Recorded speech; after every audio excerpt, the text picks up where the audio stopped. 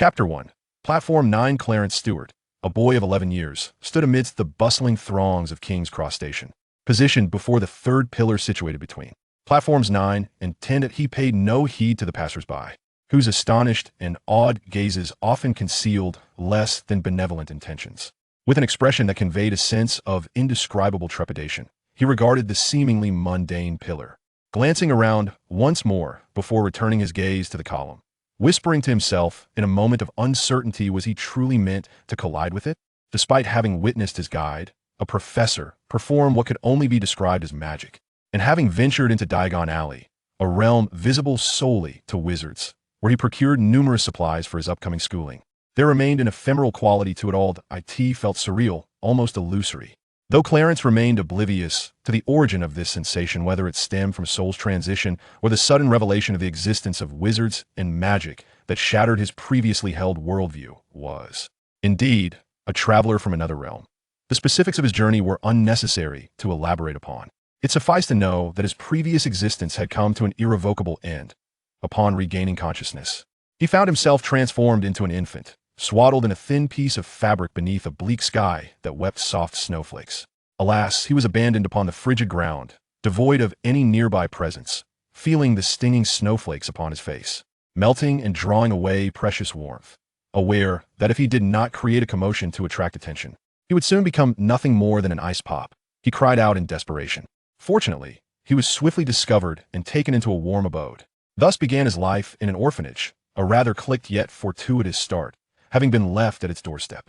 While the circumstances of his arrival were less than ideal, he was fortunate that the matron of the orphanage was a kind-hearted elderly woman.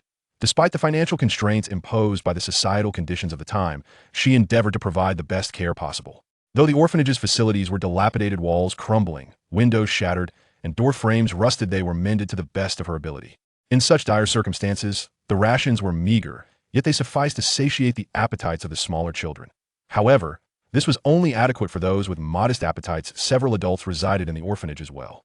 Clarence grew up amidst these challenges, experiencing little joy, but also avoiding the more distressing tribulations often encountered in other orphanages, such as scarcity of food or instances of bullying and isolation.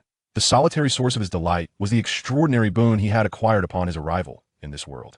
This boon, known as the Simplification System, bestowed upon him 1 point of simplification daily, which could be utilized to streamline any skills he had observed and that were displayed on the system interface. Knowledge, too, fell under the category of skills and was rendered into data on the system panel. While there was a personal attribute panel, simplification points could not be applied to attributes directly. Through various experiments, he discovered that certain skills, once simplified and practiced diligently, could enhance specific attribute values that, in essence, the system displayed everything Clarence learned on the skill panel, and through simplification points, he could convert knowledge into skills that could be upgraded with continued practice. Indeed, the more he practiced these simplified skills, the greater his proficiency would become, allowing for skill upgrades upon accumulating sufficient experience. Upgraded skills, in turn, could impart entirely new knowledge into Clarence's mind, enabling his body to adapt instinctively. That he speculated that this mechanism of the simplification system might be the reason for the enhancement of personal attributes that could not be simplified. While this mechanism brought its own set of challenges, Clarence, possessing the mindset of an adult rather than that of a child, found these troubles manageable, often easily circumvented. Moreover, he discovered that in addition to the daily increment of basic simplification points, there were alternative means to acquire them. For instance, by imparting knowledge to others, he would receive feedback in the form of simplification points once they comprehended the information, with the amount contingent upon the depth of their understanding. To illustrate, if he taught someone the concept of 112, they might only yield 1 simplification point upon mastery. However, if he elucidated why 11 equates to 2, the feedback would increase in accordance with their grasp of the concept. Initially, Clarence had not perceived the true nature of this world, unaware of the existence of wizards and magic, and thus deemed the daily gift of 1 simplification point sufficient for his needs. When he began his education, or rather, when the elderly matron conducted lessons for the children, simplified the curriculum required for primary schooling into skills. Subjects such as mathematics, geography, physics, chemistry, biology, painting, calligraphy, and music were all distilled into streamlined forms. Upon simplifying mathematics into a skill, he was required to count from 1 to 10 without interruption or error to accrue experience points in that skill. Of course, silent contemplation sufficed. It was unnecessary to vocalize the numbers, as adherence to the mechanism for acquiring skill experience was paramount. Clarence discovered through experimentation that the total experience points required for skill advancement remained fixed at 100, irrespective of whether he progressed from level 0 to level 1, that once he amassed the requisite experience, the skill would automatically upgrade, flooding his mind with the entirety of the knowledge associated with level 1 mathematics. Through his experiments, he surmised that the knowledge imparted by the system was not solely confined to his mind, but perhaps also engaged the realm of the soul. However, he could not access this domain for verification. This realization arose because the knowledge instilled within him felt instinctual, as if he did not need to undergo a familiarization process akin to the innate abilities of eating and drinking. Thus, he sensed that the knowledge received may not simply have been deposited into his mind, but might also intersect with the essence of his being. Regardless of whether it pertained to the mind or the soul, it was ultimately a boon for Clarence, and as he currently lacked the means to explore the soul's domain, he deemed it unnecessary to dwell upon it. After simplifying numerous skills, he became uncertain whether it was a quirk of the system that allowed certain interconnected skills to consume simplification points, merging into new skills. For example, the skills of physics, chemistry, and biology could coalesce into a singular science skill. Similarly, the arts of painting, calligraphy, and music fused into an art skill that as for the means of acquiring experience in such a combination of skills, there has not been any significant change. It can be said that it remains within a range acceptable to Clarence. In addition to these courses being simplified into skills, disciplines such as culinary arts have also undergone simplification. The method of accumulating experience in culinary skills is, paradoxically, the one that brings in the most comfort point. One merely needs to eat and drink, and the more pleasurable the experience, the greater the amount of experience gained. This mechanism for acquiring skill experience appears to be quite complex indeed. Thus, Clarence continued to live in the orphanage until the age of 11. Shortly after celebrating his 11th birthday, he received a rather extraordinary letter. The fact that it was delivered by an owl made it all the more special. To put it simply, this creature could inflict harm. Therefore, if there were others in the room, the owl's direct entrance through the window would surely incite panic. At that moment, Clarence himself felt a twinge of anxiety. Even though he had simplified combat and weapon skills, he had little practical experience. The few instances of actual combat had merely involved children slightly older than him. He could easily handle unruly kids without even needing the simplified system. However, he had never dealt with an owl, especially not an adult one. Yet upon seeing the letter clutched in the owl's talons, Clarence's initial panic subsided, replaced by an unsettling feeling that something was amiss. The delivery of the letter by the owl struck a chord of familiarity within him, particularly when he opened it and read its contents, confirming his ominous premonition. His first thought was, what in the world is this? Am I somehow involved in Harry Potter? His second thought was to pack his bags and flee. However, before he could even begin to gather his belongings, he suddenly realized that he possessed the simplified system. Moreover, with the assistance of the system, once he entered the magical realm and came into contact with magic, Clarence would be able to accumulate enough strength for self-preservation in the shortest possible time. While he might not be able to contend with someone of Dumbledore's caliber, facing Voldemort's lingering essence should pose no significant challenge. Yet, he soon recollected that it was still the year 1971 that this realization struck him hard. Not only would he be unable to secure a narrative survival, but he might also confront Voldemort and his Death Eaters directly. However, if one were to consider where the safest place might be in the magical world after Voldemort and the Death Eaters rose to power, it would undoubtedly be Hogwarts, the sole magical institution of the time. Of course, one could also regard Dumbledore, widely recognized as the greatest wizard of the modern age and referred to by some as the original White Wizard, as the current headmaster of Hogwarts. His presence at Hogwarts was the deterrent that kept Voldemort and his followers at bay. Although this scenario represented an idealized plan, even in less than ideal circumstances, with the help of the simplified system and 7 years to accumulate knowledge, Clarence believed he would be capable of exchanging blows with Voldemort, or at the very least, safeguarding his own life. Considering he had yet to engage with the magical realm or its wonders, Clarence conservatively assumed that, with the system's assistance and 7 years of diligent study, he would be able to preserve his life. However, this cautious mindset was shattered when the guide, Professor McGonagall, who taught Transfiguration and was also the head of Gryffindor, led him to Diagon Alley, officially introducing him to the magical world and its tomes. Based on the system panel, the simplified points required for a basic spell indicated that after 7 years of learning, Clarence's abilities would not only allow him to hold his own against Voldemort, but could even pit him against the likes of Dumbledore and Grindelwald, with the worst outcome being a stalemate. The simplest spell required just 2 points, which he could amass in 2 days. Of course, Clarence did not assume that advanced spells would require only 2 points, but he remembered that, in addition to the daily points provided by the system, he could also earn more by teaching others. Once his skills were upgraded, the system would grant him knowledge within the current range of his abilities, making it effortless to instruct his peers. Thus, accumulating more simplified points would enable him to learn additional spells and magic, causing his prowess to soar like a rocket. With such confidence, Clarence brimmed with an exuberance that felt almost explosive. As for financial matters, with an 11th level culinary skill and the wisdom gleaned from 2 lifetimes, if he could not lead the orphanage to prosperity and a comfortable life, it would be better to meet an untimely end. Although his culinary skills were merely classified as beginner level in the system panel, Clarence's mastery was comparable to that of a professional chef. Utilizing this talent, he produced an abundance of small cakes, cookies, and candies in the orphanage, which the children sold, thus establishing a relatively stable source of income for their home. Ever since he showcased his culinary prowess and shared the idea with the old headmaster to create small confections for sale, he not only opened a revenue stream for the orphanage, but also secured his own pocket money. Although termed pocket money, Clarence, with the wisdom of 2 lives, understood that it was essentially his wages for making treats otherwise. Why would the other children, who could not make such confections, not have any spending money? Over the years, he accumulated a respectable sum. While there were restrictions on exchanging currency for magical coins at Gringotts, Clarence was at least able to purchase new books and clothing instead of second-hand items, without needing the financial aid provided by Hogwarts, and even had some left over for additional books. Indeed, magical tomes were rather expensive. All of them had been simplified into skills, and by the time school commenced, Clarence had diligently raised his skill level to 10. Apart from practical experience with magic, he had amassed knowledge and practical application skills that hinted at a proficiency equivalent to that of 4th or 5th year. Students, though this was merely his conjecture, and only extensive comparison would reveal the truth. Yet, at that moment, standing before the pillar, even with considerable knowledge of magic, Clarence hesitated about whether to charge forward. Was this really appropriate? After all, if a young wizard were to inquire about his feelings and experiences during his first visit to Hogwarts, how could he respond? Should he admit that he hesitated before colliding with a pillar?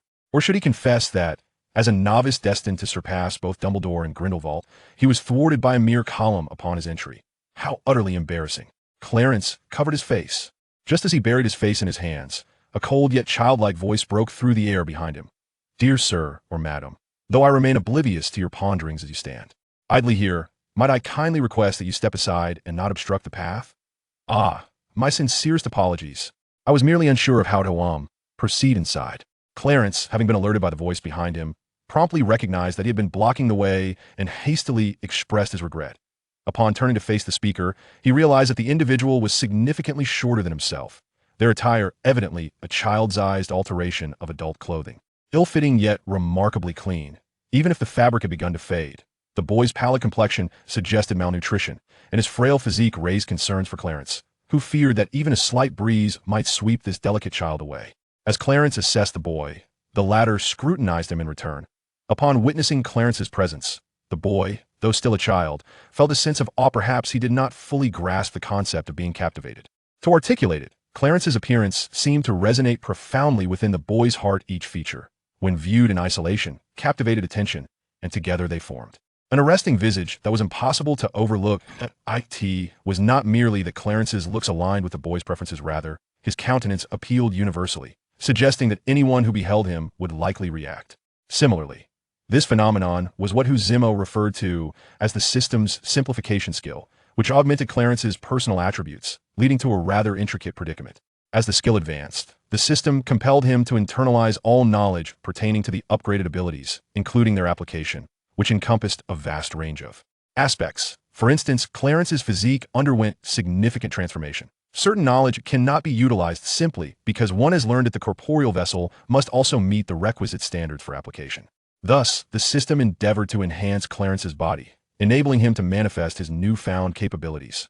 Consequently, his form increasingly deviated from that of a typical human, akin to an ongoing evolution toward the higher life form, rendering his appearance and charisma appealing to all beings, even those beyond human comprehension. It was as if he embodied a superior life form, innately drawing lower-tier beings with an almost fatal allure. Even from a purely reproductive perspective, Clarence's presence exerted a lethal magnetism on life itself. This was not merely a matter of superficial attraction, but also an instinctual drive for propagation, compelling living entities to gravitate towards Clarence. Before the age of 11, lacking exposure to magic, Clarence's allure was predominantly fatal to ordinary individuals. However, upon encountering the arcane, his magnetism extended to wizards and creatures imbued with magical essence, becoming irresistibly captivating. Much like a succubus, this aspect of his existence brought forth myriad complications. Fortunately, he was not an ignorant child, but rather a reincarnated being endowed with adult memories and cognition, enabling him to preemptively avert or directly resolve such predicaments. Noticing the boy lost in contemplation while gazing at his face, Clarence felt compelled to speak up. "Ahem, might I inquire if you, too, are a student of Hogwarts? Could you enlighten me on how to gain entry?" As he stepped aside, he sought clarification on whether the pillar behind them served as the correct entrance to the Hogwarts Express platform. When faced with the unknown, while directly approaching may seem a foolish course of action, it cannot be denied that, on occasion, it can prove to be somewhat beneficial. The boy, likely a fellow freshman, spoke as he ventured into the pillar. Chapter 2.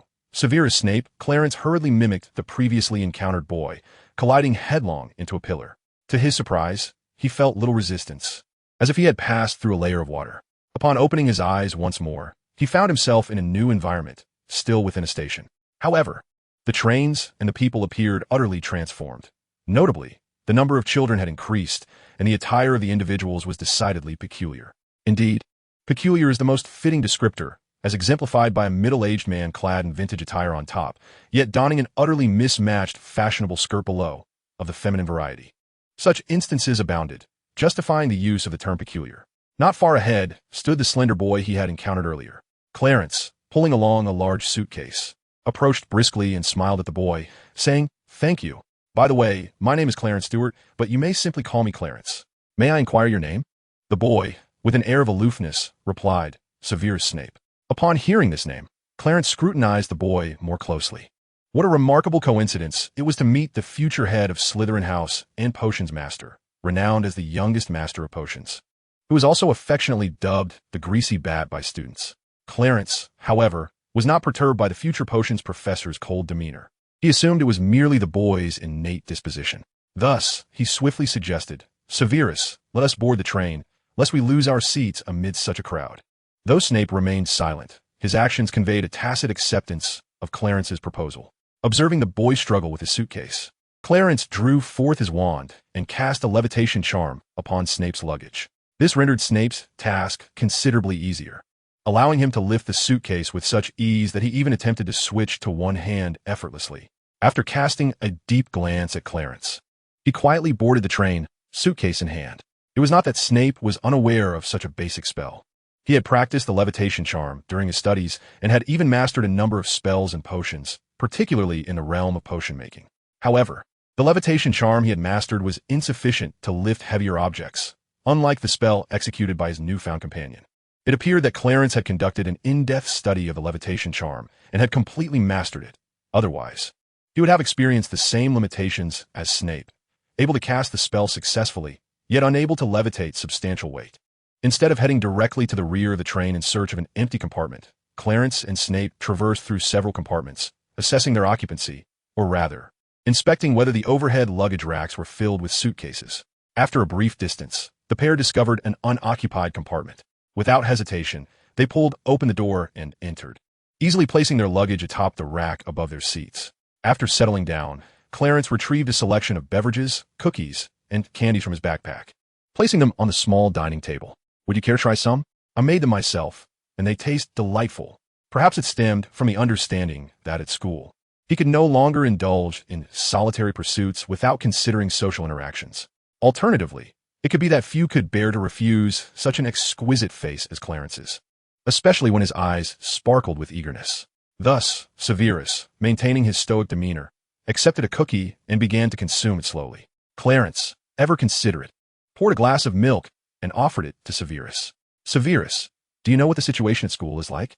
Severus, being of mixed heritage, had a muggle father, one referred to as such by wizards, and a witch mother.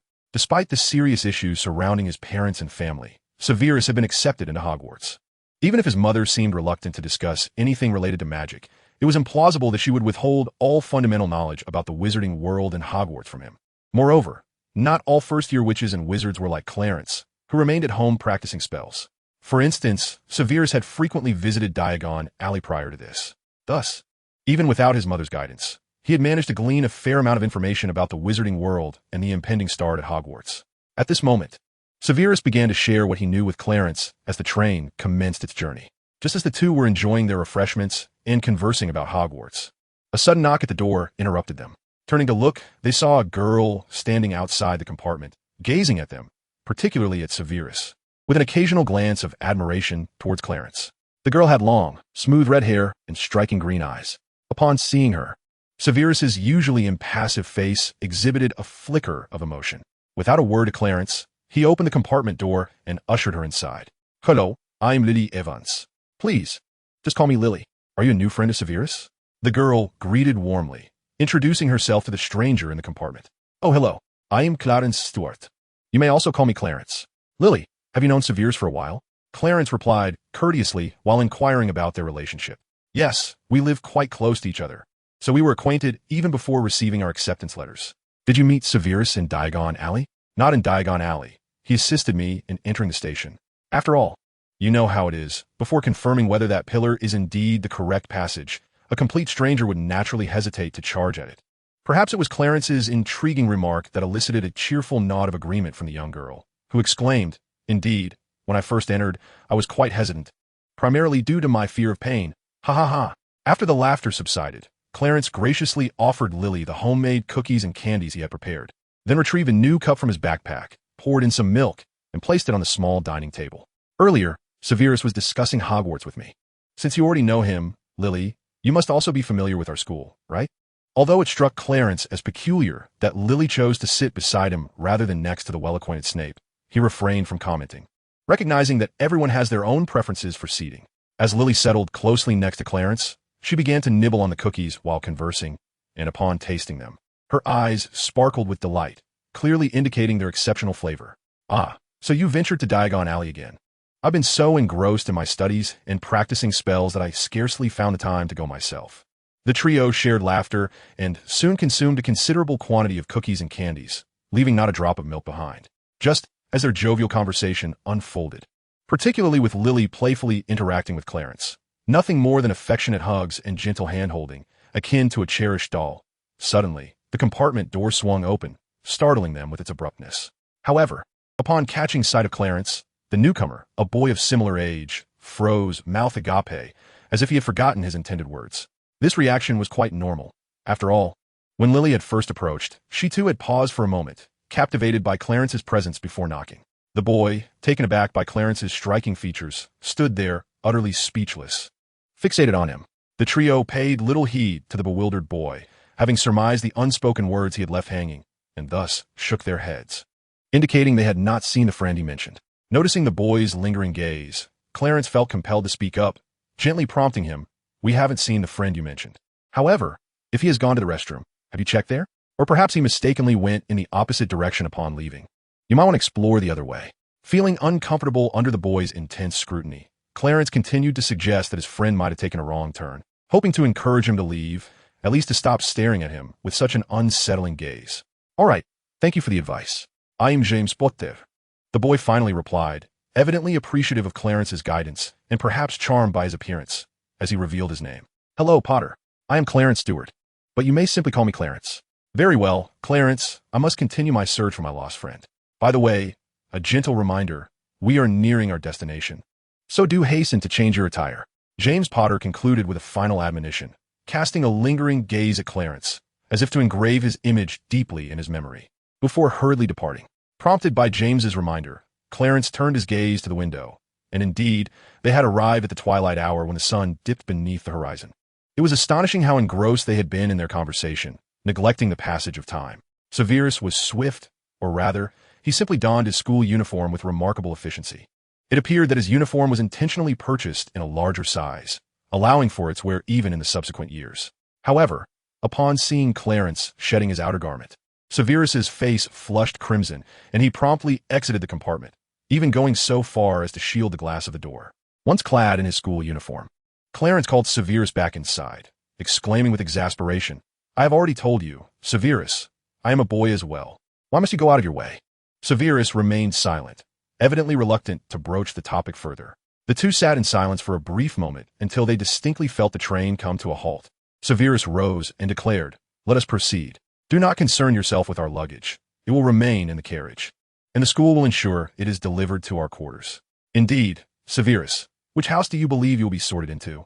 Clarence inquired as he followed closely behind. Most certainly Slytherin or Ravenclaw. Gryffindor and Hufflepuff are out of the question, Severus stated without a trace of hesitation regarding his likely placement. Slytherin? I would much prefer to be sorted into Ravenclaw. My passion for acquiring knowledge is insatiable, Clarence remarked, a note of yearning in his voice. He had indeed reaped the benefits of his studies, having gained a more profound understanding of certain spells thanks to Clarence's guidance. It was undeniable that Severus possessed remarkable talent and intelligence, almost to an astonishing degree. Through their conversation, Severus learned that Clarence was an orphan, having spent his childhood in an orphanage, devoid of parental figures or any knowledge of their identities. Naturally, there was no one to instruct him in the art of magic. Yet, against all odds, he had independently studied, mastering a considerable array of spells even prior to their formal enrollment. The fact that a young wizard, yet to embark on his academic journey, had acquired such an extensive knowledge of magic solely through self-study was a testament to his extraordinary aptitude.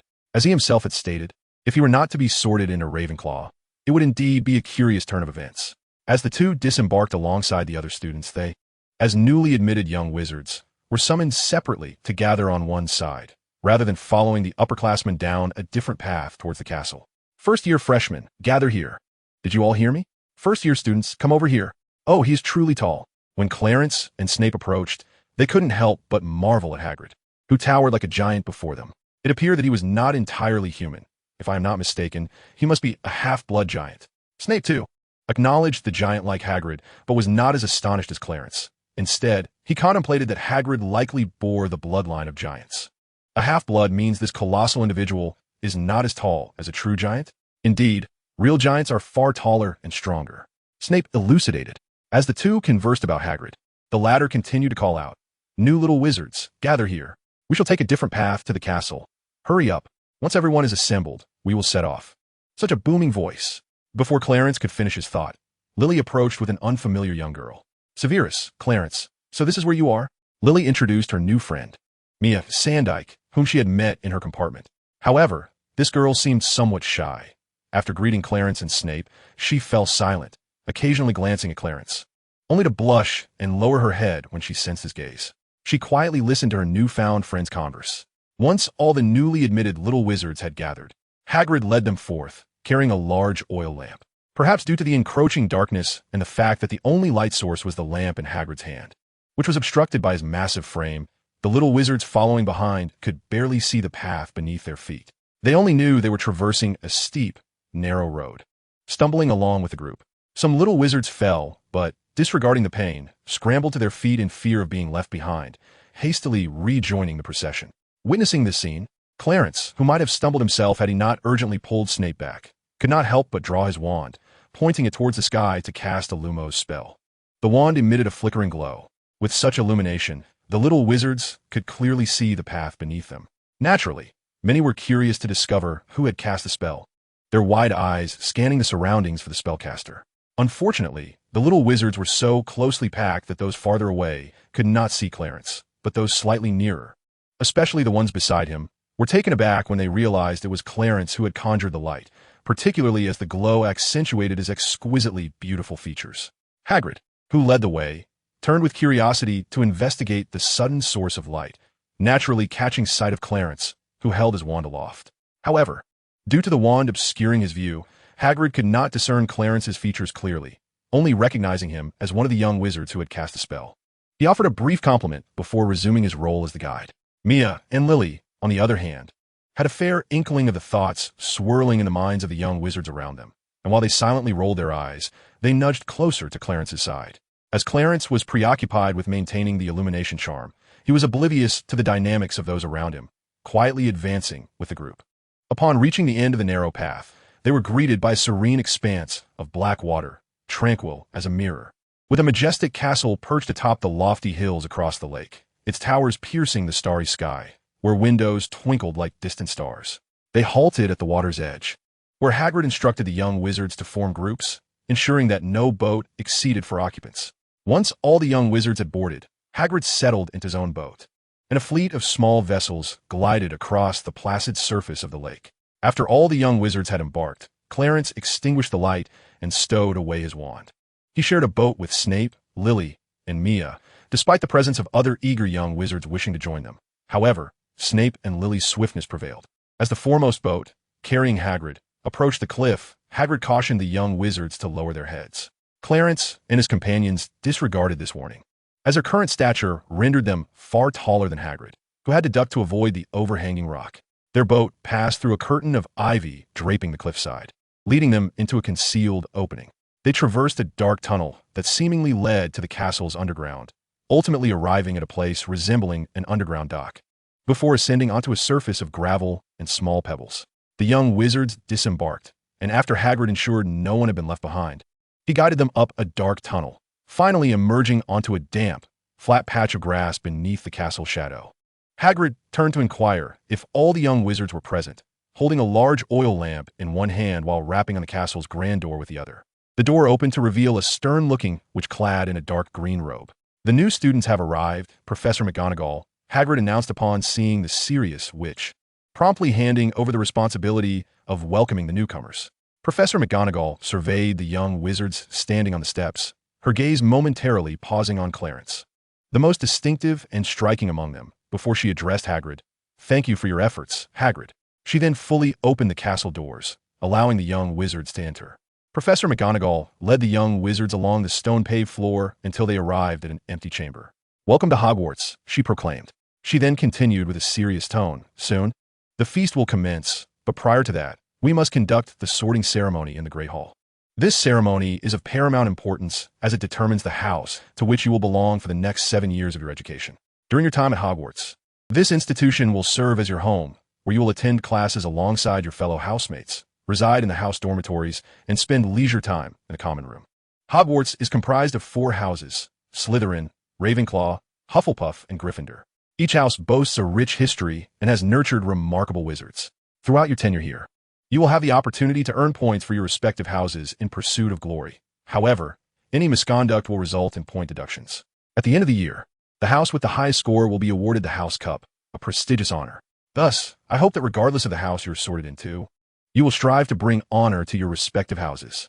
After concluding her speech, Professor McGonagall reminded the young wizards to adjust their attire and appearance before she turned to push open the grand doors of the Great Hall, guiding them inside. Chapter 3. The Sorting. As the doors to the Great Hall swung open, the young wizards were met with a cacophony of noise emanating from within. Upon stepping inside, they immediately beheld 4 long tables, each filled with students from the respective houses. At the head of the hall was the staff table, where the professors were seated, and in the center, a grand golden chair designated for the headmaster, currently occupied by Albus Dumbledore, the esteemed head of Hogwarts. Clarence barely registered the ambience of the hall. Even the gazes of the students and professors drawn to him by his striking appearance did not warrant a pause in his demeanor. He was oblivious to Dumbledore's complex gaze upon him, and instead found himself captivated by the enchanted ceiling above, which beautifully displayed the starry night sky. "If you wish to see it, the library may have what you are looking for. You can explore there later," Snape remarked, ceasing his discourse thereafter. Nearby, he placed his pointed wizard hat on a high stool and, holding a rolled parchment, cleared his throat to signal for silence. In truth, there was no need for his reminder, as the majority of the students in the hall were already entranced by Clarence's appearance, lost in a state of wonder. A few students, who had not yet caught sight of Clarence, continued to converse, but after Professor McGonagall's deliberate cough as a prompt, the hall fell into a profound silence. Once the auditorium fell into a profound silence, Professor McGonagall nodded with satisfaction. Unfurling the parchment, she held in her hands to commence the sorting ceremony for the young witches and wizards. Each student, upon hearing their name called, ascended to the high stool, whereupon Professor McGonagall placed the worn and tattered sorting hat upon their heads, allowing this enchanted hat to announce their destined house. According to Clarence's understanding of the narrative, the notable figures were predominantly sorted into their fated houses. Individuals such as James Potter, Remus Lupin, Peter Pettigrew, as well as Lily and Mia, were all assigned to Gryffindor. What came as a surprise, particularly to the students of Slytherin, was the sorting of Sirius Black into Gryffindor. The Black surname, renowned within the vast magical realm, is not only one of the oldest wizarding families, but also a member of the prestigious Pureblood 28. Traditionally, members of this family are predominantly sorted into Slytherin, prior to Sirius's unexpected sorting into Gryffindor. Although some members of the Black family had been assigned to the other 3 houses, he alone was the exception to be placed in Gryffindor. Moreover, within the pureblood community, the Black family is notably radical regarding blood purity, adhering to stringent family traditions and a belief in blood superiority, which has led them to harbor animosity toward any wizard of non-pure blood lineage. Thus, it is easy to fathom the astonishment surrounding Sirius's sorting into Gryffindor, especially for those in the know. For those familiar with him, like Lucius Malfoy and his sister Narcissa Black, the reaction transcended mere surprise, veering into the realm of horror. Clarence, however, felt neither astonishment nor surprise regarding this event, as his background rendered him ignorant of the significance of the Black family. He was unaware of what it meant for a young male member of that lineage to be sorted into Gryffindor, making his lack of awareness a perfectly normal reaction. Additionally, he was cognizant of the original story, understanding that Sirius Black, as Harry Potter's godfather, had indeed been sorted into Gryffindor during his time at Hogwarts, thus rendering any surprise long past. When Professor McGonagall called his name, Clarence pushed aside his thoughts and, feeling slightly unnerved under the intense gaze of the entire student body, approached the high stool. After taking his seat, McGonagall placed the sorting hat upon his head, and before he could respond, a voice resonated within his mind. "Ah, child, is there truly a library within your thoughts? Just how fond are you of reading, or is it simply a passion for knowledge that drives you? If that is the case, perhaps I have determined the appropriate house for you." Upon hearing the results of the sorting ceremony, although students at all 4 long tables erupted into applause, the most fervent cheers undoubtedly came from the Ravenclaw table. The students at this table were quite distinctive, embodying the notion of feminine strength prevailing over masculine dominance. The enthusiastic clapping made it evident to Clarence the location of Ravenclaw House. When Professor McGonagall picked up the sorting hat and urged him to hurry over to the Ravenclaw table, Clarence jumped down from the tall stool, expressed his gratitude to the professor, and made his way toward the house table. As he approached, before he could even search for an available seat, he was enthusiastically pulled down by several exuberant upperclassmen who introduced themselves with great fervor. The commotion startled Clarence, leaving him unable to fully absorb their introductions, and he could only vaguely remember their names.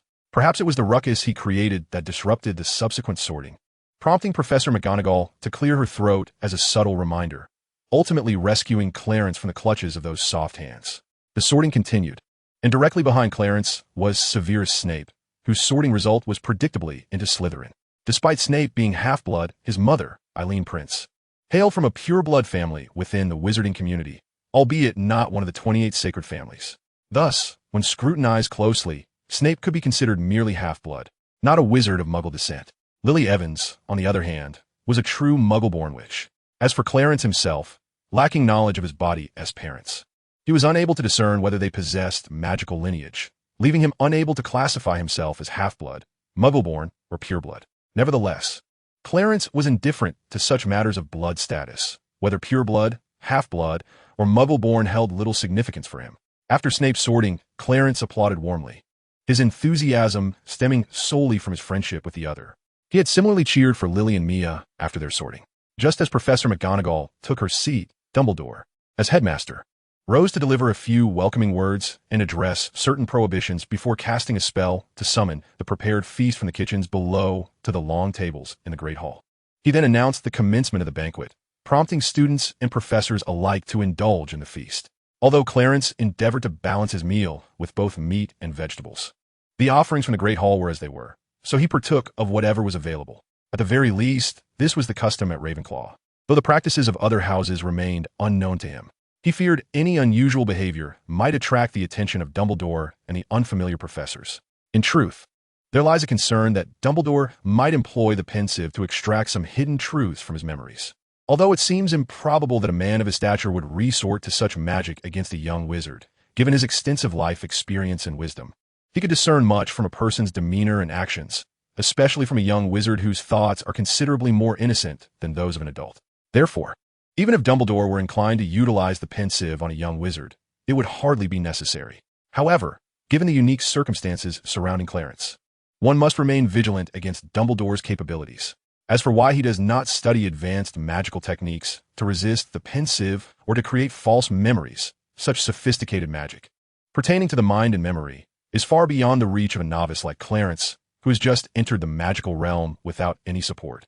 Thus, it is not that he lacks the desire to learn such techniques. Rather, he simply has no access to knowledge of such high-level magic. Nevertheless, should there be even the slightest possibility of Dumbledore employing the pensieve on him, Clarence must remain cautious, leading him to simplify his approach to the techniques of the Mind Palace and Memory Palace, methods he had previously encountered online in his former life. During the earlier moments in the Great Hall, he refrained from allowing his thoughts to wander, focusing entirely on maintaining these two techniques. Thankfully, after the sorting ceremony, the warmth of the older Ravenclaw students distracted him significantly. Otherwise, he might not have lasted until mealtime. The first-year students, guided by their prefect, made their way toward the western side of the castle, climbing the spiral staircase until they reached the top, where they were confronted by a grand door adorned with a bronze knocker shaped like an eagle, blocking the entrance to the common room. Through the prefect's introduction, the young wizards learned that to enter the common room or their dormitories, they would need to answer the riddle posed by the eagle-shaped knocker. Clearly, this was a secret that all Hufflepuff students were bound to uphold, at least on the surface. No student from the other three houses had ever claimed to have entered the Hufflepuff common room. After the prefect had finished explaining the door to the common room, he did not suggest that the newly admitted young wizards attempt to experiment, for there were many matters to attend to that evening, and time could not be squandered. Otherwise, these young wizards would surely be late for their classes the following day. Inside the common room, numerous tables and chairs awaited, alongside bookshelves. Opposite the door stood a grand niche housing a life-size statue of Rowena Ravenclaw carved from pure white marble, while a door beside it led to the dormitories above. Additionally, unique decorations and features adorned the space. For instance, a suspended ornament twirled beneath the chandelier, imparting an air of mystery. A fireplace, crafted from pure gemstones and shaped like an eagle, displayed flames that refracted through the crystals, creating the illusion of an eagle poised for flight. Additionally, there exists a private library, modest in size, yet boasting a collection that rivals that of a small library. The prefects took it upon themselves to enlighten the young wizards about this treasure trove, subtly suggesting that nearly half of the books within were generously contributed by past students of Ravenclaw, along with numerous notes from senior scholars. The implication was unmistakable. First-year students, provided they possessed the requisite capability, were encouraged to contribute books or their own notes to this private library. It is worth noting that, although some may argue that certain first years lack emotional intelligence, their intellectual prowess cannot be dismissed. Consequently, the young wizards grasped the prefect's insinuation, yet refrained from voicing it aloud. Subsequently, the prefect unveiled a list to inform the young wizards of their dormitory assignments. Once the other students had departed, the prefect finally disclosed to Clarence the reason his name had not been mentioned. It transpired that the number of first-year students in Ravenclaw this year had exceeded the expected count by one. Initially, the prefect and the female prefect had deliberated on accommodating this additional student in the upperclassmen's dormitory, which still had available beds. However, upon encountering Clarence, particularly noting his androgynous features and unique aura, they realized that their original plan was untenable. Their intention had been to facilitate a smoother transition for next year's newcomers by placing the surplus first year with the older students. Nevertheless, Clarence's appearance posed potential challenges. Whether he resided in the boys' or girls' dormitory, the prefects were concerned that placing him in the boys' dormitory might exacerbate any complications. Yet, it seemed inappropriate to assign him to the girls' dormitory.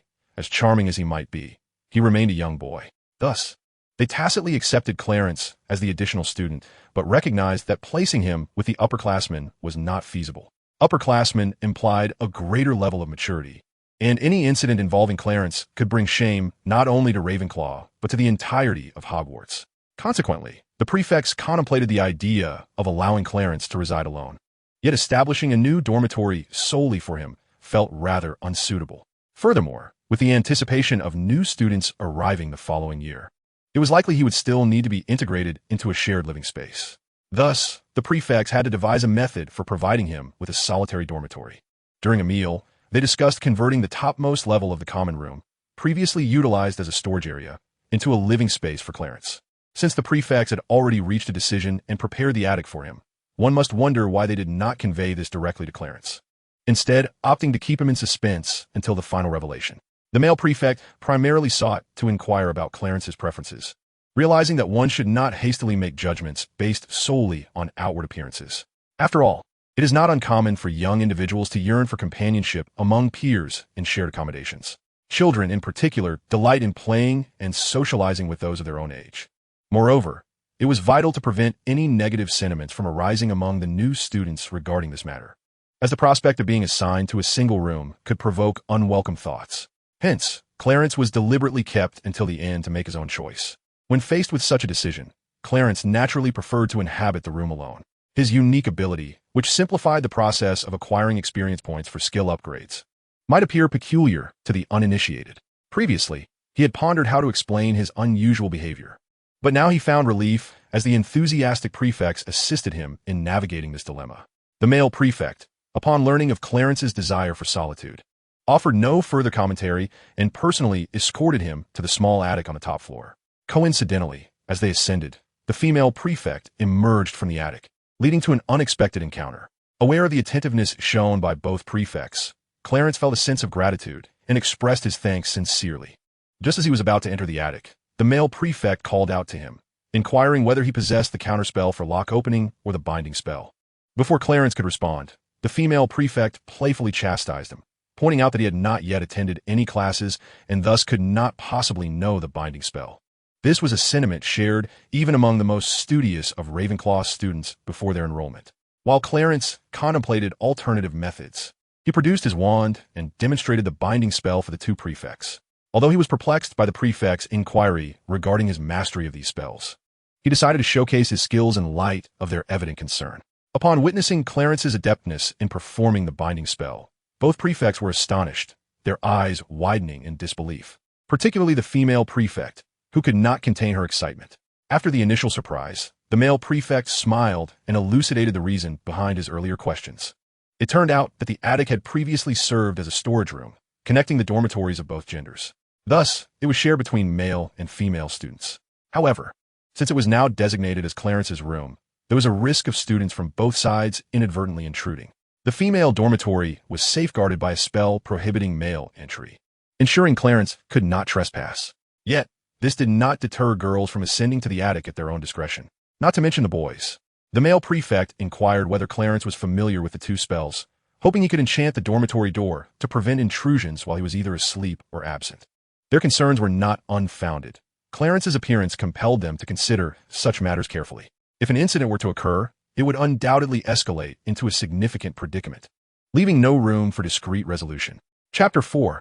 Attending classes. The space within the small attic, though modest, felt anything but cramped.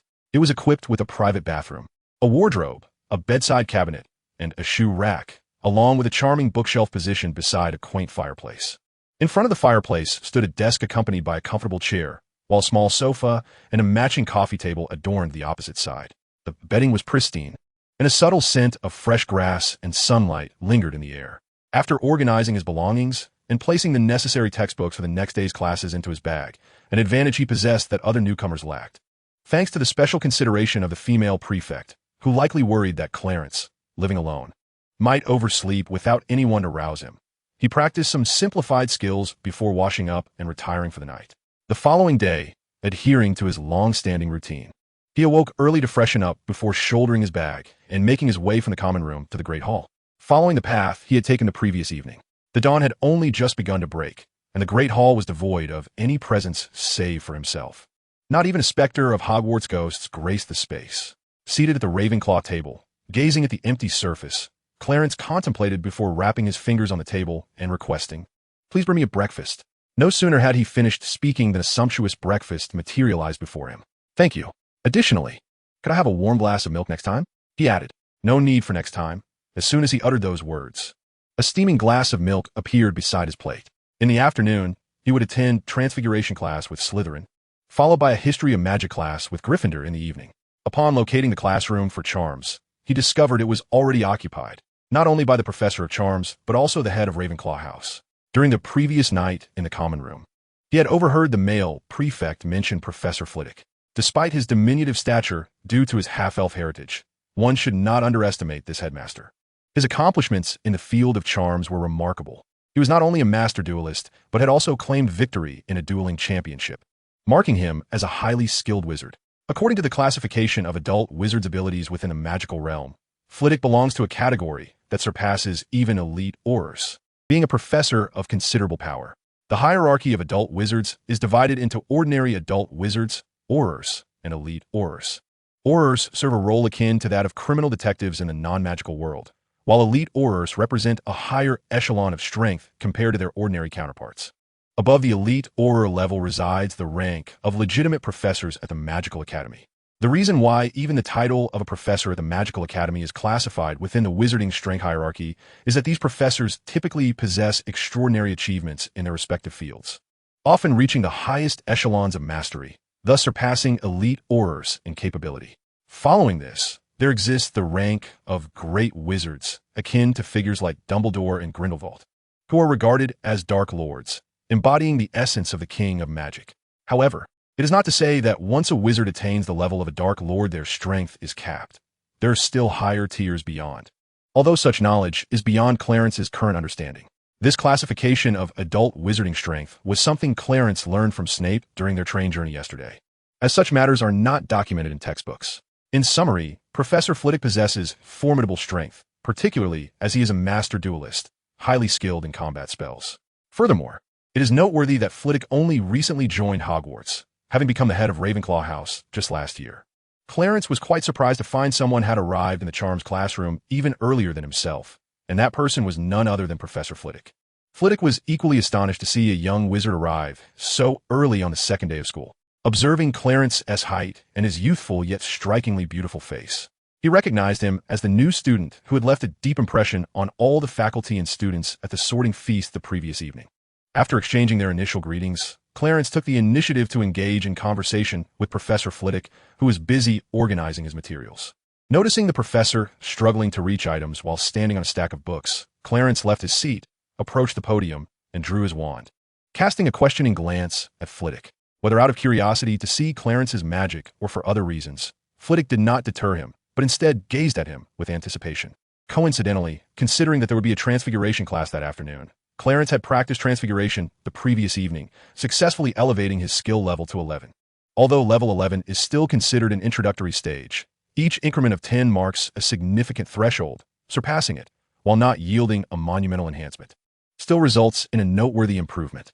At the very least, even if Clarence were merely at the 10th level of transfiguration, he might perform exceedingly intricate transformations. However, the more complex the transformation, the shorter the duration for which the magic can be sustained. Upon surpassing the 10th level and reaching the 11th, he would be able to maintain transformations for extended periods, provided he so desires and channels sufficient magical energy. This duration could last a minimum of 3 to 4 years.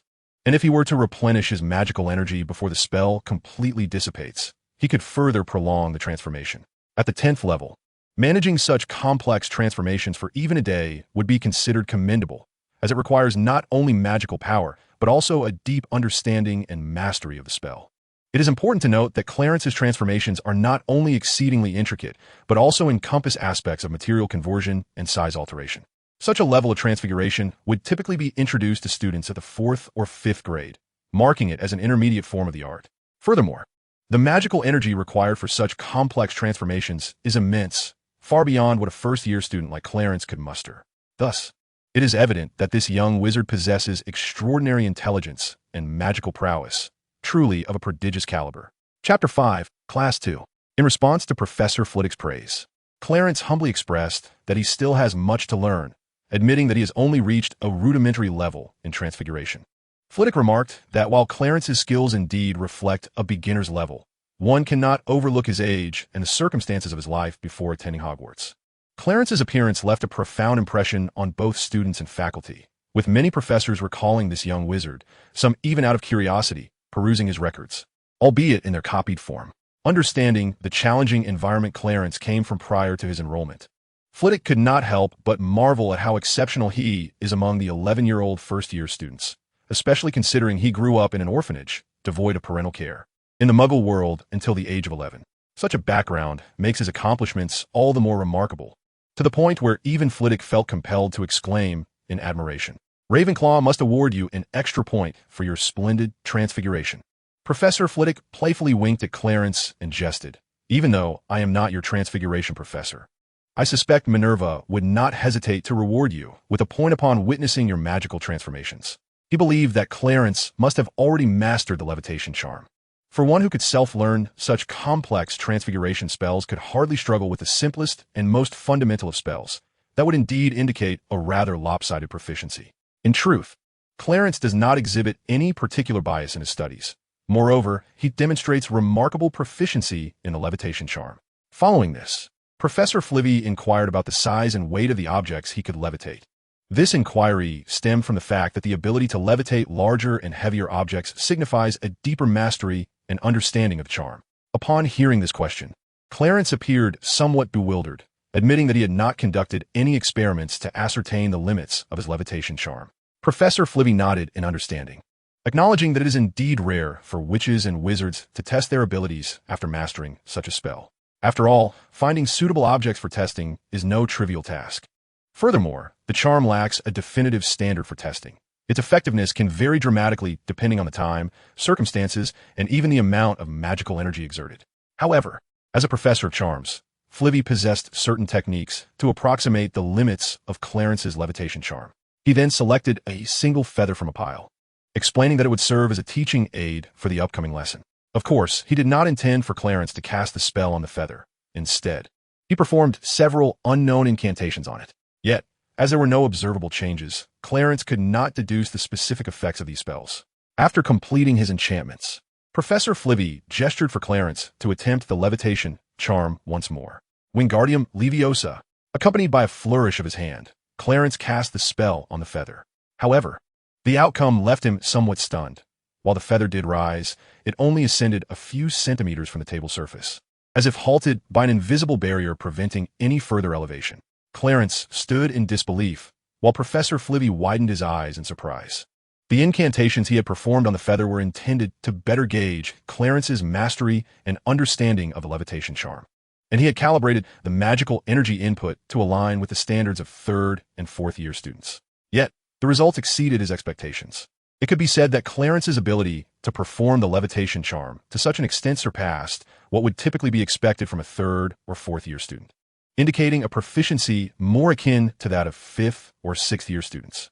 Although Professor Flivy had initially assessed Clarence using the standards for younger students based on his adept spell casting and the charm's effects, he now realized he had somewhat underestimated him. "I believe, Clarence, that your mastery of this charm has reached the standards of a 5th or 6th year student. By the way, could you share how you practiced this spell prior to your enrollment?" Professor Flivy inquired with genuine curiosity. Clarence first cast a glance at the skill panel of his system, where the floating spell had already reached level 11 after his practice the previous night. He had been close to leveling up the skill, and during his practice, he had effortlessly executed the spell several times, consequently elevating it to the aforementioned level. His practice involved diligently following the instructions in the book, repeatedly casting the floating spell on various objects. It seems, therefore, that you, Clarence, possess exceptional talent in spell casting. Subsequently, the two engaged in a dialogue within the classroom, and although it was termed mutual exchange, it was predominantly Flivy imparting guidance to Clarence. To his astonishment, when he reopened the skill panel to review the experience points for the floating spell, he discovered that the experience had surged by a remarkable 80 points. Coupled with the 6 points acquired from last night's practice, the experience bar was now over half full at 86 points. He had not anticipated that receiving the professor's guidance would also enhance his skill's experience value. However, upon reflection, it seemed quite reasonable. His skill panel was merely a digital representation of his data, a mere collection of metrics, yet this collection would fluctuate in accordance with his personal development. Although the simplified system mechanism compelled knowledge feedback during skill upgrades, it also implied that he could acquire experience points not solely through personal practice. Just as in this instance, the input from a professor with superior mastery of spells was akin to gaining knowledge through study, thereby correspondingly augmenting the experience value of his skills on the panel. This newfound realization left Clarence astounded, for prior to this, he had simplified certain knowledge into skills and had not revisited any literature, nor attended the lectures of the venerable headmaster, relying solely on the feedback received from skill upgrades. With this revelation, Clarence's eyes sparkled with enthusiasm, fixated on Professor Flivy, eager to pose further inquiries. However, just as he was about to speak, the classroom door swung open and numerous young wizards streamed in. Chapter 6, Healing Magic Skills. Once all the first-year students were seated and ready for class, Professor Flivy surprisingly awarded Clarence 5 points for his impressive demonstration of the floating spell before the lesson commenced. Even before the official lecture began, Flivy granted Clarence additional points and appointed him as a temporary teaching assistant to aid in instructing the other students, which naturally caused quite a stir among the newcomers. Ironically, The students seemed less concerned about the assignment details, perhaps too astonished by the unexpected assistant role to focus on such matters. Thus, he was not yet needed to assist in instructing the other students, but instead diligently recorded the knowledge presented on the small blackboard. Given Clarence's mastery of the levitation charm, he naturally possessed his own insights and interpretations, which he meticulously noted in his new notebook. By the time all the young wizards had completed their recordings, a significant portion of the class had passed. It was then that Flitwick began to guide them on the pronunciation of spells and the proper way to wield their wands. Once he observed that nearly all the young wizards had taken their notes, he called upon Clarence to approach the podium, instructing him to correct any errors or address any questions that arose. It must be said that having Clarence as a temporary teaching assistant truly lightened Flitwick's burden, alleviating his concerns about potential mistakes in instruction. Flitwick had previously realized that even in this spell, particularly its foundational aspects, Clarence's comprehension was likely more comprehensive than his own. Thus, there was little reason to worry that he would misguide anyone or encounter insurmountable issues. On Clarence's side, while he was excited to gather numerous simplification points, he also felt a twinge of annoyance due to some students intentionally making errors. Why would first-year students deliberately err? Naturally, it was because they wished for Clarence to remain by their side longer. The prospect of hands-on guidance was particularly enticing. This was especially evident among the Gryffindor students present in the class, such as Lily and James Potter, who clearly made mistakes in hopes of drawing Clarence over to correct or teach them. This behavior left Clarence somewhat exasperated, primarily because such antics would not earn him any additional simplification points. Yet, despite his vexation, he felt compelled to correct them, as he aspired to establish himself as a knowledgeable figure, eager to assist his peers. Maintaining this persona was crucial, as it would ultimately facilitate his ability to guide his fellow students and acquire more simplification points. Therefore, he had to endure, ensuring his image remained intact. Eventually, Flitwick, upon noticing the situation, deliberately issued a warning to the students, granting Clarence a slight reprieve. However, this respite was short-lived. In a moment of exasperation, while providing hands-on instruction to a Gryffindor boy, Clarence found himself faced with an unforeseen issue, whether due to the boy's precociousness or youthful exuberance. He began to bleed from his nose. This incident prompted Flitwick to refrain from allowing Clarence to continue in his role as a teaching assistant, fearing that further instruction might lead to even more troublesome occurrences. Consequently, he took the boy, still bleeding, to the infirmary to seek the attention of Madame Pomfrey, the school nurse. Though reluctant, Clarence, obeying Professor Flitwick's instruction, assisted the Gryffindor first year with a nosebleed out of the classroom. Along the way, he inquired of the murals or ghosts until they located the infirmary, where they encountered Madame Pomfrey, as Professor Flitwick had mentioned. After briefly explaining the situation of the bleeding Gryffindor, Clarence stood quietly by, observing her as she wielded her wand to perform various diagnostic spells. The examination concluded swiftly. Madame Pomfrey cast a peculiar glance at Clarence before stating, "There's nothing to worry about, just a regular nosebleed that requires no treatment. It will heal on its own. However, I believe that if you..." "Madame Pomfrey, my name is Clarence Stewart. You may simply call me Clarence." Sensing her uncertainty regarding his name, Clarence promptly introduced himself.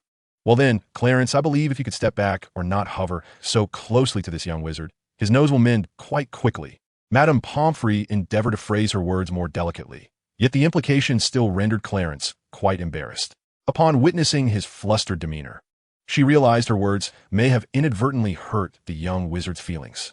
Clearing her throat, she added, "Never mind, I shall administer a healing spell for this young wizard." As Clarence observed Madame Pomfrey casting a spell on the bleeding student, curiosity compelled him to ask, "Madame Pomfrey, is the spell you used a healing charm?" "To be precise, I employed a first aid charm, which indeed falls under the category of healing magic. Unfortunately, the school does not teach healing spells," Madame Pomfrey explained, perhaps feeling a sense of obligation to clarify after her earlier remarks. Upon hearing Madame Pomfrey's explanation, Clarence's skill panel responded unexpectedly. Upon opening it, he discovered a new skill, albeit in an unactivated state, requiring a full 10 points of simplification to activate. Fortunately, having taught his classmates in the charm class previously, he had accumulated quite a number of simplification points. Otherwise, he would have had to devise another method to acquire them.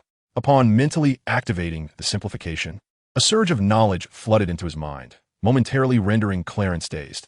However, Madame Pomfrey, her attention elsewhere, remained oblivious to his unusual reaction. Chapter 7. Defense Against the Dark Arts. "Leave the healing to me. You shan't be disappointed.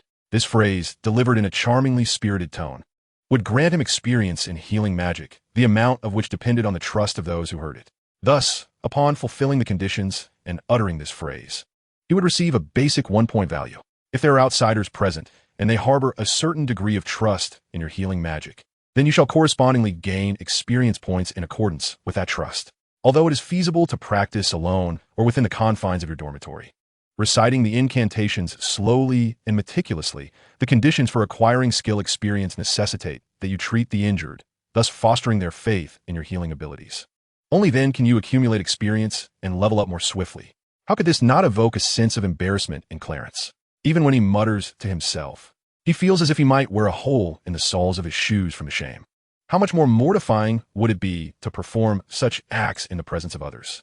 As Clarence wallowed in his self-consciousness, Madame Pomfrey had completely healed the young Gryffindor wizard, even addressing several of his other minor ailments. Clarence's dilemma, nay, his thoughts, piqued Madame Pomfrey's interest, for nowadays, young witches and wizards, particularly those still enrolled in school, have scant awareness of the profession of a healer, save for the upperclassmen. Moreover, even among the older students, few aspire to pursue a career as a healer after graduation. In the magical realm, healers hold a status akin to that of doctors in the Muggle world, an indispensable and profoundly significant vocation. Yet, the majority of magical schools do not offer foundational courses pertaining to the healer profession. This may be attributed to the formidable challenges involved in pursuing such a career. The high entry barriers require those without innate aptitude to invest considerable time in study just to meet the basic qualifications for becoming a healer. Consequently, even among the upperclassmen at Hogwarts, few set their sights on the healing profession. Upon hearing that this charming young wizard displayed genuine interest in the vocation, Madame Pomfrey naturally hoped that he would one day become a true healer. Thus, she generously shared with Clarence the requirements for entering the healing profession, providing him with ample information and even signing a permission slip. She explained that certain resources within the library are not accessible to young witches and wizards, much like the perilous tomes in the restricted section, and that a permission slip is necessary to consult them. With this slip, Clarence could approach the librarian, who would willingly assist him in gathering the requisite materials and facilitating the borrowing process. After expressing his gratitude, Clarence carefully tucked the permission slip away and assisted the Gryffindor student in departing the infirmary. Naturally, this little fellow was the sort with whom Clarence could spend more time, so he supported him while inquiring about the paintings or occasionally conversing with passing ghosts, making their way to the defense against the dark arts classroom. Unfortunately, upon entering, they discovered the classroom devoid of any presence. Not only were the other students absent, but even the professor had yet to arrive. With no alternative, Clarence settled into a spot, patiently awaiting the unfolding of events. He offered some sweets to a Gryffindor boy who was perpetually caught in a state of hesitation, seemingly on the verge of speaking, yet refraining from doing so. The intention behind this gesture was to silence him, thus preventing any interruptions as Clarence immersed himself in his studies. Although he had already committed the entirety of the first-year curriculum to memory, he found no harm in revisiting the material. However, despite the well-intentioned gesture, the few pieces of candy quickly vanished, failing to stifle the boy's curiosity for long. He resumed his previous demeanor, a blend of anticipation and restraint, which, while not directly obstructing Clarence's reading, compelled him to look up and inquire about the boy's unspoken thoughts. The boy's intrigue was quite innocent. It stemmed not only from an admiration for Clarence's appearance, but also from a genuine curiosity regarding his skills. This curiosity was particularly piqued during their recent charms class, where Clarence had demonstrated an impressive proficiency in the levitation charm. So much so that even the professor had enlisted him as a temporary assistant to help instruct the first-year students. The boy's question revolved around whether Clarence had begun studying the spells prior to his enrollment. There was no need for concealment.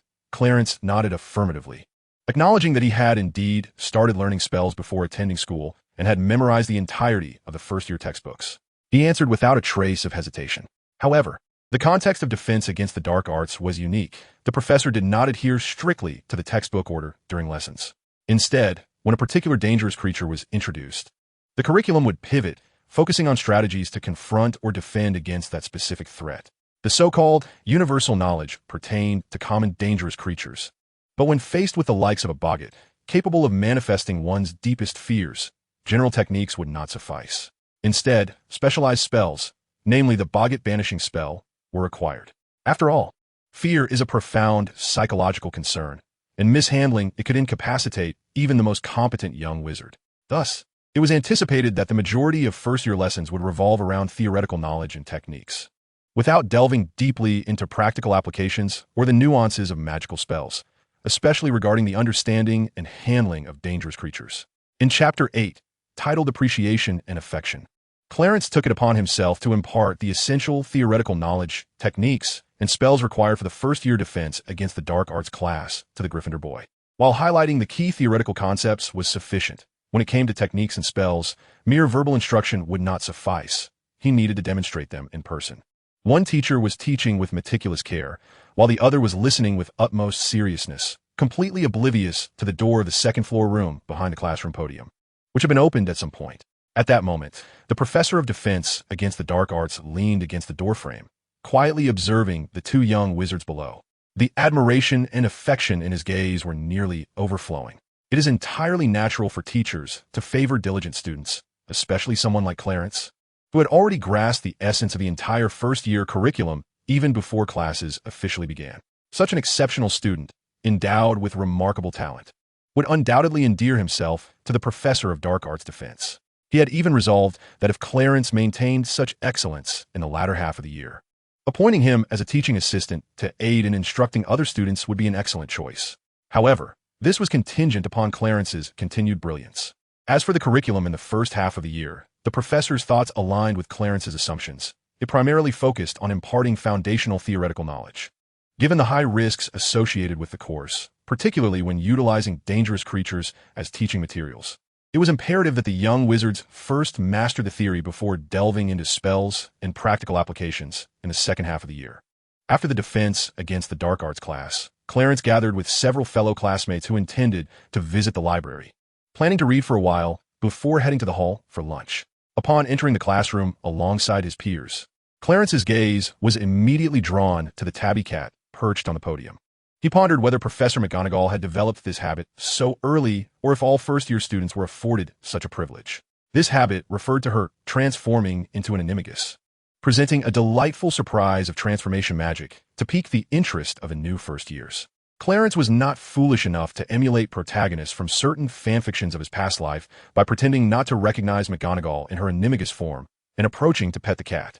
Although ignorance is often excused, and children are naturally drawn to adorable creatures, even if he were to indulge in such an act, Professor McGonagall would not truly hold it against him. However, the first impression would certainly not be favorable. Moreover, such impulsive behavior would starkly contrast the persona Clarence had carefully crafted for himself, and there was no need to tarnish his image before the Professor of Transfiguration over a trivial matter. Fortunately, this time the young wizards behaved considerably better. After all, McGonagall was not like Flitwick. At least in the presence of such a serious professor, the little ones dared not act as they had in the morning. Thus, Clarence reaped a multitude of simplifications, delighting him with a smile that persisted until the end of class. The source of his joy was evident to him, but from McGonagall's perspective, it seemed as though this child genuinely enjoyed teaching others, as evidenced by his cheerful demeanor. Thus, one could speculate that Clarence would eventually follow in her footsteps and become a professor at a magical school. Whether that would be at Hogwarts was uncertain. Nonetheless, McGonagall naturally hoped that her student would one day be her colleague. As for her perception of Dumbledore's unusual vigilance and interest towards this young wizard, it left McGonagall perplexed, unable to comprehend his motives. During the evening history of magic class, Clarence should have been just another face in the crowd. Unlike his classmates, particularly the Slytherins who were fast asleep, he remained engaged, either perusing other texts or diligently completing assignments alongside his fellow Ravenclaws. It was not until the ghostly professor of the subject unexpectedly posed a question that Clarence instinctively raised his hand. This unforeseen action drew the attention of the few Ravenclaw students still awake, while the Slytherins remained blissfully unaware, lost in slumber. At the conclusion of the class, Clarence managed to earn over 10 points from the ghostly professor, much to the astonishment of his fellow Ravenclaws. Word had spread among the first-year wizards that this class was notoriously tedious, as older students had advised them to utilize class time for assignments or other readings. It was also noted that even the most diligent Ravenclaws seldom managed to earn points from this ghostly instructor. The last instance of a student receiving points from him had been quite some time ago. In the following week, not only did the newly arrived young wizards become familiar with the castle's environment, but they also forged new friendships. Clarence, in particular, garnered admiration and affection from nearly all the professors and staff within the castle, aside from Dumbledore, even from those who were typically aloof. This situation, however, heightened Dumbledore's vigilance, prompting him to instruct the portraits and ghosts within the castle to closely monitor Clarence's every move. Chapter 9. New Friends. Even the portraits of former headmasters hanging in the office could not fathom Dumbledore's reasoning and actions. Yet, left only with their framed likenesses, they could do little but comply with his orders to keep a watchful eye on Clarence. Unbeknownst to Clarence, or even if he were aware, he would remain unconcerned, for his circumstances diverged not only from those of other wizards, but also from Voldemort's in the past. At the very least, the means by which he acquired power were entirely distinct. For instance, even with ordinary household magic, he could achieve remarkable proficiency through systematic practice. This implied that Clarence had no need to exhaust himself in seeking out dark magic to enhance his strength, as Voldemort had done. Moreover, even if he truly wished to undertake certain actions, as long as he did not contravene the regulations of Hogwarts or the laws of the wizarding world, how could Dumbledore possibly intervene? It must be noted that bearing the title akin to that of the Dark Lord Grindelwald, Dumbledore would refrain from taking any action against a mere young wizard. Indeed, even against an adult wizard, provided they were not of the dark arts. He would merely subdue them and hand them over to the Ministry of Magic, allowing the legal system to address the matter. Thus, as long as Clarence remains within the bounds of the rules, the utmost Dumbledore could do would be to monitor, remain vigilant, and perhaps offer verbal counsel. But he would not inflict harm upon a student still pursuing their education. After all, how did Voldemort manage to graduate from Hogwarts unscathed? Did Dumbledore truly fail to discern his true nature? Or did he mistakenly believe that the feigned performances of a young wizard could deceive a being of Dumbledore's caliber? Furthermore, when the Chamber of Secrets was first opened, resulting in the tragic demise of a female student, Dumbledore had already grown suspicious of Voldemort. However, the absence of concrete evidence to identify the true perpetrator left him helpless as the Ministry took Hagrid away. The crux of the matter lies within the marvels of magic. Certain spells possess the unique capability of probing into a wizard's heart, akin to the Patronus charm. A true dark wizard cannot conjure a Patronus, for their heart has long been tainted by dark magic, fully succumbed to the shadows. How could they possibly wield such advanced magic that requires positive emotional energy? In addition, various other spells can subtly reveal the inner workings of a wizard's psyche. Thus, the young Voldemort could not possibly conceal his true self from Dumbledore. While he might have managed to disguise himself from other professors, Dumbledore remained an exception. This phenomenon also correlates with certain customs within the wizarding community, which wizard would dare to claim they have never dabbled in dark magic or studied its principles. Each individual harbors a shadowy side within, and even a slight exhibition of such tendencies would not draw excessive scrutiny, unlike the rare nature of Dumbledore's character. To summarize, as long as Clarence adheres to the established rules, Dumbledore is incapable of causing him any harm. At most, he could exercise vigilance and precaution. But is such vigilance truly effective? Did he not attempt to guard against the young Voldemort? And what was the ultimate outcome? It should be noted that Clarence has garnered the admiration and affection of nearly all professors and staff, in addition to becoming well acquainted with the castle environment. Just like his peers, forging numerous new friendships. Even when he is not nestled in the private library of the Ravenclaw Common Room, he can be found engrossed in books at the public library or diligently practicing his skills in his solitary dormitory. However, who could deny his striking appearance? Coupled with the persona he had cultivated, it became increasingly effortless for him to garner the affections of those around him. Moreover, with the introductions made by Snape and Lily, whom he had met previously on the train, he found himself acquainted with numerous students from various houses. Among these new acquaintances were members of Slytherin, Gryffindor, and even some from Hufflepuff, as he formed connections with students from his own house. His social circle was surprisingly expansive. Though these social engagements could be viewed as a frivolous expenditure of time, Clarence was able to derive substantial benefits from imparting knowledge to his newfound friends, thus relishing these activities. In addition, Clarence made considerable use of the system to distill the vast array of knowledge and magic available to him in the library. Particularly, the authorization he received from Pomfrey granted him access to a wealth of materials on healing magic and related knowledge. This exposure left a favorable impression on his classmates and professors, suggesting that he might pursue a career as a healer after graduation. It had been previously noted that healers in the magical realm are akin to esteemed doctors, and it is understood that individuals of all kinds are reluctant to offend such skilled practitioners, who command great respect, despite occasionally uttering awkward remarks while attending to injured students. His good looks often mitigated any discomfort. Consequently, many students, despite knowing that a first-year student like him may not possess mastery over healing spells, would intentionally injure themselves to seek his care, thus indulging in the allure of his presence. However, this peculiar trend soon caught the attention of the heads of their respective houses, who swiftly intervened to put a stop to it. Clarence's behavior did manage to somewhat lower Dumbledore's vigilance, albeit only slightly, unbeknownst to him, as he anticipated a tranquil continuation of the academic year. He was unexpectedly summoned by the professor following a defense against the dark arts class. Once the other students had vacated the classroom, the professor revealed the purpose of his summons. First, he wished to invite Clarence to serve as a teaching assistant in future classes, assisting in educating students. Given Clarence's proficiency in several healing spells, he would be well equipped to address any unforeseen incidents that might arise during lessons. Second, driven by an admiration for exceptional students, the professor expressed a desire to instruct him in advanced defense against the dark arts. He proposed that Clarence could bypass the first-year curriculum and join the higher-grade classes instead, even producing a second-year timetable and some old textbooks to facilitate this transition. It was clear that the professor intended to offer him a unique opportunity, and Clarence eagerly nodded in agreement, filled with joy. Furthermore, it was agreed with the professor that every weekend he would come in for additional instruction. This privilege was likely exclusive to first-year students, as they enjoyed 2 days of respite each week. However, by the time they reached their second year, that respite would be reduced to just 1 day. Chapter 10. The Teaching Assistant of the First Year. Thus, Clarence became a small teaching assistant for the defense against the dark arts class in his first year, seeking out the professor for supplementary lessons every weekend to delve into more advanced knowledge. Later, through relentless private practice, Clarence mastered and simplified many spells and magical concepts from the second-year defense against the dark arts curriculum, as he acquired and streamlined more skills, particularly those from the dark arts defense course. The time required for him to juggle practice increased exponentially. To facilitate a more manageable integration of various skills, he was compelled to invest a substantial amount of simplification points to categorize and merge all his abilities. Consequently, his skill panel was reduced to 3 primary categories along with the knowledge skills from the first-year curriculum. These 3 categories encompassed offensive skills, defensive skills, and general skills, in addition to the 7 foundational subjects that all first-year students could learn, such as transfiguration and charms. Notably, Clarence possessed a significant advantage over his peers by mastering skills in healing magic.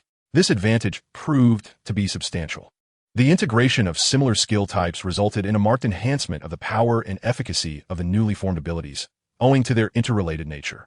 He surmised that as he continued to incorporate more skills in the future, their potency would invariably escalate, and this would occur in a holistic manner. For instance, the 3 primary skill categories, waving a wand, drawing circles in the air with a wand, and making contact with a wand, allowed him to gain experience points. The skills from the 7 foundational subjects, such as potion making and herbology, required interaction with flasks and various herbs to accrue experience. Of course, there were also more complex training methods, not only in terms of practice, but also due to the intricate mechanisms of system evaluation. For example, in the defense against the dark arts, the means of gaining experience necessitated that actions be classified as defensive by the system. What did this imply? It implied that evading others' gazes constituted a defensive action, as did avoiding physical contact, and even seeking shelter from the wind and rain. Thus, his skill was in a constant state of accruing experience points, although the cap for leveling up remained fixed at 100 points without any alterations. The introduction of numerous similar skills significantly increased the difficulty of acquiring skill value units. Initially, Clarence earned skill points at a rate of 1 point at a time. However, he now found that the experience values he gained had risen to 0, 8, or 0, 9. He analyzed that as he continued to assimilate more skills in the future, the experience points he would gain would diminish in magnitude, potentially reducing to values such as 0, 0, 1, or even 0, 0, 0, 1. Nonetheless, he felt fortunate that the mechanism for acquiring experience through skill development enabled him to continuously accumulate experience points throughout the day, with the amount he garnered fluctuating based on his actions. After Clarence invested a considerable number of simplified points to integrate and refine all the skills he currently possessed, life returned to a semblance of tranquility. Unfortunately, this serene existence was short-lived, as his proficiency in dark arts defense steadily advanced, leading to increasingly remarkable performances in that subject. Before long, he had mastered the entirety of the second-year curriculum, and during a private session, the dark arts defense professor conducted a special assessment, believing Clarence was fully capable of participating in classes with the third-year students. In truth, allowing Clarence to audit the second-year classes had already been a breach of protocol. However, exceptional students have always been a rarity, and it is not uncommon for unconventional teaching methods to be employed for such brilliant and outstanding individuals. After all, one cannot apply the same standards meant for ordinary students to a particularly gifted one. Consequently, the other professors turned a blind eye to Clarence's attendance in the second-year dark arts defense class and refrained from intervening. However, the prospect of him auditing third-year classes raised concerns, as these courses entail greater risks. To permit Clarence to attend, approval would need to be sought from Flitwick, the head of Ravenclaw House, as well as the heads of the other houses, and ultimately, the consent of Headmaster Dumbledore. Flitwick and the other heads of houses recognized Clarence's exceptional abilities and readily agreed. However, when Flitwick reported the matter to Dumbledore, the headmaster initially declined, remaining steadfast in his refusal despite the dark arts defense professor's persuasive efforts, just as the professor resigned himself to the idea of privately instructing Clarence. Dumbledore unexpectedly visited the dark arts defense professor's quarters and granted permission for Clarence to sit in on the third-year classes. This left the professor somewhat perplexed. Yet since the headmaster had consented, he chose not to dwell on the matter and happily informed Clarence that he could now attend classes alongside third-year students. However, merely 2 months later, the professor discovered to his astonishment that Clarence had completely mastered all the knowledge of the third-year curriculum. It is worth noting that the professor's headache stemmed from the reality that, at times, having a student who is exceedingly intelligent and capable can present challenges for educators. As the other professors observed, Clarence had unexpectedly become a teaching assistant for the third-year defense against the dark arts class. The prospect of having such a capable assistant alleviated much of their burdens, prompting several professors to remain after class for brief assessments. Upon discovering that Clarence's abilities were indeed suitable for assisting in their courses, they approached him regarding this role, albeit only for first-year classes. They were hesitant to allow him to assist with second-year courses. Clarence naturally accepted the position with enthusiasm. For such an opportunity to openly educate students and gain invaluable experience was not one to be missed. This news even reached the ears of parents beyond the walls of Hogwarts. In the aftermath, Clarence reflected upon the professor's motivations for selecting him as a teaching assistant. He surmised that his exemplary performance in the defense against the dark arts class had significantly alleviated the professor's minor burdens, coupled with his proficiency in numerous healing spells, particularly emergency charms. This aspect likely held the greatest appeal for the professors, considering the inherent risks during practical magical applications, where missteps could lead to student injuries. Instead of sending injured students to the infirmary for treatment, having an assistant well-versed in healing magic on-site could provide immediate care, even stabilizing serious injuries until professional help could be summoned. Chapter 11. Troubles and Special Treatment as Clarence's life at Hogwarts settled into a steady rhythm, particularly through his role as a first-year teaching assistant across various subjects, especially in the defense against the dark arts. His exceptional qualities became increasingly evident to both faculty and students. The students from the other 3 houses harbored uncomplicated intentions, even if some entertained minor schemes. They primarily wished to befriend Clarence, which was hardly a malicious endeavor. However, the situation grew more complex with the students of Slytherin House. In truth, the broader world, including the students from the other 3 houses at Hogwarts, harbored misconceptions about Slytherin's pure-blood ideology. What does this imply? It suggests that while Slytherin values bloodline, it is not the foremost priority. Rather, the primary concerns are profit and honor. In fact, bloodline ideology ranks third in importance. Clarence's performance, along with his innate talents and abilities, clearly indicated to the Slytherin students that forming alliances with him could be advantageous, should they deepen their relationships. Integrating Clarence's exceptional qualities into their family legacy would be even more beneficial. Such thoughts were not confined to the female students of Slytherin. A considerable number of male students shared these sentiments as well. As for the thoughts of the female students, there is little to criticize, for they are entitled to such desires. However, what perplexes one is why male students harbor similar notions. Are they perhaps inclined to introduce their sisters or relatives? This matter is not particularly complex. Consider, for instance, the potion of childbirth or transfiguration spells. These can enable wizards of the same gender to produce offspring of shared lineage. After all, we are in the realm of Great Ing, and those familiar with its socio-political climate understand the nuances at play. Even within the magical community of Great Ing, gender holds little significance. Thus, the thoughts of the Slytherin students are entirely rational, for the allure of shared benefits far outweighs the mere act of sharing resources. This predicament has certainly caused Clarence a considerable amount of trouble. The professors at the school, while not explicitly prohibiting romantic entanglements among students, tend to turn a blind eye as long as no significant issues or casualties arise. Initially, Clarence was unaware of the extent of this trouble until Severus, a fellow Slytherin, clandestinely approached him one day to forewarn him. He advised Clarence to be cautious of unfamiliar food items or peculiar magical artifacts, expressing concerns that they might be laced with potions or enchantments, such as love potions or mind control spells. Grateful for Severus' warning, Clarence even gifted him some of his homemade candies and snacks, momentarily dismissing the matter, not out of disbelief in Severus' caution, but rather due to the persistent nature of those pursuing him. Despite Clarence's numerous attempts to decline their advances with various excuses, he found himself embroiled in their relentless pursuit. The situation was further complicated by the fact that the behavior of the Slytherin students began to draw the attention of students from the other three houses, who gradually joined the throngs of suitors. Among these suitors were not only upperclassmen, but also younger students, including first years. Even within Ravenclaw, peers of his age had confessed their feelings, only to be politely declined, unlike the Slytherins who continued their relentless pursuit despite rejection. Observing this situation, the heads of Ravenclaw breathed a sigh of relief, feeling quite satisfied with their arrangement from the beginning of the term to assign Clarence a single dormitory. Otherwise, the magnitude of the complications could have been daunting.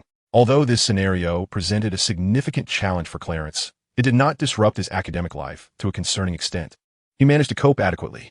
Moreover, as Clarence continued to excel in his role as a teaching assistant during classes other than defense against the dark arts, other professors began to contemplate whether it was time to introduce him to more challenging material.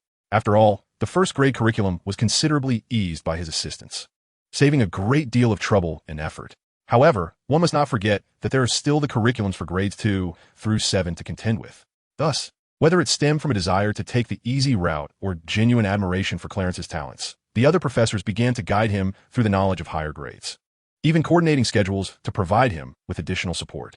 Consequently, by the second half of the year, during these special sessions, Clarence successfully passed the various professors' assessments and assumed the role of teaching assistant for the second grade curriculum. Yet, within a few months, the professors were once again astounded as they conducted another assessment of Clarence, which resulted in him being appointed as the teaching assistant for the third grade. It is no wonder that the professors were astonished. Clarence's pace of mastering knowledge and magical spells was exceedingly rapid, surpassing their already high expectations of his innate talents. By the end of the academic year, Clarence had completely grasped all the knowledge and spells of the third grade curriculum, proving himself to be on par with the professors in theoretical understanding. Thus, the professors found themselves facing a dilemma similar to that of the defense against the dark arts instructor. Should they allow Clarence to begin studying the content of the fourth grade curriculum? In fact, the defense against the dark arts professor had been progressing with Clarence's additional sessions significantly ahead of the other professors. However, considering that Headmaster Dumbledore was unlikely to permit Clarence to become the teaching assistant for the fourth grade, this matter had not been raised. Yet in private sessions, there were no such constraints, allowing for the complete teaching of the fourth grade content. Now, the defense against the dark arts professor was contemplating the timing of a test for Clarence, with the intention of introducing him to the fifth grade material. Unexpectedly, the other professors approached him, eager to discuss the possibility of appointing Clarence as the teaching assistant for all mandatory courses in the fourth grade. Chapter 12, Electives. This was, in fact, the primary reason why the defense against the dark arts professor needed the consent of the other professors, and even the headmaster, to allow Clarence to serve as the teaching assistant for the third grade curriculum. When students reach the third grade, they not only face mandatory courses, but also the issue of electives. Naturally, the defense against the dark arts professor could not permit a student who was essentially still in the first grade to engage with elective courses at such an early stage, which is why this matter had not been discussed with Clarence. When confronted with this dilemma, the other professors shared the same sentiment as the defense against the dark arts professor, wishing to avoid introducing Clarence to elective knowledge prematurely. However, they now found themselves compelled to reconsider. They contemplated whether to collectively endorse Clarence as the teaching assistant for the mandatory fourth grade courses or to allow him to start engaging with elective knowledge, thereby slowing his learning pace. This notion was proposed by the defense against the dark arts professor. Fortunately, the professors at Hogwarts during this period are genuinely competent individuals, characterized by their reliability and commitment to their students' growth, never allowing their own desire for ease to overshadow their responsibilities. Consequently, after much deliberation, the professors collectively resolved to allow Clarence to moderate his academic pace, postponing his role as a teaching assistant for the fourth-year curriculum and instead permitting him to begin exploring the knowledge of elective subjects. However, while this was the decision made, the supplementary instruction would not be diminished. This was particularly true upon learning that the Defense Against the Dark Arts professor had already provided additional instruction on the fourth-year curriculum and was now contemplating a test to determine whether to introduce fifth-year material based on students' performance. Perhaps this is why the other professors remained keen on continuing their supplemental lessons, not only sustaining their efforts, but also considering whether to accelerate the pace. This matter unfolded on a particular day of rest when Flitwick personally visited the Ravenclaw common room and ascended to the small attic at the top of the dormitory to discuss matters with Clarence. He harbored a private intention to introduce him to the elective subject of apparition and was prepared to take Clarence beyond the castle grounds to impart this magic personally. Even someone of Flitwick's stature, as a professor, must step outside the boundaries of anti-apparition magic to perform this spell. Therefore, to learn this magic, they would have to temporarily leave the confines of the castle. As for why Flitwick sought to introduce him to apparition, a subject typically reserved for seventh-year students, it was undoubtedly due to the troubling state of the wizarding world, particularly as Clarence, serving as a teaching assistant across various subjects at Hogwarts, had garnered significant renown within the school and beyond. During this precarious time, to safeguard Clarence from the potential threats posed by dark wizards, especially the increasingly powerful Death Eaters, Flitwick wished to equip him with a means of escape for his own safety. He was confident that Clarence would swiftly master this spell. Indeed, Clarence did not disappoint. Upon their discreet departure from the castle, Flitwick guided him through the initial applications of apparition, explaining key aspects before allowing Clarence to practice independently. Remarkably, Clarence successfully activated the skill of apparition on his skills panel, with the practice method yielding experience points simply through walking or running. Witnessing Clarence's first successful execution of apparition brought Flitwick immense satisfaction and admiration, for this magic is traditionally reserved for seventh-year students due to its inherent dangers and complexity. In essence, only seventh-year students barely qualify to engage with this spell, while younger students are deemed insufficiently prepared. Yet, what of Clarence? At such a tender age as the first grade, he has already mastered this magic, and with his inaugural attempt yielding such success, without any disjointed manifestations, it is evident that his control over magical power is remarkably meticulous. Subsequently, Professor Flivy observed Clarence perform the spell several times before concluding that he had fully grasped and mastered the art of apparition. What remains now is merely a matter of proficiency and in-depth exploration, thus marking the complete conclusion of this elective course. Moreover, to ensure that he can escape from peril in the Muggle world without concern for the trace left by his wand, Flivy imparted a small technique to temporarily shield against the trace. Of course, this technique only provides a temporary solution and does not eliminate the trace entirely. So he cautioned Clarence to refrain from relying on it excessively while practicing magic in the Muggle realm. Flivy's heartfelt consideration was palpable to Clarence, who felt immense gratitude. The two then engaged in further discussions regarding elective courses, with Flivy indicating that among the 6 electives, Clarence had successfully completed the apparition course and need not ponder it further. As for the remaining 2 courses, he suggested that Clarence need not expend energy delving deeper into their study. What could possibly lead Flivy to express such sentiments regarding these courses? One of these courses is Muggle Studies, which Flivy deemed unworthy of time and effort, both from the perspective of the course's instructor and Clarence himself. The content of the current Muggle Studies curriculum is exceedingly outdated, lingering in the knowledge from the last century, although the reality is not quite so exaggerated. It reflects the course's inability to keep pace with the rapidly evolving Muggle world. Given that Clarence has grown up immersed in the Muggle realm, there is no necessity for him to engage in further study. The remaining course in question is divination, a discipline that heavily relies on innate talent. Either one possesses it or one does not. It cannot be mastered through mere study.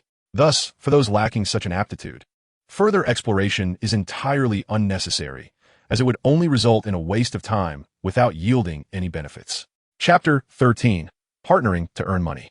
While this is the case, Professor Flivy hinted that although it is unnecessary to squander time and energy on in-depth research, if Clarence desires to achieve better results upon graduation, he may choose to enroll in these 3 courses during his 3rd year.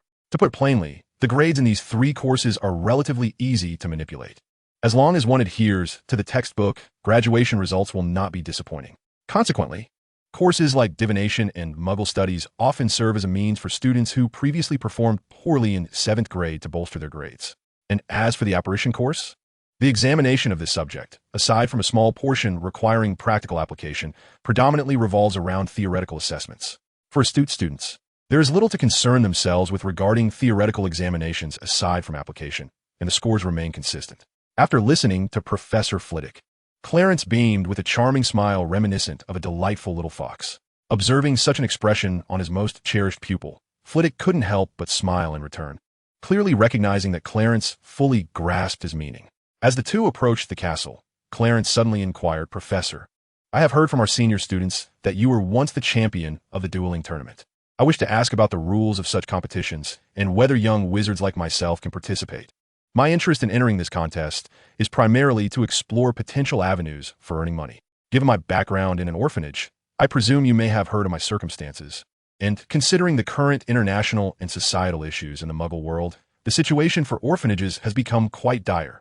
Initially, I thought perhaps Hogwarts might offer scholarships or similar awards, but Professor Flitwick, profoundly aware of his beloved student situation, felt no disdain for Clarence's candid admission that his motivation for entering the dueling competition was financial. In truth, aside from the glory and reputation that such contests could bestow, the rewards for achieving commendable rankings were the sole incentives. While many wizards in the magical realm valued honor and fame, if a dueling competition were solely centered on these aspects, it would not attract such a multitude of participants. After all, one cannot expect those struggling to afford basic sustenance to prioritize honor and renown. These aspirations are only pursued once one has secured a stable living. Thus, Professor Flitwick found not only no aversion, but also a sense of solace in Clarence's frankness about his desire to compete for monetary gain. It was evident that his intentions were not selfish, but aimed at improving the conditions of the orphanage where he had grown up. Although Flitwick wished that Clarence would not bear such burdens at a tender age, he refrained from discouraging him. He understood that beneath Clarence's charming exterior lay a spirited ambition. For he was indeed an exceptionally gifted young prodigy, even if he were to consider donating a substantial sum to the orphanage under the guise of charity. Clarence would likely refuse, as any forced donation could jeopardize the bond they shared as teacher and student. In this matter, it is evident that Professor Flitwick is unable to intervene directly. His only recourse is to impart knowledge in his capacity as an educator and to offer assistance wherever possible, rather than taking action himself. Aware of this, Professor Flitwick refrains from uttering discouraging words and instead contemplates the upcoming duel competition. In years past, young wizards were not permitted to participate in dueling competitions across the magical realms. However, recent years have seen various magical communities implement policies to enhance the overall capabilities of young wizards by allowing their participation in such contests. This, however, pertains primarily to the international arena, as some nations remain unannounced in their policies regarding this matter, particularly our own country, where such regulations are currently non-existent.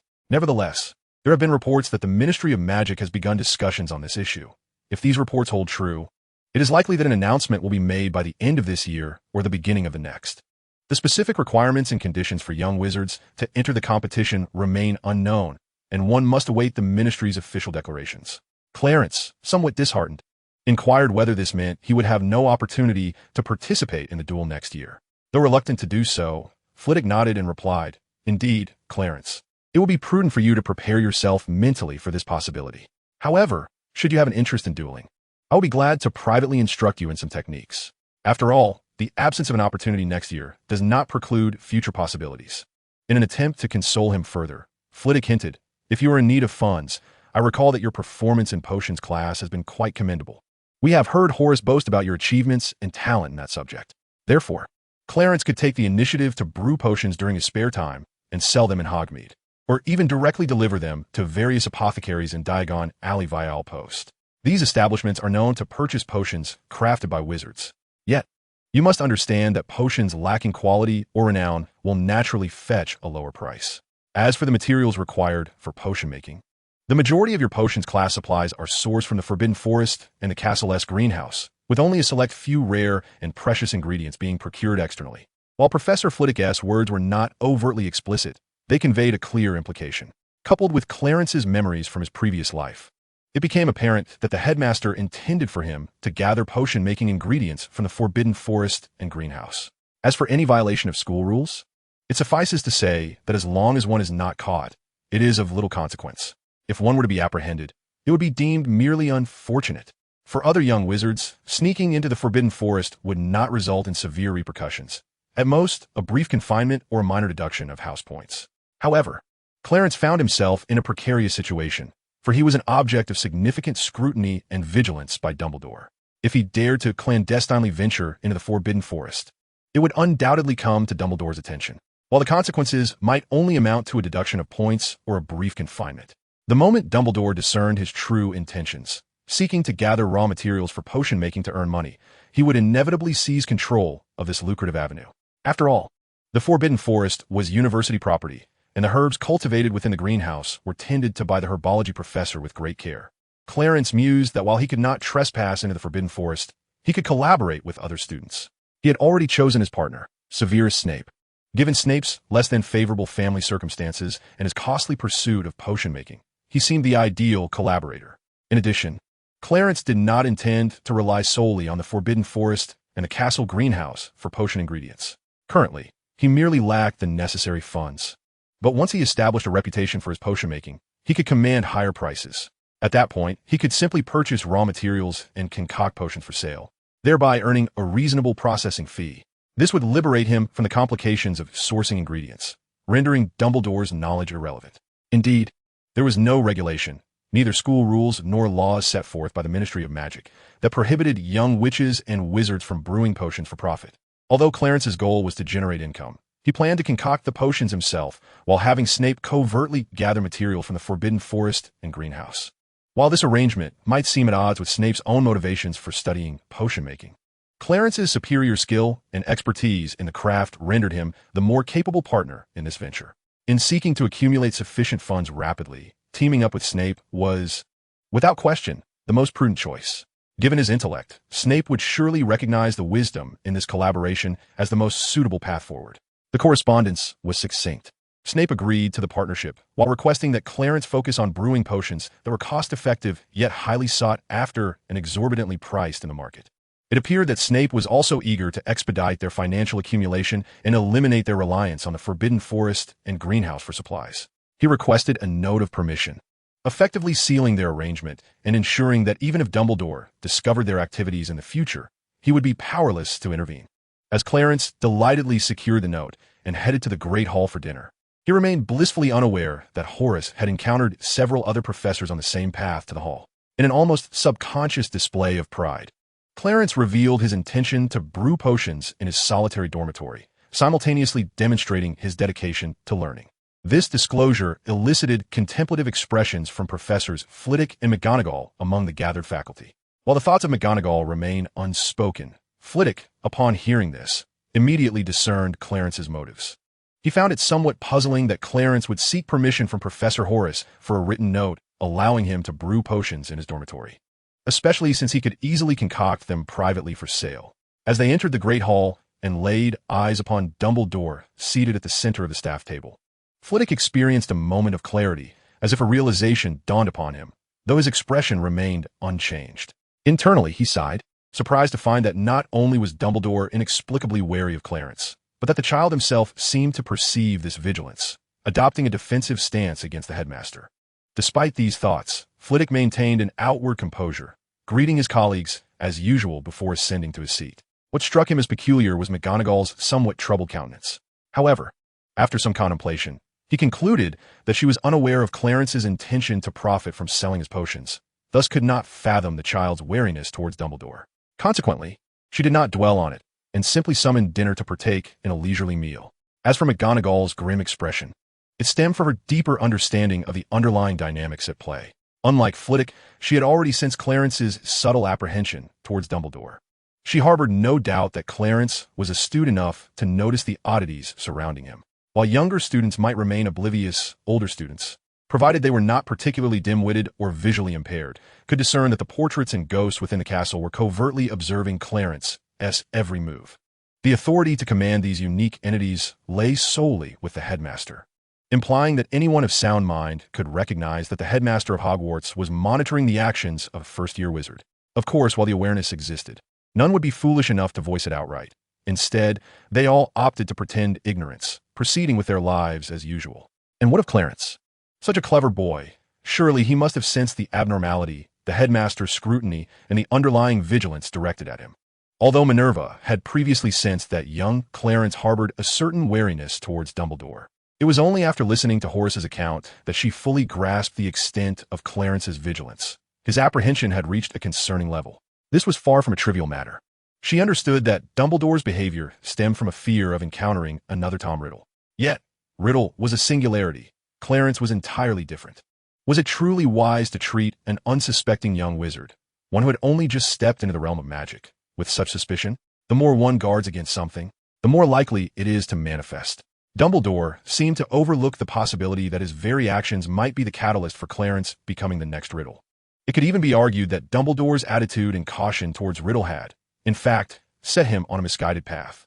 Perhaps noticing Minerva's less-than-pleasant expression beside him, Dumbledore inquired with concern. Minerva opened her mouth as if to speak, but ultimately refrained, shaking her head to indicate that she felt somewhat unwell, likely due to recent exhaustion. Chapter 15. Partnership and Prophet. Clarence was unaware of the situation among the professors, but even if he were informed, it would hardly concern him. He had long understood that his background, coupled with his remarkable talents, would inevitably attract Dumbledore's focused attention and caution. He had mentally prepared himself for such scrutiny and thus remained unconcerned, cheerfully enjoying his dinner. After finishing his meal, he made his way to the Olary, where he sent a letter to Snape via the school's owl, informing him that potion brewing and subsequent sales could commence that very evening. Upon opening the letter, he discovered a small wooden box adorned with a folded note. After a cursory glance, he placed it in his desk drawer.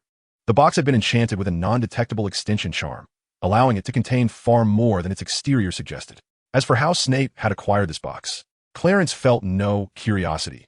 Even though the Ministry of Magic imposed stringent regulations on such items, and severe penalties awaited those caught using them illicitly, he reasoned that as long as one remained undetected, all was well. His lack of curiosity stemmed from a knowledge that Snape had surely obtained the box from students of Slytherin House. For the majority of ordinary wizards, the Ministry's laws were not to be trifled with. However, for pure-blood families, these laws were but a jest. Thus, acquiring such items was exceedingly simple for them. Upon lifting the lid of the wooden box, he cast a cursory glance at the materials within, discovering that they indeed corresponded to the items inscribed on the note: ingredients for crafting a love potion and a beauty elixir.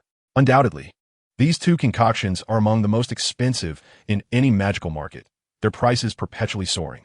As Clarence examined the raw materials contained in the box, he calculated that he could produce 10 vials of each potion. Given his proficiency in potion brewing, he surmised that he could yield even more. He contemplated the situation, realizing that it wasn't solely his financial struggles. Severus Snape must be in a similar predicament. Otherwise, these materials would not have been delivered tonight. It seemed likely that Snape had long harbored intentions of his own, diligently gathering ingredients, and even if he did not collaborate with Clarence, he would undoubtedly brew potions to sell independently. One could surmise that he had already established connections for distribution. Clarence, however, did not dwell on this matter. His arrangement with Snape was clear. He would craft potions to build his reputation, while Snape would manage the procurement of ingredients and sales channels, leaving the division of profits as the only concern. Furthermore, once Clarence gained renown in the realm of potions, he could assist Snape, sparing him the arduous journey of starting from scratch, thus rendering their partnership mutually beneficial. Setting up 2 cauldrons, he methodically prepared the raw materials from the wooden box while tending to the fire. Once the flames reached the appropriate intensity, he began adding the ingredients in the prescribed order. After more than half an hour, the potions in both cauldrons were completed. He extinguished the flames and bottled the elixirs. The contents of one cauldron filled 4 vials with a little surplus, which Clarence stored in a new bottle. He continued this process until midnight, at which point he had exhausted all the raw materials from the wooden box, ultimately yielding 2 extra vials. Ordinarily, he would rejoice at this surplus. However, a sigh escaped him, as the additional yield fell short of his expectations. Based on his initial calculations, the quantity of raw materials combined with his skill should have produced in excess of 3.5 vials, a testament to the utmost limits of his potion-making abilities. Regrettably, it appeared he had overestimated himself. Yet, considering this was his first attempt at brewing these 2 particular potions, minor miscalculations leading to greater consumption were to be anticipated. It was merely the consequence of inexperience. With practice, he would inevitably refine his skills to reach his limits. Suppressing his dissatisfaction with his own brewing proficiency, he repacked the potions into the wooden box, securing the lid in preparation for delivery to Snape at dawn. When morning arrived, Snape eagerly opened the wooden box, only to be met with immediate disappointment, for both the quality and quantity of the potions paled in comparison to Clarence's work. Given Snape's current proficiency in potion brewing, he faces a dilemma. He can either fulfill the demand of 2 groups, each requiring 10 vials, albeit at the expense of some potion quality, or prioritize quality while consequently reducing the number of potions produced. Unlike Clarence, who deftly managed to meet both the quantity and quality demands while even yielding a surplus, Snape's predicament is understandably disheartening for someone who considers himself exceptionally gifted in the realm of potions. However, he is not one to succumb to despair. He quickly regained his composure, repackaged the potions into another box, and made his way to the Ollery to dispatch his precious brews to the apothecary in Diagon Alley, while sending the love potions to a specialty shop in Nocturne Alley. Since their encounter was serendipitous, it warranted a friendly exchange, during which Snape inadvertently revealed his collaboration with Clarence in potion production and sales. Coincidentally, neither Lily nor Mia hails from affluent backgrounds. Their pocket money is rather scant. Thus, upon learning of Snape's partnership with Clarence, they expressed a desire to partake, hoping to earn a little extra spending money. Nevertheless, the initiative rests with Clarence, and Snape cannot unilaterally decide. He must consult with him before determining whether to include them. It is important to note that Snape's motivation for involving the two is not solely due to his special feelings for Lily. Chapter 16, Final Examinations. While there is indeed a hint of interest in having them join, his true intention lies in brewing potions himself to sell. Previously, correspondence from Clarence indicated that this matter required discretion and should be conducted in secrecy. Consequently, Snape had not considered seeking assistance and had initially planned to adhere to Clarence's strategy, where he would be responsible for potion ingredients, which would then be sent to Clarence for brewing. However, with Lily and Mia wishing to join, and given their close relationship and mutual need for pocket money, it would not pose a significant issue to include them. Of course, this is merely Snape's perspective. The ultimate decision must still be discussed with Clarence. Upon receiving Snape's note and reviewing its contents, Clarence hesitated for a moment before jotting down a few lines on the back of the note and sending it off with an owl.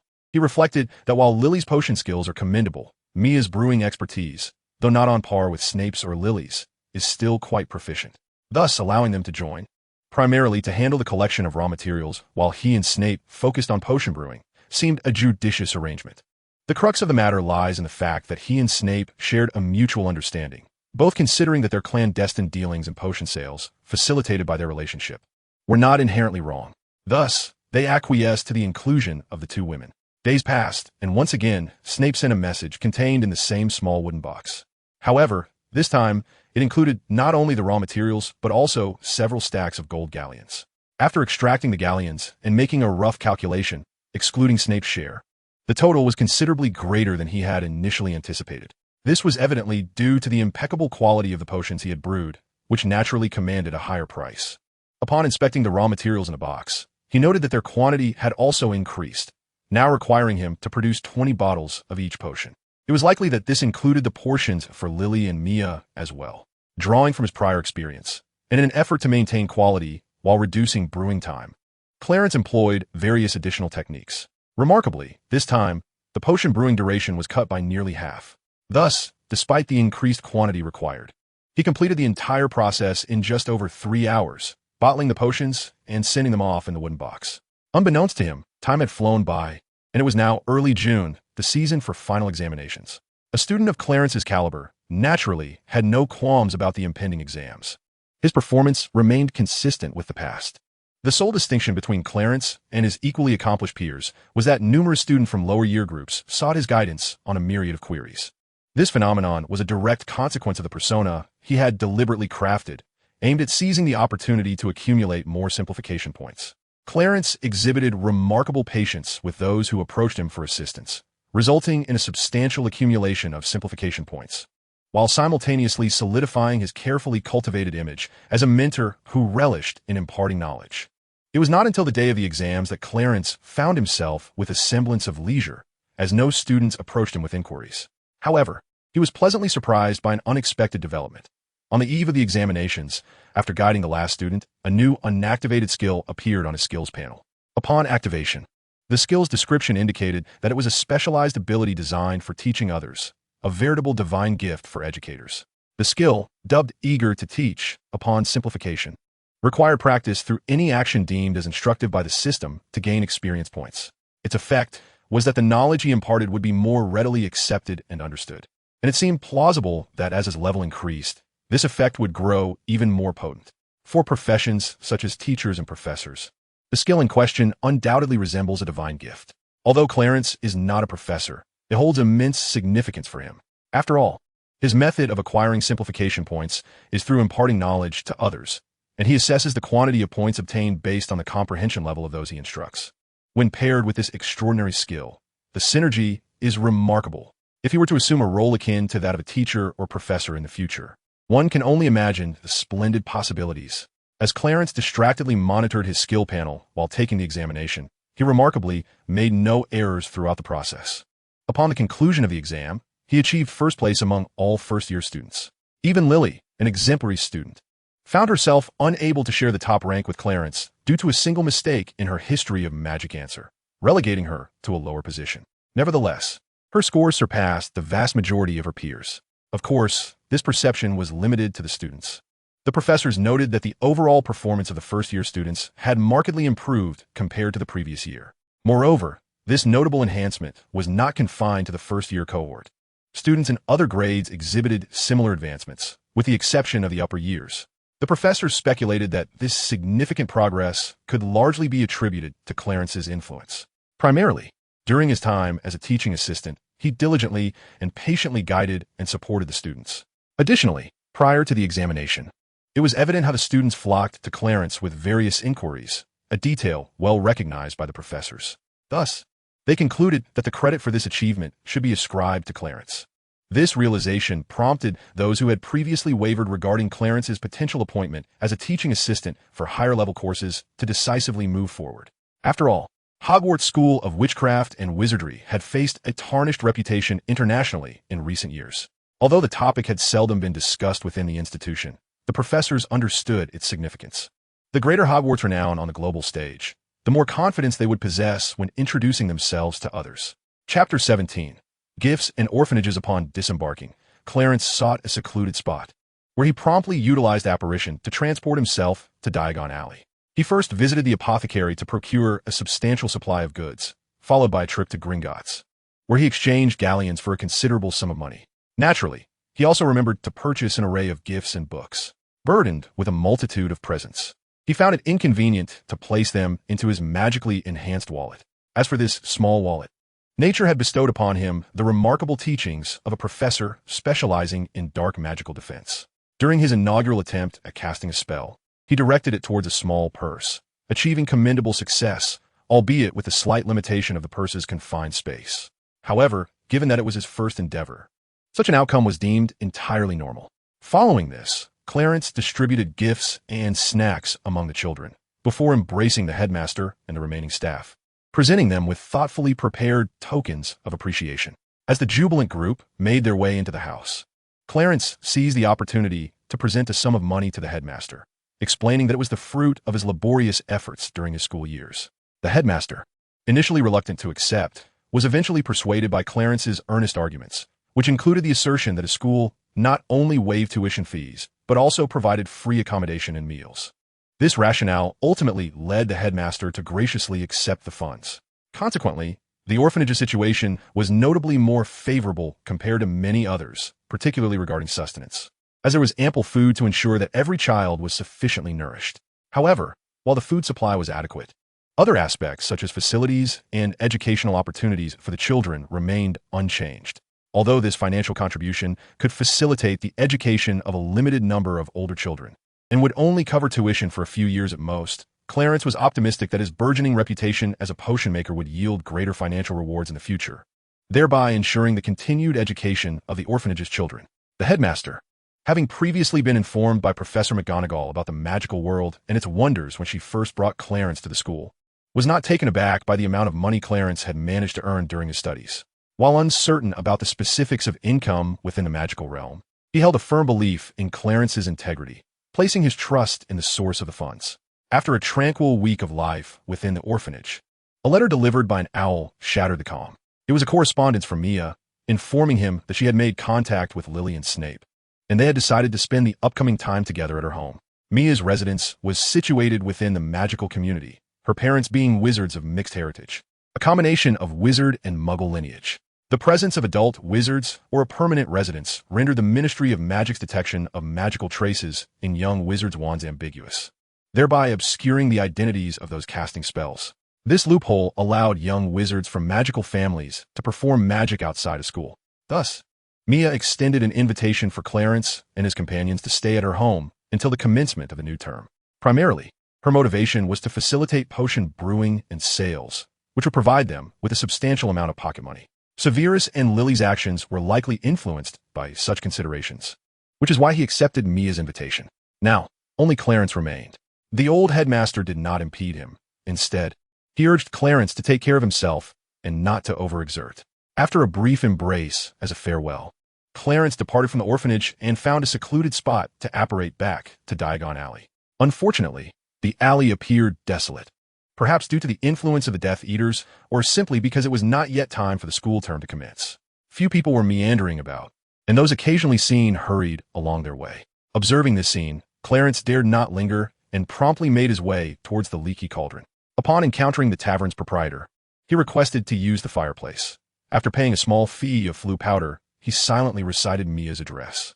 In a flash of green flames, Clarence's figure vanished into the fireplace. He utilized the method outlined in Mia's letter, suggesting that her home was protected by some magical charm, hence her instruction to use this means of transportation. When Clarence regained his bearings, he immediately locked eyes with Mia, who stood before the fireplace. Clarence, you arrived quite swiftly. Mia shyly averted her gaze before greeting him. Clarence stepped out of the fireplace and, with a flick of his wand, cast a cleaning charm to rid himself of the dust that clung to him. I didn't intend to come so quickly. I had planned to explore Diagon Alley a bit longer, but the situation there seemed rather unsettling, so I hastily made my way here. After explaining, Clarence inquired about Severus and Lily. Mia then led him to the room she had arranged for their temporary stay. She had designated a room for both Clarence and Severus, as her home contained only one guest room, necessitating their shared accommodation. Upon entering the guest room, they found Severus brewing potions. Upon noticing Clarence, he surprisingly greeted him, a rare occurrence, as even Lily would only receive a mere glance from him during his potion making. Chapter 18. A visit though Severus had greeted him. It was merely a fleeting acknowledgement before he returned to his work. Mia and Clarence were unfazed by his demeanor, having grown accustomed to it during their time at the Slug Club. While assisting in tidying the beds, Mia shared with Clarence the plans for the upcoming days. As the school term approached, they would receive the second year book list and tickets, and the four of them would then venture to Diagon Alley for supplies, eagerly awaiting the start of term on September 1st. As for their free time, it would be spent in play or studying and practicing spells. There would always be something to occupy them. Regarding this arrangement, Clarence, like Severus, had no objections and was entirely amenable to Mia's plans. However, concerning Lily, Clarence expressed his reservations about allowing her to travel alone. After all, the situation in Diagon Alley might not be particularly favorable, and as a fledgling witch, she could easily find herself in perilous circumstances. Had it not been for Mia's earlier correspondence, which failed to specify whether Severus was accompanying Lily, Clarence would have sought her out himself to ensure they traveled together. His concern stemmed from the thought of her venturing alone to the leaky cauldron and wandering through Diagon Alley, potentially encountering danger. Upon hearing Clarence's worried remarks, Mia too began to feel a twinge of anxiety. Surely not. I have heard my father mention that the leaky cauldron is relatively safe due to the current state of affairs in a magical community. The ministry has even stationed Aurors there for protection. She continued, my concern is that Lily might wander off to Diagon Alley. Like Severus and me, she resides in the Muggle world and would surely be accompanied by family to the leaky cauldron, so I do not worry on that account. Rather, it is Clarence's genuine concerns that resonate with me. After listening, not only did Mia appear flustered, but Severus too, abandoning his potion brewing, inquired with equal concern. Shall we go fetch her? Clarence pondered for a moment before asking Mia whether her home was safeguarded by any protective enchantments, particularly if she could perform apparition. Upon hearing this query, Both Mia and Severus widened their eyes in astonishment, exclaiming in unison, "You have mastered apparition." "Indeed," Clarence replied.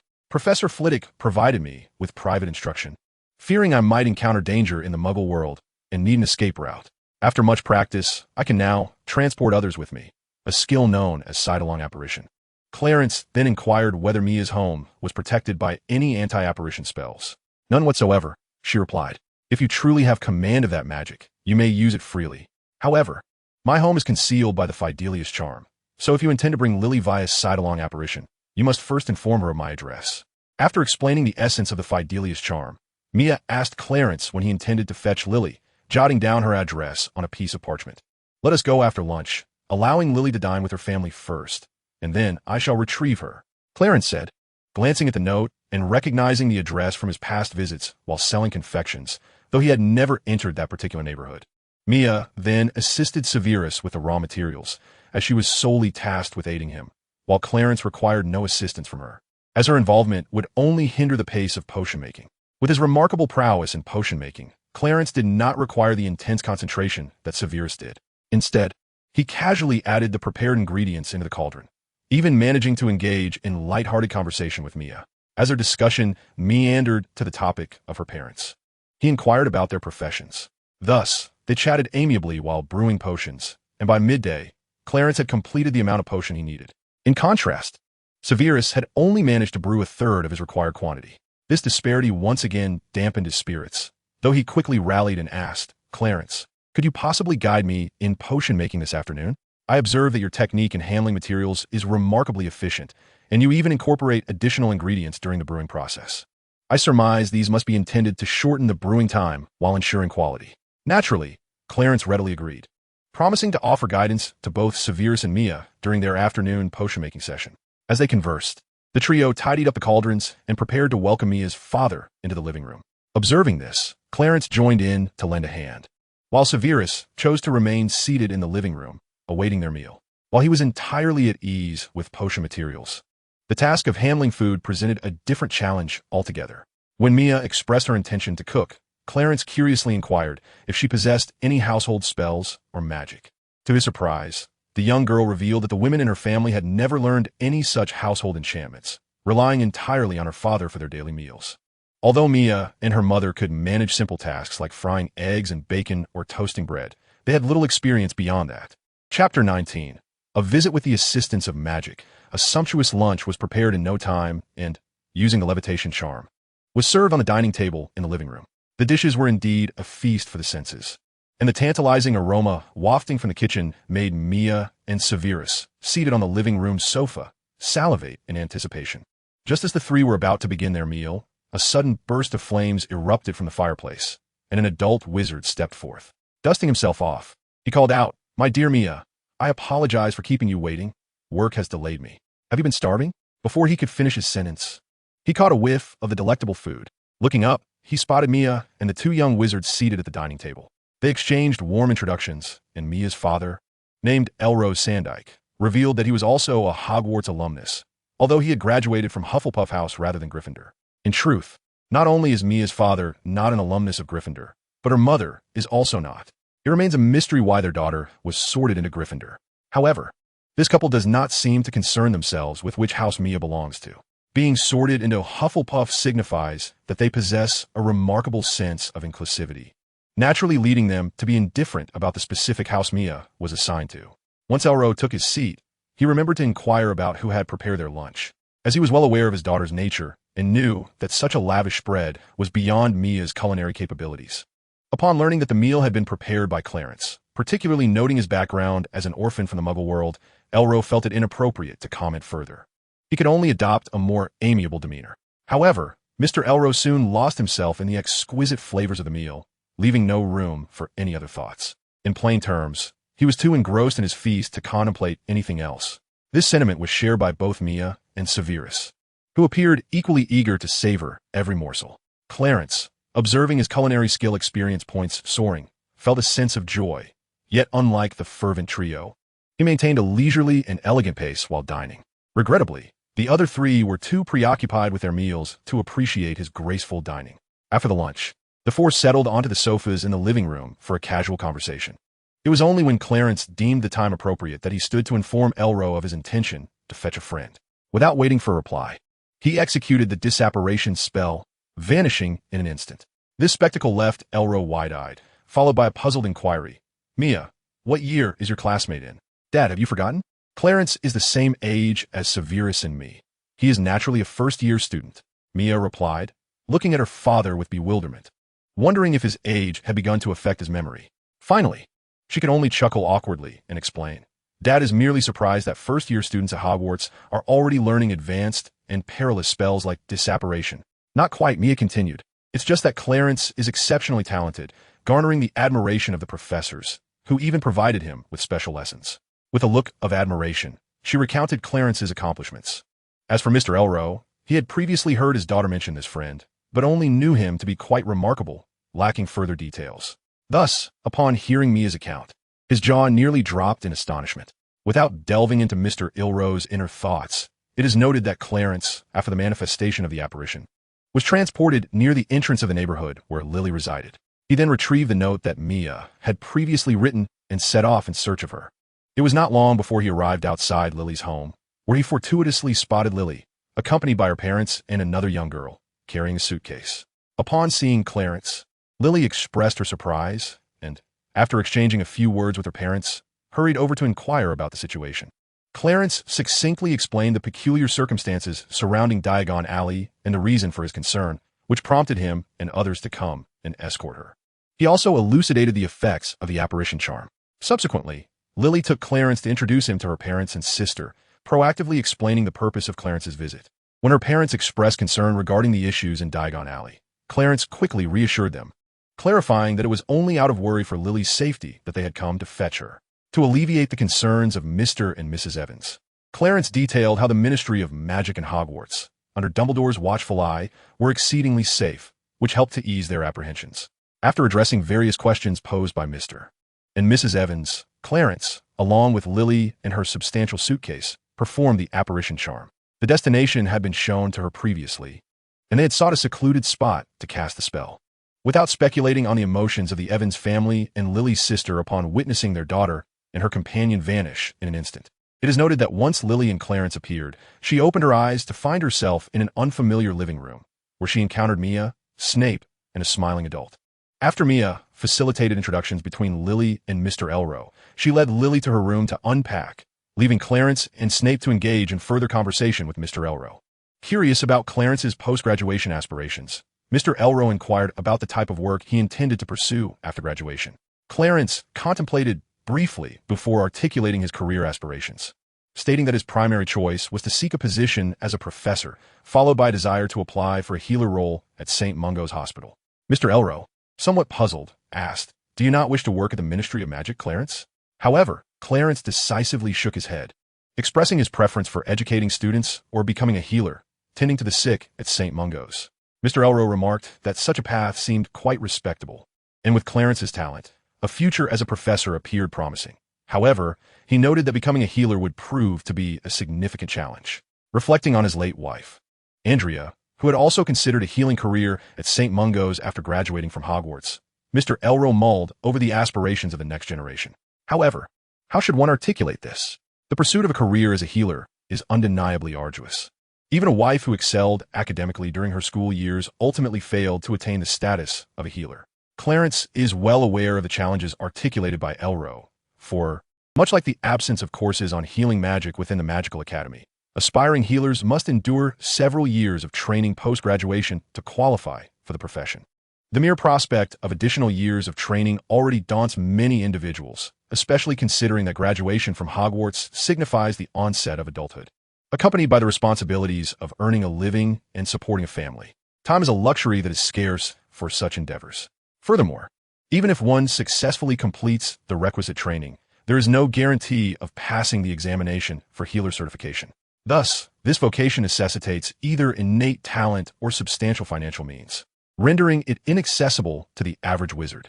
Yet, those endowed with talent are exceedingly rare, while affluent wizards abound. One must ponder why they would choose to engage in the demanding work of a healer. Consequently, the number of healers has remained remarkably low. To what extent? so sparse that even the Death Eater faction, notorious for their rampant violence, would refrain from senselessly murdering a healer or attacking St. Mungo's hospital. This is quite reasonable, as figures like Grindelwald and his followers, as well as Voldemort and his Death Eaters, seek dominion over the magical realm rather than its annihilation. They would not resort to eliminating the already scarce and invaluable healers. I, too, comprehend the challenges associated with aspiring to be a healer. Since my very first year, I have diligently pursued this path, acquiring a considerable repertoire of healing spells. Oh, so you have studied under Madame Pomfrey. Upon hearing Snape's words, Mr. Elro found himself in a quandary, even contemplating that if Clarence were indeed to apply, he might very well succeed. However, considering they are merely in their first year, such discussions seem a tad premature. Thus, Mr. Elro offered some well wishes before deftly shifting the conversation. In the ensuing months, Clarence and the others resided at Mia's home, engaging in play and study, even assisting Snape with material preparation and potion brewing, which Snape would subsequently sell, under Clarence's guidance, coupled with the responsibility of daily meals. Their lives were quite pleasant, bordering on blissful oblivion, had it not been for the arrival of an owl from the school, delivering their second-year book list and travel tickets. They might have entirely forgotten that the new term was approaching, with the book list now in hand.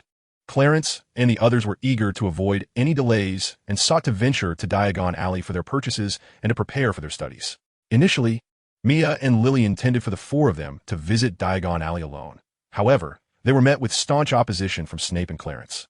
The two individuals wished for Mr. Elro to accompany them, as the presence of an adult wizard would undoubtedly help circumvent numerous complications. Upon hearing Mia's words, Elro wholeheartedly endorsed the actions of Snape and Clarence, recognizing that having an adult wizard in their midst would significantly mitigate potential troubles. On the following morning, the group of five utilized the fireplace in the living room to transport themselves to the leaky cauldron. Amidst the old book section of the bookstore, Clarence stumbled upon an unexpected treasure, a fragmented tome concerning wand-making. For anyone else, this incomplete book might hold little value. However, Clarence's possession of a simplification system rendered even a fragmented text useful. As long as it could be distilled into a skill, the remaining knowledge could be acquired through the skill upgrading mechanism, thereby unlocking a comprehensive understanding of wand-making. Thus, he successfully crafted new wands for Mia, Lily, Snape, and himself. Although these newly fashioned wands did not compare to their original ones, they were functional nonetheless. Naturally, he did not forget to create one for Mr. Elro, who found it somewhat awkward to handle, but was nonetheless astonished by Clarence's remarkable aptitude for learning and practical application. Before long, the day of the new term arrived on September 1st. During the opening feast, Clarence observed as a bystander while the new students were sorted into their houses, followed by a grand banquet and the singing of the school song. After listening to the head students, he finally grasped the reason for his retention. As the head students had advanced to their 6th year, the pressure of their studies began to mount. However, this anxiety was typical only among the students of Ravenclaw. The students from the other three houses generally did not feel such urgency until their 7th year, when they would prepare for their final examinations. Ravenclaw students were known for their diligent nature, which resulted in the head students struggling to balance their responsibilities and academic duties. Traditionally, if they felt unable to manage the demands of their positions, Ravenclaw's regulations allowed them to report to the headmaster, who would then select new head students from the 5th year cohort. However, this year's 5th year students had focused primarily on Quidditch, leaving little room for academic concerns. Consequently, the 5th years favored by Professor Flitwick had almost all joined the Ravenclaw team to prepare for the Quidditch matches, seemingly intent on maintaining their positions until graduation. This situation rendered the selection of new head students rather troublesome. Yet, despite the complexities involved, the matter being of significance, Professor Flitwick deliberated and subsequently informed the two that they could seek out Clarence for assistance. Certainly, it is not the intention to appoint the 2nd year student, Clarence, as the head boy merely because he is in the 2nd grade. Rather, his unique circumstances have prompted the consideration of adopting a system akin to Slytherin's covert head boy arrangement, which addresses the challenge of balancing the responsibilities of male and female head students. Slytherin indeed possesses this unacknowledged system of hidden head boys, where each grade, except for those in the 5th year and above, is assigned one, regardless of gender. The primary duty of these hidden head boys is to assist the head boy in managing the younger students more effectively. The other three houses do not have such a system, not even Ravenclaw. However, given the unusual circumstances of this year, it seems necessary to borrow from Slytherin's hidden head boy system, While the intention is to have Clarence serve as this hidden head boy to help in managing the students below the 5th grade, it is clear that the responsibilities of the head boy and head girl can still be adequately handled for those in the 5th grade and above. After hearing this, Clarence hesitated for a moment, but ultimately nodded in agreement to assume this so-called hidden head boy role, as this position would lend greater stability to his persona and allow other students to approach him with inquiries regarding knowledge and other matters, thereby legitimizing his authority. As for whether the duties of the hidden head boy would interfere with his personal life and study plans, it can be said that there would indeed be some impact, but it pales in comparison to the benefits he stands to gain. Upon receiving Clarence's affirmative response, the head boy and head girl expressed their delight and proceeded to instruct him on the various tasks and responsibilities that accompany the role. Subsequently, they entrusted him with the task of guiding the newly enrolled first-year students the following day, serving as practical training for him. Once the preparations were complete, he began to practice the necessary skills, all the while pondering the responsibilities and challenges of being a hidden head boy. According to the 2 head students, his primary responsibility would be to oversee the students in the grades below the 5th, with the most challenging aspect likely being the first-year students who are new to the school. Students in the 2nd year and above are already familiar with the institution, resulting in fewer issues that require the attention of the head students, unless unforeseen incidents arise, such as fights or disciplinary actions taken by professors. First-year students, however, being newcomers in an unfamiliar environment, require attentive guidance from the head students, particularly in acclimatizing to the various routes to classrooms within the castle. Clarence himself had experienced this during his first year. Thus, he contemplated using his alchemy skills, which had reached level 5, to create a slightly more complex magical item, a magical map for the newly enrolled first-year students of Ravenclaw. This map would be reminiscent of the Marauder's map created by James Potter and his friends in the original storyline. As for when Clarence had simplified and activated his alchemy or elevated his skill level to 5, that remains a matter of curiosity.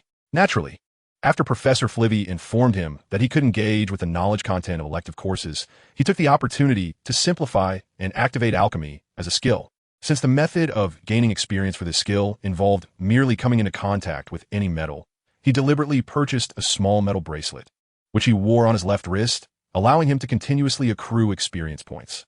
Over time, this diligence led him to attain level 5. The more Clarence pondered, the more he found this method commendable. After practicing the skill for a while longer, he retrieved a large stack of parchment and began to craft a magical map using alchemy. He had even settled on name, borrowing from the point map created by the band of 4 robbers in the original storyline. Knowing that James Potter and his friends lacked the ability to produce such alchemical magical items at this juncture, after more than 3 hours, Clarence had transformed all the parchment into point maps, with a quantity exceeding that of this year's new students in Ravenclaw. The surplus could be saved for next year's newcomers, as the number of new students fluctuated annually. Thus, after ensuring there were enough maps for this year's first-year Ravenclaw students, he stored the remainder in his desk drawer.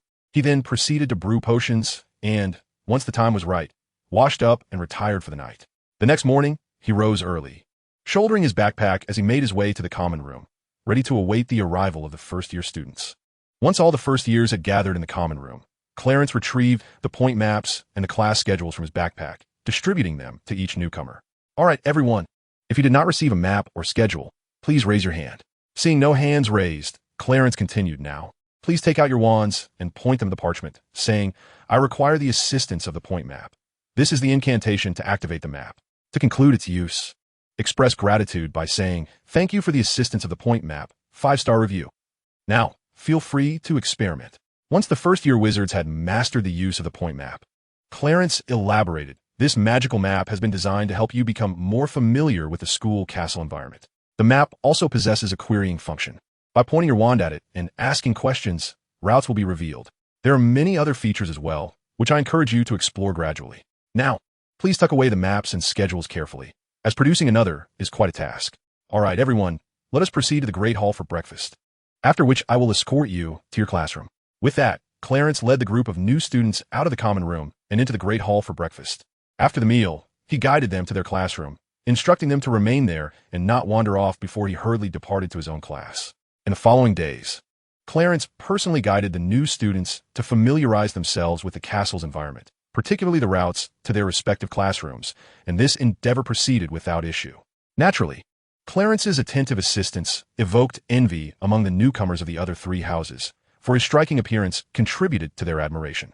Once he felt that the new students had adequately acclimated to their classroom routes, he decided to cease accompanying them and turned his attention to his own endeavors. However, this decision inadvertently led to a complication, albeit one not of great consequence. The issue arose from the enchanted map that the Ravenclaw students possessed. Given such a remarkable magical item, it was only natural that the newcomers from the other houses desired a similar artifact. Consequently, they approached their respective prefects in hopes of obtaining such a magical map. Yet, prefects, too, had their own commitments and academic schedules, making it impractical for them to constantly guide the first years. While the newcomers had familiarized themselves with the routes to their classrooms, library, and common rooms, the vastness of the castle left them unaware of many other areas, heightening their admiration for the Ravenclaw students' magical map. Unfortunately, the prefects of the other houses lacked access to the specially crafted magical map designed by Clarence. Thus, they resorted to creating a rudimentary sketch to appease the first years. This simplistic and inadequate map failed to satisfy the new students, leading to escalating discontent that even caught the attention of the professors. Upon investigating, they quickly grasped the situation and borrowed one of the Ravenclaw students' enchanted maps for study. Their examination revealed its complexity. Aside from the professor responsible for teaching alchemy, it seemed that only Headmaster Dumbledore and Clarence, the map's creator, possessed the capability to replicate it. Even Professor McGonagall and Professor Flitwick, lacking in-depth knowledge of alchemy, were unable to reproduce the intricate map. However, it would be unreasonable to compel Clarence to create additional magical maps for the other houses simply because they were unable to replicate it themselves. Moreover, it was noteworthy that students had thrived well enough before the advent of such maps. After the professors sternly admonished the unruly first years, the matter was laid to rest. Nonetheless, the intrigue lingered, with many upperclassmen expressing curiosity about the magical map and seeking to borrow it for study. Regrettably, no one possessed the ability to replicate it, and they could only gaze longingly as the first-year Ravenclaws utilized their prized map. Certainly, there were some astute individuals who sought to persuade Clarence to part with his coin for a copy of the Marauder's map, only to be met with a firm refusal. The rationale was that this enchanted map was designated solely for the new students of Ravenclaw, and it might one day evolve into a unique tradition of the house. How could it possibly be sold to other students? If they possessed the requisite skill, they might as well craft their own magical maps. The irony of the statement lay in the fact that if they truly had such capabilities, they would hardly be inclined to spend money on a pre-existing Marauder's map. As Clarence had aptly articulated, the map indeed became a cherished privilege for the first-year students of Ravenclaw, a delightful tradition that warrants further elaboration at a later time. Now, not long after the commencement of the academic year, the professors of various core subjects, during their personalized instruction sessions, conducted a series of assessments and subsequently deemed Clarence fit to serve as a teaching assistant for advanced courses. Beyond the assistantship, Professor McGonagall believed that Clarence, given his current proficiency in transfiguration, had reached a level where he could publish scholarly articles in esteemed academic journals, such as Contemporary Transfiguration, a purely scholarly periodical. Meanwhile, Professor Flitwick, during their private sessions, imparted to him various rules and techniques of dueling. As for the defense against the dark arts professor, who held a particular fondness for Clarence, he graciously issued him a note granting access to the restricted section of the library, allowing him to borrow an array of forbidden tomes. Upon receiving this unexpected privilege, Clarence was initially taken aback, unable to fathom how the professor had managed to persuade Dumbledore. Given Dumbledore's vigilant and cautious demeanor towards him, it seemed implausible that he would permit Clarence any opportunity to access the restricted section, let alone study the advanced magic contained within, particularly the darker arts. Perhaps perceiving the astonishment and confusion etched on Clarence's face, the professor chuckled and explained that granting students access to the restricted section was within the purview of the professors. Even the headmaster could not oppose this, unless he wished to alienate a faculty member and risk losing their support. Thus, Clarence was encouraged to explore the restricted section with confidence, yet he was also cautioned that, without complete assurance, it was wise to refrain from delving into the dark arts, as the consequences could be quite severe.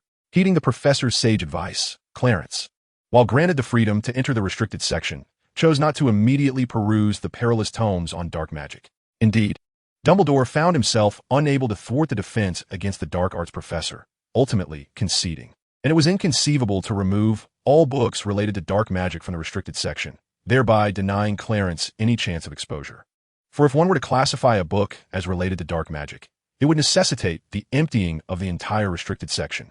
Dumbledore is incapable of such feats, not only because the intent is too conspicuous, but also due to the restrictions imposed by Hogwarts Castle itself. At most, he could only remove exceedingly perilous tomes, such as those akin to secrets of advanced dark magic. Chapter 23. The Restricted Section. It has been previously mentioned that Clarence's method of enhancing his power is entirely distinct from that of others. With the presence of a simplified system, particularly the mechanism for skill upgrades, he can acquire comprehensive and profound magical knowledge without the need for traditional study. Consequently, even a standard spell, if Clarence diligently practices to elevate its level, can wield power comparable to that of dark magic. However, what motivates wizards to delve into dark magic? It is simply because the potency of dark magic surpasses that of ordinary spells, and the speed and ease of mastering it are significantly more favorable. The superiority of dark magic is evident, for various reasons. Most individuals are inclined to pursue dark magic rather than invest time in extensive research and practice to enhance ordinary spells. The disparity between effort and reward is glaring. After all, with the time and energy spent, why not directly learn dark magic? Moreover, aside from the aforementioned points, it is crucial to note that while ordinary magic can indeed be strengthened through in-depth study and rigorous practice, dark magic can also be augmented in a similar manner. Thus, under conditions of equal potential, the rational choice for most would be to pursue the more accessible path of dark magic instead of squandering time on ordinary spells. Although both paths, black and white, may ultimately converge at the pinnacle, the routes taken differ significantly. This results in a varied level of difficulty and duration to reach the destination.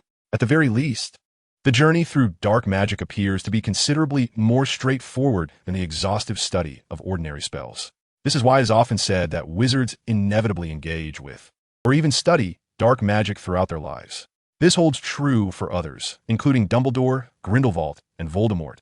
Yet Clarence stand apart. He can traverse either path, whether dark or light, through the simplified system, reaching the destination with remarkable swiftness, regardless of having walked both roads.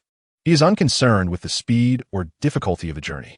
Thus, the question of whether to study dark magic is not of great significance to him.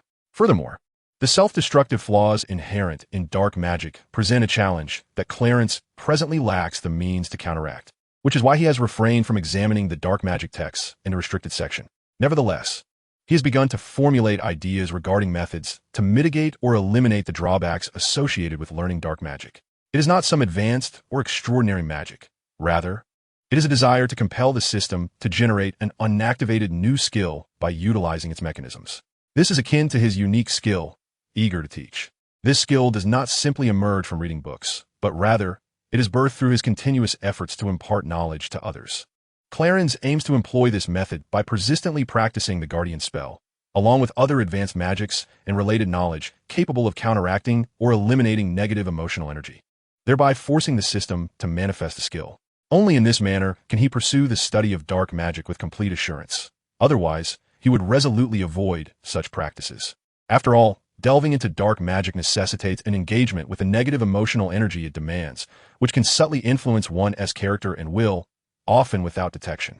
By the time one becomes aware of these changes, it is typically too late, and one has already succumbed to the darkness. Clarence possesses a past that grants him access to the restricted section. Yet he has managed to resist the temptation to explore the tomes on dark magic for an extended period. This restraint is quite remarkable in the eyes of Dumbledore, who constantly observes him. In truth, Dumbledore does not object to others studying dark magic.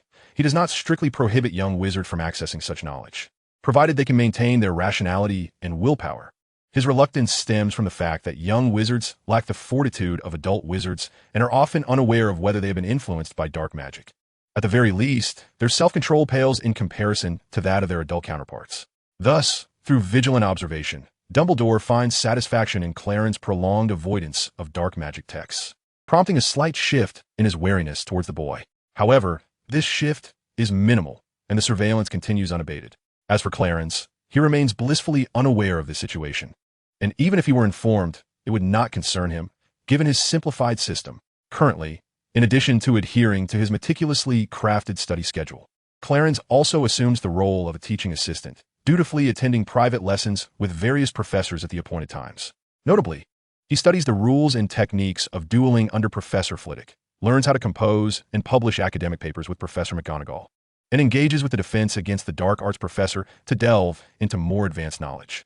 Moreover, thanks to the aid of the Marauder-S map, which assists first-year students, he enjoys a degree of leisure, allowing him to explore the many hidden corners of the castle, such as secret chambers, concealed passages, and other obscure locales, including the neighboring village of Hogsmeade.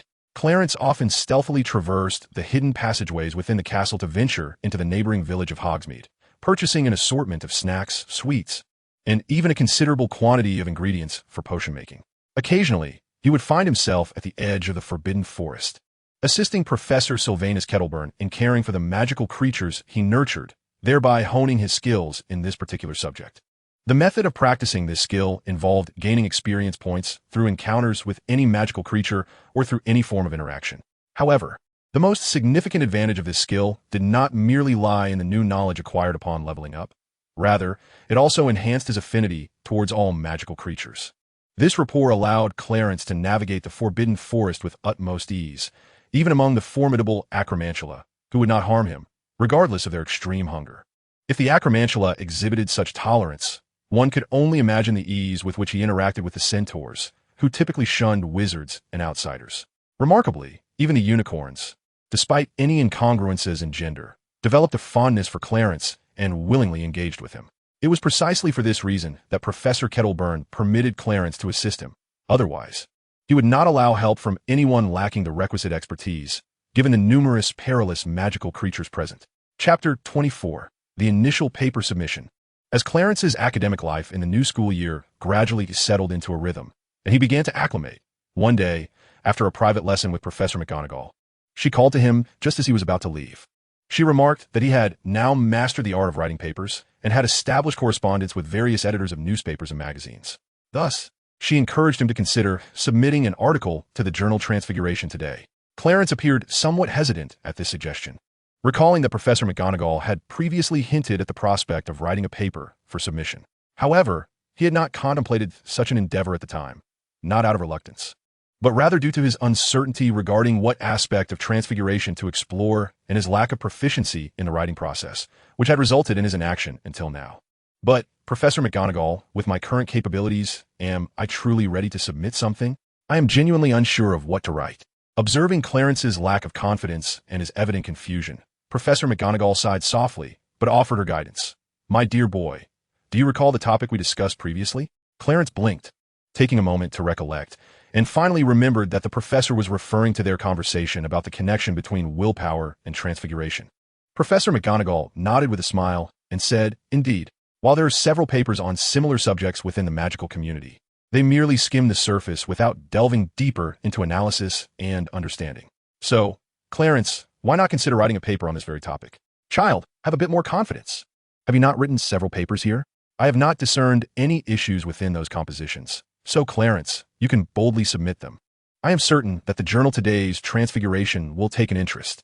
After bidding farewell to Professor McGonagall, Clarence slowed his exploration of the castle, dedicating his free moments entirely to writing. After several days of diligent revision, a freshly polished paper emerged, which he meticulously reviewed multiple times until he was certain it contained no flaws. He then carefully transcribed it once more before seeking out Professor McGonagall. Upon seeing the paper Clarence presented, Professor McGonagall was taken aback by his rapid progress. Yet she donned her spectacles and began to peruse it thoroughly.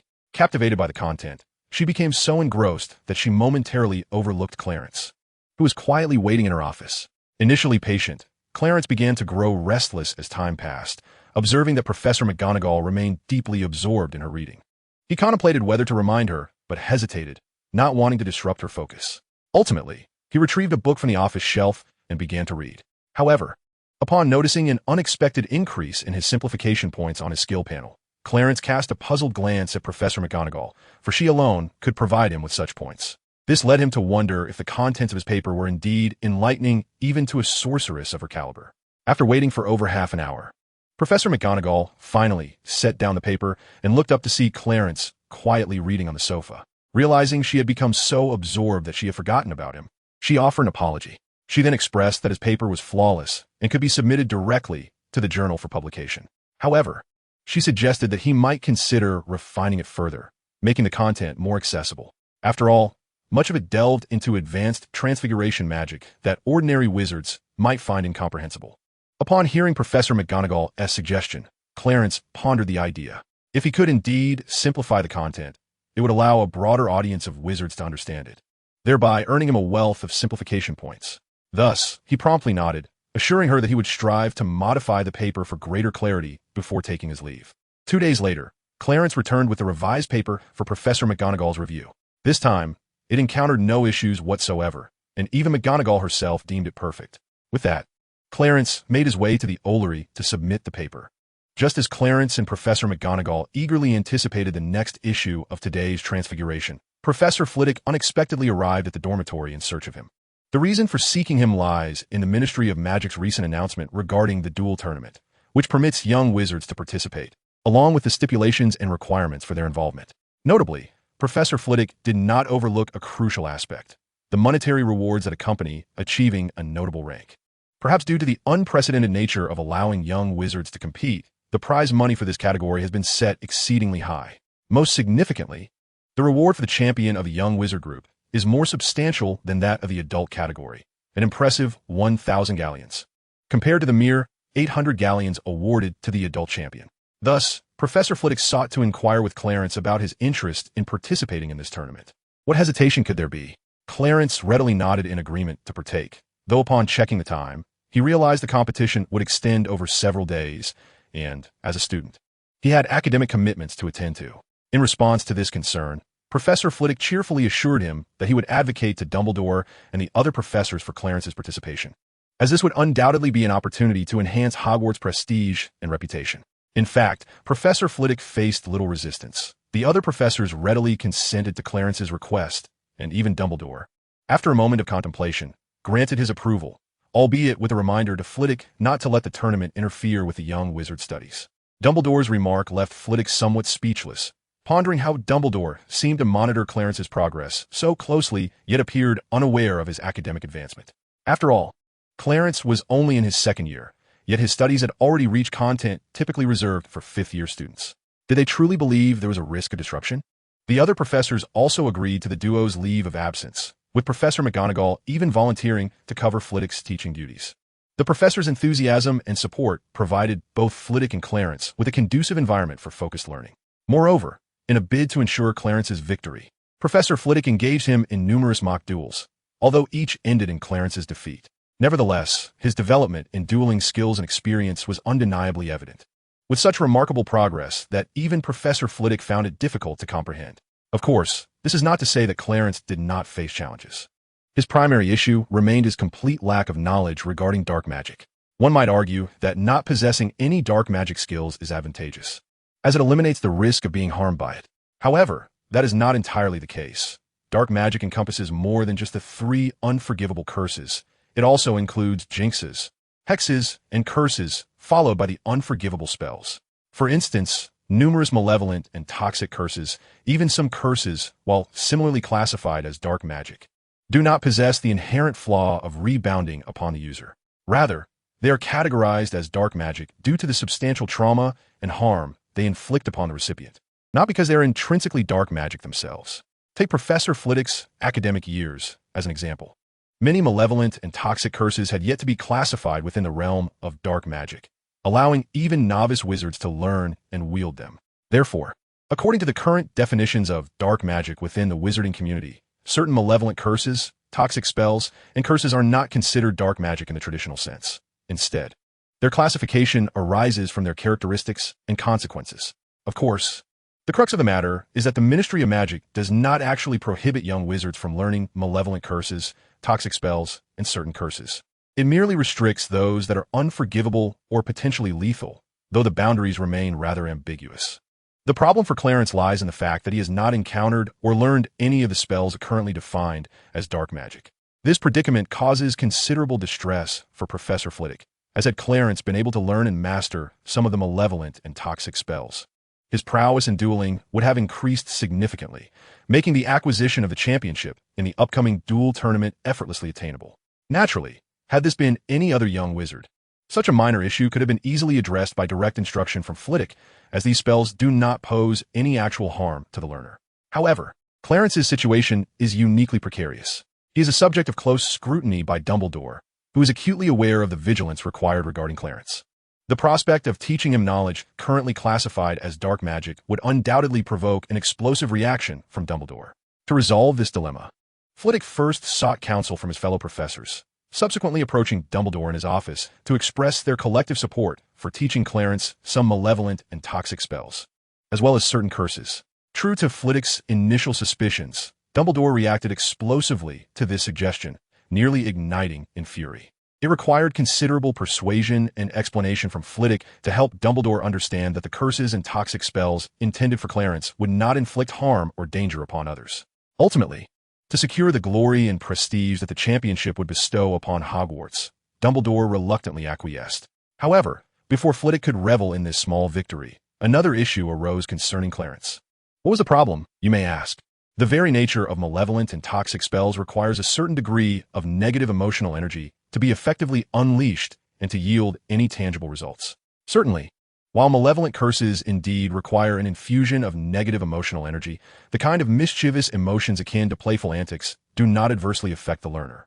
After all, the essence of mischief lies solely in the pursuit of joy, devoid of any intent to inflict harm upon others. The predicament faced by Clarence stemmed precisely from this notion.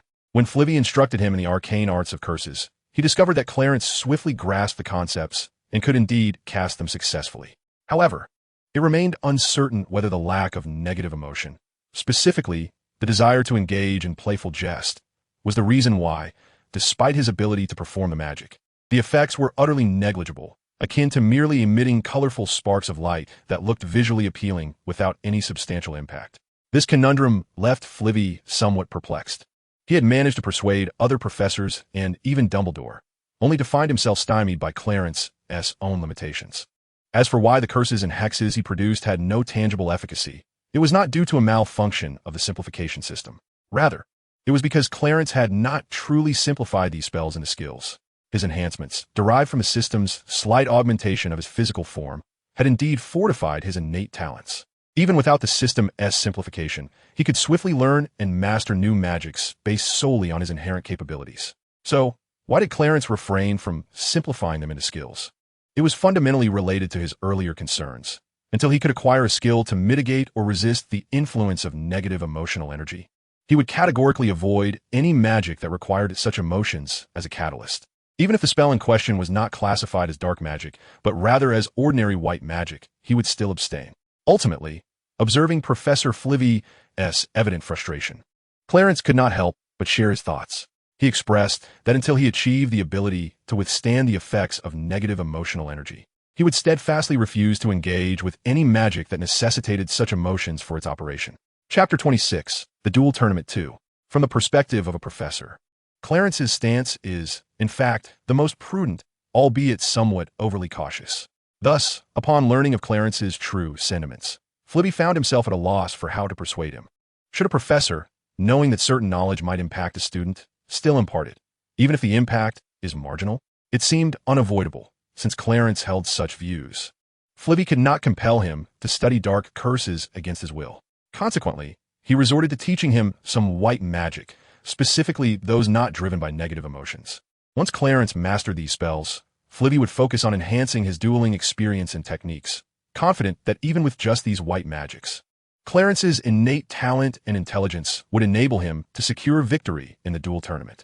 The distinction lies solely in the degree of difficulty encountered in the pursuit of championship. Since this is a choice made by the student, Professor Flitwick, in his capacity as an educator, can only respect this decision. However, in order to ensure that Clarence possesses a formidable skill to utilize during the duel competition, and also driven by a personal desire to see this cherished student enhance his abilities, potentially even acquiring a safeguard for the future, Professor Flitwick sought out Dumbledore, hoping to have him impart the spell for summoning molten fire to Clarence. Despite its ominous title, molten fire is not dark magic. At its core, this spell is fundamentally a means to summon molten fire and exert control over it. Neither the summoning nor the molten fire itself can be classified as dark magic, even when combined. The reason for Professor Flitwick's high regard for Dumbledore's spell is its tremendous power and versatility. Moreover, it can be enhanced indefinitely through continuous study and practice. Of course, The notion of limitless enhancement is merely Flitwick's personal belief. Once Clarence grasped the essence of this spell, he realized that it does indeed have limits, albeit quite high ones. In the realm of magic, this spell ranks among the elite, yet it does not imply the absence of limits. Ultimately, the spell serves to summon the lava and flames from within a volcano, and the cap is determined by the lava and flames themselves. While few can withstand such molten forces, the limits are clearly defined. Initially, after gaining a basic understanding of the so-called molten fire spell, Clarence did not regard it with much seriousness, despite its significant role in the original narrative as a precursor to Dumbledore's fire god conjuration spell. In essence, without first summoning the molten fire, even a wizard of Dumbledore's caliber would be incapable of wielding the terrifying flames of the fire god conjuration. Nevertheless, this did not elevate Clarence's perception of its importance. However, after Professor Flitwick requested Dumbledore to teach him this spell and Clarence personally visited the headmaster's office for instruction, he realized he had been rather short-sighted. He, or perhaps more accurately, Professor Flitwick, had only a superficial understanding of this magic, merely skimming the surface. Following Dumbledore's instruction, delivered without ulterior motives and with the expertise of a true educator, Clarence came to comprehend that the spell's potential truly reached an extraordinary level. In fact, it could be considered to possess limitless power. Ultimately, the essence of the spell does lie in summoning. The act of control is secondary. The essence of true significance lies in the manner of summoning in this regard. So how does one summon? Conventional summoning magic necessitates a distinctly clear definition of the target and concept, allowing one to invoke the magic through the expenditure of magical energy. However, the nature of this particular magic, the fiery essence of lava, is exceedingly unique. It cannot be summoned by ordinary methods, not even by advanced summoning spells. Thus, this introduces us to an entirely different domain of magic, contract magic. As elucidated by Dumbledore, his ability to summon the fiery lava, and even the more advanced lava magma, arises from a pact made with a colossal volcano. It is through this contractual arrangement that he is able to invoke the lava fire contained within the contracted volcano. In essence, the crux of this magic resides in the contract itself. Upon hearing this, Clarence gazed in astonishment, instinctively inquiring, according to your words, Professor Dumbledore, does this imply that one could also contract with the sea or something else? Dumbledore, with a knowing smile, clarified, Clarence, contract magic is not as straightforward as it may appear. It is laden with various restrictions, conditions, and requirements, the most fundamental of which is personal limitation. Personal limitation? Dumbledore nodded affirmatively. Indeed, each individual's essence and characteristics are entirely distinct, and this factor profoundly influences contract magic. My ability to forge a pact with a volcano is not solely attributed to my own capabilities. I also harness the power of the phoenix, Fox, enabling me to accomplish such a feat. Hence, as you suggested, contracting with the sea is something even I cannot achieve. Subsequently, Dumbledore imparted a wealth of knowledge regarding the intricacies of this magic to Clarence, particularly emphasizing the connection between contract magic and summoning magic. However, he ultimately conveyed that Clarence would not be able to forge a contract with a volcano as he had, unless he too had the assistance of a phoenix. He encouraged Clarence to consider establishing a pact with other entities, such as magical creatures. Indeed, this old fellow seemed to be ever vigilant, aware that Clarence had garnered the favor and admiration of most magical creatures. Upon leaving the headmaster's office, Clarence did not immediately seek out Professor Flitwick, but instead resolved to delve into the study of the contract and summoning magic that Dumbledore had taught him. Of course, the focus remained on how these two forms of magic would manifest once simplified into skills. Previously, in Dumbledore's presence, Clarence had refrained from utilizing his simplification points to avoid any unforeseen phenomena during the simplification process. Yet, astonishingly, upon simplification, the two magics coalesced into a new skill, a special skill, indeed. Chapter 27, The Duel Tournament 3. Contract Summoning.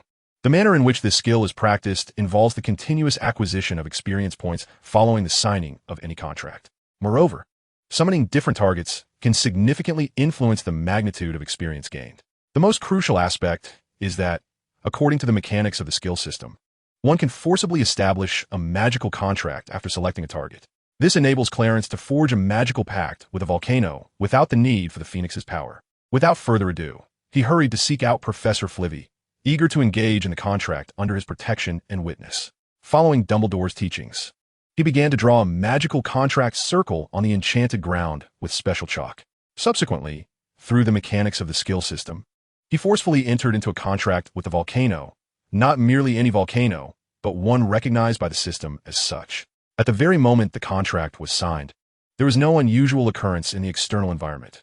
Rather, a fiery red glow emanated from Clarence, particularly vibrant on his forehead, where one could even faintly discern some peculiar symbols flickering incessantly. Of course, this phenomenon did not last long, and he soon returned to normal. So, Clarence, have you successfully signed the magical contract?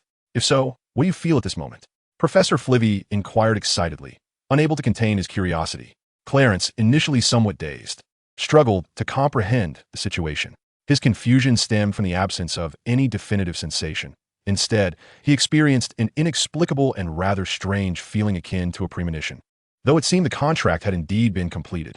While the teacher and student were engaged in their contemplation, a burst of flames suddenly appeared on Clarence's shoulder, causing him to feel a slight weight. Turning his head, he was astonished to find the Phoenix Fox, the very one he had seen in the headmaster's office, perched there. "Isn't that the headmaster's Phoenix? What brings it here?" Clarence instinctively remarked. This, however, prompted an indignant glare and a reproachful chirp from Fox, who clearly took offense at being referred to as merely having run out. "I misspoke, Fox. Please, no pecking, that hurts." Clarence quickly reassured the Phoenix after feeling the sting of its beak. After finally calming the creature, he cradled it in his arms and turned to Professor Flivy, inquiring with curiosity, "Professor, what brings Fox here? Is the headmaster seeking me, or you?" Ever since Fox's sudden appearance, Professor Flivy had been observing intently. Upon hearing Clarence's question, he speculated, "It is likely not the headmaster seeking us, but rather that Fox sensed your contract with the volcano and has come of its own accord." Observing Fox, cradled in Clarence's embrace and seemingly enjoying the gentle caress without any hint of resistance, Flivy increasingly felt that his conjecture was indeed accurate. Could it be so? Clarence was blissfully unaware that a pact had been forged with the volcano, and yet Fox could sense it. Indeed, it must be as such. After all, the Phoenix is born from flames, possessing an intrinsic connection to fire. Thus it is hardly surprising that it could perceive this. Let's not dwell on that. Since you, Clarence, have already entered into the contract, should you not attempt to summon forth some flames? Flivy offered a brief explanation, then eagerly anticipated the display of molten fire's might. Prompted by Flivy's words, Clarence too felt an irresistible urge. He placed Fox upon his shoulder and drew forth his wand, invoking the method taught by Dumbledore to summon the fire god, commencing the incantation. First, he initiated the summoning, then utilized his own magical essence, guided by the power of the pact, and finally exercised his will to control it. As Clarence waved his wand, streams of molten fire began to manifest, appearing in the direction indicated by his wand. The molten flames multiplied, yet remained steadfastly under Clarence's control, as he channeled his magical energy to shape the fiery tendrils into a magnificent ribbon of flame. With the graceful movements of his wand, a semicircular barrier of fire enveloped both Clarence and Flivy at its center. However, this spell was not limited to such an application. The flame barrier was merely one technique of manipulation. Subsequently, Clarence endeavored to explore other applications of this magic. Perhaps due to their proximity to the castle and the overwhelming potency of the fire god's spell, an intense surge of magical energy was unleashed, prompting the professors, sensing the disturbance, to hastily abandon their tasks and investigate the source of the magical fluctuations. The swiftest Professor McGonagall arrived first at the scene, witnessing Clarence wielding his wand to command the molten fire alongside Flivy. Having worked together for many years, McGonagall was well acquainted with Dumbledore's methods and immediately recognized the spell Clarence was casting as Dumbledore's fire god summon. In fact, observing Clarence's silhouette evoked a sense of nostalgia, reminiscent of a younger Dumbledore. However, upon noticing Flivy standing beside Clarence, McGonagall felt reassured. With Flivy present, any potential mishap could surely be averted. As a sense of ease enveloped her, Professor McGonagall stood at a distance, quietly admiring the remarkable control exhibited by Clarence as he manipulated the immense flames of lava. The admiration and affection in her eyes were nearly overflowing. Before long, other professors, sensing the spectacle, hurried over. Upon seeing McGonagall, they clustered around her, stealing glances at Clarence while inquiring about the situation. "I surmise that Flitwick and Clarence are experimenting with this spell." McGonagall voiced her conjecture, omitting the fact that the spell had been developed by Dumbledore himself. As the professors gathered, it was evident that even Dumbledore had appeared at their side, silently observing the figure of Clarence, who was skillfully wielding his wand to command the molten fire. At that moment, they distinctly noticed Flitwick standing beside Clarence, gently tapping his arm, seemingly offering some words of encouragement. Following this, Clarence ceased his incantation, although the flames dissipated into the air with the cessation of magical energy.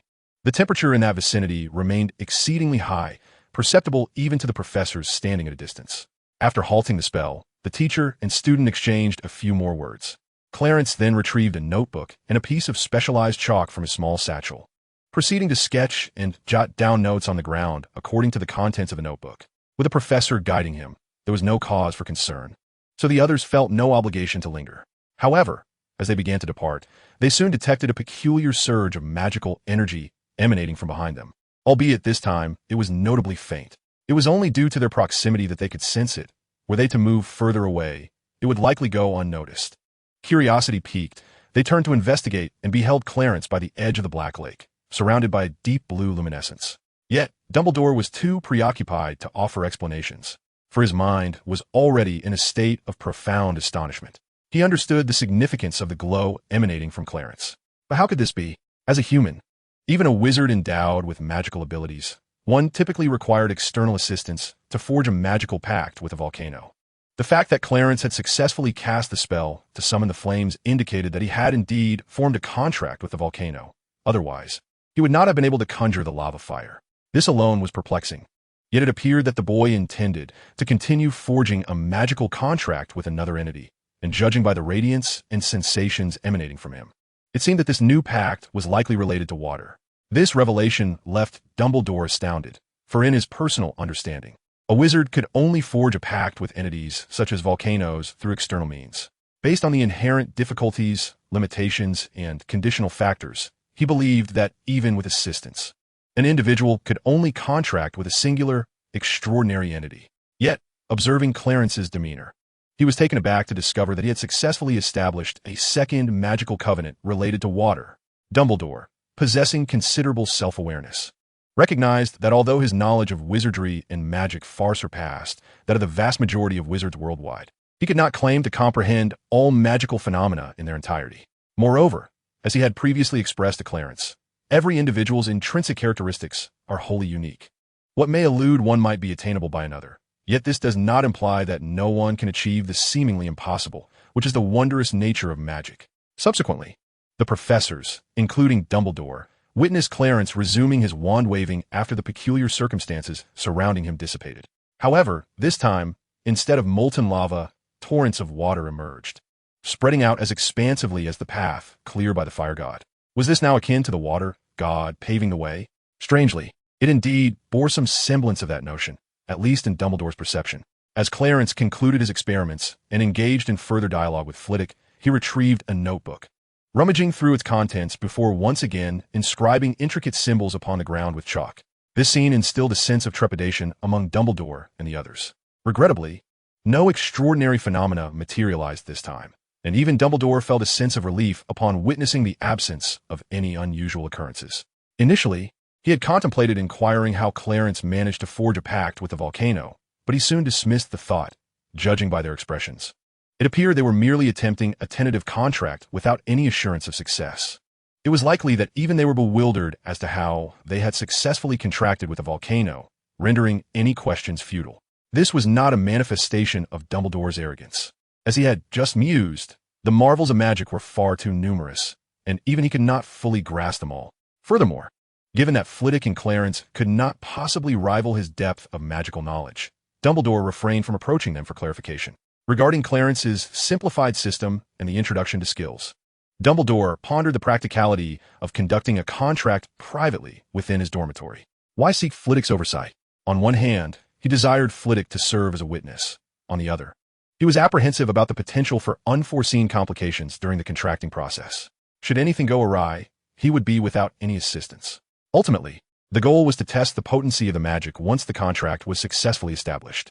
However, given the formidable power of such advanced magic, Clarence felt a lack of assurance without the presence of an adult wizard for protection. After much contemplation, he deemed it more prudent to seek out Professor Flitwick. With Professor Flitwick as a witness, he believed it would suffice to appease Dumbledore. Furthermore, Having the professor's protection during the contract and experimental magic would ensure his safety in the event of unforeseen circumstances. Engrossed in his endeavors, Clarence was oblivious to the gathering of professors, including Dumbledore, drawn in by the fire-clearing spell he had cast. Little did he know that Dumbledore, observing Professor Flitwick's presence, surmised that Clarence was engaged in a trial of contract and experimental magic. He deduced that even they themselves might not fully comprehend how the contract was successfully established. Dispelling any thoughts of inquiry, the situation unfolded precisely as Clarence had initially anticipated. His deep immersion in the task prevented him from noticing Dumbledore and the others' arrival. Yet, Professor Flitwick had sensed it early on and understood the reason for the other professors' interest. However, since they did not approach him with inquiries, Flitwick chose to remain engaged in experiments with Clarence instead. Regrettably, after Clarence had contracted with the volcano and the sea, he found himself unable to engage in further contracts. Although he could not ascertain the reason behind this limitation, the successful binding to two entities was already a remarkable stroke of fortune. At this juncture, there was no need for excessive scrutiny, as time would allow for deeper exploration in the future. Flitwick remained unaware of the underlying cause, yet Clarence was acutely aware, even fully cognizant of why he could not undertake a third contract. It was due to his contract magic skill progressing, which simultaneously increased the number of contracts he could establish. Following his initial binding with the volcano, he had been consistently accruing experience points. After casting the fire-clearing spell, the substantial amount of summoned lava, fire, elevated his skill to a new level. Along with a wealth of newfound knowledge, this advancement also granted him an additional contract slot. This allowed Clarence to deliberately steer the conversation towards his second contract, which he openly disclosed to Flitwick, expressing his desire to bind with the sea. The outcome was exceedingly successful. Even the application of the fire-clearing spell to execute the water-clearing magic proceeded with great ease. However, after casting the water-clearing spell, the skill did not reach the required level for advancement, resulting in Clarence not acquiring a third contract slot, and thus the experiment failed. Only with another upgrade of his skill could he hope to contract a third entity. However, even if a contract could be formed, Clarence would deliberately allow it to fail. As the two exposed types were already sufficiently numerous, the remaining ones would serve as concealed trump cards. In other words, he intended to seek a secluded and secure location to conduct a contract independently once he had upgraded his skills and acquired a new contract slot. Furthermore, he had developed entirely new ideas regarding the target for the third contract. For the third contract, he planned to engage with an entity akin to the concept of lightning. It seemed plausible that, given the system's mechanics, success could be achieved. However, since lightning is fundamentally different from lava and seawater, the application and manipulation methods should not be directly applicable, necessitating the creation of new techniques. Of course, that is a discussion for another time. Meanwhile, after witnessing Clarence's failed experiment, Professor Dumbledore and the other professors continued to engage in simulated duels with Flitwick and subsequently departed, as they had unfinished work and lacked the luxury of time to observe the practice of the two students. Several days passed until the duel tournament organized by the Ministry of Magic commenced. Professor Flitwick then took Clarence to seek out Professor McGonagall, wishing to utilize the fireplace in her office to travel to the Ministry of Magic. Indeed, it was the Ministry of Magic, possibly due to the inclusion of younger wizards in the tournament for the first time to prevent any unforeseen incidents. It might also be an effort to enhance the Ministry's prestige and popularity. In any case, the venue was designated by the Ministry. Therefore, to reach the dueling arena, one must first go to the Ministry to obtain a key as a participant. Initially, Professor Flitwick's plan was for just the two of them to attend the tournament, with Clarence as the sole participant and Flitwick accompanying him in his capacity as a professor. However, upon arriving at McGonagall's office to borrow the fireplace, they discovered that she intended to accompany them as well. Presumably, she was going as a representative of Hogwarts, aiming to bolster Clarence's morale. Having Professor McGonagall join them was indeed fortuitous, as she, being the deputy headmistress responsible for external communications, had numerous acquaintances within Ministry. Given that the tournament was spearheaded by the Ministry, her presence would certainly afford them some advantages. In fact, this proved to be true.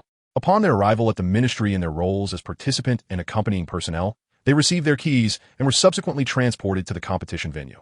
Thanks to Professor McGonagall's many connections, the room assigned to the three of them for rest and adjustment was quite well appointed. Had it only been Professor Flitwick, he would have been assigned a room, but its conditions would not necessarily have been as favorable as those they now enjoyed.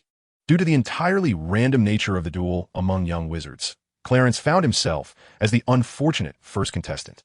Hardly had he entered the chamber and settled onto the sofa when the competition staff summoned him to prepare for his performance. The room's windows conveniently faced the arena, allowing Flitwick and McGonagall to observe the proceedings clearly. Should the distance prove too great, magical telescopes were at their disposal. Thus, the two professors refrained from accompanying him, offering only a few words of encouragement before allowing Clarence to be escorted to the stage for his debut. His opponent, appearing slightly older and taller than Clarence, was estimated to be around 15 years of age, as the competition restricted participants to those aged 15 and under but above 11. Therefore, despite the apparent age difference, his opponent could not exceed the age limit. As Clarence took the stage, adorned in his Hogwarts uniform and possessing an endearing appearance, he elicited gasps of astonishment from the audience, even momentarily distracting his opponent. Following an introduction by the host and referee, the spectators learned Clarence's name and his status as a second-year student at Hogwarts. In contrast, his opponent was not a student of any magical institution. Rather, he was an underage wizard who had acquired magical knowledge through alternative means. Such wizards are often referred to as either secretive wizards or wizard apprentices, with the term secretive denoting a distinct and relatively complete lineage. A wizard apprentice, on the other hand, is one who has not attended a magical school but has received systematic instruction from a knowledgeable teacher, thus earning the title akin to that of a school wizard. Wild wizards, as the name suggests, possess magical abilities and can cast spells but lack a formal lineage, guidance, or training from a magical institution, often learning only rudimentary spells through various means. According to the referee's introduction, Clarence's opponent was a wizard apprentice, someone with the benefit of tutelage, making him a formidable adversary. After all, the training provided by a magical school is inevitably influenced by societal norms. At the very least, Hogwarts does not openly teach dark magic. Conversely, wizard apprentices often have no such constraints and may routinely engage with dark magic, some even having encountered the unforgivable curses. Thus, facing such a wizard apprentice in his first match could prove to be quite challenging, prompting Clarence to remain vigilant and not underestimate his opponent. However, his adversary appeared somewhat dazed, regaining composure only after the referee's announcement. Chapter 30, The Duel Tournament 6. As Clarence cast a disarming charm, he deftly maneuvered to the right, successfully evading a spell launched by his opponent. However, the opponent's dueling experience was quite commendable, as he adeptly evaded Clarence's disarmament spell using a similar tactic. The ensuing exchange saw both parties relentlessly casting a plethora of spells upon one another. Clarence unleashed a barrage spell, summoning a multitude of pebbles that hurtled towards his adversary. The sheer volume, coupled with the strategic manipulation of their trajectory, compelled the opponent to cast a unidirectional defensive spell. Even though that layer of defense remained intact, it ultimately lost its efficacy, forcing the opponent into a desperate evasion. Seizing the opportunity, Clarence, observing the opponent abandon their defensive spell, swiftly cast a transfiguration spell, transforming the fallen pebbles into two venomous serpents, each as thick as a man's arm, which coiled around the opponent's legs, severely restricting their mobility. In the moment of their impending fall, amidst a flurry of confusion, Clarence cast a disarmament spell, successfully seizing the opponent's wand. For added precaution, he cast another transfiguration spell, morphing the arena floor into an iron chain that tightly gagged the opponent, preventing them from performing wandless magic. Although the opponent was merely 15 years old and might not have mastered such advanced magical techniques, Clarence sought to eliminate any potential threats entirely. With the wand confiscated, the mouth sealed, and one of the serpents firmly entwined around their upper body, the opponent found themselves utterly immobilized, leaving them with no choice but to concede. Regrettably, the gag rendered them incapable of vocalizing their surrender. It was a referee who, upon witnessing the opponent's complete incapacitation, inquired if they wished to concede. A reluctant nod was all it took for the referee to announce Clarence's victory. Only after the declaration did Clarence wave his wand to lift the restrictions on his opponent. Upon entering the room, he was met with enthusiastic praise from Professors Flitwick and McGonagall. They commended him for the ingenuity of his spell choices and the timing of their execution during the duel, which embodied the very essence of dueling that Flitwick had taught. The subsequent use of transfiguration particularly thrilled Professor McGonagall, causing her voice to tremble with excitement, as it was evident that Clarence's application of transfiguration during the duel was remarkable. As the transfiguration professor, McGonagall was naturally elated to witness her student employing the art so brilliantly in the competition. After several more matches on the dueling platform, the event paused at noon. allowing participants and spectators alike to partake in a meal. Although puzzled by Flitwick's decision to bring his own food, the availability of provisions deterred them from venturing out to purchase anything. During lunch, Flitwick recounted a tale from his youth, recalling an instance where a competitor had to be hospitalized due to food-related issues, rendering them unable to participate in the duel. As for whether the contestant mistakenly consumed tainted food or if their opponent had maliciously tampered with their sustenance, this matter was never thoroughly investigated at the time. Subsequently, regardless of which faction organized the duel, despite heightened vigilance against such nefarious acts reoccurring, incidents of a similar nature continued to transpire, depriving competitors of their opportunity to participate. Witnessing such egregious behavior firsthand, Flivvy naturally harbored concerns that Clarence might encounter a similar fate, prompting him to prepare food for Clarence and to avoid consuming anything provided at the venue, even down to the drinking water. After hearing Flivvy recount this troubling incident, Clarence incredulously inquired, "But this event is being led by the Ministry of Magic. Could such misconduct still occur?" Professor Flivvy took a sip of his brought tea and replied with a wry smile, "It is not as simple as that. In past duel tournaments held elsewhere, the Ministry did dispatch aurors to maintain order. Yet even with the aurors casting spells to check for any foul play, they often failed to uncover anything of significance. Thus, even under the auspices of the Ministry, those unscrupulous individuals will strike when suits them, indifferent to who is hosting the competition." Once the three had sufficiently dined in their quarters, they resumed watching the afternoon duels of the adult wizard category. Indeed, the schedule for the duel matches was arranged such that the younger wizards competed in the morning while the adult wizards took to the stage in the afternoon. This meant that Clarence's second-round match would not commence until the following day. As for their accommodations, the Ministry had provided arrangements, specifically setting up tents in a designated area that had been enchanted with the undetectable extinction charm for the competitors and their accompanying personnel. In truth, as the deputy headmistress, Professor McGonagall was not supposed to be lodging at the tournament site, given the multitude of duties awaiting her attention. However, this marked the first occasion that Hogwarts students were allowed to participate in the Great Wizarding Duel, and thus she whimsically delegated her responsibilities to the esteemed headmaster Dumbledore, taking a few days off not only to support Clarence, but also to indulge in some well-deserved relaxation. After all, the bulk of her workload consisted of tasks that rightfully belonged to Dumbledore, yet he had carelessly passed them on to McGonagall. Having observed nearly an entire day of various duels, Clarence greatly benefited from the experience, acquiring numerous tips and techniques and witnessing an array of peculiar spells, particularly in terms of spell selection and timing. Chapter 31. The duel tournament on the following morning, just before 10 o'clock, it was finally Clarence's turn to take the stage for the second round of dueling. His opponent was a young witch, seemingly of the same age, and through the referee's introduction, he learned that she was not merely a wizarding apprentice or a secretive sorceress, but a student from the Beauxbatons Academy of Magic in France. Of course, her presence at the Great Wizarding Duel was not a deliberate endeavor. Rather, it is simply that she is inherently a talented witch, albeit one who did not attend Hogwarts School of Witchcraft and Wizardry. Due to special circumstances, she enrolled at Beauxbatons Academy in France. Currently, this young witch is on a leave of absence, which is why she has come to participate in the competition.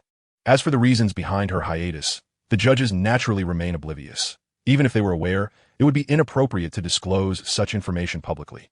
Perhaps due to her status as an academy witch, her mental fortitude pales in comparison to that of Clarence's opponent from the previous day's duel. Even after the judges announced the commencement of the duel, she remained dazed, staring blankly at Clarence. Once the battle ensued, her performance deteriorated further, not due to her opponent's magical prowess, but rather because she found herself distracted by Clarence's striking appearance. With numerous openings in her defense, she was swiftly disarmed by a well-aimed, disarming spell and subsequently bound by ropes conjured from a binding spell to prevent her from wielding any wandless magic. She received the same treatment as the first opponent, effectively silencing her completely. Ultimately, amidst the judge's exasperated expression, she conceded defeat with a nod. After the victor was proclaimed, Clarence dispelled his spells, approached her to return her wand, and bowed politely before preparing to exit the stage.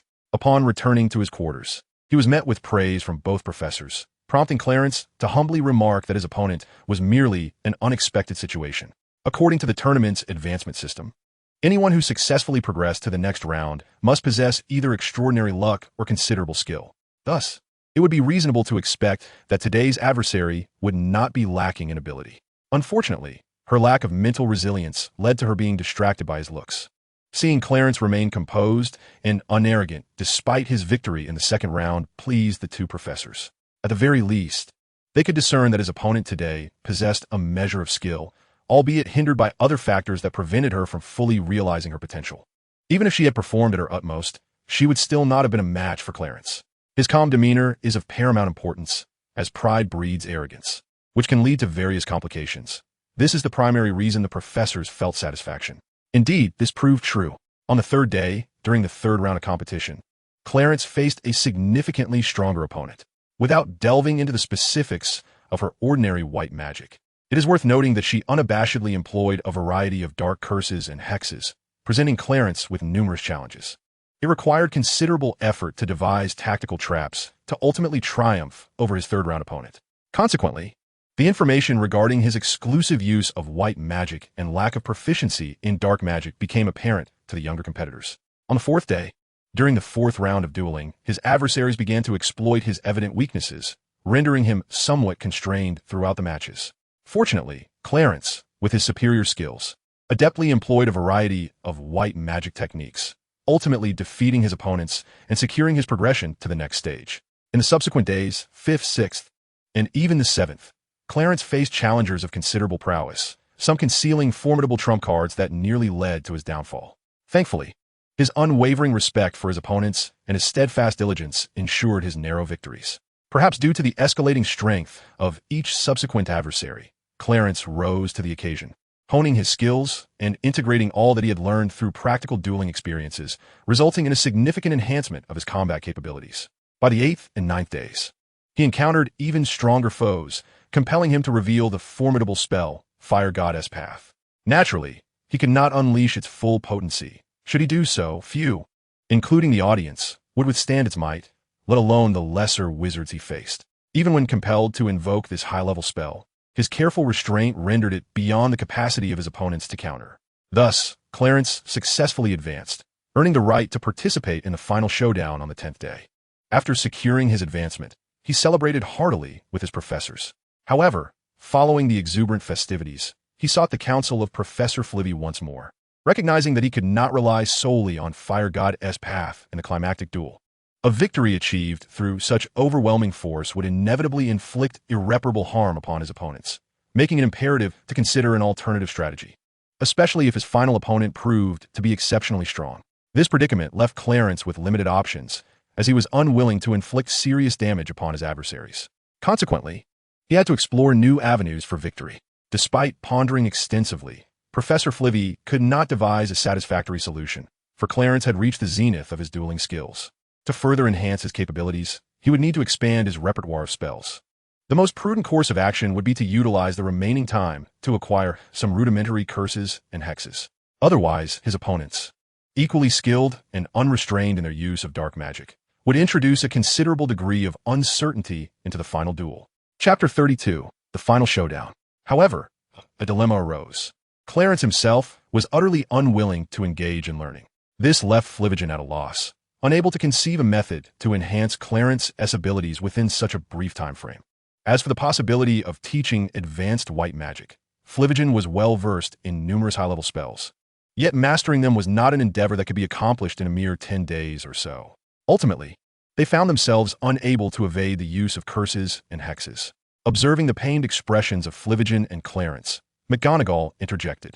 Aware of the contract, presumably imparted by Professor Dumbledore, it was evident that Clarence could not have unleashed the Fire God's pathway magic, based on molten lava, without such a pact. Thus, it was also understood that Clarence had forged magical contracts not only with Dumbledore, but also with the sea itself. Noticing the teacher and student in distress, McGonagall thoughtfully suggested the possibility of an advanced white magic that might be suitable for Clarence to learn, one that could be swiftly mastered. Crucially, this advanced magic would not inflict significant harm upon tomorrow's opponent, and mastering it would effectively secure Clarence's victory in the competition. Eagerly, Clarence inquired whether he could be taught this advanced magic. He could not fathom which high-level spell could be learned and mastered so rapidly. However, what Clarence and Flivy did not anticipate was that the advanced magic McGonagall referred to was rather unique. Once imparted to Clarence, it would take on a distinctive nature when he attempted to cast it. What did this imply? It meant that the spell McGonagall spoke of was indeed a genuine high-level spell, one in which Dumbledore excelled. Moreover, achieving the proficiency that Dumbledore possessed was not something that could be accomplished in a short span of time. Upon hearing this, both Clarence and Flivigin were left bewildered, as McGonagall had previously asserted that he could quickly learn and master this magic. Why had that changed? Sensing their confusion, McGonagall hastily clarified that the spell she referred to was indeed a bona fide advanced spell known as the Water Prison. It was one of Dumbledore's specialties. Therefore, under normal circumstances, it could not be mastered swiftly. However, given Clarence's magical contract with the sea, McGonagall believed he could focus solely on learning the application of the Water Prison's manipulation rather than attempting to learn it in its entirety. If one were to merely study the intricacies of this magical art, the manipulation of water to construct a water prison could be swiftly mastered by Clarence, given his magical contract with the sea and his innate wisdom. Thus, by tomorrow's finals, he would undoubtedly secure victory with this spell and emerge as the champion. Upon hearing about the advanced water prison technique, Professor Flivy began to ponder its potential, increasingly convinced that Professor McGonagall's idea was both feasible and promising. The more she contemplated, the more she believed in the viability of McGonagall's approach, despite her own lack of understanding regarding the principles of this advanced magic. Surely, if McGonagall possessed this knowledge and believed she could harness it through her magical pact with the sea, there must be sound reasoning behind her confidence. Seeing both Flivy and Clarence eager to experiment, McGonagall ceased her hesitation and proceeded to elucidate the principles of this advanced magic. After her explanation, she guided Clarence in practice, and soon enough, he found an unactivated skill appearing on his skill panel. Upon simplifying the activation, Clarence recognized that McGonagall's idea had indeed borne fruit. Once the skill was activated, he was able to genuinely conjure the water prison. Witnessing Clarence's success, both McGonagall and Flivy were filled with joy and excitement. Although the water prison he conjured was rather feeble, this was likely due to his lack of proficiency. Once he thoroughly mastered the techniques of manipulation, the spell's true power would be unleashed. However, one should not underestimate the complexity of mastering these manipulation techniques. They encompass the meticulous control of substantial volumes of liquid, the ability to direct water flows to ensnare targets, and the subsequent confinement within the water prison, all while maintaining restrictions and, importantly, enabling movement of the prison itself. The intricacies involved are numerous and complex, requiring a harmonious integration of various skills during the execution of the magic, which is no small feat otherwise. What merit would it have to classify merely creating a rotating water sphere as advanced magic? Therefore, the water prison technique rightfully earns its designation as advanced magic, possessing sufficient potency and efficacy to warrant such classification. After witnessing Clarence successfully cast the water prison, the two professors encouraged him to practice independently, offering guidance only when he encountered challenges or difficulties. Clarence, however, did not choose to incorporate the water prison skill into his array of offensive and defensive abilities. As the decisive match approached, it became imperative to swiftly elevate the level of his skill. Thus, he resorted to solitary practice, eschewing integration into the series of skills, for to level up alongside them would prove far too sluggish. After the duel concluded, he could seamlessly reintegrate into the series. The fruits of his all-nighter bore witness to his relentless dedication, as he elevated the mastery of the water prison technique to level 6, tirelessly swirling the water in his cup to create a vortex. When a referee announced the commencement of the duel and instructed both parties to bow, Clarence, in a fleeting moment of turning, harnessed the power of his contract to summon a vast expanse of seawater. With a flourish of his wand, he unleashed the water prison spell.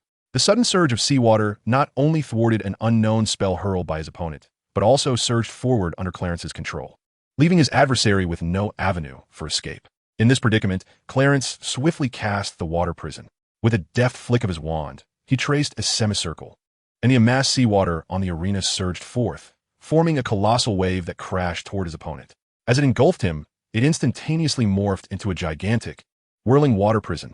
Within this watery confinement, the relentless currents rendered his opponent incapable of maintaining balance, akin to being trapped within a colossal washing machine. Moreover, the water, being seawater, deprived him of oxygen, forcing him to stifle his breath to avoid drowning. Once Clarence deemed it sufficient, he willingly dispelled the water prison, liberating his disoriented opponent, who, however, was utterly incapacitated and still perceiving double. Yet, even in this state, to avoid any unforeseen reversal, Clarence cast a disarming spell upon him and bound his body, sealing his mouth as well. This left Clarence in an undeniably awkward predicament. Even the seasoned referee, upon witnessing the massive, swirling water prison, was momentarily taken aback, his eyes widening in astonishment, for his proximity afforded him a greater shock than that experienced by the distant spectators. Thus, it was no surprise that after declaring the champion, the audience remained eerily silent, despite the absence of both competitors from the arena. As it was the finals, only one match was held in the morning, with the adult category finals slated for the afternoon, followed by an evening awards ceremony to honor the champion and the top competitors with their respective accolades. At noon, Clarence, along with Flivy and Professor McGonagall, celebrated their achievements with great enthusiasm. In the evening, they attended the award ceremony together, during which a journalist was invited to take a group photo of the three, capturing this moment of glory. Of course, the prize paid for this was an intense interview conducted by the female reporter. Clarence, being quite articulate, attributed his success in the dueling championship entirely to the guidance of Professors Flitwick and McGonagall, while also acknowledging the contributions of Hogwarts School of Witchcraft and Wizardry and even offering a few compliments to the Ministry of Magic. He left no stone unturned in his expressions of gratitude. Following the ceremony was the evening gala. However, those who wished to abstain could venture to the arena, which was bustling with activity and even vendors selling various souvenirs. With the dueling tournament concluded, Clarence and his companions felt at ease indulging in the array of snacks offered by the merchants. Upon their arrival at the hall, they coincidentally joined the breakfast crowd. Clarence and the two professors, however, did not have the luxury of leisurely dining. After a hasty meal, they plunged into their busy work. After all, their absence had lasted 11 days, and although other professors had temporarily taken over their teaching duties and responsibilities, numerous important matters still required their personal attention. Thus, there was scarcely any time for a leisurely meal. They could barely exchange a few words with Dumbledore, briefly discussing the competition and its outcomes before hastily departing. Clarence, too, found himself in a similar predicament. While his workload was not as extensive as that of the two professors, it was still considerable, leaving him little time to spare. His own leave had also lasted 11 days, though not excessively long. It was not trivial either. Therefore, it was improbable that nothing of note had transpired among the first-year students of Ravenclaw during this span. However, the situation was not troublesome. The male and female prefects swiftly resolved the issues reported by the younger students. Additionally, thanks to the assistance of Clarence's Marauder's map, the concerns and troubles of the first-year students did not significantly affect the two prefects. Aside from these quickly resolved minor inconveniences, there was a significant problem that required Clarence's direct intervention. What was this major issue? A first-year student had lost their Marauder's map. Despite the map being enchanted with a warning mechanism, it had still gone missing and had yet to be located.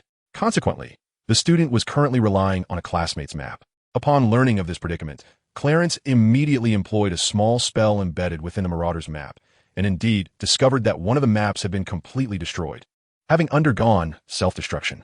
It was true, the Marauder's map possessed a contingency that triggered self-destruction in the event of tampering. Initially, the map did not possess such contingencies. It was only later that Clarence sought to establish this living map as a tradition of Ravenclaw, gaining the endorsement of Dean Flitwick in the process. This addition was motivated by concerns that other students might deliberately steal it to decipher its secrets, even if they succeeded in cracking its code.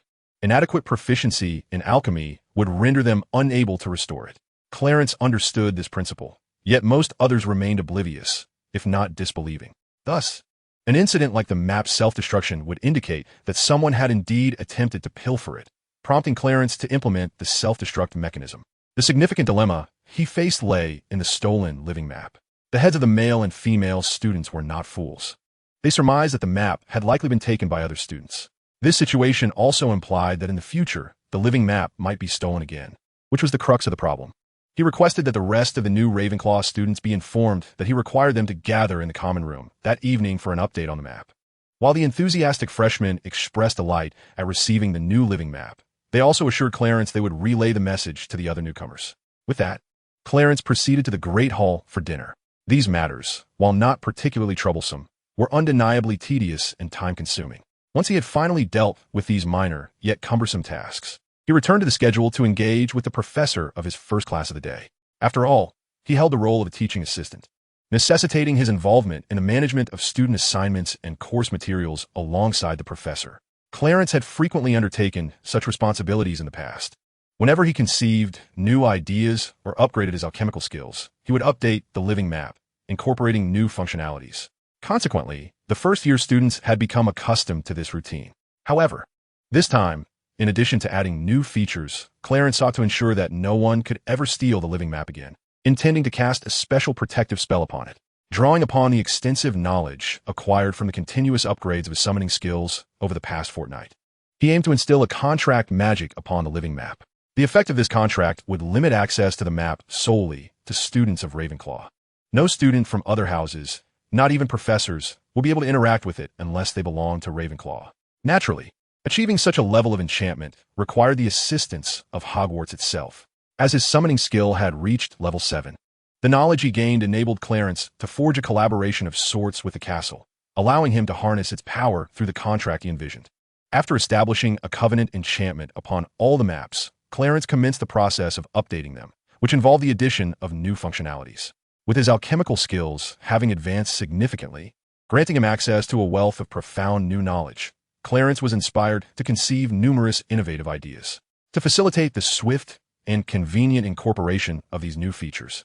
He crafted a master version of the interactive map through alchemy, subsequently enhancing the other maps with a subsidiary modification function. By merely altering the master map, the corresponding subsidiary maps would automatically update, thereby streamlining the process considerably. However, this method's efficacy relied entirely on the castle's power. Once the maps ventured beyond the castle's boundaries, they would become utterly ineffective. Armed with this efficient modification technique, Clarence produced hundreds of interactive maps, intending to distribute them to all Ravenclaw students and individuals affiliated with the college. After creating these numerous maps, he stealthily made his way to the Room of Requirement, requesting a chamber specifically designated for the storage of the subsidiary interactive maps. He carefully stored all the subsidiary maps, except for the master copy, within this special room. With the clever wordplay he had intentionally devised, unless someone was aware of the distinction between the master and subsidiary maps and could locate the room, it was unlikely anyone would discover the precise location of the maps. Upon exiting the Room of Requirement, Clarence leveraged the covenant inscribed on the master map to initiate the transmission of the maps to every individual bearing Ravenclaw's identity. The late hour did not deter a few startled Ravenclaw students, nor did it spare Professor Flitwick, who was taken aback by the sudden appearance of the interactive maps. He nearly resorted to formidable spells to obliterate the maps, but upon closer inspection, he halted, intrigued and astonished. As he scrutinized the map, he could distinctly perceive the power of the covenant magic, even detecting some unique magical energies intertwined within it from the castle itself. This revelation led Flitwick to surmise the reason behind the map's unexpected arrival in his chamber. To his delight, he realized that this map had been crafted by Clarence and was now bestowed upon him, implying that not only he, but all Ravenclaw students would soon possess one. Previously, he had inquired why Clarence did not create more of these interactive maps. If it were merely first-year students, he could manage. But catering to the entire student body would be an insurmountable task, exhausting even the most diligent. At this moment, Clarence presented his esteemed dean with a proposition, evidently having devised a solution to this perplexing dilemma. How could Flitwick not be astonished? The true marvel lay in the fact that Clarence had only recently acquired the art of contract magic, yet had already mastered it to such an extent that he had even forged a pact with Hogwarts Castle itself. Although the objective of the contract was merely the enchanted map, this achievement was nothing short of remarkable. At the very least, even Professor Dumbledore could only command the spirits and portraits through the authority of his position, whereas Clarence had directly harnessed the castle's power through a contractual agreement. Chapter 35, Daily Life 2. After studying the enchanted map for some time, even Flitwick could not fully discern the array of magical spells and alchemical techniques contained within it. Ultimately, he relinquished his investigation, setting the map aside in preparation for his evening routine. Although curiosity lingered regarding how Clarence had managed to deliver these maps to their dormitory, no one felt inclined to delve deeper into the matter. The first-year students promptly began to explore the map's new features, while the older students, who had long coveted the map yet had never obtained one, eagerly immersed themselves in its study, leaving little room for contemplation of other matters. Aside from the Ravenclaw students, who were elated to possess their own enchanted maps, students from the other houses were equally stirred by the day's newspaper, particularly its content. Indeed, the articles were predominantly focused on the recent dueling tournament hosted by the Ministry of Magic, detailing the champions of the two groups. The front page of each newspaper featured moving photographs of Clarence during the awards ceremony, proudly holding his trophy, alongside images with Professors Flitwick and McGonagall. The articles chronicled Clarence's journey throughout the competition, his acceptance speech, and his expressions of gratitude during subsequent interviews. Additionally, beneath the main coverage, there were interviews with other competitors and various spectators. Notably, the opinions of the other contestants, particularly those who had faced Clarence, were overwhelmingly laudatory. His opponents noted that he had not resorted to any dark magic, such as curses or hexes, leading them to speculate that he had never engaged with the knowledge of dark arts. While this conjecture held considerable weight, it did not definitively imply that he was entirely unacquainted with dark magic. It merely suggested that he had chosen not to employ it during the competition. However, one opponent, who had competed in the 8th round, was resolutely convinced that Clarence had never encountered or studied any dark magic at all. During the interview, he expressed his belief that during the duel, both parties had nearly equal levels of skill and strength, with Clarence at a disadvantage due to his lack of exposure to dark magic.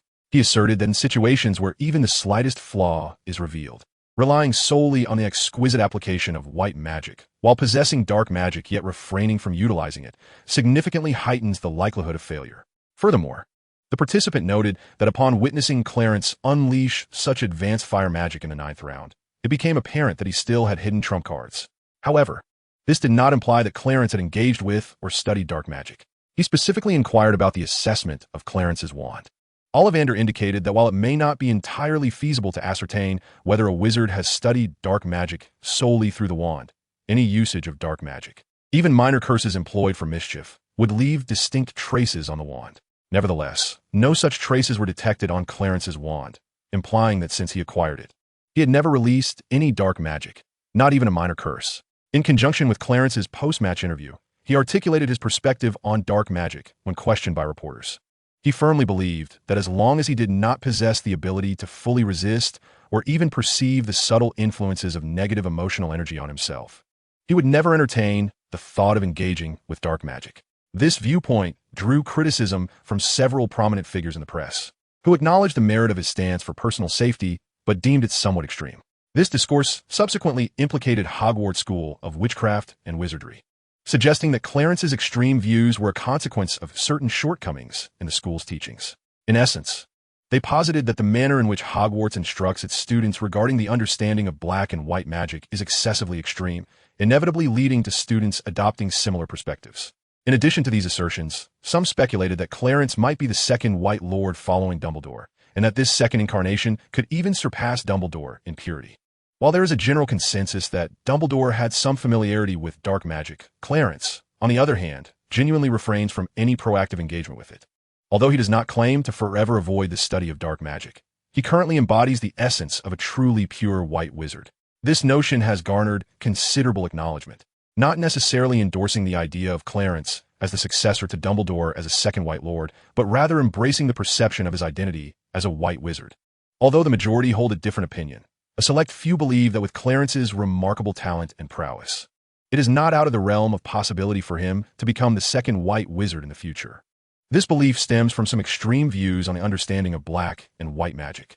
In any case, the contents of a certain newspaper predominantly revolved around the recent duel competition and Clarence himself, with even the champion of the adult category receiving a mere 2 pages of coverage, accompanied by a rather pitiful single photograph. Consequently, these newspapers, particularly their content, brought immense joy and excitement to the students and professors at Hogwarts. Even though they were not participants in the competition, it was a moment of pride for the entire institution, allowing all faculty and students to share in this honor. Every professor and student should indeed feel a sense of pride. Dumbledore naturally took note of the newspaper, especially when he saw the photograph of Clarence conjuring a path with the fire god and the scene of him casting the water prison during the final match. Even the act of eating momentarily ceased as his thoughts drifted into the unknown. Chapter 36, Daily Life 3. Of course, the excitement lasted only for a while before returning to normalcy, but soon the students of Ravenclaw astounded everyone by brandishing their individual copies of the Marauder's map. Particularly, students from other houses were fascinated when they attempted to borrow the maps from the older Ravenclaw students, only to discover they could not touch them. This naturally piqued the curiosity of the professors as well. Notably, Flitwick had a folded map on the dining table that colleagues were eager to examine, yet, regrettably, they too found themselves unable to touch the map. Even Dumbledore, upon noticing this phenomenon and desiring to study the map, realized that he too could not make contact with it. While his smile remained intact, he was inwardly astonished, never expecting Clarence to have delved so deeply into alchemy and other magical studies.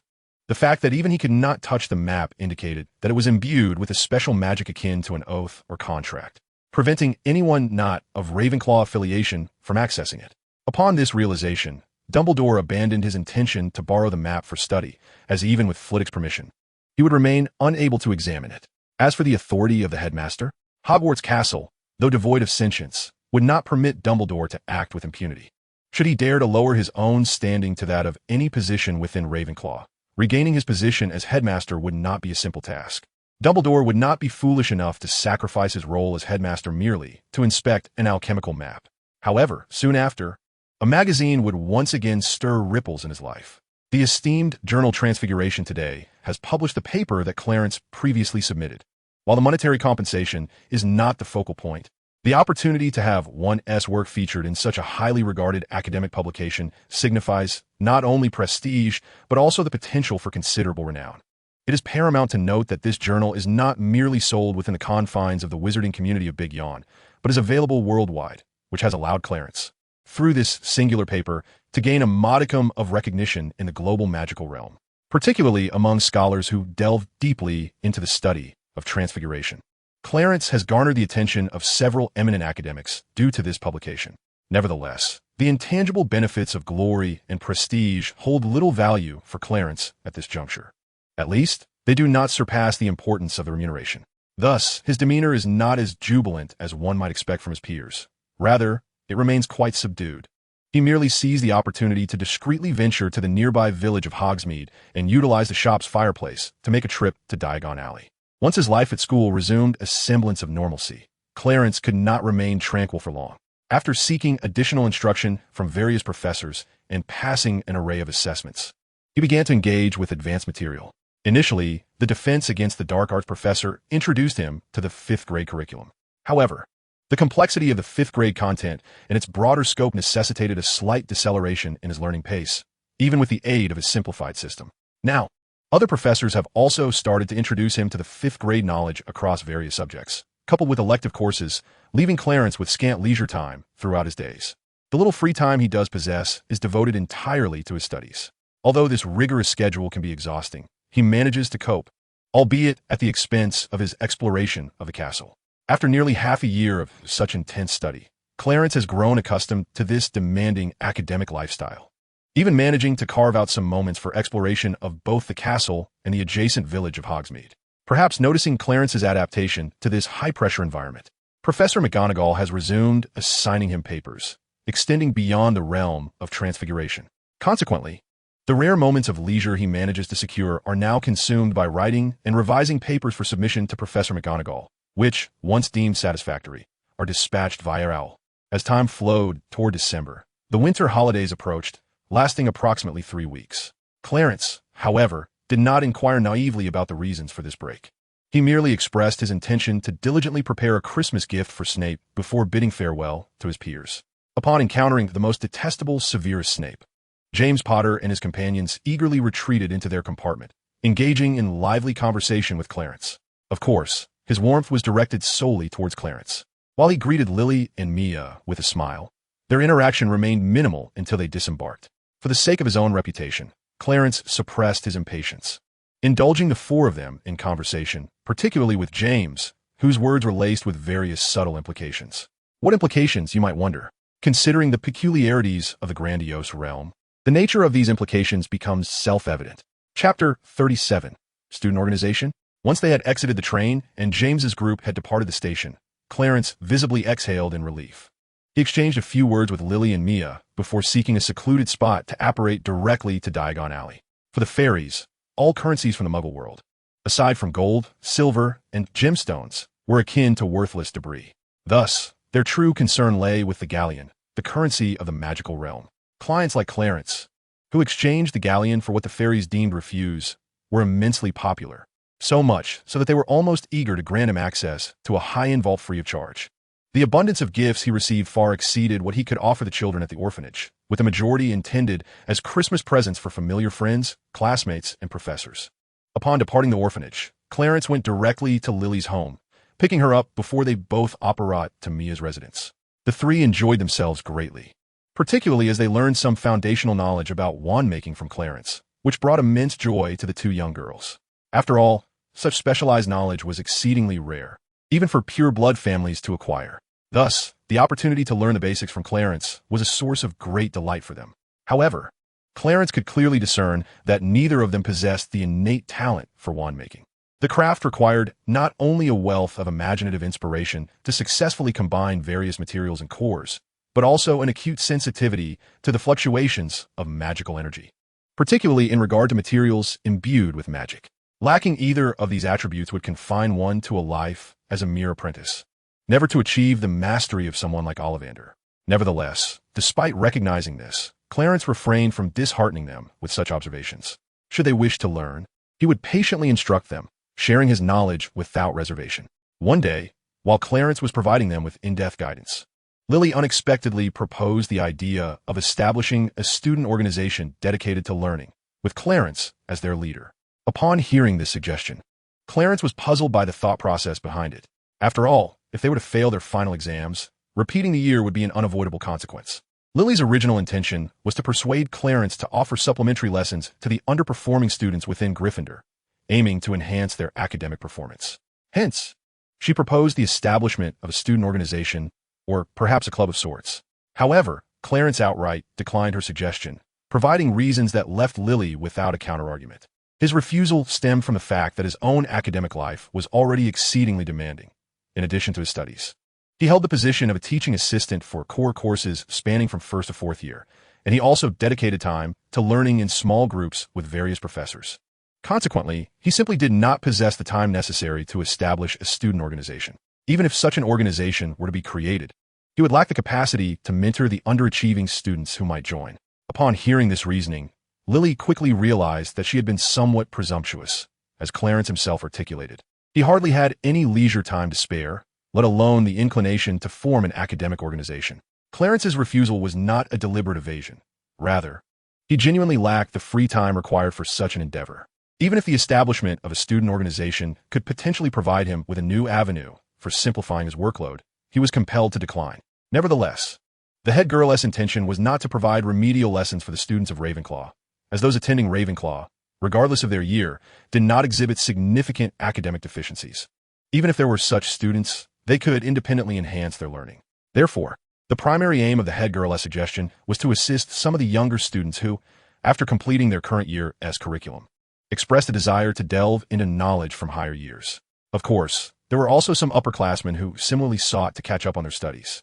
However, the so-called upperclassmen, beginning in their third year, had already started attending elective courses, and those in the fourth year needed to prepare for the OWL's examinations in advance.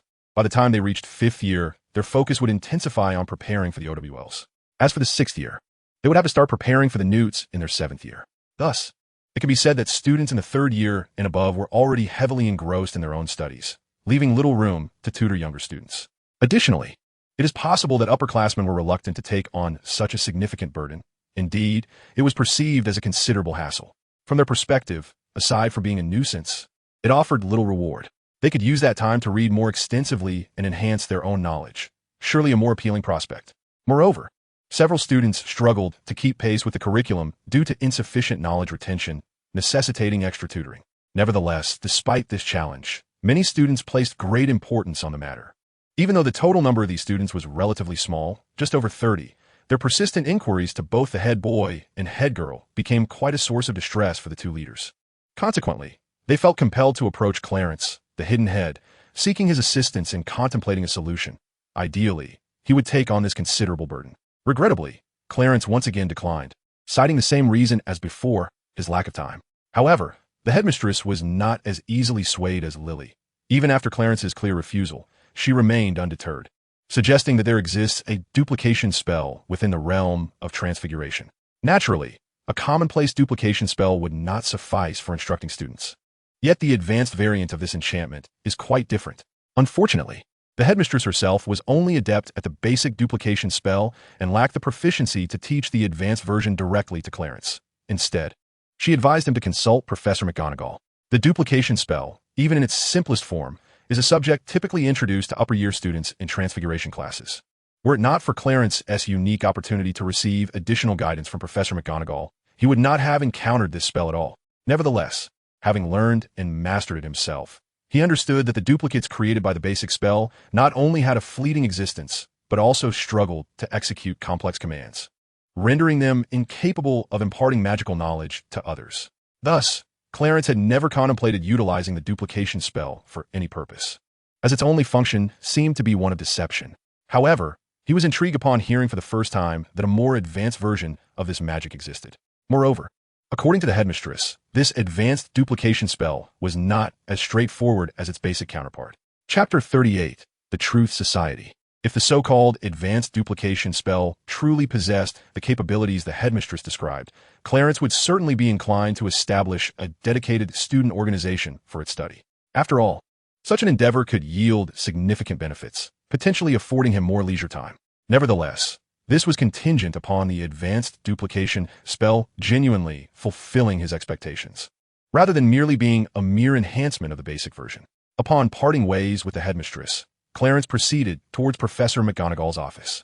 She was engaged in discussions with her fellow professors in their designated lounge, deliberating on strategies to enhance the overall academic performance of the students. This initiative was inspired by last year's experience when Clarence served as a teaching assistant, consistently guiding his peers before the final examinations, which resulted in a notable improvement in many students' grades. Consequently, the professors were keen to sustain this upward trend in performance. Yet, how could they achieve this? Should they resort to the same approach as last year's final exams, where students rushed to seek Clarence's assistance at the last minute? Coincidentally, the professors devised a plan akin to what the headmistress and Lily had previously envisioned, proposing that Clarence establish a tutoring organization specifically for students in need of academic support. However, the professors were far more thorough in their considerations, fully aware that Clarence had little spare time to create a tutoring program for struggling students.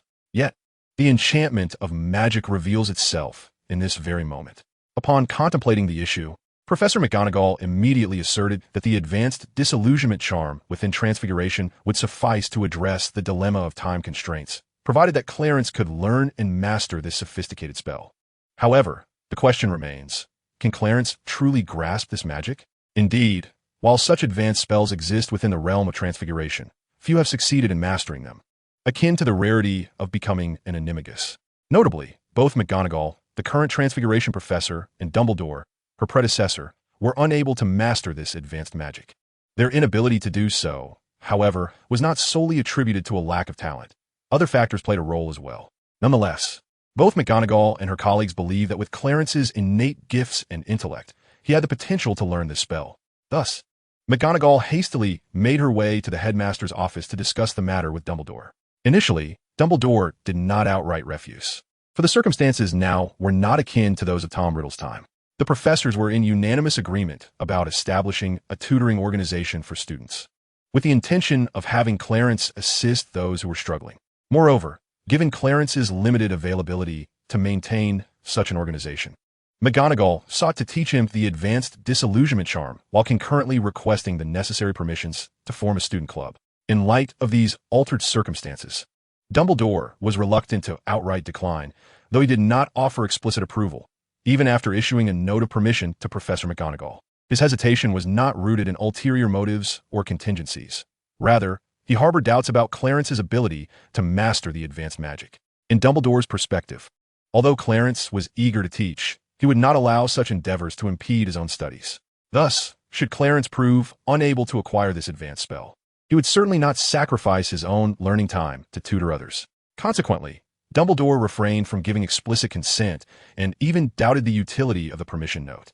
However, if one were to delve into his true thoughts, Dumbledore would indeed welcome the prospect of Clarence mastering the advanced magic, as it would undoubtedly enhance the student's academic performance. Furthermore, there was a personal desire to offer Clarence an opportunity that Tom Riddle had never received under his tutelage. Dumbledore was also curious to see whether, upon assuming leadership of the student organization, Clarence would reveal any latent ambitions and whether he would tread a different path from that of Tom in the past. It was a rare delight to witness Minerva so elated once more. After closing the office door, Dumbledore couldn't help but reflect on this with a sigh before returning to his paperwork. However, Professor McGonagall did not immediately elucidate the intricacies of the advanced duplication spell. Instead, she first inquired about the purpose of Clarence's visit to her office. Following this, Clarence articulated his intentions, expressing a desire to learn the advanced duplication spell, and concocted a reason for his visit, claiming that it was the head girl who had sent him. Upon hearing Clarence's purpose, McGonagall was taken aback by the coincidence, as it aligned perfectly with previous events in the professor's lounge and her subsequent trip to the headmaster's office for authorization. She then elaborated on the complexities involved in mastering this advanced magic, as well as its fundamental principles. Upon listening, Clarence's eyes sparkled with determination, and he eagerly opted to pursue this magic, undeterred by Professor McGonagall's repeated warnings about its difficulty. The spell was exceptionally suitable for Clarence, and with the aid of a simplified system, he was confident in his ability to master the advanced magic. Thus, he implored Professor McGonagall to impart her knowledge without delay. In truth, the spell's complexity was indeed formidable. Even with the system's assistance, it took several hours for the skill to manifest on the skill panel. Moreover, the required activation points were rather daunting, demanding a full 50 points to unlock the skill. Witnessing Clarence not only mastering, but also successfully executing the genuine duplication, Professor McGonagall felt a surge of pride for him. She then produced the authorization slip and handed it to him, suggesting he bestow a more appealing name upon the student organization. After some contemplation, Clarence decided to name the organization the Society of Truth, symbolizing the pursuit of knowledge and truth. Professor McGonagall did not offer any suggestions regarding the name. Instead, she clung to Clarence's genuine duplication, leaving it with a rather perplexed expression, fixedly staring at its original. Subsequently, under the pretext of testing, Professor McGonagall insisted that Clarence refrain from dismissing the genuine duplication, intending to evaluate the duration of its existence, and promptly ushered the original out of her office. Chapter 39, Promotion and Notification. Standing in the empty, eerily silent corridor, Clarence felt somewhat disoriented. Even if Professor McGonagall wished to test the duration of the genuine duplication, there seemed to be no need to expel him from the room. Furthermore, he was acutely aware of the duration of the duplication's existence, as the skill's description already indicated that the genuine duplication would only dissipate upon the exhaustion of magical energy. Otherwise, it would remain indefinitely. Crucially, his genuine duplication, or rather, the simplified skill, differed slightly from the original magic. Once a wizard masters the original spell, no matter how much magical energy is infused, there remains a temporal limitation, and it too would vanish upon the depletion of magical energy. However, the skill he had simplified through the system was distinct. As it continued to level up, it could endow the genuine duplication with various extraordinary abilities. It is akin to the notion that his current skill level is at 0, yet the system has endowed him with the ability to create a genuine doppelganger capable of autonomously absorbing external magical energies to sustain its existence. This implies that unless the doppelganger casts a spell, which indeed it can do, its lack of a wand and mastery over wandless magic renders it incapable of manifesting any magic whatsoever. The doppelganger will not naturally dissipate unless it exhausts all its magical energy through continuous spell casting, or it voluntarily chooses to dissipate. Moreover, if the ability to absorb external magical energy is an enhancement mechanism introduced by the system due to the skill's upgrade, then the core function of this skill lies in the fact that the doppelganger possesses not only all the memories of its original, but also mirrors its personality and behavioral traits precisely. After the doppelganger either voluntarily or involuntarily vanishes, it relays all its experiences back to the original, encompassing newly acquired knowledge and practice skills. A crucial aspect is that the doppelganger is also endowed with some fundamental features of a simplified system. For instance, while instructing others, it can similarly accrue simplified points. Moreover, practicing skills also yields experience points. However, the points accrued by the doppelganger do not remain with it, but are directly credited to the original system.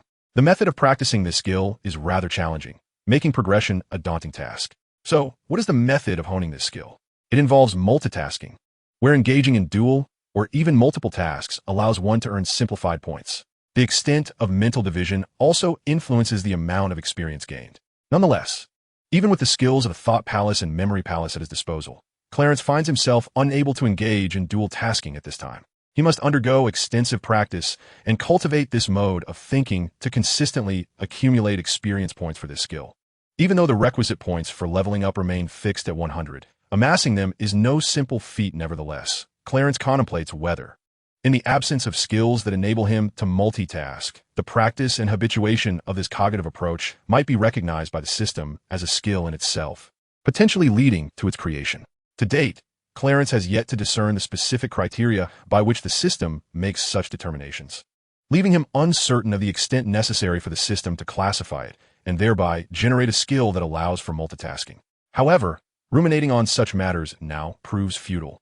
The pressing concern is to diligently practice this skill and expedite its upgrade, enabling the creation of a second genuine doppelganger.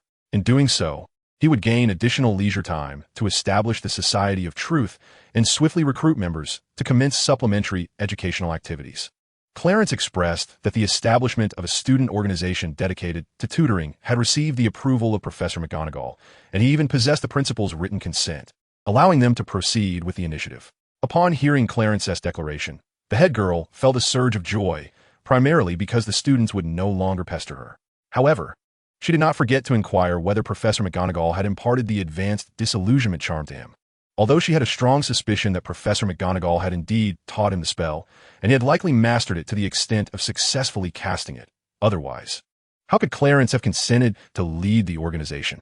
As for the organization being named the Truth Society, the head girl did not concern herself with the name's lack of originality, as long as it did not bring her trouble. Now that the approval and necessary paperwork were in hand, she was not about to leave Clarence to manage everything on his own from scratch. She was willing to offer him some assistance in her capacity as head girl. He intended to utilize the function of the Marauder's Map to create a specialized spellbook for the members of the Truth Society. Although the basic version of the Truth spellbook would only feature simple functions, possessing the master version would allow for continual modifications and the addition of new features. His vision was to develop this spellbook towards the direction of a computer or even a smartphone, reminiscent of his memories from past life.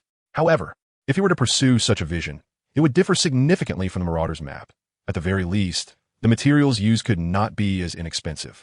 The multitude of functions could not withstand the limitations of cheap, ordinary materials in the production process.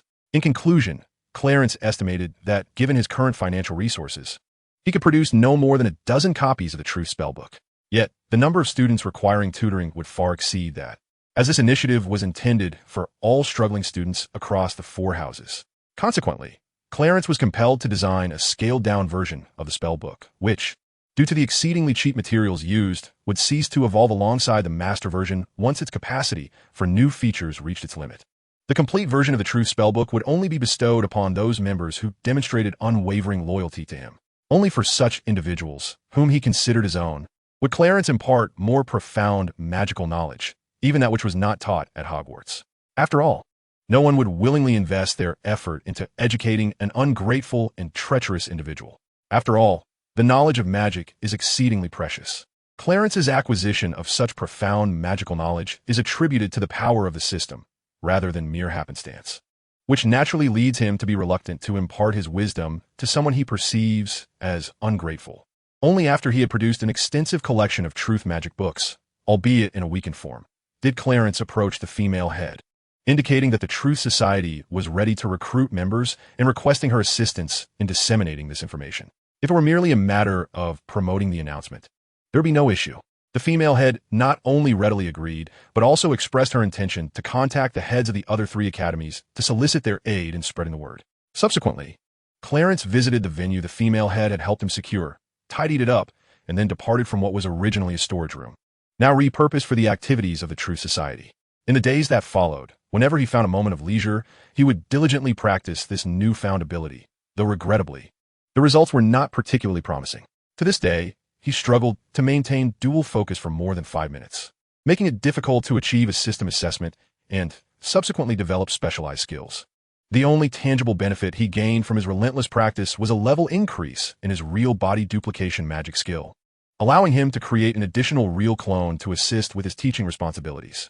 The first clone would take on the task of studying with the professors while his true self remained in the dormitory, concentrating on honing various skills. On the eve of the Truth Society's official recruitment, Clarence practiced his skills until the early hours of the morning, habitually engaging in dual focus. He was astonished to find an unactivated skill suddenly appear on his skill panel. Filled with excitement, he discovered that activating this skill required 15 simplification points. Upon activating the dual focus skill, Clarence experienced an extraordinary sensation, as if a second brain had emerged, enabling him to contemplate multiple subjects simultaneously. This sensation was remarkably enchanting. Devoid of any obstructions or complexities, It felt as though he was inherently equipped for such multitasking. Moreover, when he directed this ethereal brain to ponder the same topic, it accelerated his thought processes and facilitated analysis from various perspectives, an experience that felt truly miraculous. Upon further examination of the skill's training method, he realized that merely engaging his mind in thought would yield experience points, with the complexity and difficulty of the subject matter determining the amount of experience gained. As for the enhanced capabilities of this skill upon leveling up, it is needless to say that it would enable him to manage dual or even triple focus. The most formidable aspect of this skill lies in its potential for higher levels, which would allow him to achieve true multitasking. With the acquisition of this extraordinary skill, the experience points for his real body duplication magic skill stabilized significantly. Observing the steadily increasing experience, Clarence could not help but smile, and after a refreshing wash, he prepared for bed. Upon awakening the next day, Clarence reflected on the extraordinary experience of his mind. Fully aware of its slumber, yet persistently engaged in the assimilation and comprehension of various arcane knowledge. This peculiar sensation enlightened him to the realization that the unique skill of multitasking might serve purposes beyond merely providing an ethereal intellect to assist in contemplation. It could possess other remarkable utilities. However, the specifics of these additional benefits would require personal exploration, as it was only during his sleep that he discovered this ethereal mind could engage in continuous thought, perhaps even without the necessity of rest. Once the Truth Society officially commenced its recruitment of members and opened the registration period for students, Clarence, accompanied by the two prefects from Ravenclaw, made his way to the activity room of the Truth Society. The two prefects were there to lend their support, as it was uncertain how many students would come to enroll, and this was Clarence's first time overseeing such an event. As they levitated 3 tables and chairs into place and settled outside the activity room to prepare for admissions, they noticed a considerable number of students waiting. However, the turnout was not as overwhelming as they had anticipated. Only a little over 50 students were present, predominantly from Ravenclaw, with the remainder representing other houses, totaling scarcely more than a handful. This situation left Clarence somewhat perplexed, yet he chose not to dwell on it, confident that with the assistance of his authentic doppelganger, he could manage the proceedings regardless of the turnout.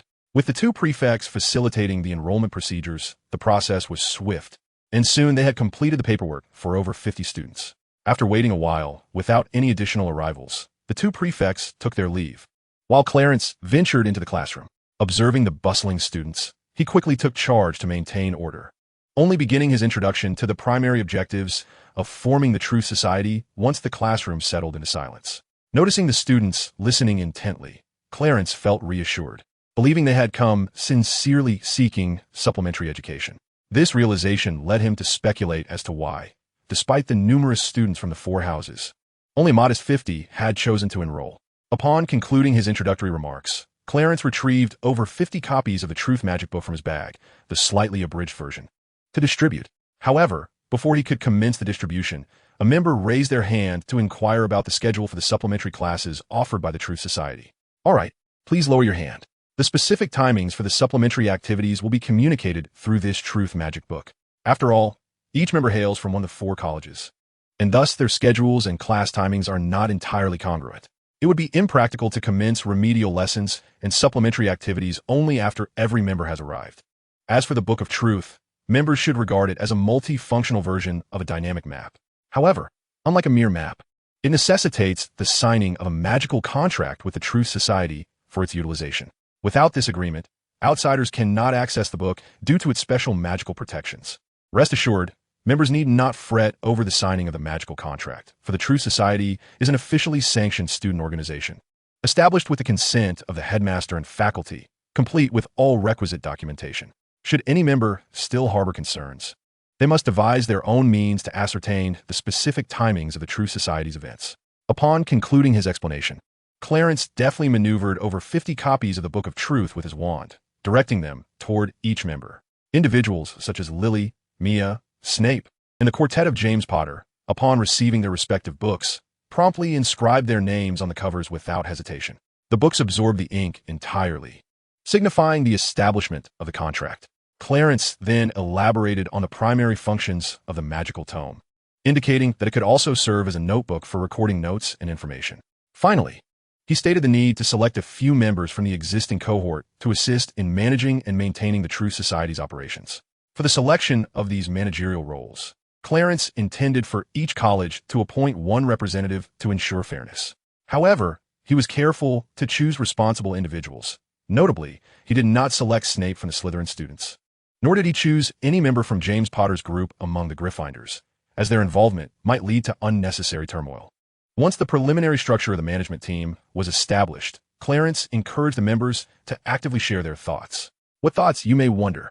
They were to contemplate the design and arrangement of their dedicated activity room for the True Society. At that moment, the room contained nothing but desks and chairs, along with a lectern.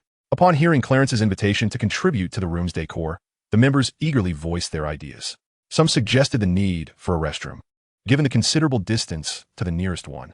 Others expressed that the atmosphere should not be overly formal since it was not a traditional classroom setting. They envisioned a warmer, cozier environment, perhaps with sofas, a fireplace, and even reclining chairs or beds. There are many such thoughts, yet Clarence could not possibly adopt them all. He could only select a few reliable ones, and then begin to enchant the activity room. Regarding the restroom issue, in order to provide the members with easier access to facilities, Clarence directly connected the castle's sewage system through magic. For this, he employed the seamless expansion spell, effectively enlarging the space of the activity room several-fold. Otherwise, even if a restroom were constructed, would the members wish to relieve themselves under the gaze of onlookers? Therefore, it was imperative to create a separate lavatory. However, this necessitated the use of the seamless expansion spell to accommodate the original space constraints. Once the arrangements were completed, the members expressed immense satisfaction, with some even unable to resist the urge to use the restroom. Upon their return, they extolled the restroom's comfort, prompting many members to regard them with curious glances. Observing the members' contentment, Clarence clapped his hands to gather them and announced that their activities for the day were concluded. The official activity schedule would be communicated through the Book of Truth. As for the formal activities of the True Society, Clarence entrusted the management to his first true avatar, while he himself sought guidance from the various professors. After all, he was not truly inclined to be a teacher. He simply sought to simplify matters. Hence, the true avatar was tasked with instruction. Furthermore, once the true avatar spell upgraded to level 4, he decided to have a new true avatar remain in the dormitory, continuously honing various skills. Consequently, his life became restructured due to the true avatar magic, compelling Clarence to redesign his study plan. As many of his responsibilities could be delegated to the true avatars, this allowed him to focus intently on the professor's teachings. Once those sessions concluded, he would retreat to the library to acquire new knowledge and continuously enrich his foundation. Clarence contemplated that once his skills had advanced further, he would create another true avatar specifically to manage his reading in the library. With more leisure time at his disposal, Clarence initially considered participating in extracurricular activities, such as Quidditch. However, upon glancing at his woefully low flying skill, still languishing at level 0, with a mere 87 experience points, he hesitated about whether to engage in such activities. It is worth noting that the practice method for this skill required one to be airborne to gain experience. The 87 experience points he had accumulated were primarily from sporadic leaps since his first year, adding a solitary point here and there. Moreover, if memory serves, 30 of those points were earned during his inaugural flying lesson last year, while subsequent flying lessons were evaded under various pretenses. Subsequently, it remains unclear whether the flying instructor noticed anything amiss. Nonetheless, he ceased to call out Clarence's name during class, seemingly indifferent to his attendance. Just when Clarence contemplated relinquishing this extracurricular activity, an inexplicable compulsion seized him. No matter how he viewed it, the fact that his flying skills remained at an abysmal 0 rank filled him with discomfort and dissatisfaction.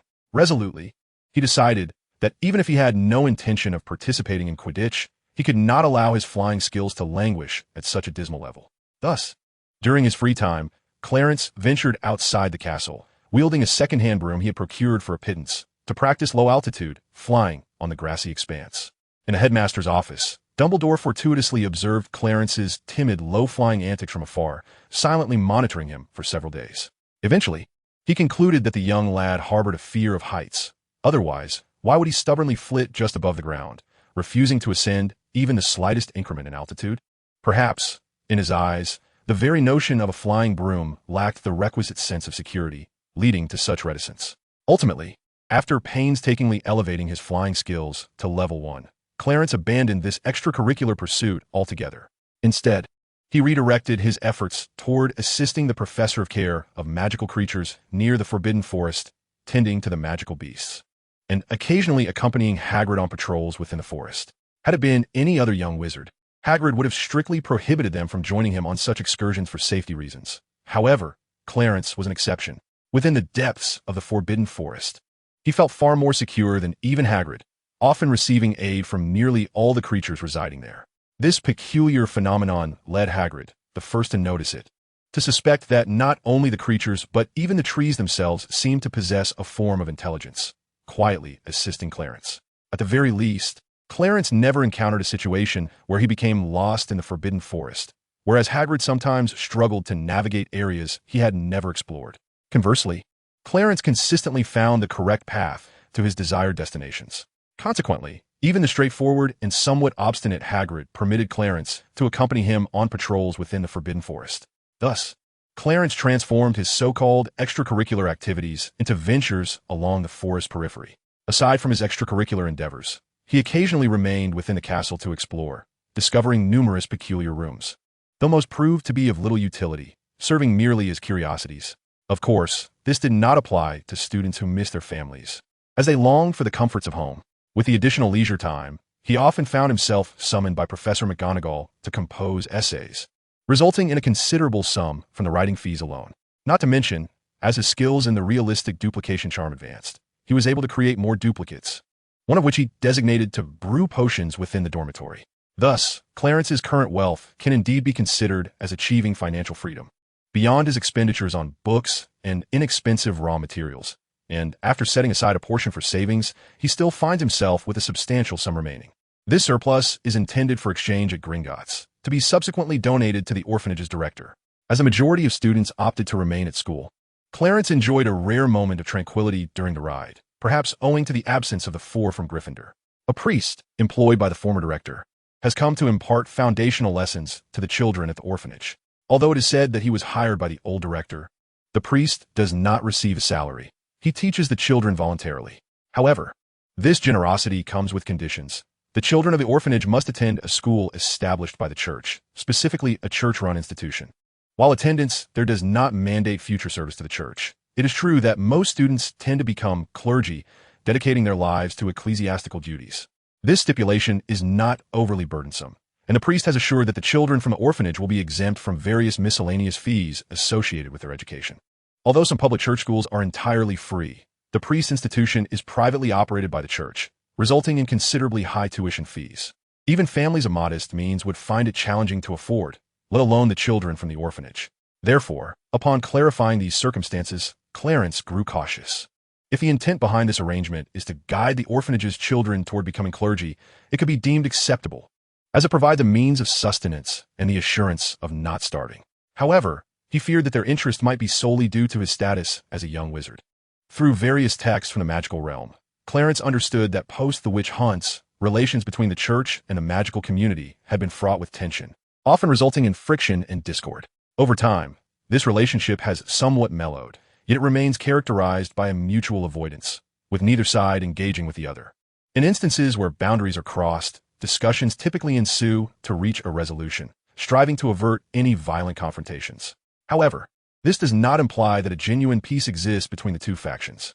At the very least, Clarence stumbled upon a book that documented instances in modern times where the church covertly lured unsuspecting young wizards who had yet to encounter the magical world, employing indoctrination techniques to enlist them in its service. Of course, such occurrences are not confined to modernity. They have persisted throughout history, albeit lacking extensive documentation. The true allure lies in the display of extraordinary powers, which has drawn many to its fold. As for the nature of these so-called miraculous powers, whether they be magic or divine phenomena, opinions vary among the wise. The book also documents some peculiar viewpoints, suggesting that through research, miracles are indeed real and not solely attributed to magical forces existing in the world. Hence, Clarence has become cautious, fearing that the priest may have ulterior motives. Gripping his wand, he employed the technique taught by Professor Flivy to temporarily obscure his tracks, preparing to test the intentions of the priest. Should any trouble arise, he contemplated casting a spell to incapacitate him, followed by swiftly disposing of the body. Chapter 43. The Strange Priest. After some probing, Clarence realized he had perhaps overthought the situation and misjudged the priest's intentions. Besides his own orphanage, where the priest provided free Enlightenment education to the children, he discovered similar circumstances in other orphanages as well. It was uncertain whether the church was attempting to win hearts, but as long as he was not the target, that was sufficient for him. Although he had concluded that he might have been mistaken, Clarence remained vigilant, secretly observing the priest for several days. He noted no unusual behavior, which eventually eased his concerns. His sense of relief was not solely due to his covert surveillance yielding no findings. He also utilized magic to visit other orphanages, observing the conduct of the clergy there. Discovering no aberrant behavior allowed him to finally relax. However, there was a peculiar aspect. Clarence sensed an overly gentle demeanor from the priest towards him, while the priest maintained the same demeanor with the other children. Clarence could distinctly perceive the difference. This rekindled his initial apprehension, as the church had previously been embroiled in scandals involving priests and young children. Notably, the term young children referred not only to girls but also to boys. Furthermore, Clarence was acutely aware of the impact of his appearance on others, which heightened his anxiety. He felt a chill each time he encountered the smiling priest. If the priest's overly gentle demeanor was odd, it was compounded by his incessant sharing of passages from the scriptures whenever they had the opportunity to interact. This left Clarence both irritated and perplexed as to why the priest was so keen on discussing scriptural content with him. It was evident that while the priest dutifully educated the other children in the orphanage, he never broached the subject of scripture or the church's doctrines with them. This peculiarity further intrigued Clarence, yet upon reflection, he sensed no malice from the priest, only an oddly pure kindness that seemed out of place. Thus, it is speculated that perhaps due to his precocious maturity, the priest's actions were driven by mere curiosity. The correspondence reveals phrases such as having made formal contact with the target, feeling as though one is being covertly surveilled, and executing a subtle plan. After filling several pages with ink, the priest sealed the letter and dispatched it through a clandestine method. Naturally, Clarence, who was in Diagon Alley, remained oblivious to the priest's actions as he rummaged through the second-hand book section of a bookstore, hoping to find intriguing literature. Unfortunately, after an extensive search, he could only settle on 2 exceedingly worn volumes. Having spent a few silver sickles to acquire these tattered tomes, Clarence began to meander through the bookstore. He was acutely aware that discrepancies in the student list during the holidays could lead to complications. It seemed prudent to avoid any special arrangements in the future, as he had no desire to endure another round of Professor McGonagall's admonishments. As life at school resumed its normal rhythm, several of his authentic replicas diligently undertook their respective tasks, while Clarence's original self, apart from indulging in clandestine study sessions, found himself ensnared in Professor McGonagall's office, laboriously penning essays. Just as he resigned himself to a monotonous second semester, Professor Flitwick unexpectedly paid a visit to McGonagall's office one day. Clutching a foreign newspaper, he excitedly shared with McGonagall and Clarence, who were engrossed in grading assignments and writing papers. "Clarence, take a look at this French newspaper." It soon became apparent why Professor Flitwick was so animated. The report detailed a duel competition organized by Beauxbatons Academy of Magic, notable for the fact that it featured only students with no adult wizards involved. According to the article, Beauxbatons initially intended to hold an internal duel competition, but somehow, this endeavor came to the attention of the French Ministry of Magic. Consequently, the scope was broadened to include not only Beauxbatons students, but all young witches and wizards within the French magical community, regardless of their school affiliation. This meant that even Clarence could potentially register to participate. Chapter 44, Competing Again. "So, Professor, are you suggesting that I should sign up to compete?" Clarence inquired after setting down the newspaper. "Indeed, I do wish for you to participate," Flitwick affirmed. He continued, "I have heard from friends that Beauxbatons' initial motivation for organizing the internal duel competition stemmed from our own recent event in the magical community, particularly your victory over a student from Beauxbatons who was on leave. This incident caused considerable embarrassment for the headmaster of Beauxbatons, prompting the decision to host an internal competition and assess whether such events should become a regular occurrence. Assessed based on what criteria? It is indeed worth observing whether such methods can enhance the capabilities of the students. Subsequently, it remains uncertain whether a student from Beauxbatons inadvertently disclosed information, leading the French Ministry of Magic to become aware of it. Acting upon certain motivations, they have requested Beauxbatons to broaden the scale of the duel competition and the range of participants. Not only will it be open to external competitors, but there will also be no restrictions on participation solely from the young sorcerers of the French magical community. According to my acquaintances, This behavior exhibited by the French Ministry of Magic evidently aims to involve the magical communities of other nations, thereby assessing the overall strength of the new generation of young sorcerers. Our esteemed magical department also harbors intentions of sending representatives to the competition, and a letter has just arrived inquiring whether you wish to enroll and bring honor to our magical realm. Rest assured, Clarence, there is no need to worry about rewards. Not only does France offer generous prizes for the champions, but our magical department will also provide an additional monetary reward. Clarence blinked his large eyes and confidently replied, "Naturally, I wish to register for the competition. Moreover, from what you have indicated, Professor, this grand event hosted by Beaux Batons should serve as an arena for a clandestine contest among the various magical ministries. However, I have never traveled abroad, which makes me somewhat apprehensive." Freely nodded in acknowledgement of Clarence's initial statement, and then reassured him, saying, "You need not be concerned about not having traveled abroad. Should you decide to participate, I will accompany you to France. Additionally, the ministry will dispatch representatives from our magical department, along with elite aurors for protection. After all, you will not be the sole young sorcerer attending. Many esteemed and capable individuals from our magical community will be present, particularly students from Hogwarts, who may send their strongest representatives from each year. It is likely that the headmaster has already received the ministry's correspondence. Indeed, as freely mentioned, Dumbledore did receive a letter from the ministry, detailing the essentials of the duel competition at Beaux Batons and candidly stating that this event is a covert contest among the magical communities of various nations. Consequently, the letter concluded with a request for Hogwarts to send forth its most capable students to compete and bring glory to our magical realm. After perusing the letter, Dumbledore fell into contemplation, weighing the advantages and disadvantages of sending students to participate, especially since, as indicated in the correspondence, the duel competition at Beaux Batons is perceived as a secretive clash among the magical communities. This implies that not only the young sorcerers from our magical realm and the students of Hogwarts will participate, but it also suggests a significant likelihood that our students will encounter those from the Hans Durmstrang School during the competition. It is not to say that among the many magical schools, Dumbledore is solely concerned with Durmstrang, or that he regards only the students of Durmstrang as worthy of attention. Rather, it is because only Durmstrang openly instructs its students in the knowledge of dark magic, while students from other magical institutions may also possess considerable strength.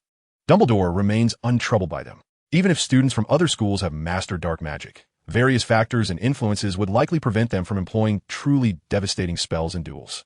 However, the students of Durmstrang cannot be underestimated. Frankly, Dumbledore is well aware that there are indeed Hogwarts students who practice or study dark magic, particularly those hailing from pure-blood families. Nonetheless, these young wizards are similarly influenced by the prevailing atmosphere of the magical world, rendering it improbable for them to brazenly unleash genuine dark magic during dueling competitions. Additionally, being underage, their magical power and reservoir of knowledge are also limiting factors, which would diminish the effectiveness of any dark magic they might attempt to wield. In Dumbledore's view, even the most advanced 7th-year students at Hogwarts may not stand a chance against their Durmstrang counterparts. The only one capable of ensuring both safety and victory is likely to be Clarence. Dumbledore cannot help but ponder this matter, for should any student suffer harm from true dark magic during the competition, it could have lifelong repercussions. After all, the very reason dark magic is outlawed is due to the irreversible damage it can inflict. The instances of individuals losing their sanity or even succumbing to madness as a result of dark magic are far too numerous. Dumbledore has no desire to see any student from his school, even those from Slytherin, endure such a fate. Just as he was deliberating, McGonagall and Flitwick approached him with a newspaper that Clarence had previously perused. They aimed to convey Clarence's intention to participate and also to inquire whether Dumbledore would consider sending more students from Hogwarts to partake in the duel competition. Dumbledore, naturally, would not impede Clarence's eagerness to compete.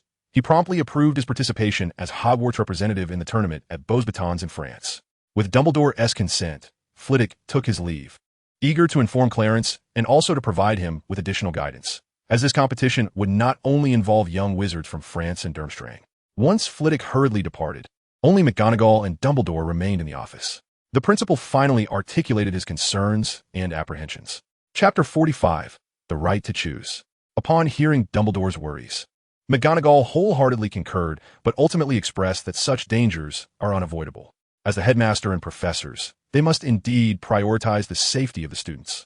However, This does not imply that the headmaster and professors, out of concern for student safety, should strip away the right of students to make their own choices. Even though the students possess limited experience and understanding of what the term danger truly entails and what impact it may have on them, they still require the guidance of their professors. Nonetheless, it remains profoundly unjust to outright deny students the ability to make their own choices. Even if the headmaster and professors genuinely wish to shield students from danger, it is still an unfair act.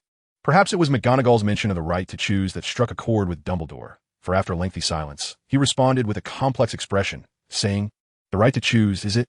Very well, I understand what must be done." He then instructed McGonagall, "Please inform all the students of this matter, but only those in 4th year and above will be allowed to participate in our internal selection." McGonagall nodded in acknowledgement, not finding Dumbledore's mention of an internal selection peculiar. After all, the true capabilities of the students cannot be determined solely by the professors or the students themselves. A selection process is necessary to identify the most capable among each year.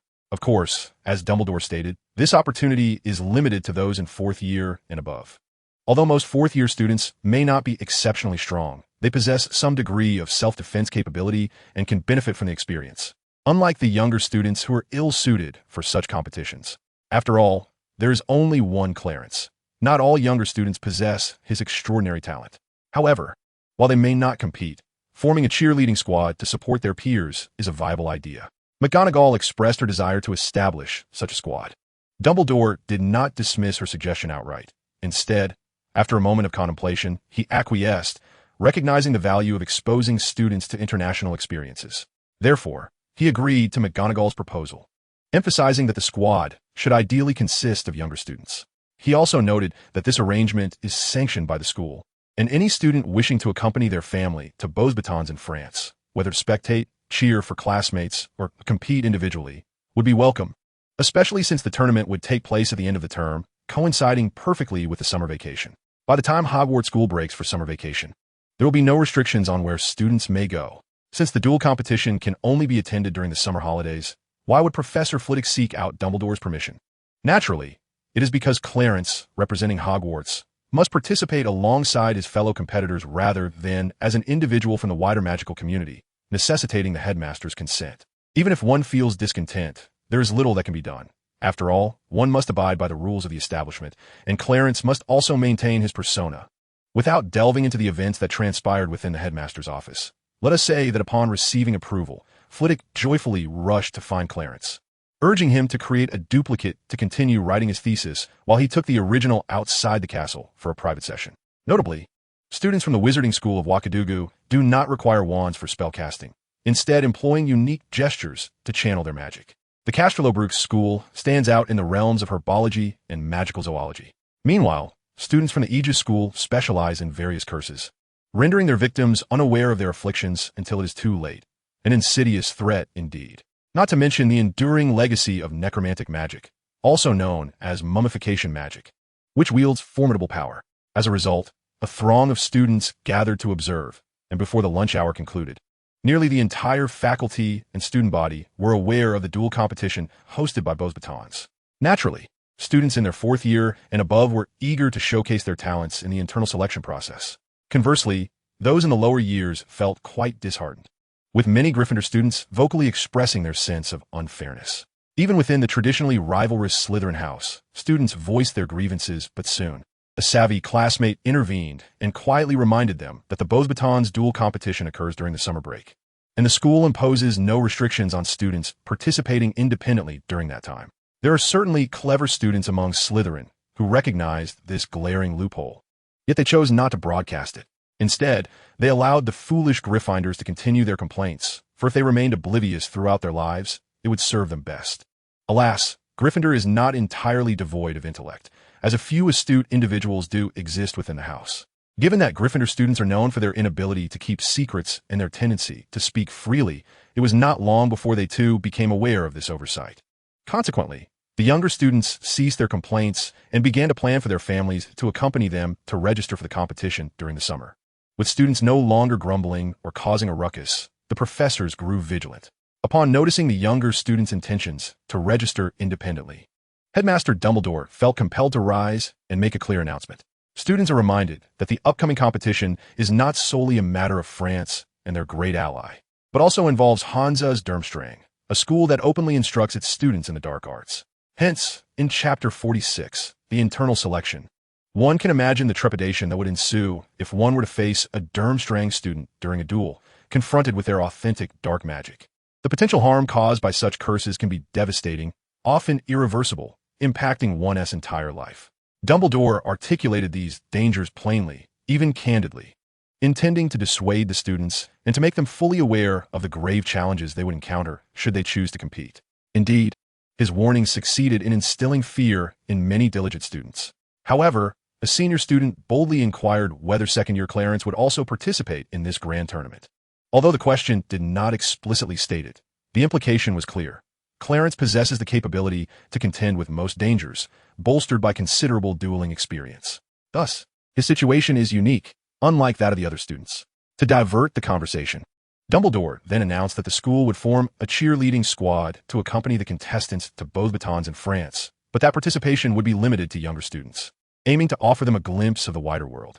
Dumbledore's tactic of shifting the topic proved effective, particularly due to the astuteness of a Slytherin senior whose inquiry redirected the discussion back to the internal selection process.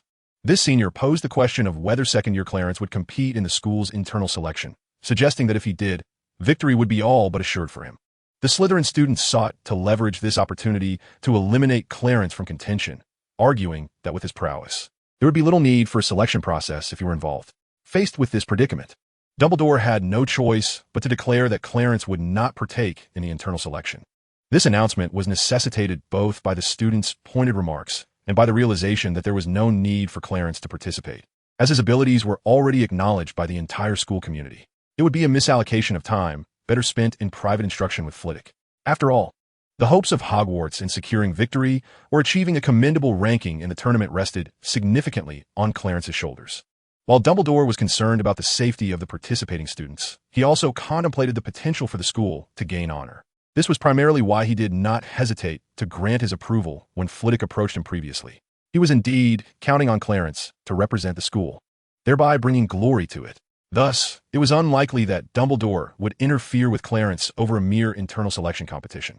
The first selections made were for the cheerleading team that would accompany them to Beauxbatons, as their role was simply to cheer for the competitors, which naturally did not entail any specific requirements. Soon, a group of over 50 was chosen, with Slytherin House contributing the fewest members, most of whom were of mixed heritage, including Severus Snape. The scarcity of Slytherin participants in the cheerleading team was largely due to the fact that most of the students came from affluent families who saw no need to join the school's organized team and could easily be accompanied by their families instead. The composition of the cheerleading squad, consisting mainly of Muggle-born and less privileged students, illustrated the school's selection criteria. On the Gryffindor side, Lily was also selected for the cheerleading team. Although her family was relatively well off, her status as a Muggle-born, which made her eligible for selection. In contrast, Mia, along with James Potter and Sirius Black, had no intention of joining the cheerleading team, as they could have their families accompany them. They planned to register as individuals instead.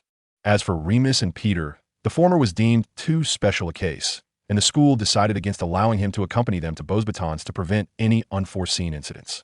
Peter, on the other hand, needed to assist his family in earning money, which compelled him to decline the cheerleading opportunity, leaving both of them unable to go. Subsequently, the school became preoccupied with organizing the internal selection competition to the extent that they could not even attend to Quidditch matches.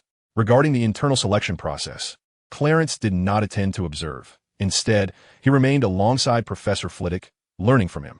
The two departed the school for a brief journey, albeit within the confines of the British Isles. This experience proved enriching for Clarence, as he even accompanied Flitwick to explore a secret magical ruin, built by wizards in an unknown era and preserved to this day. This magical site had been discovered by Flitwick and some friends during their youthful adventures. Although their explorations yielded little in terms of findings, they seldom returned afterward. Nevertheless, in an effort to protect the magical ruin, Flitwick and his friends had cast various concealment spells upon it, ensuring that it remained undiscovered by others up to the present day. Certainly, whether their actions stem from a desire to protect is a matter contingent upon one's perspective. From Clarence's viewpoint, he candidly expressed that Professor Flivy and his companions executed their endeavors admirably, particularly as he is one of the beneficiaries. He resolved that, Should fortune favor him with the discovery of magical relics in the future, he would adopt a similar approach. Only after thoroughly extracting every ounce of value from these relics would he consider revealing them, leveraging the exposure to enhance his own reputation. In the course of his explorations, Clarence indeed uncovered numerous treasures within the relics, including defunct alchemical artifacts and ancient magical knowledge. The obsolete alchemical items held little practical utility. However, Clarence was able to glean some techniques from them through diligent study. The ancient magical knowledge, severely fragmented, would have yielded little to others, including Professor Flivy and his friends. Yet, Clarence was different. Through careful interpretation and educated guessing, he could utilize the system's power to distill corresponding skills. The prerequisite for the system to generate skills was a general understanding of certain knowledge or magic. Although the ancient magic within the relics was significantly damaged, Clarence managed to derive a vague principle from the remnants of the inscriptions, which he then simplified into corresponding skills through the system. Upon activating these simplified skills, he received feedback from the system, granting him related knowledge. Overall, the gains from this magical relic were quite remarkable, allowing him to engage with some aspects of ancient magic. After nearly 2 weeks spent in this magical site, Clarence and Flivy finally packed their belongings, ensuring they continued to cast various concealing spells upon the relics. Subsequently, Flivy took him to visit several acquaintances renowned in the dueling arena, imparting to Clarence an array of special techniques. Though these wizards were generous in sharing their unique skills, courtesy of their relationship with Flivy, whether Clarence could master them depended entirely on his own abilities. After all, some of these specialized techniques were beyond even Flivy's grasp or suitability. As for the location where the school's contestants would receive instruction, the Hogwarts competitors were to accompany the Ministry of Magic's team, escorted by Aurors to Beauxbatons Academy of Magic. The cheerleaders, however, faced less complexity. They would be led by Professors McGonagall and Dumbledore along a different route to France at the appropriate time. As for the results of the final examinations, it goes without saying that Clarence emerged as the top student in his entire year. When Clarence arrived, he happened upon Professor Flitwick instructing the competitors on the castle's lawn. Upon seeing Clarence, the professor instructed him to first deposit his luggage in his dormitory and then promptly descend to engage in mock duels with the other contestants, thereby augmenting their dueling experience. Thus commenced Clarence's days of dominating the competition. Even the most formidable 7th-year students among them could scarcely manage a few exchanges before falling victim to a disarming spell that rendered their wands useless. As he bested his opponents, Clarence consistently imparted wisdom, emphasizing that victory in a duel was not merely about disarming one's adversary. For safety's sake, even after an opponent had lost their wand, it was imperative to restrain their physical movements and speech. This caution stemmed from the possibility that some opponents might possess the skill to cast spells without wands. Furthermore, one must remain vigilant until the referee formally declared the outcome. Otherwise, one might easily find themselves on the losing end, relinquishing hard-won triumphs. During these instructional bouts, Clarence seized the invaluable opportunity to mentor, conjuring numerous authentic duplicates to provide one-on-one guidance on dueling techniques. Time flew by amidst these instructional sessions, and soon it was time to depart for the Ministry of Magic. Led by Professors Flitwick and Horace, the group ventured to the ministry to convene with the national team representatives selected for the competition. Subsequently, under the escort of Aurors and accompanied by several representatives dispatched from the ministry, they embarked towards Beauxbatons Academy in France. Perhaps due to the large number of participants, the group chose not to utilize a portkey to traverse directly to the French magical realm. Instead, they first journeyed to a dock in the great magical world, where they boarded a magnificent magical vessel that traversed the ocean floor to reach the French magical domain. This journey afforded the competitors a first-hand glimpse into the wonders of the underwater world. Fortunately, the distance was not overly vast, allowing them to arrive in France within a few days. Otherwise, confinement within the ship's cabin, even amidst the beauty of the seascape, would have become tiresome. Clarence was uncertain of others' experiences, but he himself had begun to feel somewhat weary of the prolonged voyage. Upon disembarking, the group proceeded to the French Ministry of Magic to complete registration and other formalities before traveling to Beauxbatons Academy. Upon their arrival, they were guided by staff to the designated area arranged jointly by Beauxbatons and the French Ministry for the competitors from the great magical world. Meanwhile, the cheerleading squad from Hogwarts was accommodated within the Beauxbatons premises.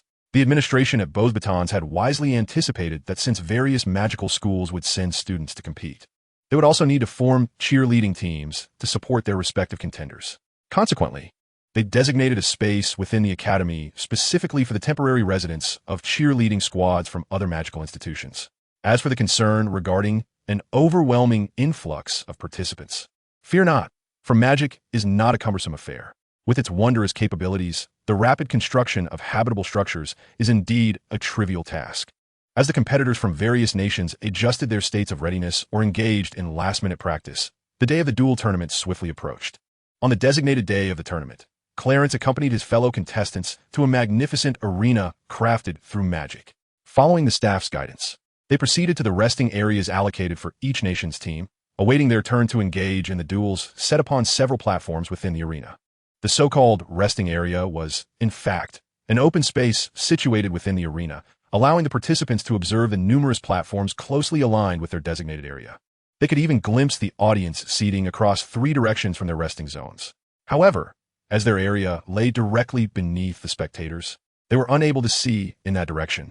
Gazing at the several platforms, Clarence surmised that a considerable number of contestants were participating, for such a multitude of platforms would not be established otherwise. It was evident that the organizers intended to have multiple contestants face off simultaneously to expedite the pace of the competition. This grand spectacle was a first for the other participants, who were palpably anxious. Yet, for Clarence, it was a different experience. He felt no trepidation, only exhilaration. Alas, his excitement was soon dampened, as he noticed, after the first round of duels, that the majority of competitors seemed to possess skill levels inferior to that of a typical second-year student from Hogwarts, excluding his own exceptional case. The notion of a competition resembling a mere skirmish would be an insult to the very essence of dueling. Clarence had never witnessed such a formal duel where neither side employed magic, resorting instead to fisticuffs, just as he contemplated that perhaps this was merely an anomaly. The subsequent matches enlightened him further. It appeared he, along with Flitwick and the other professors, may have overestimated the prowess of the participants. When it was Clarence's turn to compete, he faced an opponent who charged at him without even drawing a wand. In an instant, he cast a spell that sent his challenger flying off the platform, resulting in a swift defeat.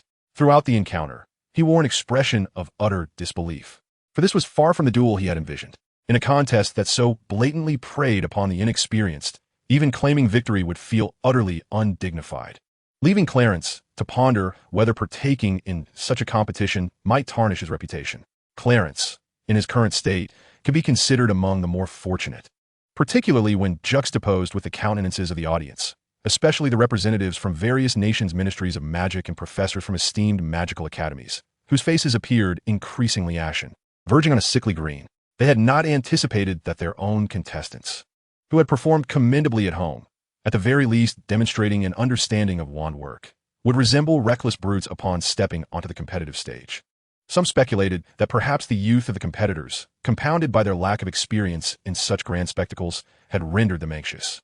Nonetheless, regardless of the reasons, it was evident that they had brought shame upon themselves on an international platform. Yet, amidst the tension, not all participants faltered. There were those who distinguished themselves, such as Clarence and several competitors from Hogwarts. Their performances were remarkably proficient, and, rather unusually, they encountered no formidable adversaries, thus securing victories with a sense of ease. Advancing to the second round alongside Clarence, just as he hoped for a more favorable encounter in the subsequent round, his expectations were once again shattered by his opponent. This time, the challenger was less reckless and exhibited a grasp of wand magic. However, whether due to nerves or other factors, their spellcasting speed and selection left much to be desired. Clarence deftly evaded the attacks and retaliated with a transfiguration spell that ensnared his opponent, rendering them immobile. In the following rounds, Clarence faced opponents of varying strengths. The formidable ones provided him with a modicum of challenge, while the weaker ones were swiftly dispatched with a single spell, sending them tumbling from the platform. As noon approached, the competition paused, and Clarence, alongside his teammates, went to lunch, his demeanor dejected and lackluster, eliciting sympathy from many of his fellow competitors. While Clarence dismally consumed his meal, Professor Flitwick approached with a tray in hand. Upon observing Clarence's despondent state, he felt no surprise. He, too, had experienced similar frustrations in his youth during dueling competitions when faced with underwhelming opponents, longing for the thrill of a more exhilarating contest. Thus, he understood the reasons behind Clarence's melancholy. Ironically, Flitwick had not anticipated that. Perhaps due to his prolonged interactions with Clarence and the students of Hogwarts, He had forgotten that not all young wizards possessed the exceptional prowess of Clarence and his peers. To say nothing of other aspects, their resilience under pressure paled significantly in comparison to that of the Hogwarts students, let alone when compared to Clarence. Certainly, with Frivy's keen insight, it is apparent that many competitors possess considerable strength. However, due to the overwhelming grandeur of the occasion, they became excessively anxious, which hindered their ability to perform at their true potential. This resulted in their rather dismal displays. Frivy, ever the supportive figure, also took the time to comfort Clarence, suggesting that the opponents he would face in subsequent duels might prove increasingly formidable. After all, the earlier rounds had already eliminated the less capable contenders, leaving only those with genuine skill. Therefore, Clarence could indeed anticipate the exhilarating confrontations he longed for. Frivy's encouragement had a modicum of effect. As Clarence began to acknowledge the professor's wisdom, barring an extraordinary stroke of luck, one could only be ousted by the earlier rounds.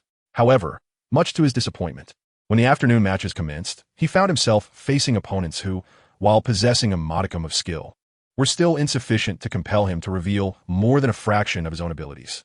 The subsequent days mirrored this experience, with no adversary capable of pressuring Clarence to unleash even half of his potential. It was only on the fourth day that he encountered an opponent who stood out, at least enough to provide the thrilling encounters he had been yearning for.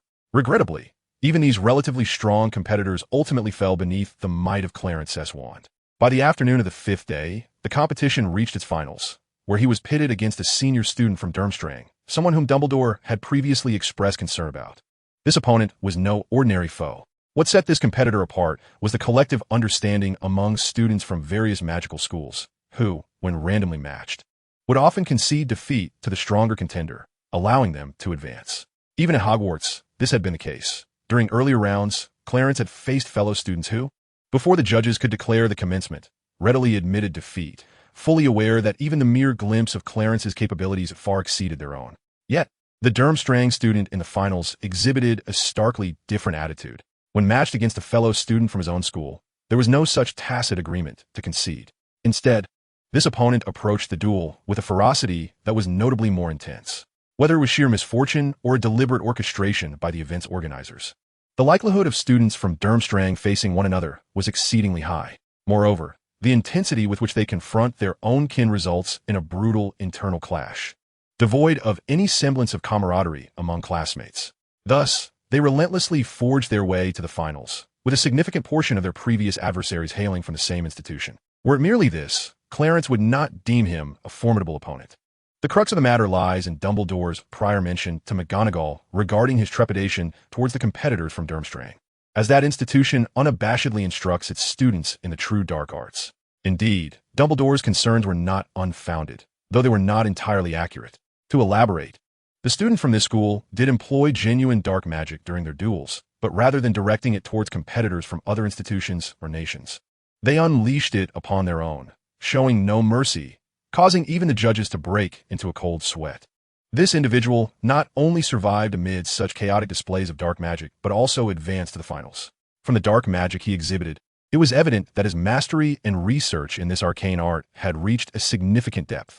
Thus, while the same dark magic was wielded by other competitors from Durmstrang, this particular individual demonstrated greater potency and a more refined control over it. He indeed merits Clarence's characterization as a ruthless contender, possessing both the skill and the credentials to back it up. As the finals commenced, the opponent refrained from launching an immediate assault, instead standing his ground, wand in hand, locking eyes with Clarence. Though there was a glimmer of astonishment in his gaze, it was predominantly laced with a fervent, albeit slightly deranged, battle spirit. Just as Clarence grew impatient with the mutual stare down and contemplated making the first move, the opponent suddenly spoke.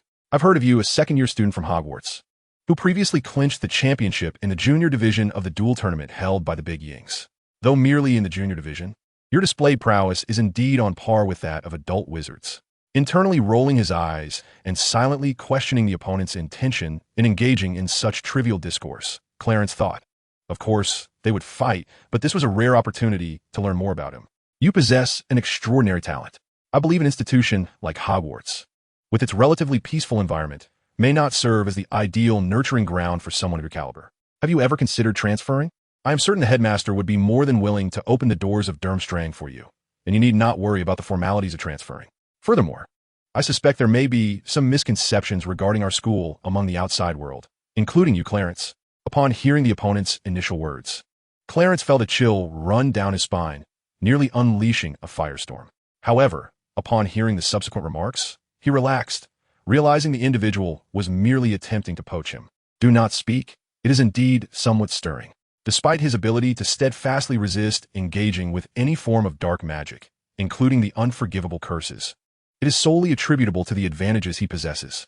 Moreover, who among the ordinary would willingly endure the constant scrutiny and vigilance of an old guardian? Consider the illustrious Durmstrang, which openly instructs in the arts of dark magic, and whose reputation for a fierce ethos, venerating strength, renders the learning environment notably more formidable. While feeling a stir of interest, he could not simply acquiesce, lest he shatter the persona he has meticulously crafted. Thus, he initially contemplated a vague response, leaving the possibility open that he might indeed transfer in the future. However, before he could utter a word, his curiosity was piqued by the opponent's final statement. He inquired, "What misunderstanding? Are you suggesting that your school does not teach its students dark magic?" The opponent shook his head, clarifying, "Not at all. Rather, it is that our institution does not conform to the external perceptions influenced by the historical presence of the saints. Since then, in accordance with the laws of the Han's magical department, our school has been restricted from imparting unforgivable curses and related studies to the students. Of course, on the surface, the school must maintain a semblance of compliance with the magical department, thus implying." At this juncture, the opponent revealed a sardonic smile, suggesting, in secret, the school does not prohibit students from delving into the study of unforgivable magic. However, one must possess the requisite skills to gain access. Upon hearing this, Clarence could not suppress a sharp intake of breath, his gaze darting to the judge, only to find the latter seemingly indifferent, as if he had not heard a word. This led him to suspect that the judge likely had connections to Durmstrang, or, more precisely, to the opponent before him, possibly even being aligned with him. This notion tightened his chest, raising his caution to its utmost, not solely focused on his adversary, but also wary of the judge. Before Clarence could dwell further on these thoughts, his opponent mockingly continued, "Clarence Stewart, your talent is extraordinary. Yet, how has Hogwarts and the esteemed Dumbledore nurtured you? They have managed to raise you without even encouraging you to engage with the most basic of curses. Though I do not possess the arrogance to assert that white magic is inherently inferior to dark magic, I am confident that, with your talent and intellect, even white magic could be wielded with comparable strength to that of dark magic. However, Clarence, you cannot deny that the potency of dark magic indeed surpasses that of white magic, can you?" Clarence, growing somewhat impatient, retorted, "So, what exactly are you trying to convey? I wish to propose that you join us. Here, you would find an environment far more conducive to your growth, rather than remaining with Dumbledore, being molded into a biting little rabbit." Though Clarence felt incensed by his opponent's final remark about the little rabbit, a deeper thought lingered in his mind. As if there was something amiss in the words spoken, he cautiously inquired, "When you mention you, are you referring to Durmstrang? If that is your belief, it aligns with our school's current ethos of for the greater good, which is not entirely inaccurate. What is your perspective on this matter?" The phrase "for the greater good" sounded somewhat familiar to Clarence, yet he could not immediately recall why it resonated with him. He merely found himself perplexed by its meaning. He could comprehend the notion of Durmstrang and the phrase separately, but the conjunction of the two eluded his understanding. Unbeknownst to Clarence, the judges of the final match may have had certain affiliations with Durmstrang, or perhaps they were simply part of that institution. Consequently, they remained vigilant. Even the judges were on guard. However, the crux of the matter lay in the enchantments cast upon the audience, allowing them to observe the final match with clarity and listen to the exchanges between the two competitors. Initially, the spectators believed Durmstrang had overstepped, perhaps corrupting the judges or infiltrating the tournament staff. Yet, upon hearing the phrase "for the greater good," a wave of unrest surged through the crowd, quickly quelled by the aurors maintaining order. Notably, the older members of the audience trembled in fear upon hearing those words, while the phrase itself seemed innocuous. When coupled with the fact that it was uttered by a student of Durmstrang, it evoked memories of the past, particularly the dark legacy associated with the Purity Party, led by the individual dubbed the Saint. This connection prompted the elderly to recall the first Dark Lord, Grindelwald, and his followers, invoking profound terror. Despite Grindelwald never claiming titles such as Dark Lord or White Lord, it was the fear and respect of wizards that led to such labels being ascribed to him and Dumbledore. The mere mention of these names sent shivers down the spines of the older individuals. Nevertheless, some astute observers discerned other implications from the Durmstrang competitor's words. For instance, prior to uttering that fateful phrase, the competitor had commented on Durmstrang's current ethos. Could it be that all students, professors, and the headmaster at Durmstrang had become part of the saintly faction? Moreover, did his words imply an intention to recruit Clarence into their ranks? As the spectators, including the vigilant Aurors and even Dumbledore himself, heightened their alertness, preparing to seize the Durmstrang contender at a moment's notice, the latter seemed reluctant to commence the duel. Instead, he intended to continue speaking. In order to maintain his carefully cultivated persona, Clarence felt compelled to listen patiently, unwilling to bear the reputation of a sneak attack. Although such tactics might be deemed acceptable in a duel, he preferred to uphold a more pristine reputation. Thus, he had no choice but to endure, all the while remaining ever vigilant. Unexpectedly, his opponent's ensuing words were not the mundane chatter he anticipated, but rather a public exposition of a magical principle. It appeared he wished to impart this knowledge to Clarence, yet was so engrossed in his own discourse that he disregarded whether Clarence could comprehend or retain the information. Fortunately, equipped with a system that allowed him to synthesize skills upon grasping the essence of the explanation, Clarence was able to master the spell before his opponent concluded his monologue. Upon simplifying and activating the newfound skill, he instinctively widened his eyes and inquired of his adversary, "Pray, do not tell me you are a member of the Saint organization that is loyal to Grindelwald." Unperturbed by the interruption, his opponent smiled in apparent amusement. "Saints are merely a term. It amounts to the same thing. But are you only just coming to this realization? It is only natural, considering that hypocritical Dumbledore would never share our ideals with you, especially those we fervently pursue. Moreover, we, the Pure Blood Party, have remained in silence for far too long, to the extent that our existence has been forgotten by the masses." Clarence replied in a low voice, "You saints possess the leisure to participate in such childish dueling competitions? Or is your leader confined within Nurmengard, plotting something nefarious? Or perhaps you young saints, weary of obscurity, have ventured forth to stir up trouble?" It was unclear which of Clarence's remarks struck a chord with his opponent, but it elicited a hearty laugh from him. The term confined was a novel and intriguing expression to him. "Might I ask why you refer to it as self-imprisonment? For I cannot fathom how the Ministry of Magic, with merely a solitary tower, could ever hope to confine Grindelwald. If he were not to imprison himself, even Dumbledore would be incapable of achieving such a feat." Initially composed, his opponent was once again rendered into fits of laughter by Clarence's explanation. "Indeed, it is as you say, our leader is self-imprisoned in Nurmengard. Otherwise, who in this world could ever hope to contain Grindelwald? Not even Dumbledore could accomplish that." Upon uttering these words, he abruptly reverted to his former self, as if the man who had just laughed maniacally was a different individual altogether. "I must clarify that our actions were not born out of a desire to escape solitude. Rather, we were summoned by the leader's command to bestow upon the little white rabbit a spell." Chapter 51. The Shield of Flames. Although I ought not to harbor any doubts about our leader, I find it hard to believe that you could master this spell merely by hearing its principles once, especially after your earlier interruption. Therefore, prove it to me. He then drew his wand and swiftly cast numerous protective spells around himself, even conjuring a circle of fierce flames to encircle him for defense. Subsequently, he pointed his wand at Clarence, his tone cold and laced with a deadly intent. "This curse was imparted to me by the leader, specifically designed to test whether you have truly mastered the aforementioned spell. I assume I need not elaborate on what a curse entails. Furthermore, let me remind you, this curse is unyielding. It will never dissipate until it strikes you, unless you can successfully cast the spell I mentioned, or else you shall perish here today."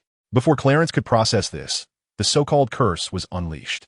The tip of the wand coalesced into a pitch-black sphere, as if even light were being forcibly drawn into this dark mist. Simultaneously, his body began to age rapidly, as if some unseen force were incessantly siphoning away his vitality and lifespan. Clarence recognized that his opponent's current state was likely a consequence of the curse's backlash, or perhaps the price paid for wielding such a curse. Yet, in the face of this curse, Clarence remained composed, even finding time to ponder why his adversary boldly claimed that this curse was insurmountable and would never vanish until it found its target. Indeed, it was a spell that exacted a toll on life and longevity to unleash. However, could the Shield of Flames spell counteract the curse, or rather, could it only negate this specific curse being unleashed by his opponent? The fact that Clarence could still indulge in such thoughts indicated his confidence in dealing with the curse. Even without the system's simplification of the Shield of Flames into a skill, he possessed a true avatar capable of withstanding the curse. Moreover, this ability to counter the curse was not a mere byproduct of the system's enhancements, but an intrinsic effect of this advanced avatar spell. Otherwise, it would not be classified among the higher echelons of magic. Thus, he felt no trepidation and even harbored a twinge of reluctance to witness his opponent being drained of all vitality and lifespan. Unfortunately, it seemed his adversary might have long been prepared to meet his demise. The intricate array of spells and enchantments surrounding him was formidable, and the presence of fierce flames could not only defend, but also absorb dark magic to rejuvenate himself, rendering any attempts to forcibly break through those spells futile in the short term. Consequently, despite Clarence's reluctance, he found himself powerless to intervene, merely a spectator as he gradually succumbed to the life force and longevity drained by the curse he had unleashed. All the words spoken ultimately boiled down to the mere passage of a few breaths, and it was evident that the curse was on the verge of fully manifesting. However, Clarence remained unperturbed, while the audience above was fraught with anxiety. Even McGonagall could not contain herself, drawing her wand with the intention of operating to the arena to halt the saint's frenzied actions. Yet, she was promptly restrained by Dumbledore, who calmly remarked, "Minerva, have you forgotten that Clarence has mastered the advanced double spell? This magic is specifically designed to counter curses. Indeed, the inception of the advanced double spell was not the brainchild of a scholarly wizard for the sake of research. Rather, it was developed by a wizard specifically to combat curses." Dumbledore's reminder rekindled McGonagall's recollection that there was no cause for concern, as Clarence's mastery of the advanced double spell could effectively neutralize the majority of curses. Furthermore, according to the saint, the curse he wielded required a target to vanish, meaning that striking an avatar created by the advanced double spell would also serve to nullify it. Of course, McGonagall was not alone in her desire to prevent the saint's reckless behavior. The Aurors present were already drawing their wands, preparing to cast spells. However, before they could raise their wands, Clarence, standing upon the arena, waved his wand and conjured several authentic avatars, which subtly shielded his true form. Witnessing this spectacle, the Aurors were left utterly astounded, their jaws nearly dropping in disbelief. Even those in the audience with a modicum of understanding regarding the double spell were profoundly shocked. Regardless of their astonishment, relief washed over them, causing their initial impulses to intervene to halt. They discerned the distinction between the ordinary and the advanced double spell.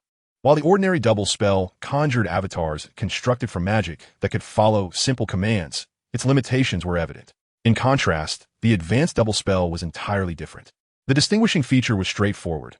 Avatars created by the ordinary double spell wielded wands, albeit mere constructs of magic devoid of any spell-casting capability. Conversely, the avatars produced by the advanced double spell bore no wands, for they were true replicas of the caster, complete with flesh and blood. How fortuitous it was that the advanced double spell effectively countered the majority of curses. Even the nameless curse unleashed by the frenzied saint within the arena would be subdued and negated by the avatars. Ironically, Clarence possesses such advanced magic. Is it not a remarkable coincidence?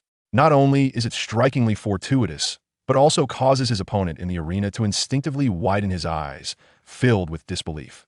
At that moment, Clarence spoke earnestly.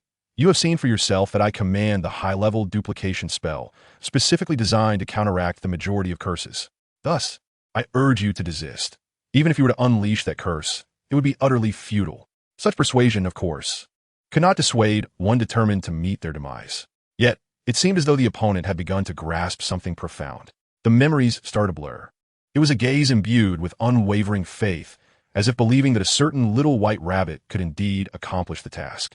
Perhaps it was not a belief that this little white rabbit could master the spell in one go, but rather a premonition that the rabbit could contend with the curse, even without having learned the magic. He then recalled that when the leader had instructed him on that very spell, he had mentioned that its underlying principles were not particularly complex.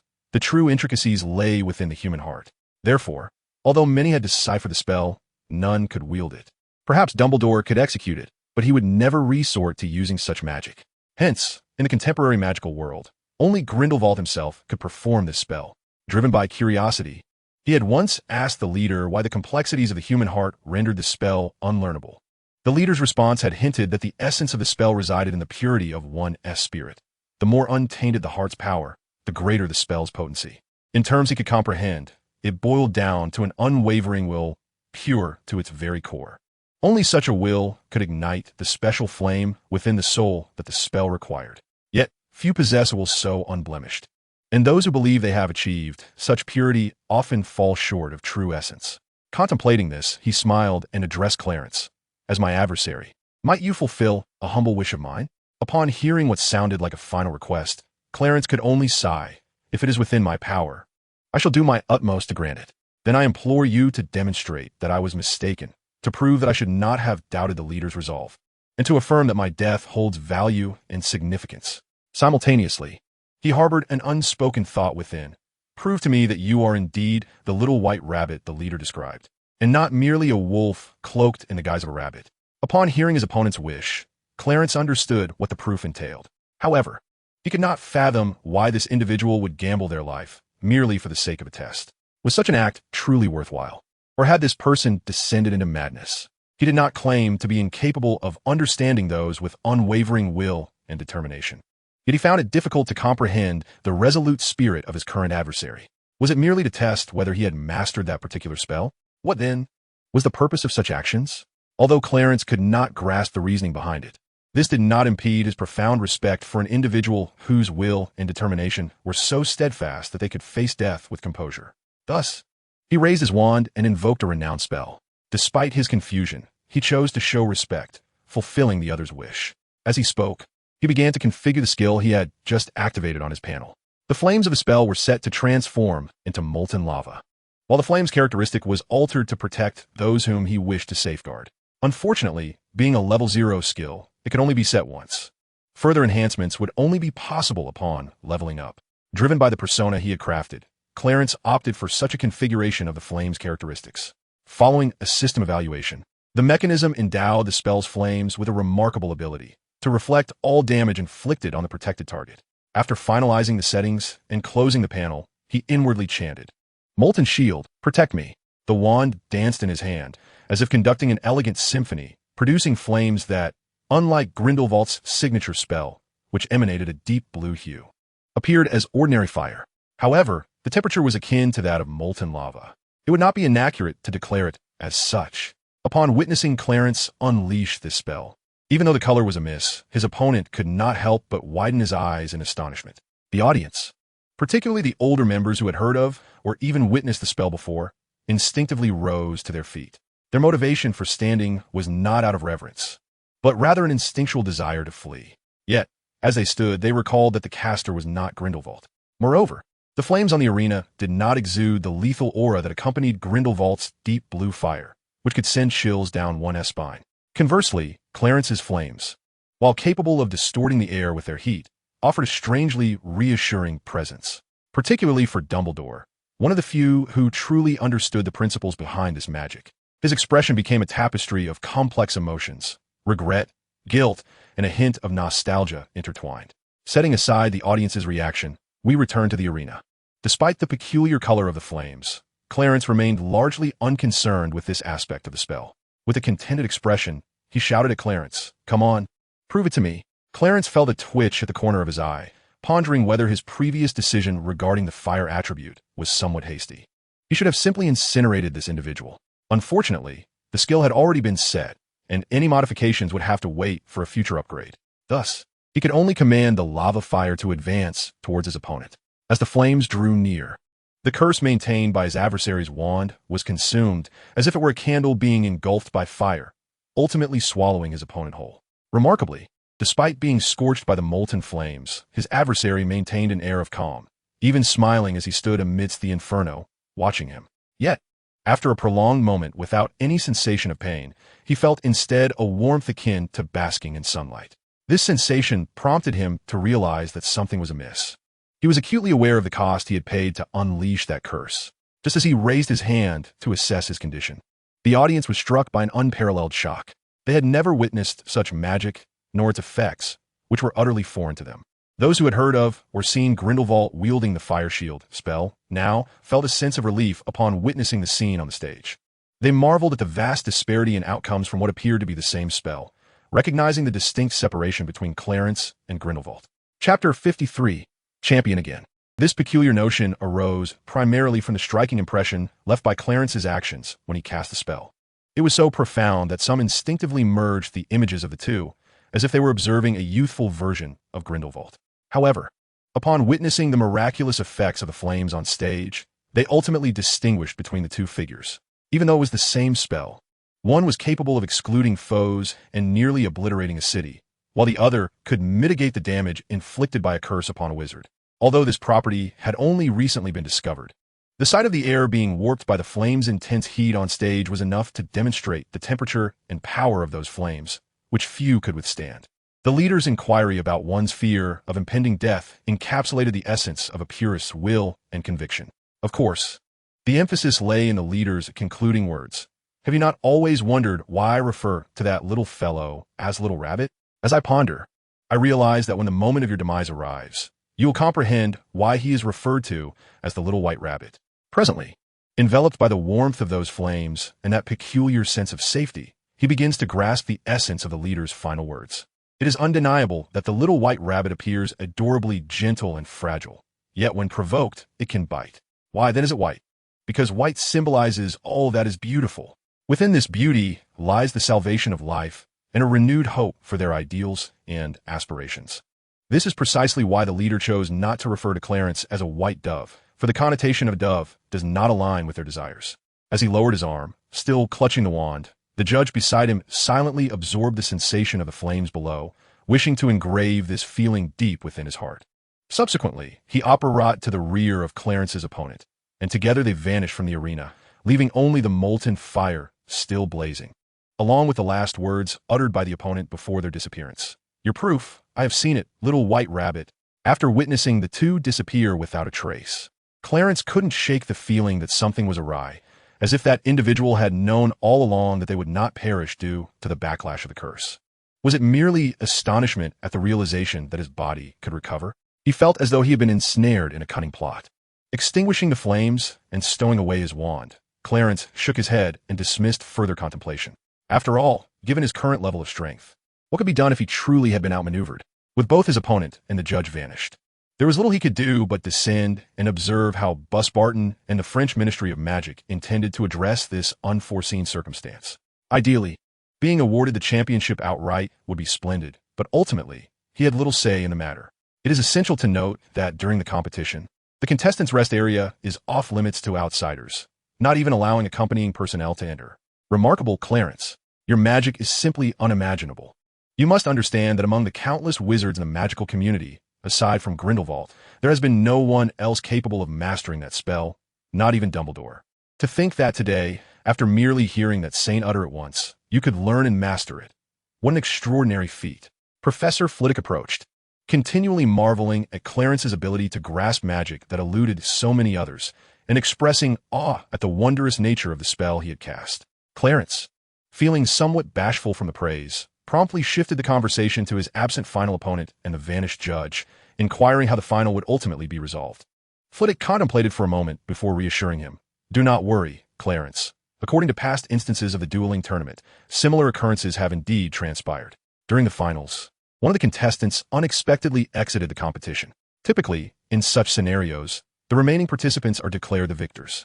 After all, the mere fact that they have advanced to the finals speaks volumes about their prowess. Therefore, it is reasonable to surmise that both Beauxbatons and the French Ministry of Magic would adhere to this customary practice in their decision-making.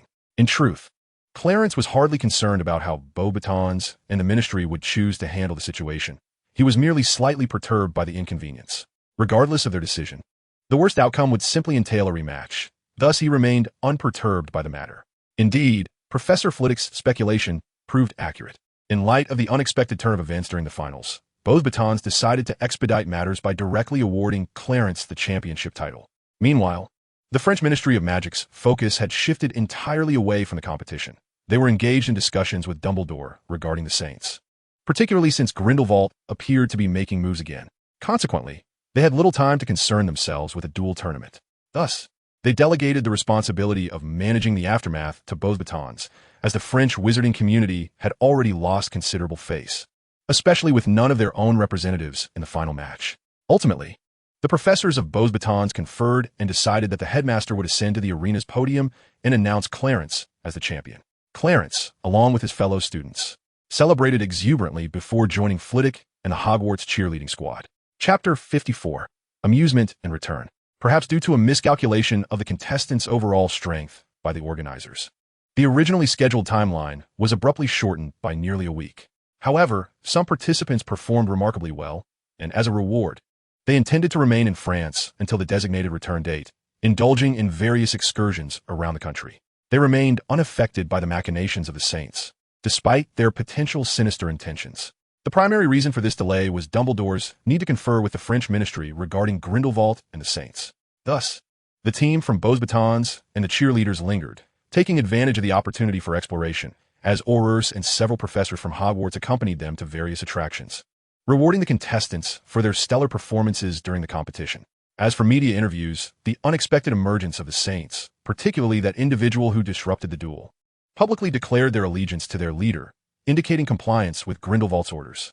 Consequently, only Clarence, the champion, was granted an interview by a reporter, while the other contestants received no such privilege. Unbeknownst to many, during this period, Dumbledore clandestinely visited Numengard to meet an old acquaintance. He even orchestrated a fabricated report for the newspaper, the essence of which was to clarify that the disturbances caused by the Saints during the competition were merely misunderstandings. It was merely a singular student from Durmstrang, who harbored an obsessive admiration for the Saints, that disrupted the duel tournament. This was not indicative of a resurgence of the Saints' influence. The contents of the newspaper, a blend of truth and falsehood, effectively quelled the panic that had gripped the French magical community due to the supposed revival of the Saints' power. Clarence, though vaguely sensing this sudden shift within the French magical realm, chose not to dwell on it. After all, such matters were beyond the purview of a mere schoolboy like himself. Meanwhile, the students of Hogwarts and the parents of other young wizards had already received word and were waiting near the docks to greet their loved ones. Gifts were prepared not only for the esteemed headmaster and staff, but also for the children, including a silver cross necklace for the priest, which Clarence had selected. The cross was exquisitely crafted, and within it, Clarence had imbued a small healing charm through alchemy. His dedication to the children at the orphanage had been unwavering. Despite his occasional misgivings about the peculiar priest, nonetheless, he felt compelled to honor this gesture. Of course, such a favor could not be repaid with a mere alchemical trinket, yet the sentiment was expressed. Hardly had Clarence settled into the orphanage when Mia invited him to her home once more, where he would stay until the commencement of the academic year. This time, her letter explicitly requested that he bring Severus and Lily along with him. After receiving the invitation, Clarence swiftly packed his belongings and bid farewell to the headmaster and the others before setting off to fetch Severus and Lily. Upon leaving the church, he did not head directly to the orphanage, but rather to a nearby shopping center, where he selected several cross necklaces of similar design. Unbeknownst to him, after gathering Severus and Lily, he directly transported them to Mia's abode via apparition. The days that followed were spent in Mia's home, studying and playing with friends, while he also dedicated several of his real duplicates to the rigorous crafting of potions. Due to the previous 2 duel tournaments and the consistently high quality of his brews, rarely yielding errors, the prices of his potions soared significantly. Thus, he was motivated to produce a substantial quantity of potions, seizing the opportunity to profit handsomely. Thanks to the unique attributes of his real duplicates, he could brew potions continuously, day and night, thereby affording him the confidence to tackle the creation of more advanced potions, particularly given the exorbitant cost of their raw materials. Firstly, regarding the matter of time, it is not something that can be accomplished in just a couple of days. This situation has indeed made Snape envious to the point of his eyes turning crimson with jealousy. He even sought advice from Clarence about the intricacies of this advanced duplication spell. Alas, despite Clarence meticulously dissecting the principles and sensations associated with the spell, Snape, for reasons unknown, perhaps due to a lack of innate talent, simply could not master it. It was not just him. Even Lily and Mia, who listened attentively from the beginning to the end, were unable to grasp it. This left Snape feeling quite despondent. Chapter 55, A Picnic. Observing Snape's evident dismay, Clarence felt a twinge of compassion. However, there was little he could do if Snape was incapable of learning. The only course of action available to Clarence was to generously offer guidance in hopes of enhancing his potion brewing skills, which began to weigh heavily on Clarence's mind. To rejuvenate the 2 young ladies, he prepared an abundance of ingredients for a delightful picnic. As for Snape, Clarence found himself at a loss, unsure of how to uplift his spirits. Upon hearing about the picnic, the 2 young girls finally brightened, and after some discussion, they settled on a picturesque location in the forest near Mia's home. Once they entered the woods and found a scenic spot, they commenced their outdoor cooking. While grilling, Mia fashioned 4 flower crowns from wildflowers and grasses, and Lily chose the one she fancied, insisting on placing it upon Snape's head as well. Mia adorned Clarence with the last crown, but as soon as it was placed atop his head, she became somewhat entranced, even though she had grown accustomed to Clarence's appearance. The flower crown accentuated his features in a way that left her momentarily spellbound, though the crown was lovely and emanated a rich floral fragrance upon being worn. It proved somewhat cumbersome as Clarence endeavored to grill. Such a beautiful crown should not be sullied by smoke, so he removed it and set it aside.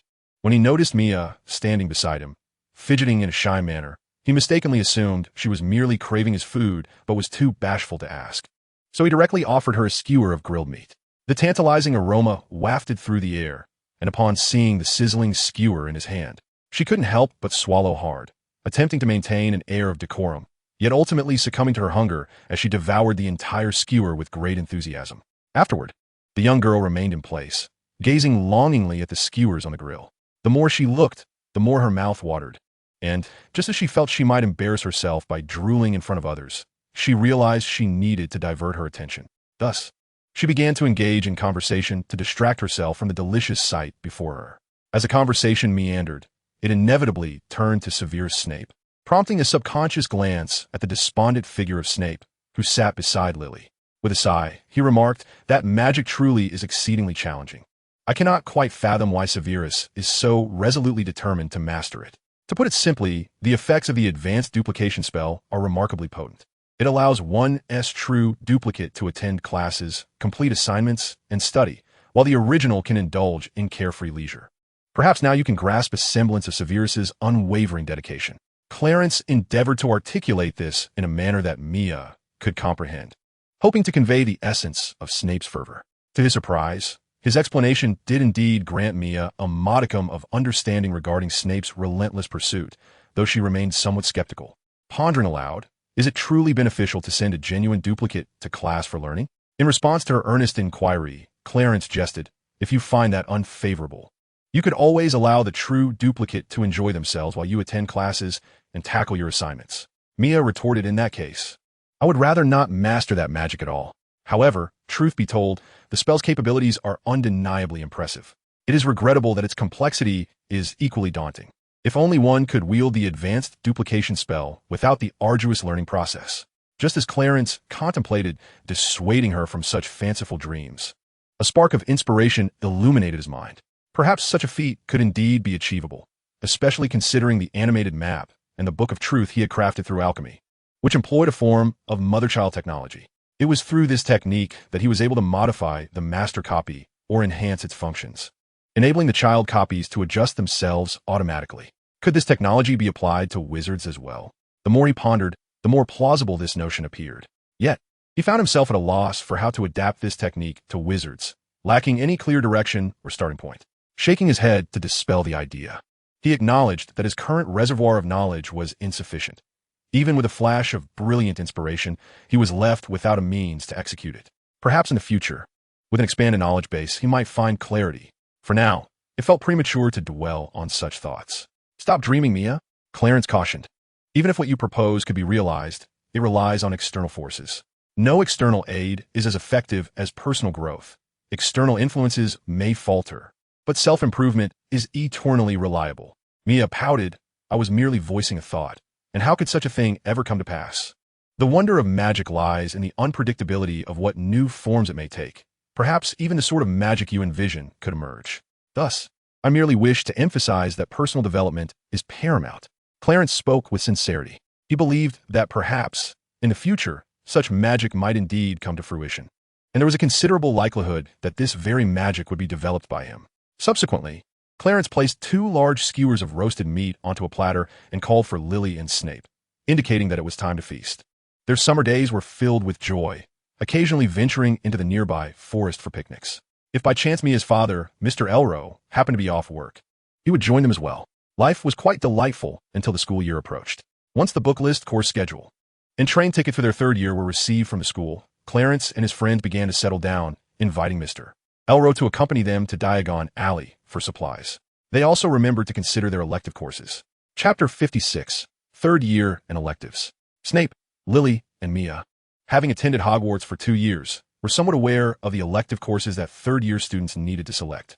However, although they had some knowledge regarding electives, their previous lack of necessity to choose them meant they had not delved deeply into the subject. They were only aware of the total number of elective courses available and which ones were easier for achieving good grades.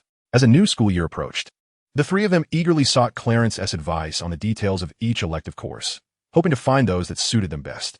After Clarence's thorough introduction, Lily and her friends gained a clearer understanding of the content of these electives, driven by their interests and considerations for future career choices post-graduation. They endeavored to select several elective courses that did not conflict with one another. At this point, they had yet to realize the scheduling conflicts among the elective courses, mistakenly believing that the school had intentionally designed it this way to prevent students from enrolling in all available electives. In a conventional school for ordinary individuals, conflicting elective schedules might indeed be a deliberate tactic. However, it is crucial to remember that Hogwarts is no ordinary institution. It is a school of magic. Observing that Lily and her friends had not yet grasped this, Clarence chose not to conceal the matter any longer and directly revealed the existence of the time turner. This meant that for astute students who could recognize the conflicts in elective schedules, the school would not only refrain from hindering their ability to enroll in all electives, but would also provide an alchemical item known as the time turner to help students avoid scheduling conflicts. Although Hogwarts could apply to the Ministry of Magic to address these issues, the application process was quite cumbersome. It required the headmaster or deputy headmaster to write various letters to the ministry, and it had to be granted to exceptionally capable students, ensuring that the time turner would not be misused for purposes unrelated to their studies. Professor McGonagall, responsible for handling the applications for time turners, would draft letters to the ministry based on the circumstances of the students. Undoubtedly, the school may intentionally refrain from informing students about the complexities involved in applying for the time turner, as this could avert scheduling conflicts regarding elective courses. Furthermore, students who obtain a time turner are required to maintain secrecy about their acquisition, resulting in the vast majority of students remaining oblivious to this matter. However, Clarence is no ordinary student. With the wisdom of 2 lifetimes and memories from his previous existence, he is well aware of the existence of a time turner. Even in the absence of such memories, his position as a teaching assistant grants him insight into this matter. In fact, Clarence intends to enroll in all available elective courses with the aim of securing a time turner, not to escape class time conflicts, but rather for the purpose of research. Previously, with the professor's consent, he had engaged with the elective course content and, at present, has nearly reached a 6th-year level of understanding. Thus, whether he attends classes or not is of little consequence, rendering scheduling conflicts trivial. After all, during examinations, he merely needs to attend for a brief period. And as for the potential overlaps in elective exam schedules, let us not forget his ability to employ the real body spell, rendering the time turner unnecessary.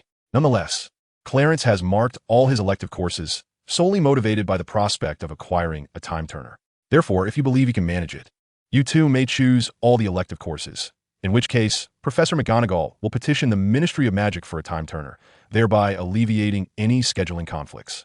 Severus Snape, ever the cautious one, expressed his rational decision to refrain from using such a device upon hearing that it could have personal repercussions.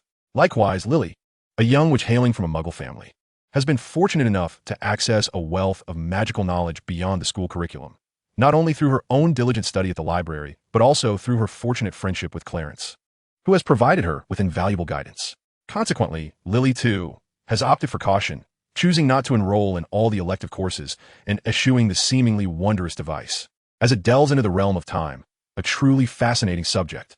However, for the astute, such as Lily, the veiled dangers lurking behind that enchantment are evident, leading her to reject it, much like Snape. In contrast, Mia appears somewhat hesitant, seemingly contemplating the option of enrolling in all the electives, yet exhibiting a degree of self-awareness that ultimately leads her to abandon this notion. She comprehends that even if she successfully secures a time turner, maintaining consistent grades across all elective courses may prove challenging, not to mention the potential impacts the device could have on her well-being. Once the 4 of them had finalized their elective selections, they dispatched their choices to the school via owl, and under Clarence's tutelage. They commenced their preparatory studies, particularly focusing on the content of the elective courses they had chosen. Possessing the admirable skill of teaching bestowed by Clarence, which has attained an impressive level of 28, has significantly enhanced the effectiveness of this ability. Consequently, during their preparatory sessions, As soon as he barely completed explaining a concept, Lily and her companions were able to swiftly memorize, comprehend, and assimilate the information. This resulted in the days leading up to the commencement of the school year on September 1st, where Lily and her friends not only nearly completed the entire curriculum for their third year, but even delved into the theoretical aspects of their chosen elective subjects, leaving only practical applications to be addressed. As for the practical components, Clarence found himself at a loss. They could only master those through hands-on experience. To alleviate any potential boredom during their journey to school, Clarence personally crafted an abundance of delightful snacks and confections. To his surprise, Mr. Elrose seemed to have a particular fondness for these treats, consuming quite a number of them. However, this was hardly a concern, as Clarence had made more than enough, and these delicacies could be stored for extended periods without fear of spoilage. On September 1st, Clarence and the girls boarded a train that carried them to Hogwarts, officially commencing their third-year academic journey. Chapter 57. In-Depth Learning. The experience of third-year studies for Clarence, who possessed a genuine doppelganger, remained akin to the previous year, allowing him ample leisure time to pursue his own interests, even as professors began introducing him to the curriculum of the sixth year. The presence of his doppelganger attending to the supplementary lessons meant that his primary self was hardly affected. As for the elective courses, the professors scarcely concerned themselves with whether Clarence attended, as they had become quite familiar with him. Many of the elective instructors believed that, given Clarence's current proficiency, attending classes was unnecessary. He could merely show up for examinations. In addition to his personalized study plans, his primary self once again sought out Madame Pomfrey in the infirmary, expressing a desire to continue his in-depth study of healing magic. He also intended to prepare for the profession of healer starting this year. Indeed, Clarence's initial intention was to begin preparations now, enabling him to bypass any specialized training after graduation and apply directly. While his first aspiration was to become a professor, there was no harm in also establishing himself as a healer. Although he did not anticipate facing rejection when applying for a teaching position at a magical institution post-graduation, it was prudent to secure a fallback career and explore alternative options. With the title of healer, even if Clarence were unable to attain a professorship, he could still pursue a medical career at St. Mungo's Hospital, ensuring a stable livelihood. Initially, Clarence harbored such thoughts, yet he failed to anticipate the vast network of connections that Madame Pomfrey possessed, particularly within the realm of the healing profession. Thus, upon learning of Clarence's intention to delve deeply into the study of healing magic and to prepare for the certification examination for healers post-graduation, she mysteriously procured a comprehensive curriculum specifically designed for aspiring healers. She even compiled a collection of past theoretical examination papers for healers, enabling Clarence to embark on his studies immediately. However, the practical aspect of the training was solely his responsibility, with Madame Pomfrey only able to offer guidance when needed. Once Clarence had sufficiently absorbed the lessons from Madame Pomfrey, he planned to utilize a genuine avatar of the time converter to substitute for himself, while he personally researched this alchemical artifact. Nevertheless, given that this endeavor involved the realm of time, Clarence's progress was sluggish, even with the aid of a simplification system. The intricacies of time were far beyond the comprehension of an ordinary wizard, let alone the prospect of an in-depth investigation. Moreover, Clarence's accumulation of knowledge in alchemy was insufficient, rendering his research alarmingly slow. Fortunately, the converter was not restricted solely to third-year students. As long as one did not intend to forego certain elective courses before the graduation examination, they could retain it indefinitely. Of course, this came with limitations. One must ensure that the use of the converter for purposes beyond study remained undiscovered. It was precisely because he had ample time to conduct his research that Clarence managed to maintain his sanity.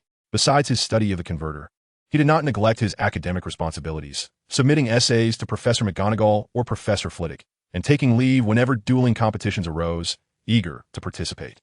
Though the dueling competitions they chose to enter lacked the prestige of official tournaments, the generous prizes for the champions were undeniably enticing. Additionally, while these competitions had various restrictions and could not truly replicate real combat, they nonetheless offered opportunities to enhance practical skills and experience. In addition to writing essays and participating in dueling competitions, he occasionally visited the Truth Society's activity room to conduct tutoring sessions, thereby expanding his network of connections. After 6 months of such tranquil academic life, Clarence, with the professor's permission, began to engage with the curriculum of the 7th year. For an ordinary student, the focus of the 7th year curriculum revolved around the graduation examination, leading them to refrain from further exploration of magical knowledge. However, Clarence was not an ordinary student. Being merely a third year, he had 2 years before even facing the fifth-year examinations. Thus, due to the emphasis placed on advanced studies, he was able to concentrate on deepening his understanding of higher-level magical knowledge under the professor's tutelage. As Clarence achieved a complete mastery of the 7th grade curriculum and underwent assessments from various professors, it became evident that he could graduate from school without any issues. However, this was merely a verbal assertion. He would not be allowed to graduate just yet.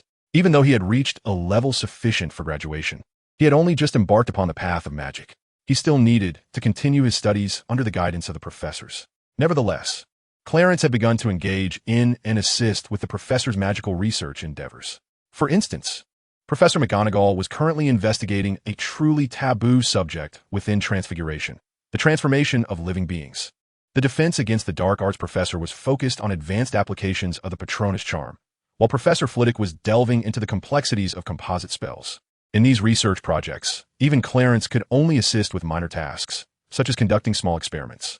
This situation left Clarence somewhat disheartened. No wonder the defense against the dark arts professor informed him that, on his magical journey, he had merely taken his first step. Indeed, this was the truth.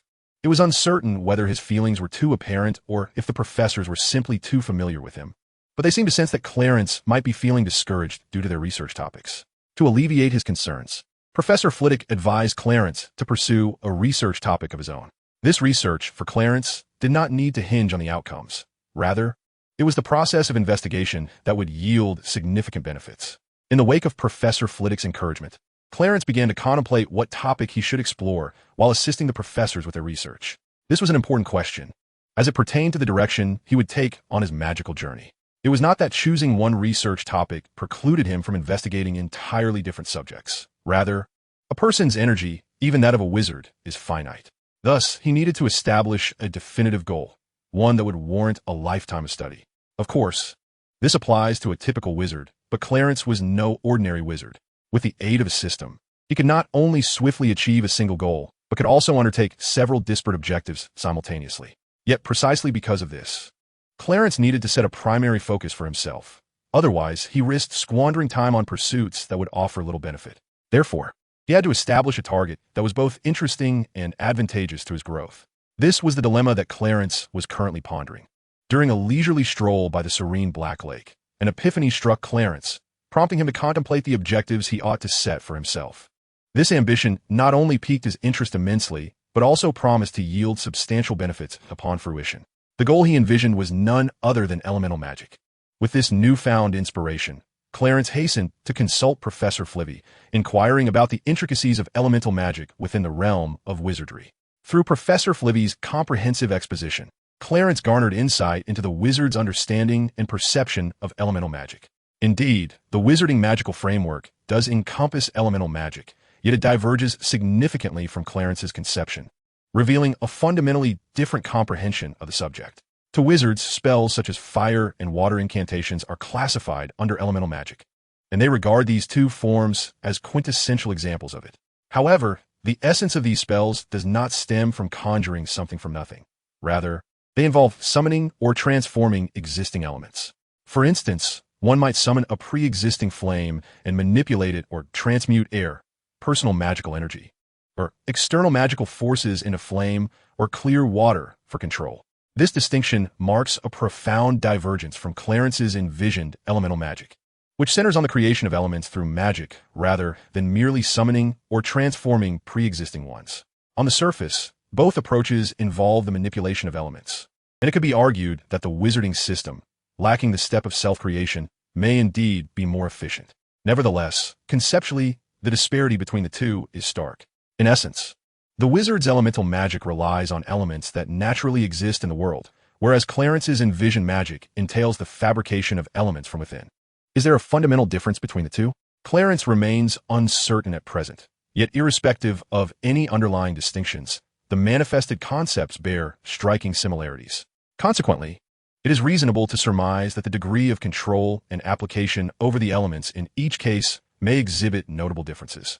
The borrowed elements from nature, regardless of how creatively one might employ them, remain tethered to their superficial concepts. Indeed, it appears that wizards have yet to delve deeply into this realm. In contrast, the elements crafted from within offer an entirely different paradigm. enabling a profound exploration of their intrinsic essence. Although Clarence currently finds himself constrained by his limited knowledge, he has yet to grasp the fundamental nature of elemental origins and what it truly entails to wield and manipulate them. Nor can he discern the distinctive manifestations that arise from such endeavors. However, his current understanding of the distinction between the two lies in the elemental magic employed by wizards.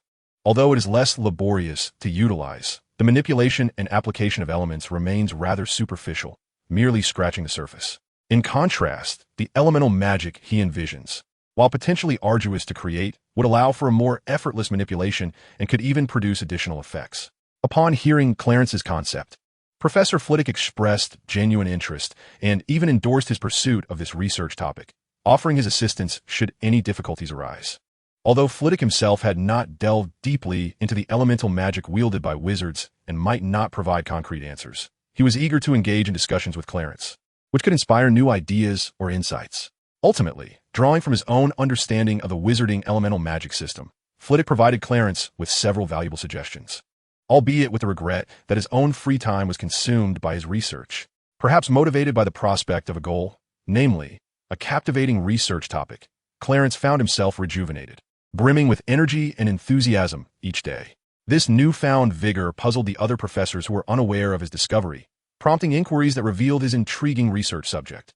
Some professors recognized the potential value of this topic, while others expressed personal interest, assuring Clarence that he could approach them should he encounter challenges. Regrettably, like Flitwick, these professors were also preoccupied with their own research endeavors, with some juggling multiple projects. Yet, this tranquil and fulfilling academic life was soon disrupted by an unexpected event. A senior student from Slytherin approached Clarence with an invitation to join their college's student organization, known as the Wampus Knights. Clarence, however, firmly declined the offer, and the Slytherin student displayed no significant reaction, seemingly having anticipated such a response. As he departed, he cryptically remarked that the organization would not abandon their pursuit and would always keep their doors open for him. As for Clarence's refusal, while others might have been oblivious to the purpose of the Wampus Knights, Clarence was aware, having gleaned insights from Severus Snape, that this student organization was the precursor to the burgeoning Death Eater faction within the British magical community. In other words, joining would equate to becoming a reserve member of the Death Eaters. Chapter 59, Voldemort's Favor. Clarence, in his initial decision to rely on the presence of Dumbledore at Hogwarts for his swift growth, resolved not to conceal his talents. Thus, when he made this decision, he anticipated that a day like this would eventually arrive, albeit he did not expect it to come so late. According to his initial expectations, Voldemort and the Death Eaters should have made contact as soon as he began to emerge. However, the reality was that it was not until his third year that anyone approached him, which led Clarence to question whether Voldemort had, due to the splitting of his soul, gradually succumbed to madness in the preceding years. Consequently, he doubted that someone of his modest talent would receive the attention he had imagined. He even speculated that had it not been for his participation in the dueling championship at Beauxbatons last summer, where Saint publicly expressed their support for him and sought to recruit him, Voldemort and the Death Eaters might well have remained indifferent. Of course, these were merely Clarence's conjectures. The true circumstances could only be known by Voldemort and his followers. Nevertheless, part of Clarence's speculation was indeed accurate. When he first entered school, despite his nascent prominence attracting the attention of the Death Eaters, it was only a couple of them, specifically those tasked with recruitment, that took notice. In other words, during his first year, Voldemort had no idea that someone like Clarence existed at Hogwarts. As Clarence gradually showcased his talents, particularly after assuming the role of teaching assistant, the Death Eaters had already resolved to send someone to make contact with him. However, while they had decided to reach out, the specifics of how this would occur remained unclear to them, and they were indifferent to pursuing it further. At that time, the Death Eaters were in a position of great strength, bolstered by their formidable leader, Voldemort, and the number of individuals eager to join their ranks was overwhelming.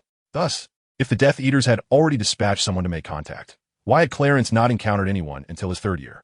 This situation was intertwined with various unforeseen circumstances and peculiar conditions. As for the nature of these surprises and peculiarities, it suffices to say that one primary reason lay in the fact that Clarence was exceedingly busy during his first and second years. Indeed, he was exceptionally busy, to the extent that those assigned to approach him were unable to find a suitable opportunity. In retrospect, it is entirely understandable. Prior to mastering the art of true duplication, Clarence was so devoted to his studies that he would scarcely allow himself any time for rest. Day after day, he found himself either in the company of various professors or poring over books in the library, or sequestered within the confines of his dormitory. There was simply no suitable opportunity for genuine interaction. Was it not possible to summon him to a secluded spot under the guise of a fellow student or friend? In truth, had it been any other ordinary student, such an approach would have posed no issue. Yet this particular individual was distinctly abnormal, subjected to the same scrutiny as Clarence, both being watched closely by the headmaster. Moreover, it could be said that within Slytherin, those who had aligned themselves with Voldemort and were poised to become Death Eater recruits were similarly under the headmaster's vigilant gaze. Not to mention, Clarence himself was one of the primary targets of this surveillance. Consequently, the opportunity for meaningful contact remained elusive. This situation persisted until Clarence finally learned and mastered the magic of true duplication, which heralded a shift in his circumstances. Regrettably, the student initially designated to engage with Clarence had already graduated, necessitating that the successor start afresh. Thus, for the entire second year, there was again no chance for interaction. Aiming to make progress in the third year, Clarence's plans were thwarted by the dueling competition hosted by both batons. Indeed, the successor was among those who had distinguished themselves in internal selection at Hogwarts. During that occasion, while being trained in dueling techniques by Professor Flitwick, a prime opportunity presented itself. Alas, before any interaction could occur, Clarence had soundly defeated him in simulated duels multiple times, leaving an indelible psychological scar and instilling a sense of dread regarding Clarence's prowess. The successor became apprehensive about approaching him, let alone inviting him into the ranks of the Death Eater recruits, fearing that merely uttering such a proposal could result in a curse being flung his way.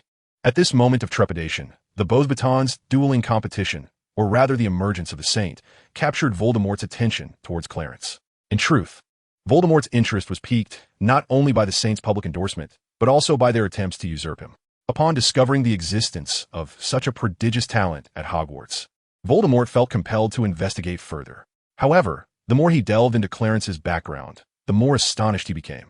For had he been in Clarence's position at the same age, he would have been incapable of achieving such a level of prowess. Most importantly, Clarence bore an uncanny resemblance to Voldemort himself, to the extent that he seemed to be gazing upon a younger version of himself. Behold, hailing from the same orphanage, endowed with extraordinary talents, and equally adored by various professors, such was the fate of both individuals. Yet, the professors' fondness for Clarence seemed to surpass even that which they had for Voldemort during his own academic tenure. The crux of the matter lay in the fact that both were under the vigilant watch of Dumbledore. Perhaps the only distinction between them was their diametrically opposed choices regarding the paths they would tread. While Voldemort had once opted for the dark arts, Clarence chose the path of white magic, in stark contrast to his counterpart. As Voldemort perused the newspaper detailing Clarence's debut in the dueling competition, particularly captivated by the photograph of him casting the fire-making spell, he pondered whether, had he chosen a different path in the past, his present circumstances might have been entirely different. However, he swiftly quelled such peculiar musings, for deep within, he assured himself that even if given another chance, the outcome would remain unchanged. Chapter 60, Voldemort's Favor Thus. As Voldemort gazed at the image of Clarence conjuring the fire-making spell, he became lost in contemplation. In this state of reflection, he inadvertently overlooked the presence of several high-ranking Death Eaters, who clearly heard his murmured soliloquies. This led to a burgeoning misunderstanding among them. Yet none dared to voice their inquiries, further deepening the confusion. What, then, was the nature of their misunderstanding? We shall not delve into their individual thoughts upon overhearing Voldemort's musings. It became evident that they suspected an extraordinary bond between Voldemort and a young wizard named Clarence Stewart, coupled with the striking similarities in their upbringings. Their speculation took a rather fanciful turn, suggesting that Clarence might indeed be Voldemort's own flesh and blood. Though this conjecture was merely the musings of the high-ranking Death Eaters and undeniably far-fetched, the possibility was not negligible. Clarence not only matched Voldemort in talent, but arguably surpassed him, and his origins from the orphanage raised further suspicion. Notably, the ambiguity of his parentage remained, as his orphan status precluded any certainty regarding his bloodline. Additionally, the fact that Voldemort himself had also emerged from an orphanage only intensified the intrigue. Of course, this was a secret known solely to the high-ranking members present, leaving the lower-ranking Death Eaters completely oblivious. Thus, the speculation arose that Clarence might indeed be Voldemort's child, perhaps placed in the Muggle World-S orphanage under an alias as part of a deliberate effort to allow him to experience a similar upbringing. thereby preparing him for greatness in the future. In truth, there is little need to await a distant future, even in the present.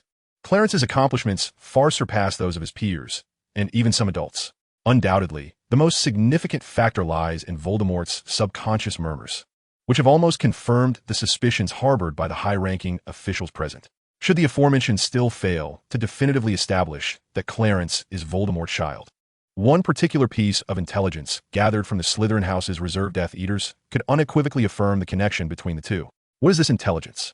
To those unfamiliar with Voldemort, the information may appear unremarkable or ordinary. However, for those well acquainted with Voldemort, the content of this intelligence serves as irrefutable evidence of Clarence's lineage. According to the records, a student from Slytherin had a pet snake, and, on one occasion, this student encountered Clarence and approached him with a few inquiries.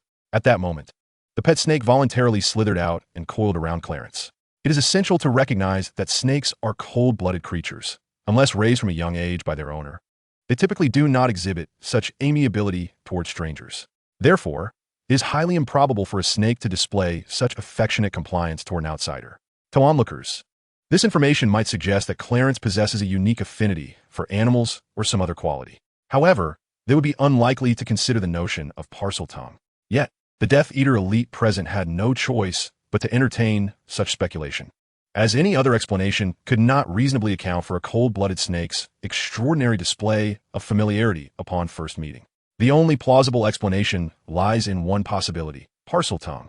Such behavior is characteristic of snakes when interacting with a speaker of the snake language. In reality, the high-ranking officials have misunderstood the situation. While Clarence may indeed develop the ability to speak with snakes in the future, he currently lacks the capacity to communicate with them, or any other creatures for that matter. The reason the pet snake was so compliant and affectionate toward him was merely due to his skill. Moreover, it can be said that it was not solely snakes that exhibited such deference toward Clarence. He understands the reason behind this, yet the Death Eater leaders remain oblivious, thus deepening their misconception and solidifying their belief in Clarence's identity. Furthermore, given the remarkable talents Clarence has displayed and the promising future that lies ahead, he appears to be the quintessential heir to Voldemort. Once Clarence takes the reins of Voldemort's Death Eater organization, it is conceivable that he could lead them to unprecedented heights. Consider the high-ranking officials present, each hailing from pure-blood families, affluent and powerful, yet devoid of any real authority. The pure-blood families found themselves marginalized by the bureaucratic apparatus of the Ministry of Magic, not only thwarting their attempts to infiltrate the ministry, but also denying them any substantial opportunity to ascend to senior positions within its ranks. Had it not been for their considerable financial investments, the ministry would have covertly granted them a few privileges. Thus, these pureblood families were not significantly more powerful than ordinary wizards, save for their greater wealth. It was precisely for this reason that they coalesced under Voldemort's banner, waving the flag of pureblood supremacy, their ultimate aim being the acquisition of power. Alas, as founding members of this organization, they were unlikely to witness the splendid vision they had once imagined. However, their offspring, should they align themselves with the second-generation heir, Clarence, might yet bear witness to it. Indeed, from the perspective of the upper echelons, Clarence presently exuded a commendable image, with whispers suggesting he could potentially emerge as the second white wizard following Dumbledore. Contemplating Dumbledore's formidable prowess and his terrifying influence within the wizarding world, one could not help but recall the deeds of his adversary, the first Dark Lord Grindelwald. Therefore, should Clarence maintain such an upright persona, his future prospects appeared boundless. Not only would his candidacy for the position of Minister of Magic, with the backing of the Death Eaters, likely culminate in success, but aspirations to contest for the presidency of the International Wizarding Federation were also within the realm of possibility. As they envisioned the future, with the organization poised to ascend to new heights under Clarence's leadership, the assembled dignitaries trembled with excitement. Unbeknownst to Voldemort himself, they had already anointed Clarence as the second-generation leader of the Death Eater faction, their heir apparent. Even if Voldemort were to become aware of this, it would matter little. After all, he merely murmured to himself, uttering no significant proclamations, so what could be the issue? However, he remained oblivious to the fact that a series of coincidences and unforeseen factors had birthed a profound misunderstanding among the high-ranking officials present. This misapprehension ran so deep that even should Voldemort deny it, they would fabricate countless justifications, unwavering in their belief in Clarence's lineage and their acknowledgement of him as the second-generation leader of the Death Eaters. albeit still merely an heir apparent. In essence, without him realizing it, Voldemort had inadvertently acquired a son, and from the very ranks of the Death Eaters he had painstakingly assembled, a new heir had emerged, destined to inherit his legacy. In truth, had any one of the high-ranking officials present inquired about this matter, such a profound misunderstanding could have been avoided. At worst, they would have endured Voldemort's ire and scorn, but it would not have escalated to physical confrontation. Consequently, none dared to speak up at that moment. For who willingly invites reproach for no reason? In the end, Voldemort remained entirely oblivious to the situation, while his followers, the Death Eaters, were nearly unanimous in their awareness of Clarence's status as the young master. Even among the ranks of the Death Eater recruits within Slytherin House, this knowledge had spread, which explained why a certain upper-year Slytherin student boldly approached Clarence.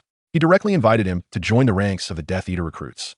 After all, it was only natural for the master who commanded the Death Eater faction to align with Clarence, the young master who held sway over the recruits.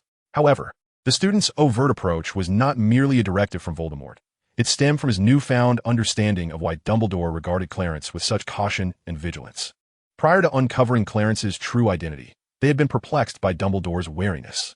Yet, upon learning of the young master's genuine lineage, everything fell into place and became entirely comprehensible. Were the roles reversed, and he were in Dumbledore's position, knowing that Clarence was Voldemort's offspring and the future second-in-command of the Death Eater faction, he too would adopt a stance of wariness, if not resorting to more drastic measures to eliminate potential threats. This was precisely why he felt justified in approaching Clarence so openly and extending an invitation to join the Death Eater recruits. Dumbledore had been aware of Clarence's true identity all along, even recognizing the existence of a related organization within Slytherin House. Given such circumstances, he dared to act boldly, even under Dumbledore's watchful gaze. As for why the upper-year student anticipated Clarence's rejection of the offer to join the recruits, it was more pertinent to question why Voldemort sought to include Clarence in their ranks. Understanding Clarence's identity, coupled with the insistence of his family, led him to realize that Clarence was still unaware of his true nature. Even if he were to discover it, he would likely reject the invitation. Clarence needed to maintain a positive public persona, thereby ensuring his future opportunities to aspire to the position of Minister of Magic. Should he align himself with the Death Eaters, it would adversely affect his prospects. Thus, after approaching Clarence and receiving a refusal, the Slytherin student not only felt no surprise, but also spoke with a profound understanding in his final remarks. Regrettably, all of this was a misunderstanding, and Clarence himself was completely unaware of the unfolding events. It was merely due to this invitation that he felt a heightened sense of urgency, contemplating the prospect of leaving the orphanage during the holidays to avoid the attention of Death Eaters. Should the precise location of the orphanage be exposed, it would undoubtedly lead to greater complications. Even if he wished to remain at school, the institution would not permit it.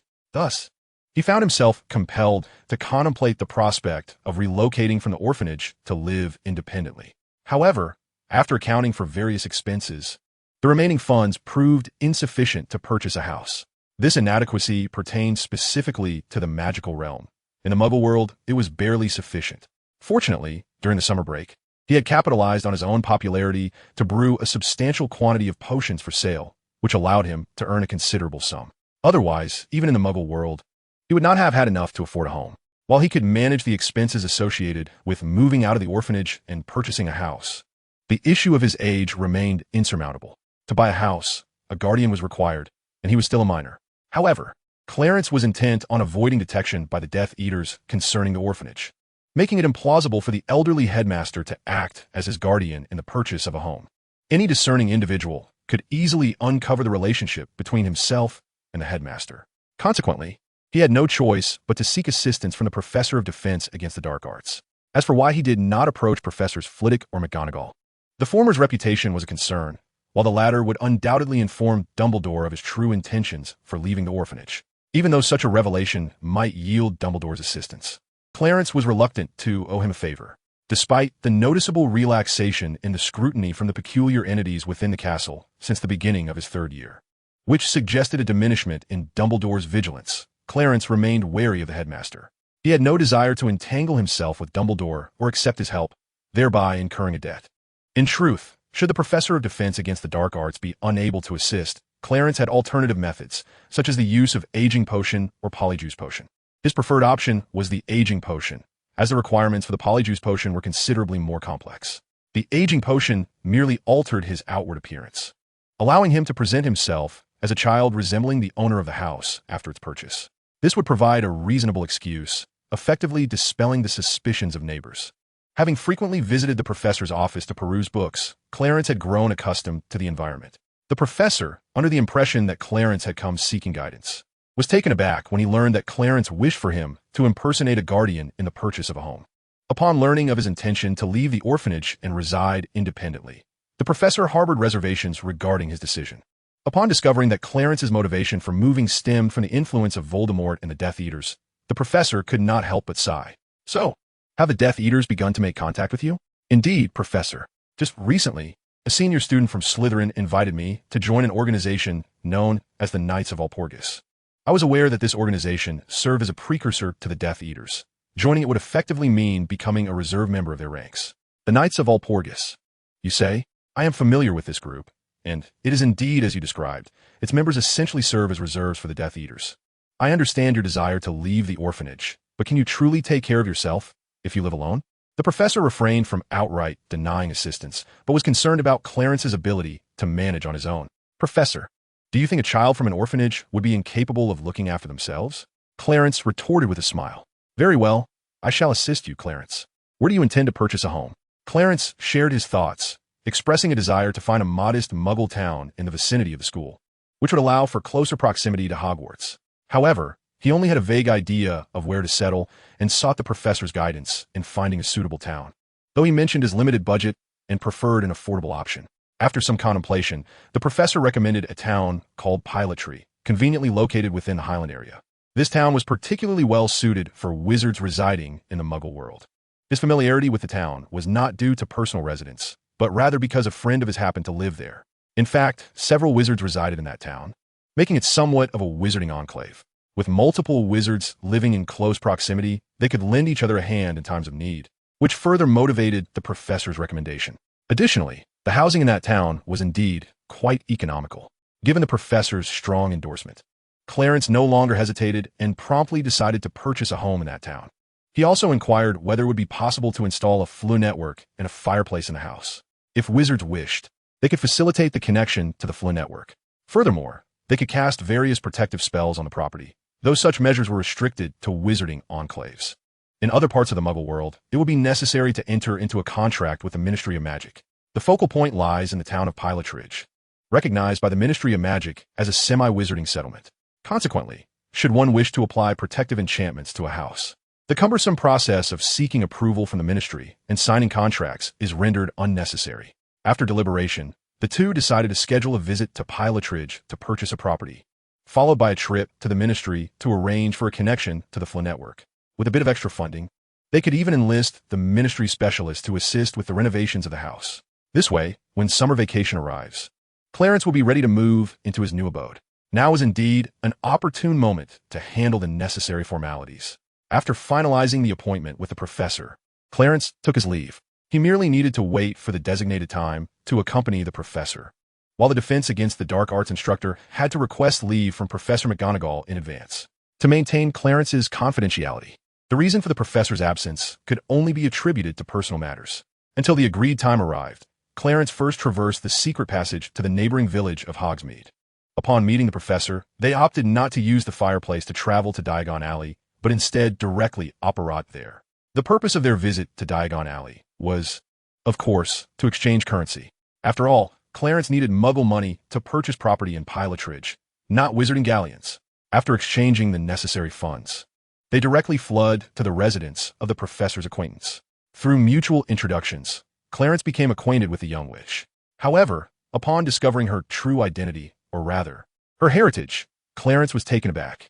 To his astonishment, she was a vampire witch. Louise Kyrat Phyllis Carlin was her name. Before her transformation into a vampire, she was known simply as Louise Kyrat.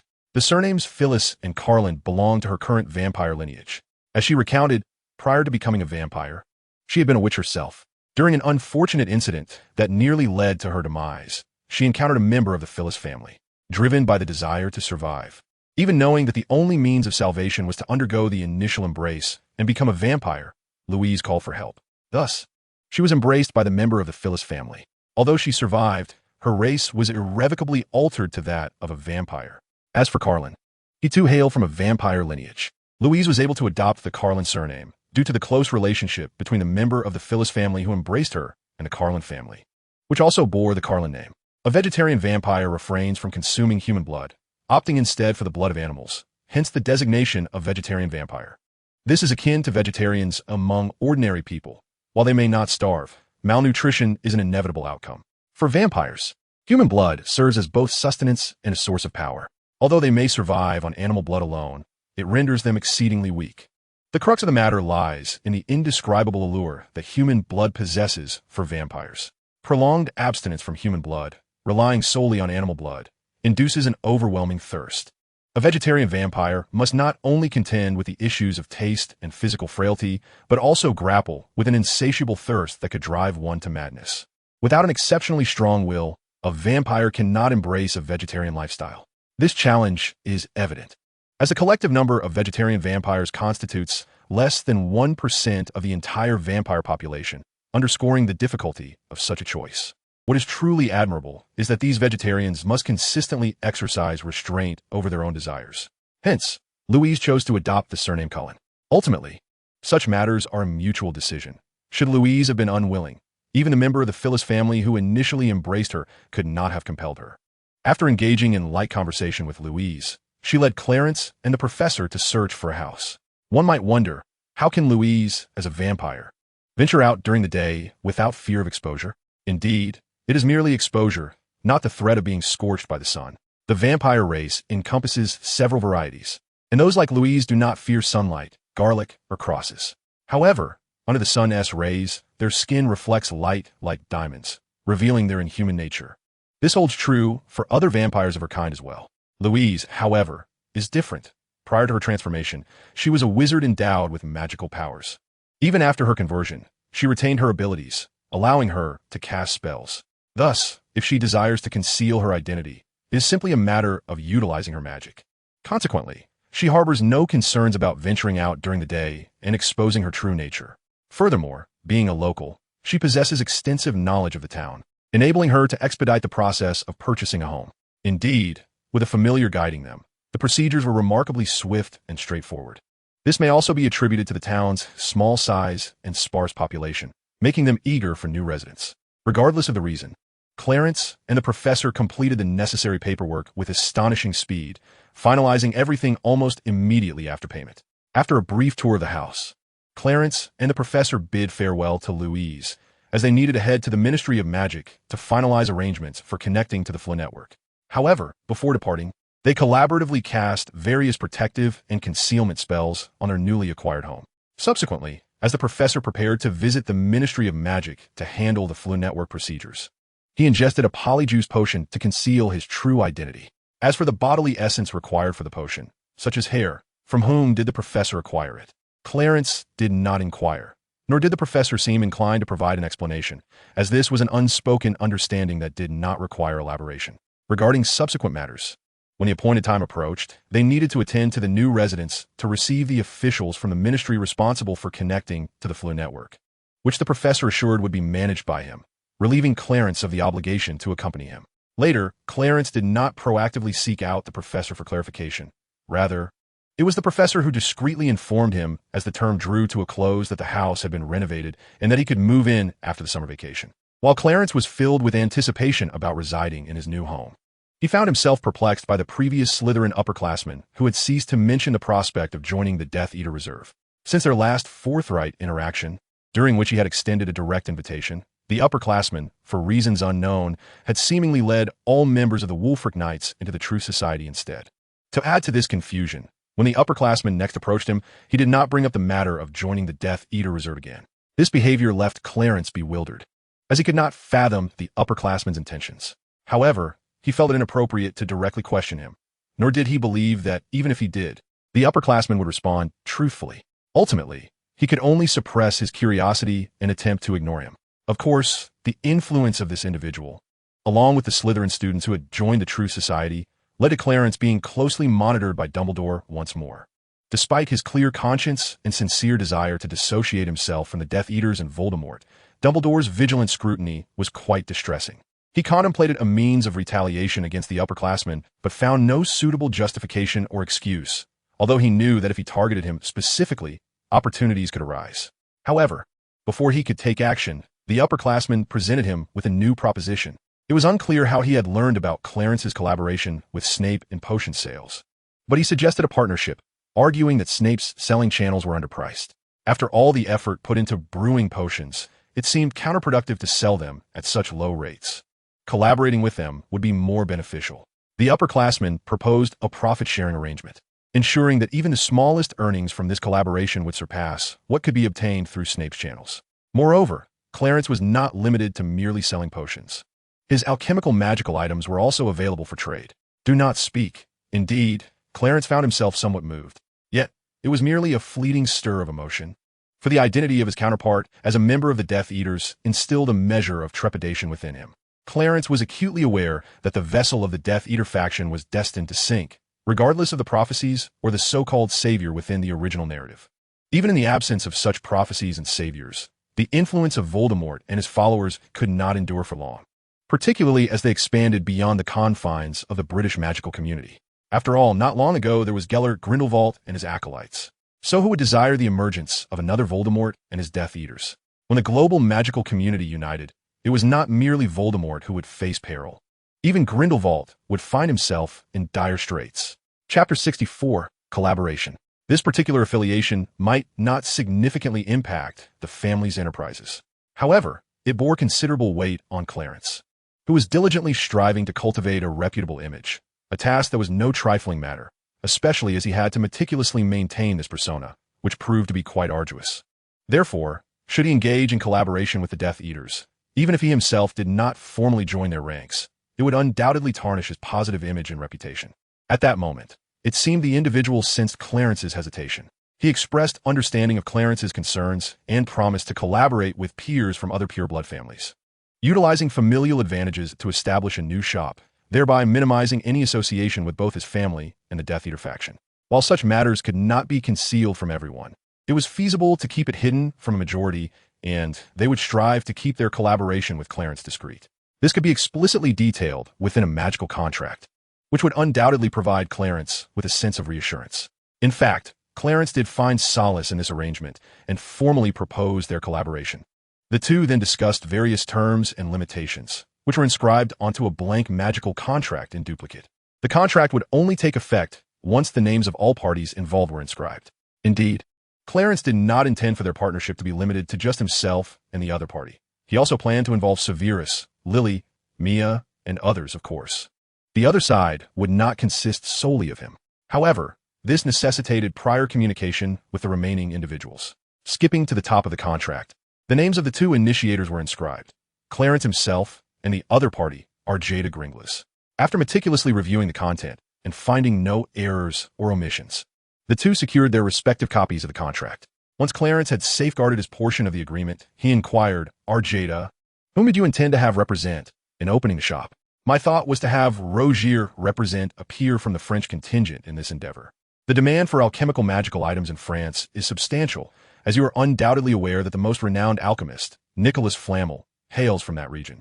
It would be prudent to have Lorda establish a shop for the sale of alchemical magical items in France, while we open a potion and herb store here in our homeland. I believe having Lorda represent us will deter most individuals from probing further into the affiliations behind the shop. In truth, there is an unspoken understanding that among those individuals lies none other than Voldemort himself. Although Algida does not possess extensive knowledge about Voldemort, family discussions have hinted that he is not inclined to confront the forces of the Saints, at least not at this moment. This consideration suggests he intends to keep his future leader Voldemort unaware of his collaboration with Clarence. However, Algida refrains from articulating this thought directly. Following the establishment of their partnership, Clarence bade farewell and sought out Snape along with Lily and Mia. When he approached Snape, he utilized an owl to summon him to the Ollery for a discussion. To his satisfaction, Snape readily acquiesced and inscribed his name upon the magical contract.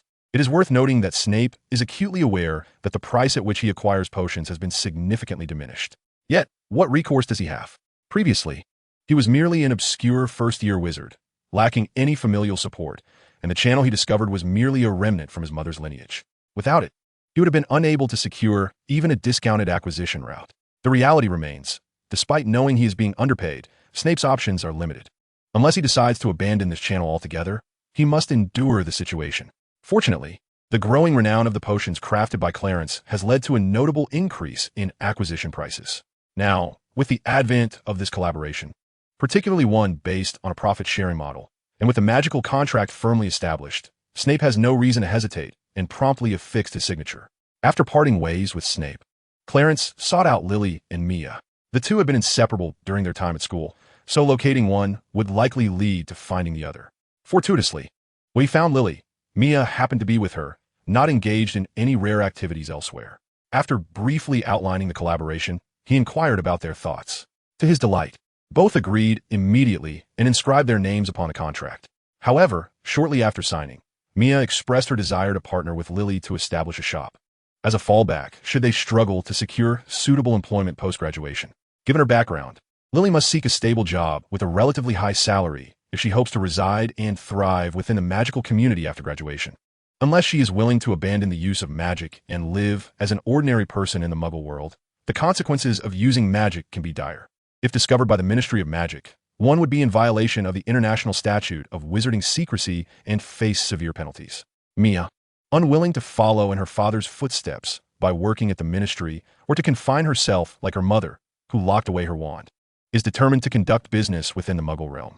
However, if she wishes to avoid the paths chosen by her parents, she will inevitably confront challenges akin to those faced by Lily. Thus, upon hearing Clarence's proposal for collaboration, she is keen to partner with Lily in opening a shop, perceiving it as a potential safety net for her future in the magical world. This notion was immediately met with Lily's approval. Consequently, when faced with the pitiful gazes of the two young girls, Clarence sighed and conceded, "Very well. I shall share some of the alchemical products I create with you for sale." His willingness to assist these girls stems not only from their friendship, but also from ulterior motives. What are these motives? They revolve around establishing a legitimate source of income. Both Lily and Mia possess impeccable backgrounds, so collaborating with them and selling alchemical goods would lend the impression that all his earnings are derived from this legitimate venture. After all, his partnership with Algeta is not one to be publicly acknowledged, thus necessitating a plausible justification for his financial sources. Originally, Clarence envisioned debuting as a master potion maker, intending to craft a variety of high-level potions to sell for substantial profit. Professions such as potion masters and alchemists are typically quite lucrative, except for novice apprentices. No one would question the legitimacy of a potion master's or alchemist's wealth. In fact, it is often assumed that wealthy individuals in these professions would not resort to illegal activities for monetary gain. After all, there seems to be no necessity for such wrongdoing, as one could simply concoct high-level potions or alchemical items to reap significant rewards. Who would irrationally choose a life of crime? Prior to this, Clarence aimed to establish himself as a master potion maker or alchemist. However, these professions lack formal certification and rely not on examinations, but on one's achievements and reputation. Only with sufficient renown can one attain the title of master, and it is only through considerable fame that one's creations can command high prices.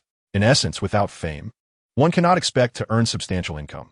Only when one's reputation grows can one trade on that fame for lucrative returns. While Clarence does possess some degree of fame, it is primarily from dueling competitions, prompting him to consider collaboration with Lily and Mia.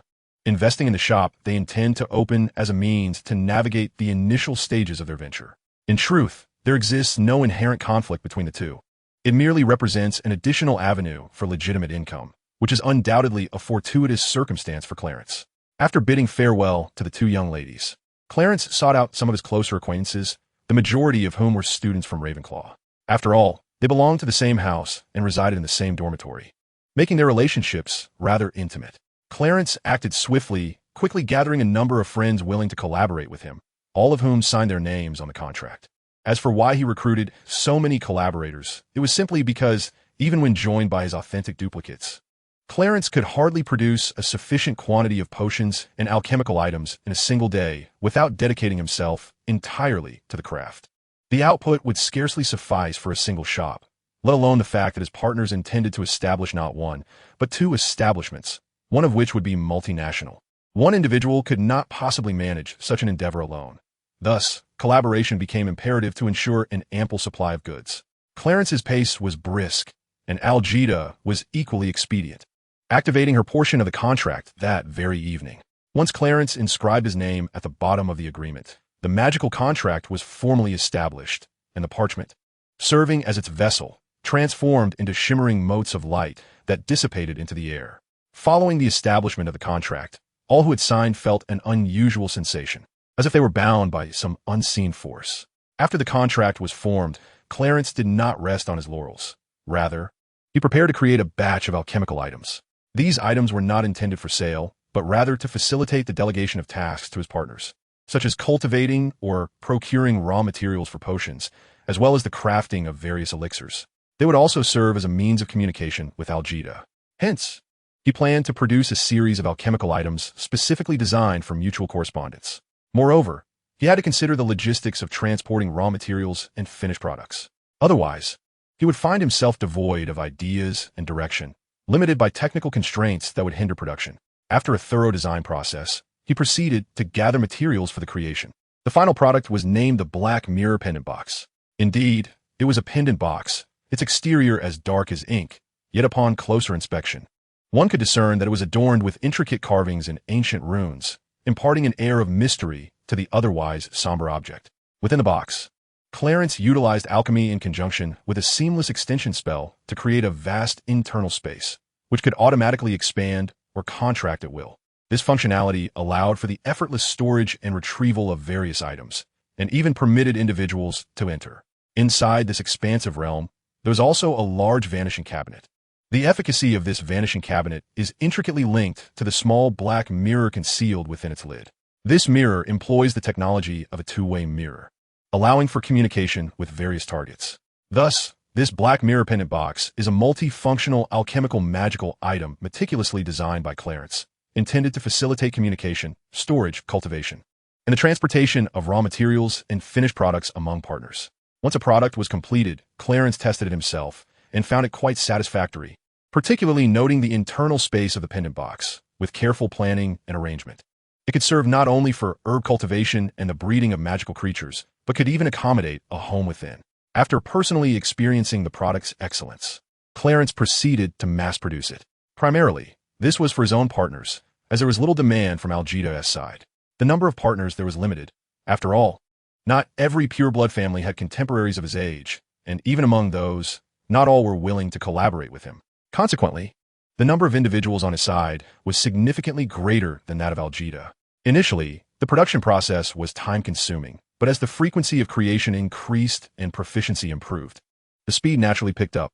Nonetheless, it still took several hours for Clarence's authentic avatars to fabricate a sufficient quantity of Black Mirror Pendant Boxes. However, this was not a significant concern, as the original Clarence had already retired to bed early that evening. The following morning, upon waking, he discovered over 30 neatly arranged palm-sized boxes on his desk. With a wave of his wand, he dispelled the magic of the authentic avatars, rubbing his forehead to alleviate the headache caused by the sudden influx of memories. After attending to his morning hygiene, he placed all the boxes into his small wallet and made his way to the Olary. While instructing the owls to deliver the packages to the recipients' dormitories, Clarence specifically reminded them to ensure the deliveries were made to the correct locations. With their skills enhanced by a sense of loyalty, the owls complied readily. Had it been anyone else, they would not have been as accommodating, including their own master. After dispatching the items, Clarence leisurely strolled to the dining hall for breakfast. However, with the kitchen preparing an abundance of food, occasionally indulging in local delicacies offered a delightful change. Chapter 66, A New Home. While Clarence savored his uniquely flavored local breakfast, let's turn our attention to his partners, including Algida. Upon receiving the items delivered by the owl early in the morning, they were somewhat bewildered. Some even mistook the delivery for a package from their own families, despite the unfamiliar appearance of the delivering owl. However, upon opening the boxes and retrieving the Black Mirror Pendant Box along with the instruction manual, they soon realized the true sender of the gifts. Upon discovering the identity of the sender, any lingering doubts regarding the functionality of the locket box as outlined in the manual were entirely dispelled. They collectively acknowledged that, given Clarence's adeptness in alchemical arts, such an invention was indeed plausible. Once they comprehended the purpose of the locket box, they eagerly commenced experiments. The more audacious among them even ventured directly into the interior space of the locket box. Apart from the initial user of the box's interior, others first experimented with the black mirror on the lid, specifically targeting Clarence for communication. Consequently, while dining, Clarence felt the locket box grow warm to the touch. In the hall, it was rather inconvenient to establish contact, especially since Professor Dumbledore was also enjoying his breakfast. Therefore, he merely rubbed the locket box a few times at a special frequency. As soon as Clarence finished rubbing the box, a message promptly appeared on the black mirror of the person attempting to reach him, indicating an urgent matter that rendered communication impractical. Given Clarence's current unavailability, they naturally sought to contact someone more accessible, such as Lily and Mia, who, despite being in the same dormitory, opted to communicate via the black mirror. Fortunately, their roommates had all gone to breakfast. Otherwise, witnessing the two engaged in conversation while fixated on a locket box would surely have elicited inquiries regarding their well-being. After the novelty wore off in the experiments, they returned to normalcy, keeping the locket box close at hand. Although it was enchanted to prevent loss, they simply enjoyed wearing it. In the ensuing days, they utilized the black mirror locket box to communicate, even exchanging raw materials and finished products, thus subtly embarking on collaborative endeavors. As time passed in secret cooperation, the end of term approached, marking early June of 1974 when final examinations were scheduled. With finals looming, the Society of Truth, established by Clarence, welcomed a significant influx of students, primarily seeking last-minute assistance and guidance on various topics, including spellcasting techniques. As for the examination results, it goes without saying that Clarence maintained the top position in his year. However, this time Lily managed to catch up, achieving a tie for first place. Yet, both faculty and students understood that this time merely reflected the limited scoring distribution and did not imply that Clarence was unable to attain such results on his own. He remained notably at ease, with some even spotting him fishing by the black late the afternoon before the exam. Thus, the disparity between the two was readily apparent. While on the train, Clarence seized the opportunity to inform Snape and the others about his impending move to a new residence before James Potter and his friends could approach, extending an invitation for them to join him until the conclusion of summer break. The trio of Snape agreed to wait for Clarence to come and fetch them. Just as they settled on a time, James Potter and his entourage appeared. They stubbornly lingered in their compartment until their parents arrived to collect them, finally granting Clarence a moment of peace. This relentless pursuit left him somewhat apprehensive for the future savior, questioning whether such a hero would indeed come to be. After bidding farewell to Snape and the others, he followed the usual protocol of being transported to Diagon Alley, where he exchanged currency at Gringotts. As for him, he indulged in purchasing some red wine, tea, and sweets in Diagon Alley, and later procured similar items in the Muggle shopping center. These were intended as gifts for the neighbors surrounding his new home, particularly for the wizards residing in the quaint town. He also needed to remember Louise's share, as she had assisted him during the process of acquiring the house and handling various formalities with the professor. As for Louise's gift, it was a large box of blood chocolates, specifically made from animal blood, which he had requested to be prepared on site. After all, blood chocolates, or candies, were crafted in the shop for special clientele. Indeed, Louise was also a vegetarian vampire, fittingly bearing the surname Cullen, and naturally, she adhered to the dietary practices of the Cullen family. Once he had completed his shopping and secured the packaging, Clarence sought a secluded spot to stow away his numerous purchases into a small wallet before operating directly to his new abode. He did not rush to deliver gifts to the neighbors, but instead took a leisurely stroll around his new home, eager to see how it had been decorated. After a thorough inspection, he found himself generally satisfied with the overall aesthetic, save for his bedroom. Clarence pondered what the professor had envisioned. Although the decor was undeniably cozy, it seemed excessively whimsical. The pink walls, a luxuriously soft bed, and pastel bedding were rather juvenile, and the adorably designed wardrobe felt entirely out of sync with the more sophisticated ambience of the living room and other areas. Was the professor truly envisioning him as a little girl? With an impassive expression, he exited the bedroom, refreshed himself, changed into more appropriate attire, and set out to visit the neighboring households with gifts in hand. During his visits, nothing unexpected transpired. As for the neighbors' curiosity regarding why a child was knocking at their doors, he skillfully deflected their inquiries with casual excuses. Chapter 67, New Home 2. Upon visiting the wizards, the conversations flowed more freely, and their demeanor was considerably warmer than that of the ordinary neighbors, especially upon learning that Clarence was still attending Hogwarts. Indeed, the wizards residing in the town are all graduates of Hogwarts, including Louise, who was transformed into a vampire before her graduation. After all, there exists but a single magic school in the entirety of the kingdom. Curiously, aside from Louise, who hails from Gryffindor, the others are either Ravenclaw or Hufflepuff alumni. This might explain their exuberant hospitality, which could also be partially attributed to Clarence's burgeoning reputation within the magical community of Ing. Moreover, not all of these wizards lead solitary lives. Some have established families and even have children.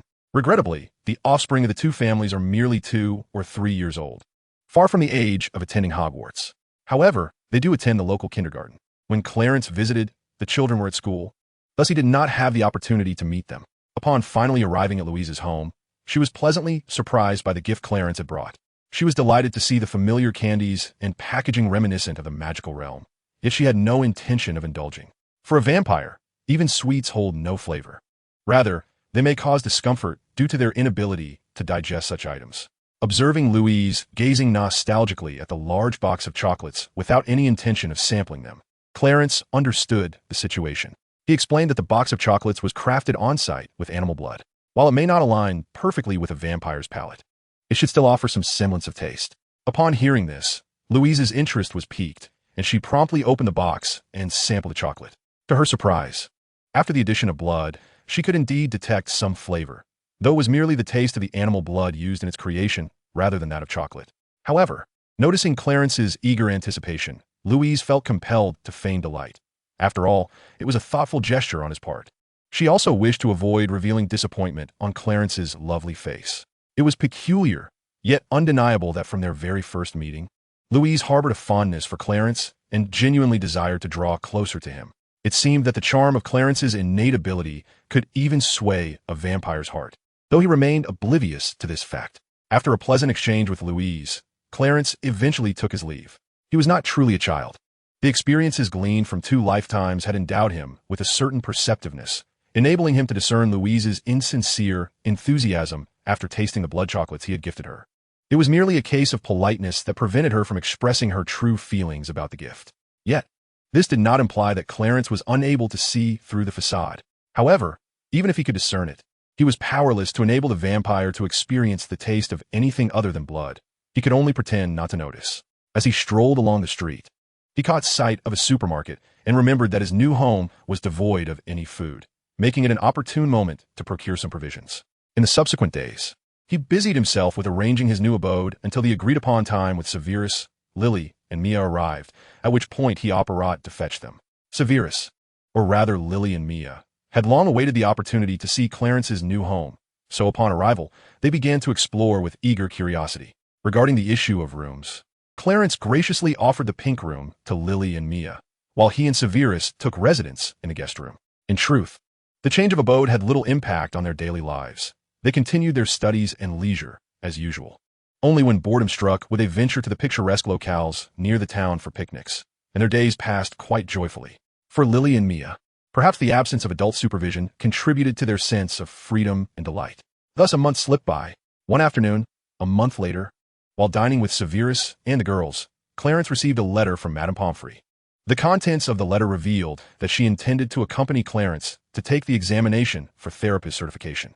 This had been discussed prior to the holiday. Although Madame Pomfrey had made it clear that due to Clarence's unique circumstances, she could not guarantee that St. Mungo's hospital would permit him to sit for the exam, given his age and lack of formal training.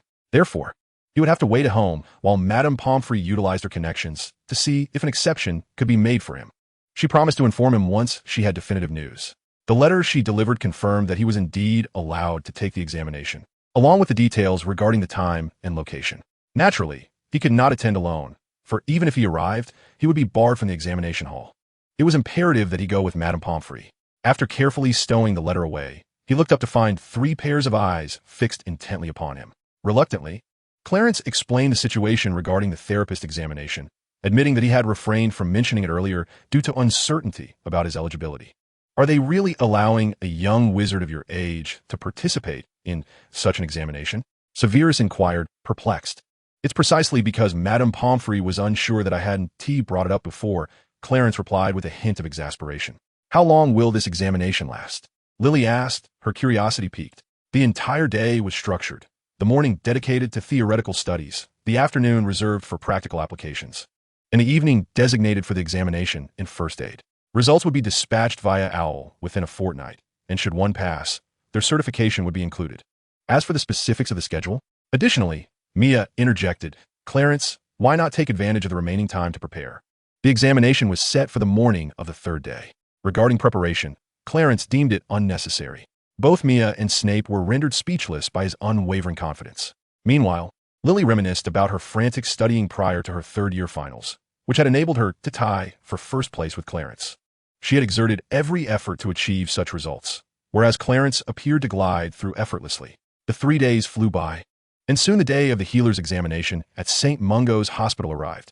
Clarence rose early, prepared 3 meals, and placed them in the kitchen, employing magic to keep them warm. He then disapparated to the agreed meeting point with Madame Pomfrey. Under her guidance, he proceeded to the examination hall, where both the examiners and fellow candidates expressed keen curiosity upon seeing him. Their astonishment only grew upon learning that this seemingly school-aged youth would also be participating in the examination, nearly causing their jaws to drop. With time still remaining before the exam, inquiries were made regarding his youthful age and how he came to be taking the healer's examination. The unspoken question lingered: could St. Mungo's truly permit a wizard of his tender years to partake in such an assessment? However, with the examiners present, the question remained unvoiced. In truth, Clarence had been engaged with healing magic for nearly 3 years, a period that could certainly be viewed as specialized training. Coupled with his notable aptitude for healing magic, his participation in the exam at such a young age was, upon reflection, quite justifiable. Yet, onlookers couldn't help but feel a twinge of existential contemplation, questioning if their own years had been squandered. Before long, the theoretical examination commenced, encompassing a wide array of topics. The field of healing encompassed numerous disciplines. Foundational healing magic was merely the beginning, with subjects such as potion making and herbology also incorporated into the theoretical assessments. After the intense practical examination concluded in the afternoon, it was time for dinner. By the time the first aid exam wrapped up, the clock was nearing midnight. Upon hearing Clarence recount the details of the examination, even Snape couldn't suppress a shiver, for the breadth of the test was undeniably extensive. Furthermore, it is hardly surprising that the number of practitioners in the field of therapy is quite limited, especially considering the complexity of emergency situations simulated during nighttime training. This profession transcends mere theoretical knowledge and practical application. It demands formidable psychological resilience, an ability to withstand pressure, and a touch of fortune. However, this applies to ordinary practitioners, as the case with Clarence is entirely different. Thus, 2 weeks passed in serene tranquility. One morning, after the fortnight, Clarence received his report card and therapist license certificate from St. Mungo's. Severus and his companions gazed curiously at the certificates. Meanwhile, Clarence's attention was drawn to a note nestled among his report card, extending a private invitation from the head of St. Mungo's to join the hospital after his graduation from Hogwarts. What does the note say? Severus inquired, intrigued. Ah, it is a private invitation from the director of St. Mungo's, offering me a position there upon my graduation from Hogwarts, Clarence replied. That seems quite reasonable, considering you have already passed the examination at such a young age and officially become a therapist. It is only natural that St. Mungo's would hold you in high regard. Thus, the invitation to join them post-graduation is hardly surprising, Mia remarked with an expression of obviousness, a sentiment echoed by Severus and Lily. Consequently, in celebration of his status as a certified therapist, Clarence decided to prepare a sumptuous feast for their group of 4, and they proceeded to the nearby supermarket for shopping. However, unbeknownst to them, including Clarence himself, the news of his successful examination and official status as a therapist at such a tender age had somehow been leaked. It even made headlines, capturing the attention of the entire wizarding community in the United Kingdom, sparking a fervent discussion. Some hailed him as the youngest therapist in history. Without exception, it was only when a few local wizards visited to congratulate him that Clarence realized the extent of the buzz surrounding him in the magical realm. This revelation made him acutely aware of his newfound prominence and desirability. Subsequently, he received congratulatory letters from professors and acquaintances at school. Even his partner, Algeta, took the time to send him a letter of congratulations, which also contained additional news. What was this additional news? It was that the shop in France had officially commenced operations, and all of Clarence's various alchemical items had been dispatched to Lorida. Lolita has also written, expressing that business is thriving remarkably and requesting a new batch of alchemical items. She mentioned that once the shop in France stabilizes its operations, she plans to send someone to the United Kingdom to establish a potion shop. Chapter 69, the start of 4th grade. Clarence shared this delightful news with Snape and the others. As collaborators, they too would benefit from the profits earned by Lolita as shop in France. Although Snape and his companions could currently only provide potions and herbs, It was reasonable to assume that their share of the profits would be limited to the earnings from potion sales. Consequently, they would not partake in the profits from the sale of alchemical items, or so it seemed. However, after establishing their partnership, Clarence entrusted all raw materials for the production of alchemical items to these collaborators. Thus, when the finished products were sold, they too received a share of the profits, albeit contingent upon the value of the raw materials they provided. In essence, the more precious the materials they supplied to Clarence, the greater their share would be. Nevertheless, regardless of the rarity or value of the materials they offered, it could never compare to Clarence's share, for ultimately, the finished products held far greater worth than the raw materials. Hence, as the producer, Clarence claimed the lion's share of the profits. Upon receiving this news, Snape and his two companions were naturally elated, and after a brief calculation, they discerned the amount they would receive. The combination of profits from alchemical raw materials along with sales of potions and herbs yielded a substantial sum for the three of them. Consequently, Lily and Mia, the two young ladies, spent the entire day in joyous exuberance, their smiles seemingly unyielding. Subsequently, the two girls conspired together, declaring their intention to start saving money with the hopes of opening a shop in Diagon Alley. Aside from the excitement surrounding the profit sharing, the remaining vacation days passed rather quietly. However, it seemed that only Snape and his companions experienced this tranquility. As for Clarence, while he continued his studies and guided Lily and the others, he simultaneously created several real avatars to delve into his envisioned elemental magic research. Although Snape and his friends were intrigued by the topic, their current level of understanding rendered them incapable of even grasping the concepts, let alone participating, ultimately leading them to abandon the endeavor. Yet, even with several real avatars engaged in research, there was little progress made by the time school was about to commence. Clarence found himself stalled at this juncture, unable to advance his research further. He was ensnared by this issue, for without resolution, his theories would remain mere folly. It was only when he shifted his perspective, contemplating the problem from a different angle, that he made a new discovery. Clarence discovered that while he was solely focused on creating elements identical to those found in nature, he had entirely neglected the fundamental question: how could he possibly manufacture them without a comprehensive understanding of these elements? Upon realizing this, he promptly shifted his research direction to delve into the essence and origins of the elements. Following this change in focus, Clarence experienced some new advancements, although he also encountered fresh challenges. He ventured to acquire specialized instruments from particular locations and employed these tools in his research. Unfortunately, the results yielded were not particularly beneficial for his studies. While not entirely useless, they offered minimal assistance. Thus, he had no choice but to seek external help, reaching out to professors at his school for guidance. "Professor, what is this magic?" Clarence eagerly inquired. "Meditation." "Meditation? Indeed, it is meditation. You may have heard of it, as Muggles have a method purportedly called yoga, which incorporates a form of meditation for physical exercise. However, Professor Flivy continued before Clarence could interject. Muggles, lacking magical abilities, cannot uncover much. At best, it serves merely to relax the mind. In contrast, we wizards can utilize meditation to perceive magical energy, thus enabling us to observe elements. After absorbing Professor Flivy's explanation and the teachings regarding meditation, Clarence, noticing an unactivated skill on his system panel, inquired, "Professor, is this meditation technique solely for observation? Or does it possess other functions?" "Other functions?" Flivy mused. "Well, it does seem to enhance a wizard's mental acuity, albeit slightly, so subtle that one might hardly notice it. Moreover, according to a friend of mine, if one does not engage in regular meditation practice, this enhancement is merely temporary and fades quickly. Beyond that, there is nothing else." Glancing at the unactivated skill on his system panel, particularly the substantial number of simplification points required for activation, Clarence remarked, "Is that truly all it does?" Flivy nodded. "That is what my friend claimed. He has diligently practiced this meditation for over 60 years, so his conclusions are unlikely to be erroneous. After all, if it were so simple, the new skill on the system panel wouldn't require a staggering 100 simplification points for activation." Although Clarence was uncertain about the full capabilities of meditation, the glaring requirement of 100 simplification points was enough to indicate the skill's significance. Regrettably, he lacked the necessary points, falling short by 40, rendering immediate activation impossible. Nonetheless, his heart brimmed with anticipation, anticipating the capabilities that this skill will manifest once activated. The accumulation of 40 points seems a mere trifle, achievable within a matter of days. During the previous summer, by diligently guiding Lily and her companions, I managed to amass 30 points over the course of 3 months. coupled with the daily allocation of a basic point from the system. I successfully gathered a total of 60 simplified points. In the initial days of the new term, Clarence dedicated a substantial number of his genuine avatars to various tasks. In addition to adhering to a meticulously crafted study regimen for his real avatars, he assigned 2 specifically to collect simplified points.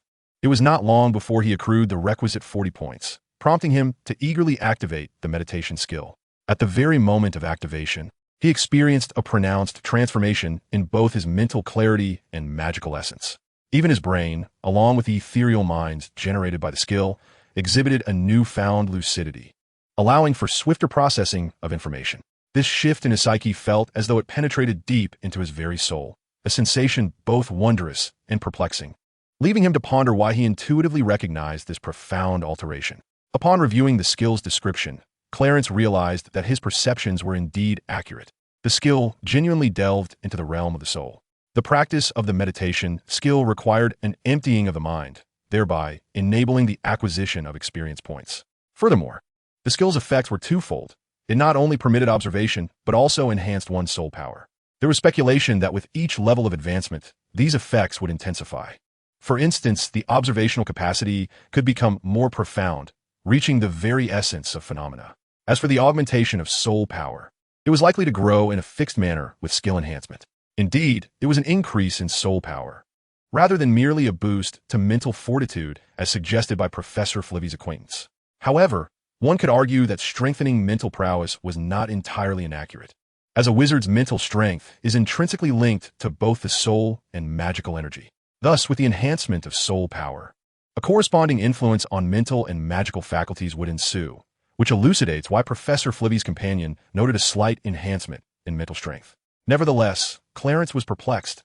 Logically, if soul power was indeed augmented, such an increase should not be transient, implying there should be no notion of it being temporary or ineffective. Moreover, while Professor Flivvy's friend mentioned only the enhancement of mental power, he failed to address whether magical energy experienced a similar uplift. It seemed plausible that there would be subtle variations, even if the individual had not detected the slight changes in their magical essence.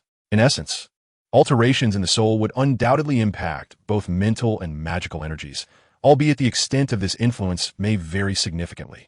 If one were to digitize these 3 elements, it would result in an increase of 1 point in the power of the soul, corresponding to the mental and magical energies, which would merely increase by 0, 1, or even 0, 0, 1. Furthermore, the increments in mental and magical energies need not necessarily be identical. Hence, Clarence speculates that the friend of Professor Flivvy may not have perceived any changes in his magical power, or rather, whether such changes were indeed induced by the meditation technique. He notes that the introduction regarding soul power indicates an increase rather than a mere enhancement. Clarence feels he has grasped the reason why Professor Flivvy's acquaintance might claim that the enhancement of mental power is susceptible to failure. If his conjectures are correct, the meditation technique indeed possesses the effect of augmenting soul power, albeit very subtly. This augmentation is so minuscule that it does not surpass the rate at which the soul's power diminishes. Indeed, souls too can deplete, much like the human body ages, though the decay of the soul occurs at a considerably slower pace.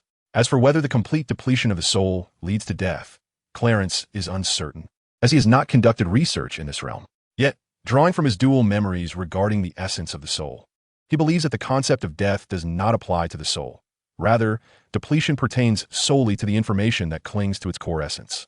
According to the theory of reincarnation from his past life, upon death, the soul travels to another realm, whereupon the extraneous information is purged, leaving only the core essence to be reborn with new information added. Thus, the so-called death of the soul is merely the complete exhaustion of the information attached to its core or its forceful deletion by some other means. If one considers this perspective, then the feeble power augmented by meditation does not even match the soul's rate of depletion, rendering it effectively ineffectual. This reasoning holds water. Naturally, individual proficiency in the meditation technique varies, which influences the extent of power augmentation to the soul. For instance, Professor Flivvy's friend likely utilizes the meditation technique more effectively than the average wizard, though not by a significant margin. It could be posited that his practice of the meditation technique allows him to marginally exceed the depletion rate of his soul's power, yet this surplus is also minimal. Consequently, he is able to distinctly perceive the influence of the soul's transformation on his mental power. This elucidates why he asserts that the enhancement of his mental power through meditation can wane upon ceasing practice. However, this is merely Clarence's conjecture. The precise truth remains elusive. In any case, due to the presence of the simplification system, his experience diverges entirely from that of ordinary individuals. Under the auspices of the system, he had perhaps attained an optimal utilization of the meditation technique, reaching a near-perfect efficiency. Each practice significantly augmented his soul's strength. Chapter 71, Elements and Magic. Shaking his head to dispel the chaotic conjectures, he remained steadfast in his purpose for learning this meditation method. Thus, he promptly commenced his meditation as per Professor Flibby's instructions, directing his focus towards the elements. Perhaps due to the meditation technique being simplified into a skill, Clarence found himself slipping into a state akin to deep contemplation the moment he closed his eyes and initiated his thoughts. Remarkably, he could observe both himself and the external world from an entirely novel and peculiar perspective.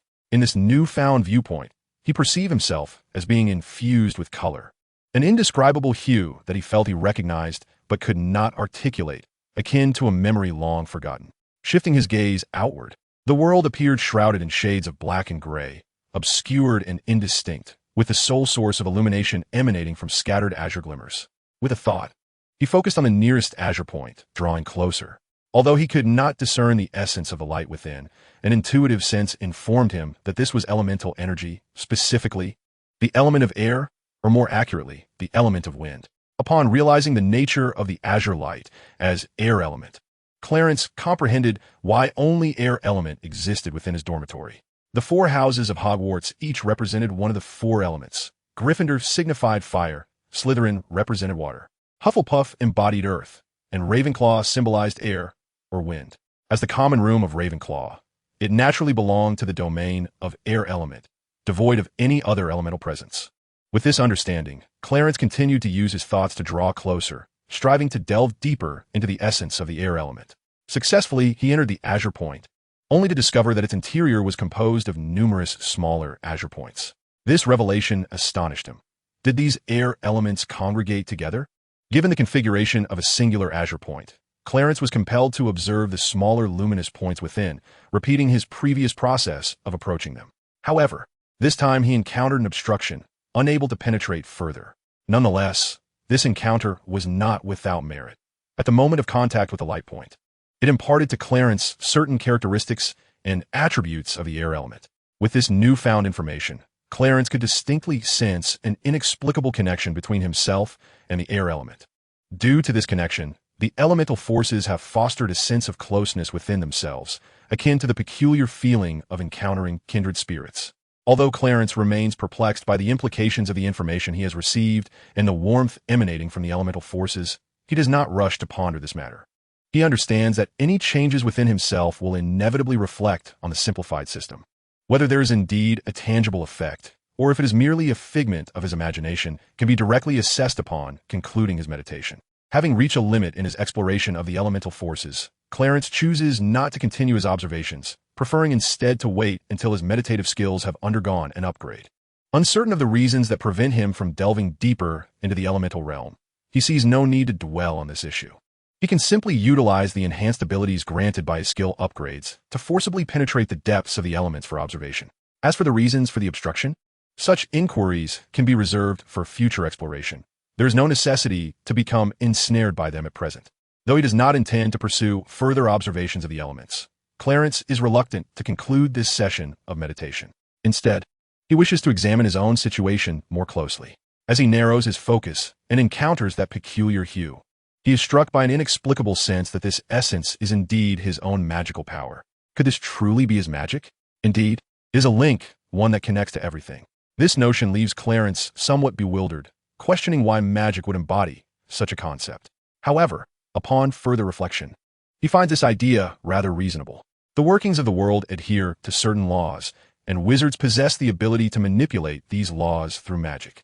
The essence of magic, in turn, lies in the application of one's own magical power, enabling wizards to alter reality based on their inherent capabilities.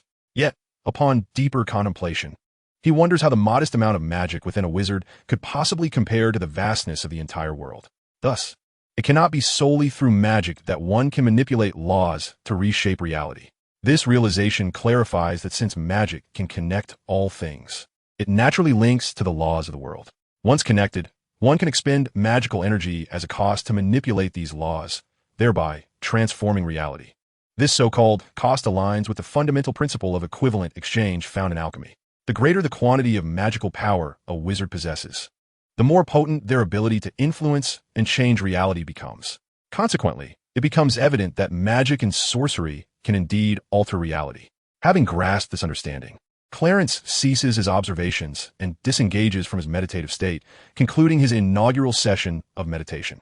Upon reopening his eyes, the first action he takes is to access the skill panel, where he discovers two newly emerged skills, both still in an inactive state. One is magical power, and the other is element. Upon witnessing these two skills, Clarence immediately comprehended that during his recent meditation, he had come into contact with the elemental force of air and his own magical essence, thus receiving certain insights that birthed these two skills within the system.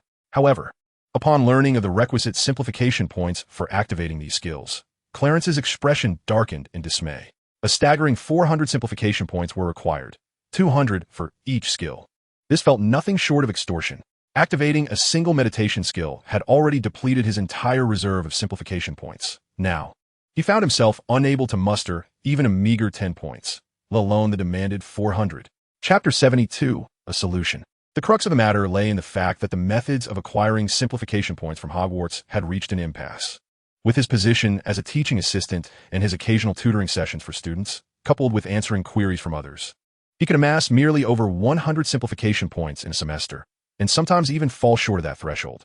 It seemed unlikely he would accumulate enough points by graduation, meaning he could at most activate just one skill during his time at school.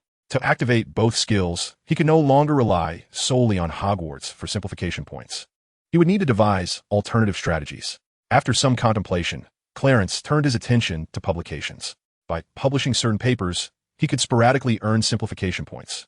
Although the amounts were trivial, as long as his work continued to be read and understood, there was potential for further points. Yet this method was painfully slow, and not every wizard would find pure academic papers appealing.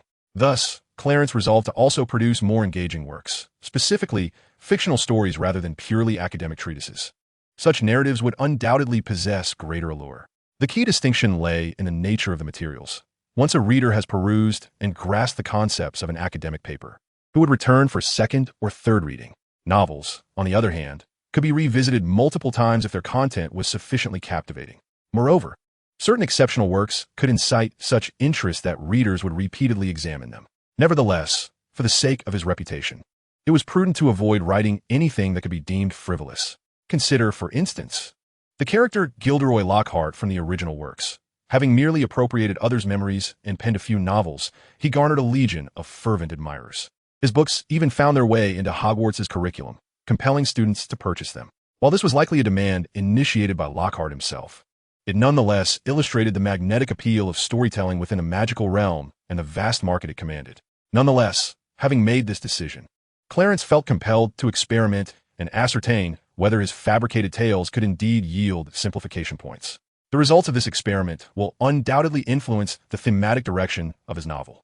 According to Clarence's own thoughts, he naturally wishes to see that the fabricated story can yield simplified points. After all, if the content relies solely on imagination, it is relatively easy to write. Even if inspiration eludes him, the memories from his past life are replete with numerous novels of various genres from which he could, at worst, directly draw. However, if the fabricated story fails to resonate, it would pose a considerable challenge, compelling him to incorporate academic knowledge into the narrative. With this in mind, Clarence promptly rose from his seat and approached his desk, retrieving paper and pen to commence his writing. The first task was to determine the title of his novel. In order to attract a larger audience for his inaugural work, he decided to borrow the title of a classic fantasy novel he had encountered in his previous life, dubbing it The Magical Continent. After some revisions, he meticulously ordered the pages of content.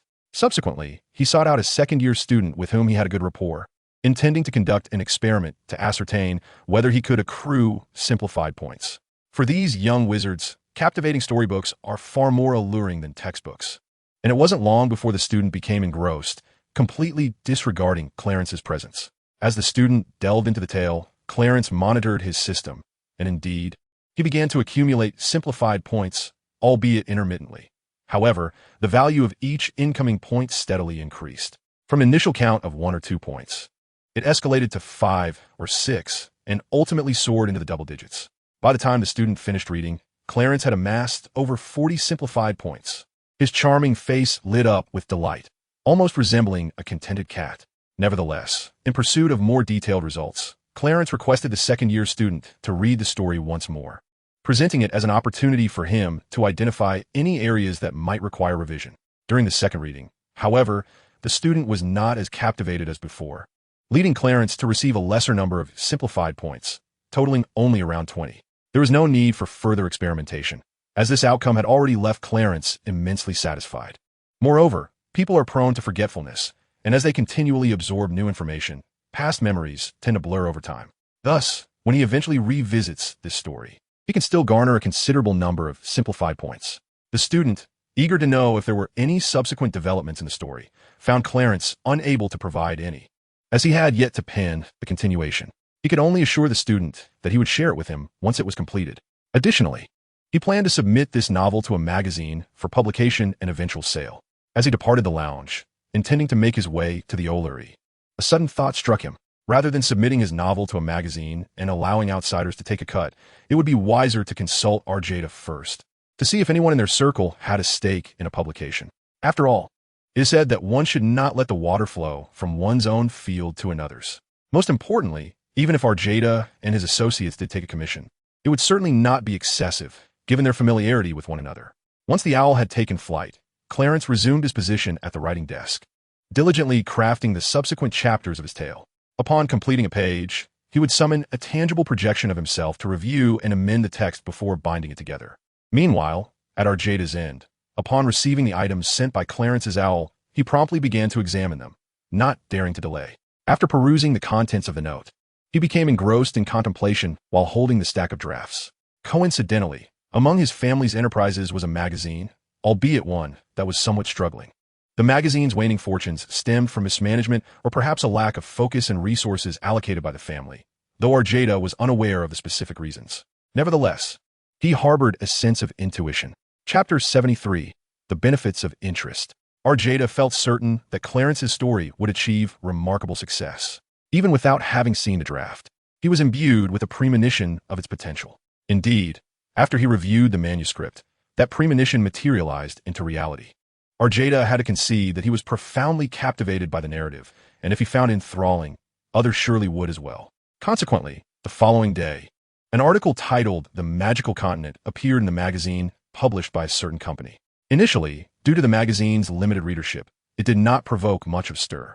However, as time passed, it garnered significant attention, particularly the story The Magical Continent. This not only breathed new life into the once floundering magazine, but also yielded considerable profits. As the tale of the Magical Continent attracted an increasing number of readers, the magazine itself began to flourish, generating more revenue than ever, enough to catch the attention of the current head of the Greengrass family. After some investigation, he discovered that the magazine's newfound profitability was entirely attributable to a story sent by the young master. He subsequently wrote to Arjada to inquire about the situation and learned that the story had indeed been penned by Clarence. In truth, this contemporary head of the Greengrass family was also aware that his son, along with several peers from other pureblood families, had clandestinely formed a collaboration with the young Master Clarence. Even those noble families that have fallen into decline, their fortunes severely diminished to the point where they can no longer uphold the dignity of their pureblood heritage, have found a glimmer of hope through the collaboration established between their offspring and Clarence. Consequently, the heads of these pureblood families have resolutely embraced the notion of having their children serve under the young Master Clarence. This sentiment is shared by the current head of the Greengrass family as well. It is somewhat bittersweet to contemplate. The reason these pureblood families have chosen to serve Voldemort and even joined the ranks of his Death Eaters is fundamentally driven by a desire for power and wealth. Indeed, they have gained some measure of influence, albeit not yet within the Ministry of Magic, but it is only a matter of time before they do so. The caveat, of course, is that Voldemort and the Death Eaters must sustain their current momentum. However, when one weighs the returns against the sacrifices made by these pureblood families, the disparity is stark. Since pledging their loyalty to Voldemort, they have been expending vast sums of galleons, and while they may have garnered some prestige, it pales in comparison to their investment. Naturally, these families understand that this is merely a temporary state of affairs. Once Voldemort asserts his influence over the ministry, it will be their turn to reap the rewards. Yet the pressing question remains, how long must they wait to see any returns? Another year, 2 years, perhaps 4 or 5, or even 6 or 7. This anticipation seems swift, yet various circumstances render it nearly interminable. They have already committed their resources and have practically declared their allegiance to Voldemort to the entirety of the wizarding community in England, effectively placing their entire fortunes in his hands. To withdraw now? Certainly, but the price would be the complete annihilation of their families. Do not underestimate Voldemort's capacity for such ruthlessness. Among the desolate pureblood families within the ranks of the Death Eaters, a small fraction has found themselves in dire straits precisely because they have invested their remaining assets entirely into Voldemort. This has led to their current precarious existence. It is touching to consider that were it not for Voldemort's looming presence, many among them would wish to pledge allegiance to young Master Clarence, just as their children have. Presently, the factions of the Death Eaters and the reserve forces have nearly reached a point of division. The Death Eaters remain loyal to Voldemort, while the reserves pledge their fealty to young Master Clarence.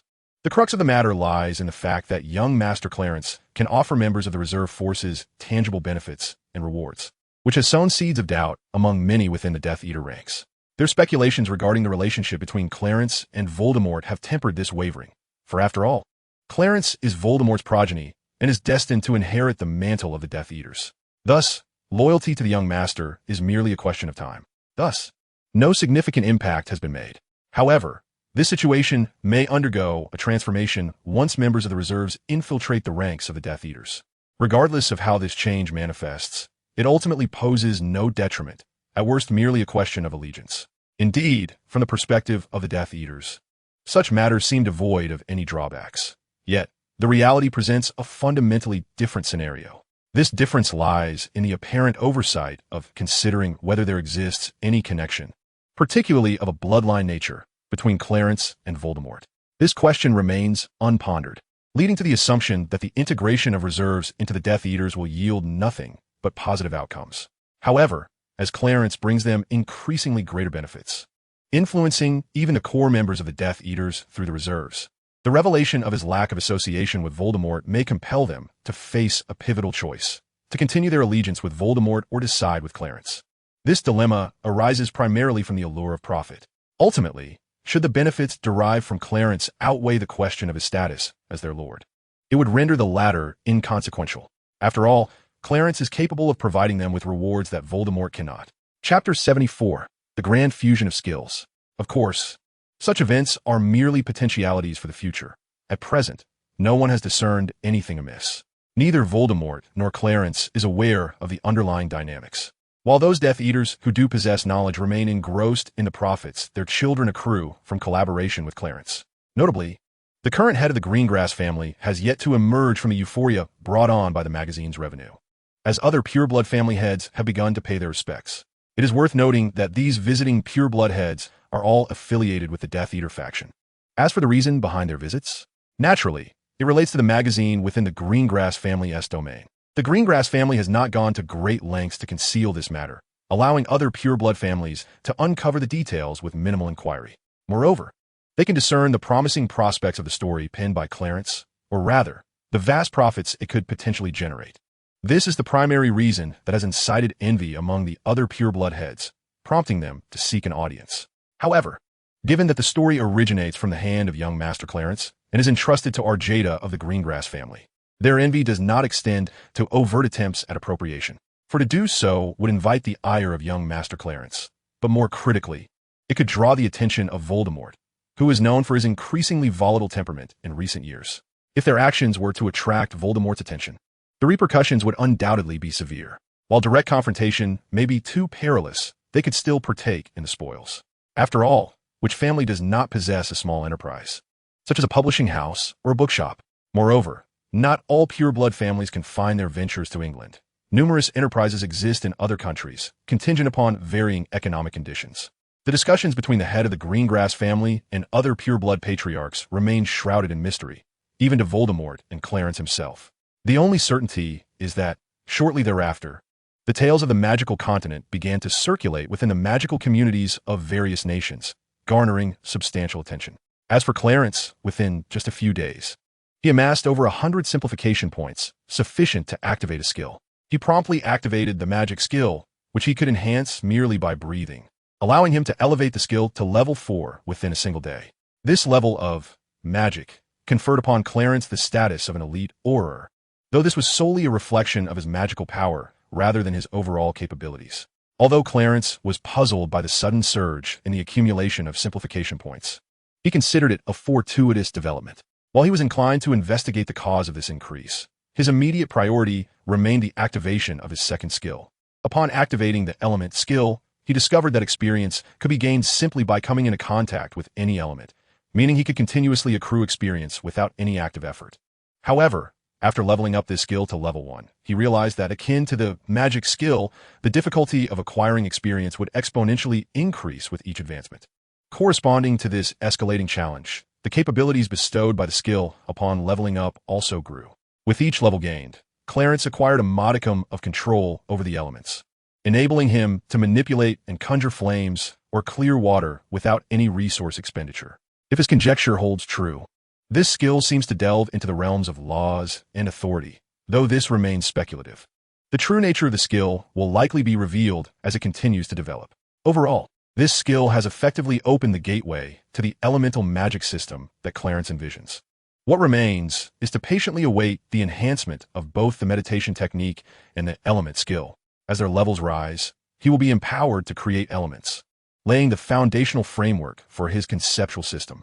Upon activating the element skill, Clarence already sensed that he had unlocked that great door and stepped into its embrace. However, it was only he who stepped inside, and what remained was to deduce the process and the beginning from the results, thus forming a foundational theory that would enable others to also open the door and step through. After Clarence successfully opened the door and entered, it remained uncertain whether his actions had triggered some mechanism within the system. In any case, the simplified system endowed him with the ability to amalgamate the skills of a particular framework. In other words, he could merge all the magical skills he had mastered within the wizarding system.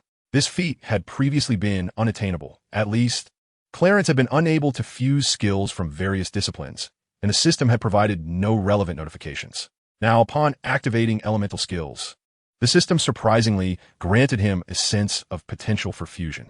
Thus, Clarence utilized his simplification points to begin merging all the magical skills of the wizarding system. Before long, his array of skills coalesced into a brand new skill: wizarding system magic. The method for acquiring experience point for this skill was remarkably simple, merely by wielding a wand. However, the experience gained from each encounter was a staggering 0.0001. Fortunately, aside from the experience gained through wand contact, casting any magic also influenced the accumulation of experience. This meant that the higher the level of magic employed, the greater the experience accrued. Through experimentation, Clarence discovered that his daily use of magic yielded just enough experience to level up his wizarding system magic skill. Although the experience points for a level 1 skill were the same as those for a level 0 skill, this did not imply that the skill would remain unchanged thereafter, especially once it reached level 10, a threshold that would undoubtedly bring about transformation. For typical skills, the difficulty escalated significantly upon reaching level 10. One could only imagine the increased challenge when merging an entire system of skills. Nevertheless, the rise in difficulty corresponded with the formidable enhancements that the fusion of the wizarding magic system would bestow. To what extent? For instance, when employing the advanced spell, Fire Goddess Path, Clarence found that the magical energy required had diminished, while the spell's potency had approximately doubled, allowing for a more nuanced control over the magic itself. In Chapter 75, Wizard Template, the effects of the enhancements were evident. They reduced magical energy expenditure, amplified spell power, and refined control over magic. Moreover, this effect could potentially increase by a basic factor of 2 with each level gained. The enhancements acquired upon leveling up justified the difficulty of gaining experience. After merging all the magical skills of the wizarding system, rather than diminishing his power, it had instead resulted in a transformation akin to a qualitative leap. The convergence of wizarding skills has given rise to a unique system of magical templates, colloquially referred to as the wizard template. Correspondingly, Clarence's pool of simplified points has been entirely depleted once more, although this occurrence has become quite frequent in recent days. Each instance is promptly followed by a substantial influx of simplified points. Upon meticulous calculation, The total expenditure of simplified points required to fuse all skills within the wizarding system approximates 700.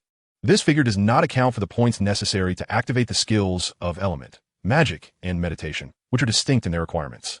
Indeed, the mere fusion of the previously simplified wizarding skills consumed nearly 700 simplified points. It is worth noting that this fusion was not executed in one fell swoop, but rather over several days.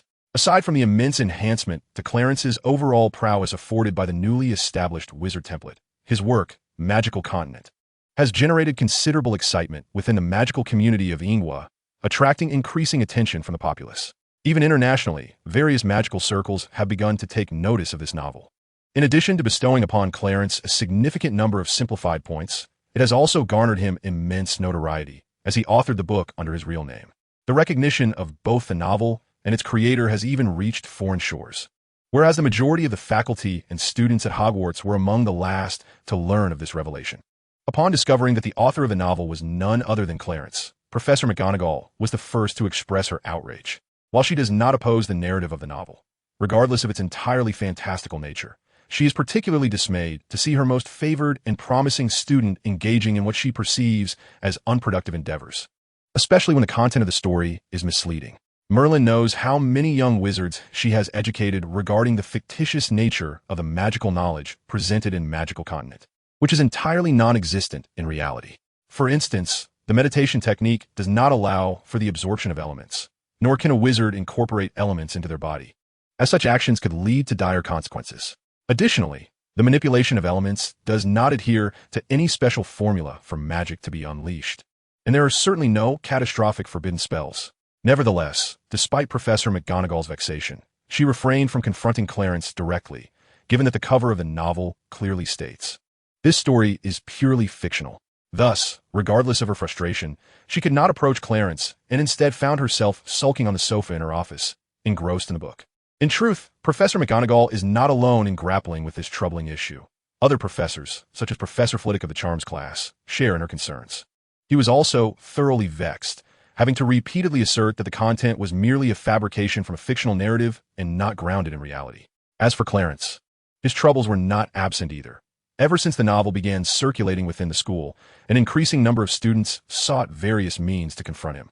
Their intentions were clear. They clamored for updates on the story. In truth, Clarence had already completed the entirety of the narrative for the Magical Continent through his real avatars, dispatching the manuscripts via OWL to Arjada. According to Arjada, the magazine was currently only publishing the story in installments, thus to maximize their earnings in galleons.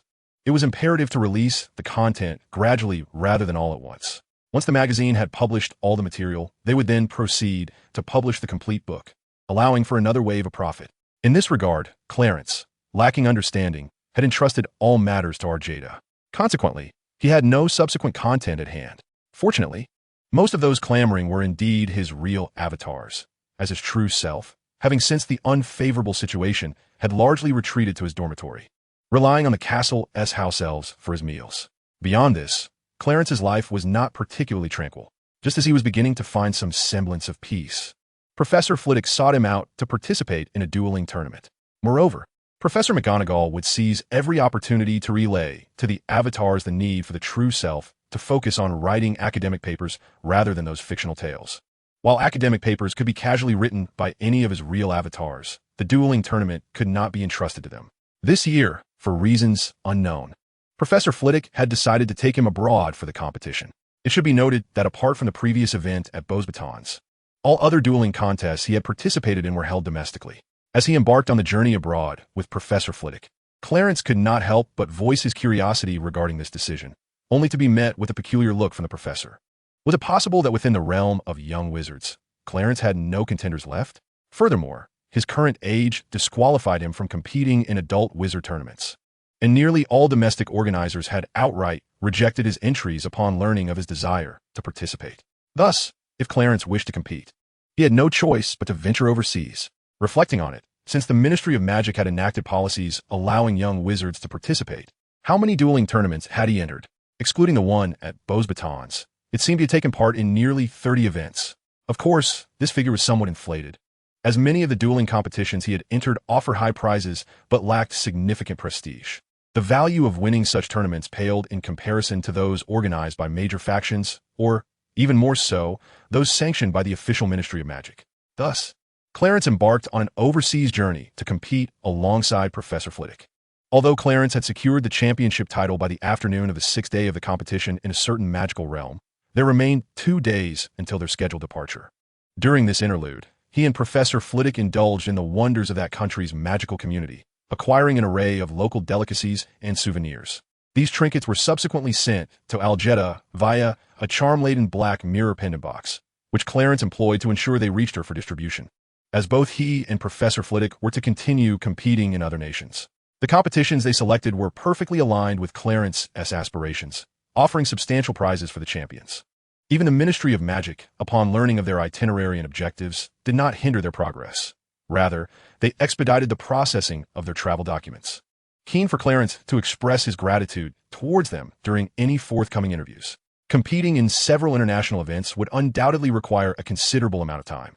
In fact, the cumulative duration of these competitions approached 2 months, and when travel time was accounted for, it extended beyond that, a significant commitment indeed. However, thanks to his mastery of the true avatar spell, Clarence could traverse nations for over 2 months without hindrance. Yet, one might ponder whether Professor Flitwick could truly secure such an extended leave from his duties as a school professor. Surprisingly, the headmaster acquiesced, albeit with the condition that Clarence would temporarily assume the responsibility of teaching the charm classes. In truth, there was no opposition from Dumbledore or the other professors regarding Clarence stepping in for Professor Flitwick, nor from the students.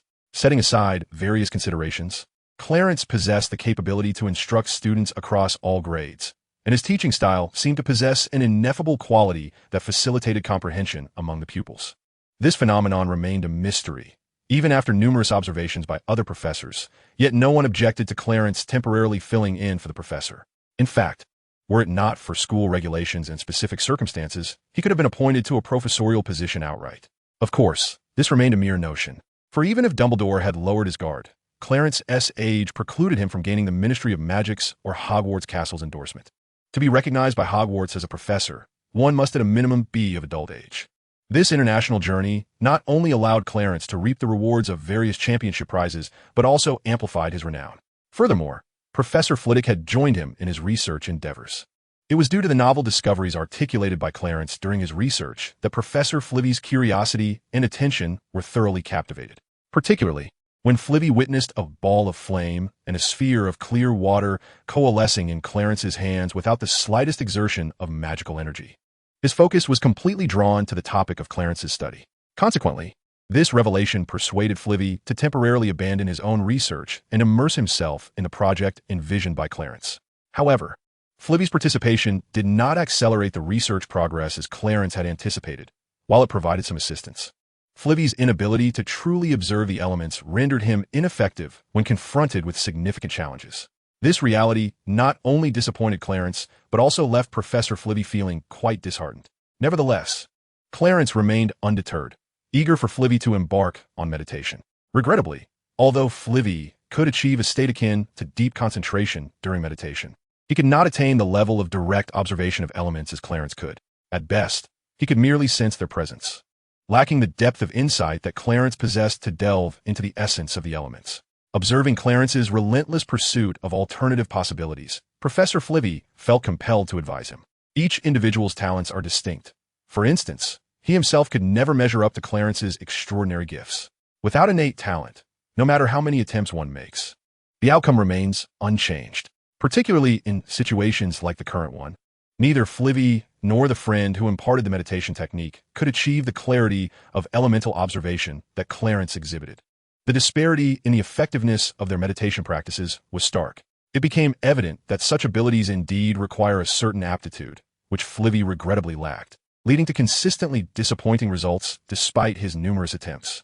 Ultimately, Clarence's refusal to give up proved to be the right decision, as he discovered a potential solution to the dilemma: contract magic. Of course, this did not entail Flitwick forming a magical contract with any element.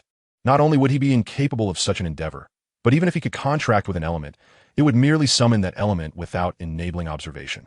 The contract that Clarence referred to involved Flitwick entering into an agreement with him. This skill, upon advancement, would grant control and manipulation over the elements. Previously, Clarence had surmised that this mastery and capability over the elements pertained to the realms of law and authority. It is precisely for this reason that he contemplated binding Flivy to a magical contract, leveraging the power of the pact to borrow mastery and control over elemental skills from himself. On the surface, this approach seemed akin to directly forging a contract with a specific element. However, it merely substituted the target and introduced an intermediary to summon the element. In truth, the situation was quite different, for upon borrowing the strength of his skills, Flivy would be able to forcibly engage with the elements, receiving their information and even directly borrowing the relevant insights pertaining to the elements from Clarence. Thus, although direct observation remained unattainable, this method circumvented the observational step, allowing for the immediate acquisition of information equivalent to that which Clarence possessed. Chapter 77. Successful Experiment. This was akin to Clarence utilizing the power of the system to unlock the gateway into the realm of elemental magic, enabling Professor Flivy to bypass the process of opening the door, manifesting directly within its confines. Naturally, Clarence could never disclose the existence of the system to Professor Flivy. He could only justify the borrowed insights as the fruits of his observations of the elements. Consequently, this would allow him to sidestep the observational phase and directly obtain the pertinent information regarding the elements.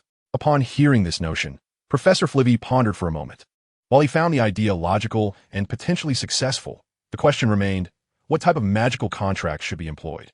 As for why he would wish to utilize such a contract, Clarence speculated that it might enable a wizard to borrow the power of another wizard. Thus, Professor Flivy could indeed draw strength from Clarence. However, it was not a matter of borrowing any particular power. Rather, it was about acquiring the segment of information regarding the elements that Clarence had received. After all, contracts come in various forms, but few allow for the direct borrowing of power. It is not to say that such contracts do not exist. On the contrary, there are indeed a few, such as those made with demons, elemental beings, and other extraordinary entities. At the very least, both Professor Flivy and Clarence were aware of this type of contract solely from Dumbledore's teachings on the Fire God's path to magic. Having formulated their idea, the two did not hesitate any further. They promptly sought out a suitable location and began inscribing the magical array for the contract upon the ground. At the moment of initiating the contract, Clarence refrained from utilizing the skill to designate a target, yet Professor Flivy had already succeeded. Upon inspecting his skill panel, he discovered that indeed, beneath the contract summoning skill, a new skill named Subordinate Contract had materialized. This skill was particularly unique, lacking an experience bar for upgrades. It bore no description, save for the name Phileas Flivy, emanating a gentle white glow. Had the contract truly succeeded? Clarence gazed thoughtfully at his skill panel, murmuring in perplexity. Perhaps he had not deliberately lowered his voice, for Professor Flivy overheard him and shared his own bewilderment. Though there was indeed a sense of connection established between them, it was evident that beyond this, there was no further change. This was the source of Professor Flivy's confusion. Suddenly, he appeared to have an epiphany and mused. The contract has indeed succeeded, but it may require a borrowing process. After all, Clarence, once you signed a contract, you still had to perform a summoning before unleashing the magic of the fire deity, correct? Upon hearing Professor Flivy's words, Clarence nodded in agreement and eagerly suggested, Professor, shall we conduct an experiment now? Indeed, only through experimentation can we ascertain the outcome, Professor Flivy concurred. However, the two stood in silence, staring at one another, neither making a move. What should I do? Professor Flivy inquired awkwardly. After all, he had not signed a contract with a volcano or some other entity, but with Clarence, which was a first for him, leaving him uncertain about the necessary actions. Perhaps, Professor, you could initiate the summoning while simultaneously focusing on the item to be borrowed? Clarence proposed. During this experiment, he began to sense a peculiar call, akin to a summons, with the intent of borrowing information regarding the elements. Clarence pursed his lips in contemplation, and after silently consenting, he felt nothing further. Conversely, Professor Flivy seemed to be receiving something, standing there with closed eyes, utterly still. After approximately 5 minutes, he finally reacted, but his initial response was to clutch his head, appearing pained. Observing this, Clarence hurried over to support him, inquiring with concern about his condition. The influx of information was overwhelming. It surged into my mind all at once, and it felt rather uncomfortable. Professor Flivy explained, taking a moment to catch his breath. Too much information? Clarence questioned, puzzled. Could that little bit of information truly be considered excessive? His inquiry drew a sharp glare from Professor Flivy. Ahem, so, Professor, having now acquired the elemental information, do you have any new insights? Clarence tactfully shifted the topic. Professor Flivy chose not to dwell on the previous matter, instead following Clarence's lead. Indeed, with this information, I could be of assistance. Upon seeing the smile on Professor Flivy's face, Clarence added with excitement, that's splendid. Additionally, while you were borrowing information related to the elements, I might have uncovered something new. As for the circumstances, I am currently rather perplexed. However, Professor, you might consider utilizing my other abilities, such as the pact made with the volcano. Upon hearing Zimo's words, Professor Frelevai could not help but widen his eyes in astonishment, only to swiftly close them again, beginning to draw upon the strength of the pact. Indeed, Clarence felt an immediate response. Upon consenting to the borrowing of the volcanic pact's power, Professor Frelevai trembled as he extracted his wand. With a gentle flourish, he conjured a small sphere of flame. Yet, this flame was no ordinary one. It was the lava fire, a phenomenon that Clarence was exceedingly familiar with. Could it truly be possible to achieve such a feat? Professor Frelevai, witnessing the small sphere of lava fire summoned by his wand, spoke with such excitement that he stuttered. After all, the magic of the fire god's path is one that stirs the heart of anyone who has witnessed it. Yet the catch lies in the fact that Dumbledore's fire god's path is predicated on exceedingly unique conditions. So unique, in fact, that within the entire magical realm, apart from Dumbledore himself and Clarence, no one else could wield it. Frelevai had long coveted this ability and had even attempted to summon various other flames to execute this advanced magic. However, the results have been far from satisfactory. What flame could possibly rival the lava fire? While the fierce fire possessed similar potency and its characteristics were arguably more formidable than that of the lava fire, it was notoriously prone to uncontrollable outbursts, a danger not solely dependent on the prowess of the caster, but also on the strength of their inner resolve. Even Voldemort would hesitate to summon a large-scale fierce fire, lest it spiral out of control and injure him. The peril of fierce fire is indeed evident. Yet now, by harnessing Clarence's power, Frelevai had temporarily acquired the ability to summon lava fire, effectively enabling him to cast the fire god's path, which was a source of immense exhilaration for him. One could observe his excitement as he trembled with anticipation, not to mention that the pact magic allowed Frelevai to bypass the observational process, directly obtaining elemental information, thereby assisting in his research. Moreover, as long as he was not within his own office, he would refrain from discussing research in any context when encountering Clarence, particularly regarding the matter of the pact between them. Clarence was deeply moved by Professor Frelevai's actions, understanding that such behavior was a precaution against whom? Not against other professors, but against Dumbledore, the headmaster. Frelevai was acutely aware of the extent to which these two individuals vigilantly guarded against one another. Although he was reluctant to interfere in the peculiar relationship between the two, his protective instinct for his favorite student meant that he would not reveal such a closely guarded secret, especially considering Clarence's inability to defend himself. Shortly after the school life of Clarence and Flivy returned to a semblance of tranquility, an external event disrupted the peace, profoundly impacting the students of Slytherin House. What was this event? It was a horrific attack orchestrated and executed by Voldemort, targeting a group of innocent muggles, utterly unaware of the impending doom. The following morning, news of this atrocity graced the front pages of various newspapers, accompanied by harrowing images of muggles brutally slaughtered by Voldemort and his Death Eater minions. Indeed, the term slaughter was apt, as the photographs were so gruesome that even a fleeting glance would haunt one's dreams with nightmares. Upon receiving the newspaper and witnessing the appalling images, Clarence felt a chill run down his spine, pondering the message Voldemort sought to convey. What was the purpose of such a horrific massacre of numerous muggles? Was it merely to satiate his twisted desires? Clarence suspected there was more to it. Perhaps Voldemort aimed to declare war on the Ministry of Magic in this grotesque manner. Casting spells in front of muggles, especially without erasing their memories afterward, constituted a violation of the international secrecy laws upheld by the global magical community.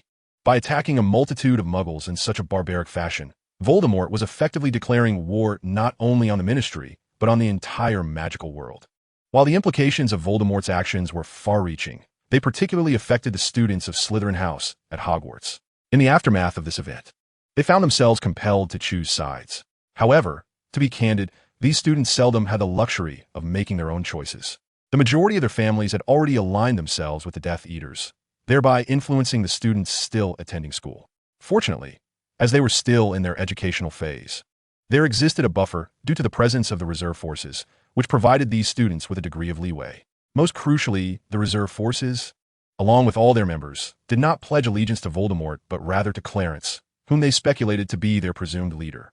Furthermore, the aftermath of the horrific attack also reverberated among many formal members of the Death Eaters, particularly the heads of pureblood families. While the slaughter of Muggles could be executed, it was imperative that their involvement remained concealed, for such exposure would be wholly contrary to their interests, not to mention the potential breaches of international secrecy laws. Although during the attack the Death Eaters concealed their identities behind masks, it was hardly a means of true disguise. In the present magical realm, who remains unaware that these pureblood families have predominantly rallied under Voldemort's banner?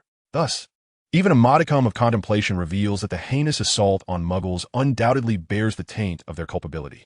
However, due to the absence of concrete evidence, the Ministry of Magic finds itself impotent, perhaps also paralyzed by the formidable power of Voldemort, which stifles any significant action against them.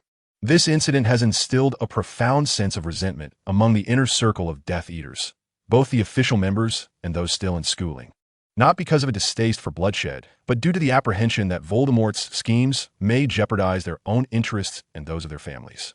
Consequently, this has led to a nascent inclination towards Clarence, albeit a sentiment still unexpressed.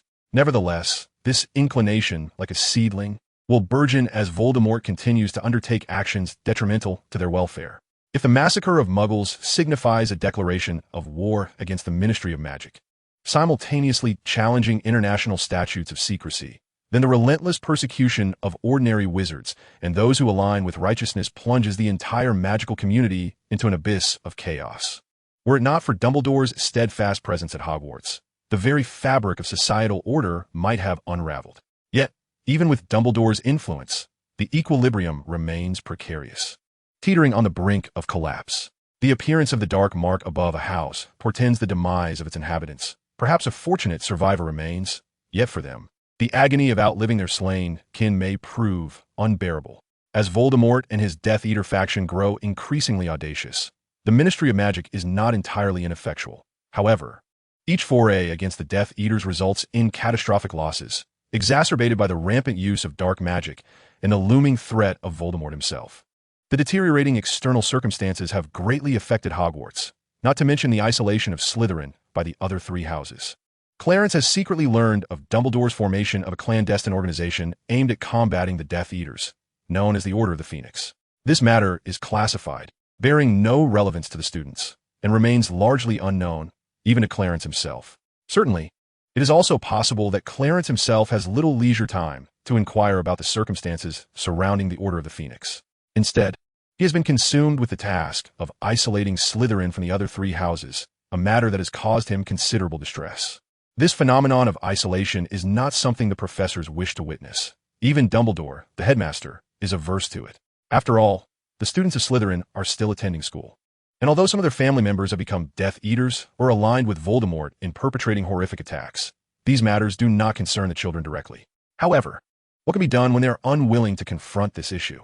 Have they not considered solutions? They have, yet no viable options present themselves. In truth, the phenomenon of ostracism within the school is primarily attributed to external pressures from the Death Eater faction, in addition to historical grievances. The greater the chaos instigated by Voldemort and his followers, the more pronounced the exclusion of Slytherin by the other three houses becomes. One might argue that the current state of affairs regarding Slytherin is merely a reflection of the efforts exerted by the headmaster and professors to maintain some semblance of order within the school. Otherwise, the turmoil wrought by Voldemort and his Death Eaters is terrifying precisely because it results in loss of life. This means that, apart from the families of Slytherin students, the remaining houses have students who have lost loved ones to Voldemort and his minions. In light of such animosity, the fact that students from the other three houses have not taken matters into their own hands to harm Slytherin students is a testament to the professors' tireless efforts to maintain the status quo. The professors' struggle to uphold the current situation has left them with little time to attend to their own responsibilities, necessitating reliance on the prefects from each house for assistance. Thus, Clarence finds himself inevitably drawn into this effort, tasked not with educational duties, but rather with preserving the stability among the four houses. Perhaps due to his reputation and the respect he commands from his peers, the professors have entrusted him with the most challenging of tasks, to quell the unrest among the Slytherin students. Naturally, It would be ideal if he could also mend relations with the other three houses, but the professors harbor no expectations of such a profound outcome. They simply hope he can placate the Slytherin students and prevent any major incidents from arising. This responsibility requires Clarence to remain stationed in the Slytherin common room for extended periods, devising various strategies to soothe the students' anxieties. Although there are a few who derive excitement from the current situation, such instances are indeed rare.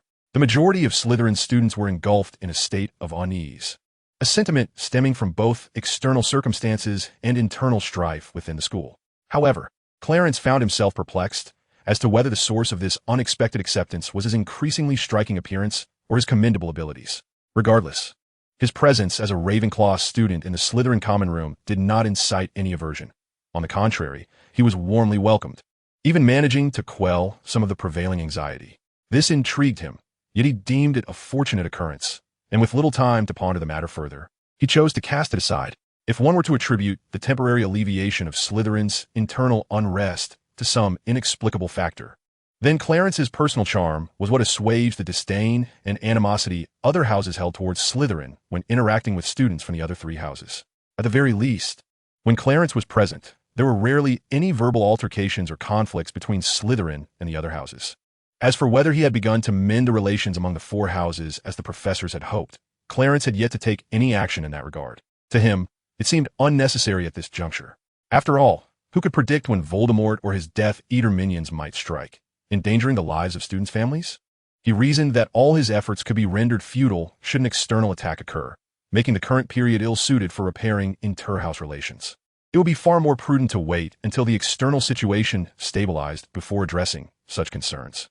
As time would reveal, Clarence's perspective was indeed astute. In the following days, newspapers delivered to the school continued to report harrowing news of individuals being attacked by Death Eaters, resulting in tragic fatalities. Consequently, the previously stable atmosphere among the four houses once again grew tense. Even with Clarence's presence, had he not intervened promptly, conflicts may have erupted. Observing the escalating tension, Clarence felt compelled to consult with the professors, seeking alternative means to divert the students' attention from the mounting anxiety. He proposed increasing the workload or assigning additional homework, believing that such measures would naturally consume students' energy. The reception of his suggestion was mixed. While some professors acknowledged its merit, others outright rejected it, citing the prevailing external turmoil that was unsettling not only Slytherin students, but those from all houses. The uncertainty loomed over everyone, as no one could be certain that their family would not fall victim to an attack by Death Eaters or rogue dark wizards on any given day. In light of the circumstances, the school could not further burden the students with excessive coursework, as such measures would undoubtedly exacerbate the distress of those particularly sensitive to pressure. Ultimately, this suggestion fell by the wayside, leaving Clarence to devise an alternative solution. His idea was to utilize therapeutic magic in conjunction with alchemy to produce a plethora of magical items. These were merely trinkets, such as small pieces of jewelry, brooches, hair ties, and bracelets, each inscribed with minor enchantments designed to stabilize emotional states and provide subtle healing effects. Given that he intended to gift these to every student at the school, the quantity was substantial, and it was impractical to use expensive materials. Thus, he resorted to common, readily available substances, which limited the number of enchantments to 2 or 3 at most. Exceeding this threshold would render the materials incapable of sustaining the magic. Regardless of Clarence's alchemical prowess, after laboriously crafting a multitude of these charming items, Clarence levitated them to the dining hall, where he planned to distribute them to the students as they gathered for dinner. His unexpected presence at the entrance, rather than mingling with the Slytherins, piqued the curiosity of those arriving for their meal, quickly drawing a crowd around him. Unfazed by the throng, Clarence cast an amplification charm upon himself, explaining the benefits of these alchemical magical items while distributing them to eager hands. Students who received the items immediately donned them, experiencing the soothing effects of the enchantments as their tense minds and anxious spirits began to ease. Witnessing the efficacy of these alchemical trinkets, the rest of the students clamored for their own, but Clarence swiftly employed magic to restore order, insisting they form a queue and limiting them to a single piece each. Perhaps due to the effects of the enchanted jewelry, the emotional climate among the students stabilized considerably in the days that followed. Even without the professor's vigilant oversight, the four houses experienced no significant conflicts, and any disputes that did arise were merely trivial disagreements. This newfound tranquility brought relief to the professors, even eliciting rare smiles from Dumbledore himself. The results were commendable. At the very least, the formation of the Order of the Phoenix, under his leadership, provided a formidable defense against the Death Eaters, resulting in a marked decline in the number of fatalities from daily attacks. However, the cost of such endeavors meant that Dumbledore could not adequately attend to the students' needs within the school, devoting the majority of his time to the Order and delegating most of his responsibilities to Professor McGonagall, setting aside the reactions of the headmaster and professors. It is worth noting that since the introduction of Clarence's alchemical trinkets, the students' emotional stability had markedly improved. However, the past few days had not been tranquil for Clarence. One evening, he was confronted by a first-year student from Hufflepuff, a young witch. Her intention in approaching him was to request the creation of an alchemical magical item that could safeguard her family. With such an object, she would no longer have to worry about the possibility of her loved ones being attacked. The young witch's idea was commendable, yet it placed Clarence in a difficult position. For crafting a protective alchemical item capable of withstanding lethal force required exceptionally advanced alchemical skills, as well as rare and challenging materials. Upon hearing Clarence's explanation, the young witch immediately expressed her eagerness to procure any materials needed for the creation. However, Clarence harbored doubts about her financial means. For acquiring the requisite materials was not solely a matter of wealth. Thus, he merely mentioned a few necessary components, only to discover that some were entirely unfamiliar to her. Among those she recognized, her countenance turned pallid upon realizing that even if she drained her savings, she could not afford even a small fragment of one particular item. Seeing her on the verge of tears, Clarence hurried to offer her comfort. Before parting, he made her promise to keep their conversation confidential. He had no desire to find himself encircled by other students seeking similar protective items for their families. After all, even if he could somehow overlook the issue of materials, he questioned why he should expend so much time and energy for mere acquaintances. Furthermore, even if they were willing to pay, the truth was that Clarence's current level of alchemical expertise meant that, setting aside other considerations, the cost of his craftsmanship was beyond the means of students still in school. Even if they could solicit funds from their families, not every student came from affluent households. What then of those less fortunate? Should they merely watch as wealthier families possessed the means to acquire protective alchemical items while their own families remained in fear? As the saying goes, it is not poverty that troubles us, but inequality. It is not lack that concerns us, but insecurity. Should the scenario he dreaded come to pass, Clarence could scarcely expect his academic life to continue in peace. He had little faith that the young which would truly keep her promise. For children are often innocent and naive, easily divulging secrets with just a few careless words, often before they even realize it. Thus, Clarence pondered whether to create nothing for anyone or to extend his efforts to all students. The latter seemed fraught with complications. After contemplating for an entire night, Clarence finally devised a reasonably good solution by the time the sun rose the following day. The reason one might assert that it is a rather commendable approach is due to its capability to fulfill the requisite demands. However, for Clarence himself, it is far from a fortuitous situation. His method is rooted in the arcane practices of ancient sorcerers who specifically crafted a segment of the magical tomes. In those primordial times, such tomes were indeed wondrous artifacts, capable of unleashing spells, replete with numerous extraordinary abilities. Clarence's technique pertains to a diminutive portion of the art of tome creation, which in that era was also referred to as the art of crafting magical scrolls.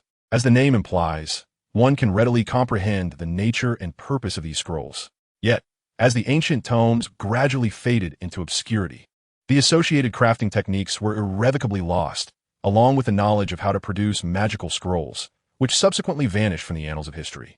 Consequently, within the current magical realm, Clarence stands as the sole possessor of the art of scroll creation, a skill that even the renowned Nicholas Flamel, creator of the Philosopher's Stone, does not comprehend. After all, the method and techniques of scroll production stem from that small segment of tome making. They are not independent. To unravel the secrets of the scrolls, one must first decode the entirety of the skills and methods involved in crafting the ancient tomes.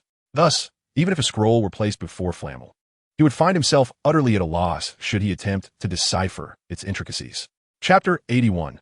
Alchemical Magic Scrolls 2. The most critical point lies in the fact that the method and techniques for creating this magical scroll have long been lost to time. Hence, it is said that should this artifact be revealed, it would not bode well for Clarence. Nevertheless, he cannot bear to witness the students at the institution reliant upon the magical properties of his alchemical trinkets for their peace of mind and learning. rather than living in constant fear of potential attacks on their families. This is not merely a matter of his capriciousness. He previously declared their relationship to be merely that of classmates, questioning the justification for expending time and energy on their behalf. Yet he finds himself unable to disregard their plight. This stems from the fact that magical scrolls, unlike high-tier alchemical magical items, are remarkably inexpensive to produce. For Clarence, the creation of scrolls would require minimal time and effort. Conversely, high-tier alchemical magical items present a significant challenge due to the cost of raw materials, a burden Clarence cannot shoulder or circumvent, not to mention the considerable time and energy required for their creation. Thus, under the condition that it does not adversely affect him, Clarence contemplates whether or not he should offer assistance. Although the production of these scrolls might lead to a plethora of complications, it is not to say that such troubles are insurmountable. Ultimately, Clarence resolves to proceed with the creation of the magical scrolls, albeit with certain modifications to ensure they do not fall into the hands of Death Eaters, the Order of the Phoenix, or the Ministry of Magic. Regardless of the outcome, Clarence remained indifferent to the potential demise of the three factions. Indeed, he harbored a hidden desire to witness them engage in a ruthless struggle, ultimately leading to their mutual destruction. Having made his decision, he hesitated no longer and procured a significant quantity of parchment. He then employed an owl to place a substantial order for more parchment at the shops in Hogsmeade, adjacent to the school. Subsequently, he conjured several authentic avatars to commence the creation of magical scrolls, ensuring to incorporate certain modifications. His intent was not to intentionally diminish the scroll's efficacy or power, but rather to establish a contractual limitation, restricting usage solely to the family members of the students. The conditions were unequivocally stated, prohibiting the members of the three factions from even touching the magical scrolls. It would indeed be intriguing to observe the reactions of these factions when they discovered their inability to access the scrolls. On the following evening, during dinner, Clarence once again appeared at the entrance of the Great Hall, accompanied by several large boxes, each brimming with magical scrolls. Each scroll contained a singular enchantment, a protective spell coupled with an illusionary manifestation, all designed to be activated by sensory triggers. What does a sensory-triggered scroll entail? It means that the scroll's unique enchantment would automatically activate upon detecting a lethal attack. Initially, it would create a protective barrier, followed by the illusionary manifestation. The students, upon learning of the scroll's capabilities, became increasingly frenzied. While Clarence's alchemical trinkets merely stabilized emotions rather than alleviating them, the students' concerns remained palpable. Now, with the provision of magical scrolls that could safeguard their families in times of peril, their excitement was understandable. Initially intent on seizing the scrolls en masse, the students were quelled by Clarence's magic, forced to queue patiently. Furthermore, when claiming their scrolls, they were required to sign a magical contract. Otherwise, their families would be unable to even touch the scrolls, let alone utilize them. To facilitate the creation of these scrolls, Clarence fabricated an excuse, claiming to draw upon the power of Hogwarts Castle. Thus, the scrolls could only be used by those with a familial connection to the castle's students, necessitating the signing of a contract before the scrolls could be sent to their families via owl. In essence, the contract was not with Clarence himself, but with the Hogwarts Castle, and it was imperative to sign it, or else their families could not access the scrolls. Most of the students, however, scarcely paid attention to his explanations, being utterly unconcerned about the details. For the chance to ensure the safety of their loved ones, they would willingly agree to any contract, even one perceived as unfavorable with Clarence himself. In truth, the contents of the contract were entirely conventional and articulated with utmost clarity, devoid of any pitfalls or negative aspects. The events transpiring at the entrance of the auditorium naturally captured the attention of the professors, prompting some to express curiosity about the so-called magical scroll. However, what was surprising was that while some individuals among them could touch the scroll, others could not. For instance, Horace, Flitwick, and the Defense Against the Dark Arts professor were able to make contact with it. Yet, when Professor McGonagall, filled with curiosity, attempted to pick one up, she found herself unable to do so, which astonished her greatly. She harbored a desire to inquire with Clarence regarding her inability to touch the scroll, but upon noticing the throng of students surrounding him, she refrained from approaching directly, choosing instead to suppress her curiosity until after dinner. Once the meal had concluded, McGonagall sought out Clarence, who was preparing to depart, to pose her question. According to his explanation, the scroll's creation was entirely reliant on the castle's immense magical energy, and thus its intended effect was solely applicable to the students. He had established a contract that circumvented this limitation, enabling family members and relatives of the students to utilize it as well. However, The power of the established contract would prevent anyone unrelated to the students from touching the scroll. Of course, this was merely Clarence's fabrication. The true restrictions lay within the identities of the Death Eaters, the Order of the Phoenix, and the Ministry of Magic. As for why the other professors could interact with the scroll, could it be that they shared a blood relation with some student enrolled at the school? Remarkably, there were indeed some professors with such tenuous blood ties to certain students. Unfortunately for McGonagall, she had no such connections among the Hogwarts students, given her rather unique background. In truth, McGonagall had already sensed inconsistencies in Clarence's explanation. She recognized that her inability to touch the magical scroll stemmed from the absence of any blood relations among the students. However, she was aware that other professors shared her circumstances yet could still interact with the scroll. This implied that the scroll indeed possessed the power of a contract.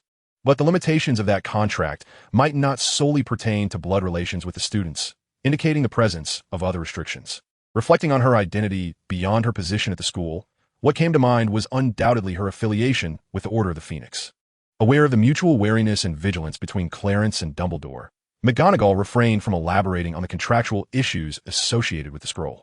After all, while Dumbledore remained vigilant against Clarence, it was already a dereliction of duty that she failed to prevent him from slipping through her fingers, neglecting her responsibilities as a professor. What right did she have to cast blame upon Clarence now? Furthermore, she found herself too ashamed to voice her inner thoughts. What thoughts, you may wonder? In Chapter 82, The Shift in Power, upon learning of the magical scroll's effects, McGonagall contemplated persuading Clarence to provide such scrolls for the Order of the Phoenix, no matter the cost. After all, the price would not be borne by her, but by Dumbledore. Alas, her pride rendered her unable to articulate such desires, and she could only depart in silence. Later, when Dumbledore became aware of the magical scrolls, particularly through McGonagall's revelation that the Order members could not access them, his face reflected profound disappointment and fatigue. However, he refrained from elaborating, merely inquiring about other matters within the school before allowing McGonagall to leave. Once he found himself alone in his office, a deep sigh escaped him, and the bitterness and regret within him could no longer be contained. He lamented that his wariness of Clarence had inadvertently pushed him into a neutral stance, not aligned with Voldemort, yet not firmly on his side either. It was quite likely that Clarence would never stand with him, for just as he had guarded himself against Clarence, the latter remained equally cautious of him. In such circumstances, could he truly expect Clarence to ally with him? Were Clarence lacking in self-preservation abilities? He might have sought protection and chosen Dumbledore's side in a moment of decision. Yet, Clarence was not like the other students, despite not being able to overpower Dumbledore. The gap in their strengths was narrowing. Retaining him would not be an easy feat, even within the grounds of Hogwarts, his home turf. Dumbledore suspected that the anti-disillusionment charms set around the school could no longer contain Clarence. Without such constraints, he knew he could not hold on to him. However, should he attempt to take action, it would irrevocably sever their relationship. While Clarence might not side with Voldemort, it did not preclude the possibility of a temporary alliance against him.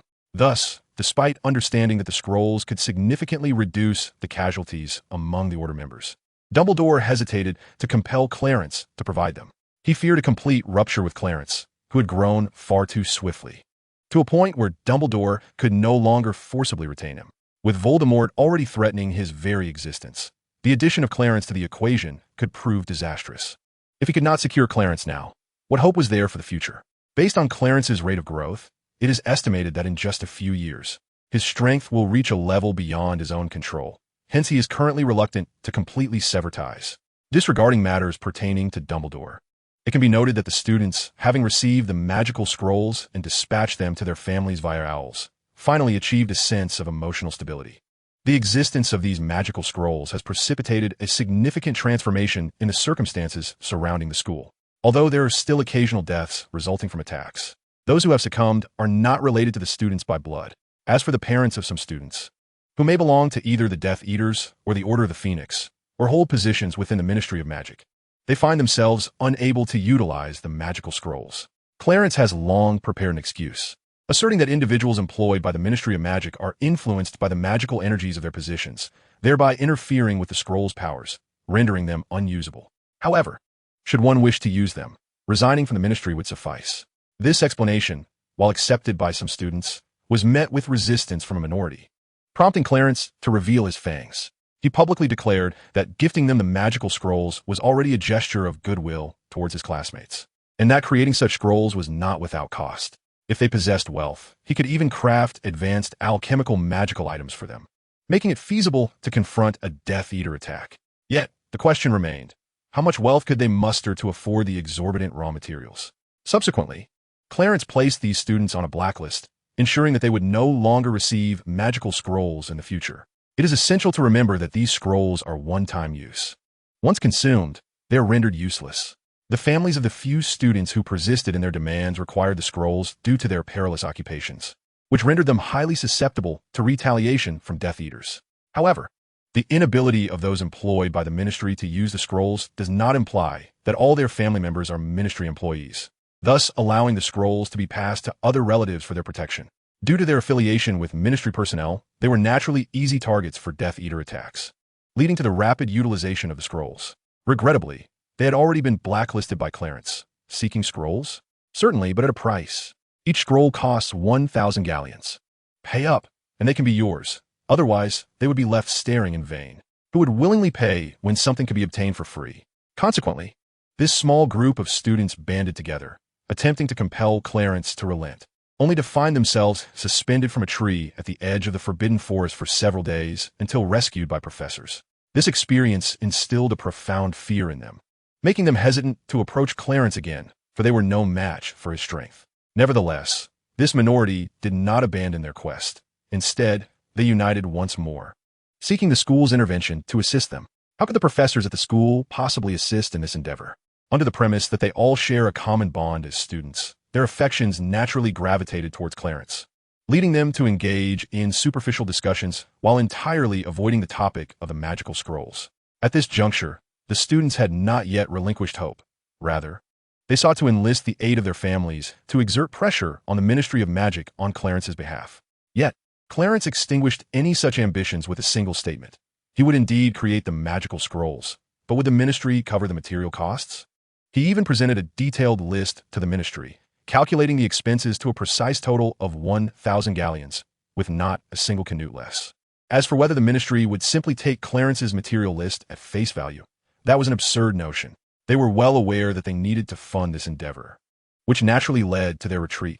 However, Clarence asserted that he alone possessed the necessary skills and expertise to craft such scrolls within the contemporary magical world. Furthermore, the scrolls required the immense magical energy sourced from Hogwarts Castle for their creation. Thus, should he choose not to proceed, no one else would be able to undertake the task. Perhaps Nicholas Flamel could accomplish it, but he, too, could not harness the power of Hogwarts, and the ministry had no means to locate him.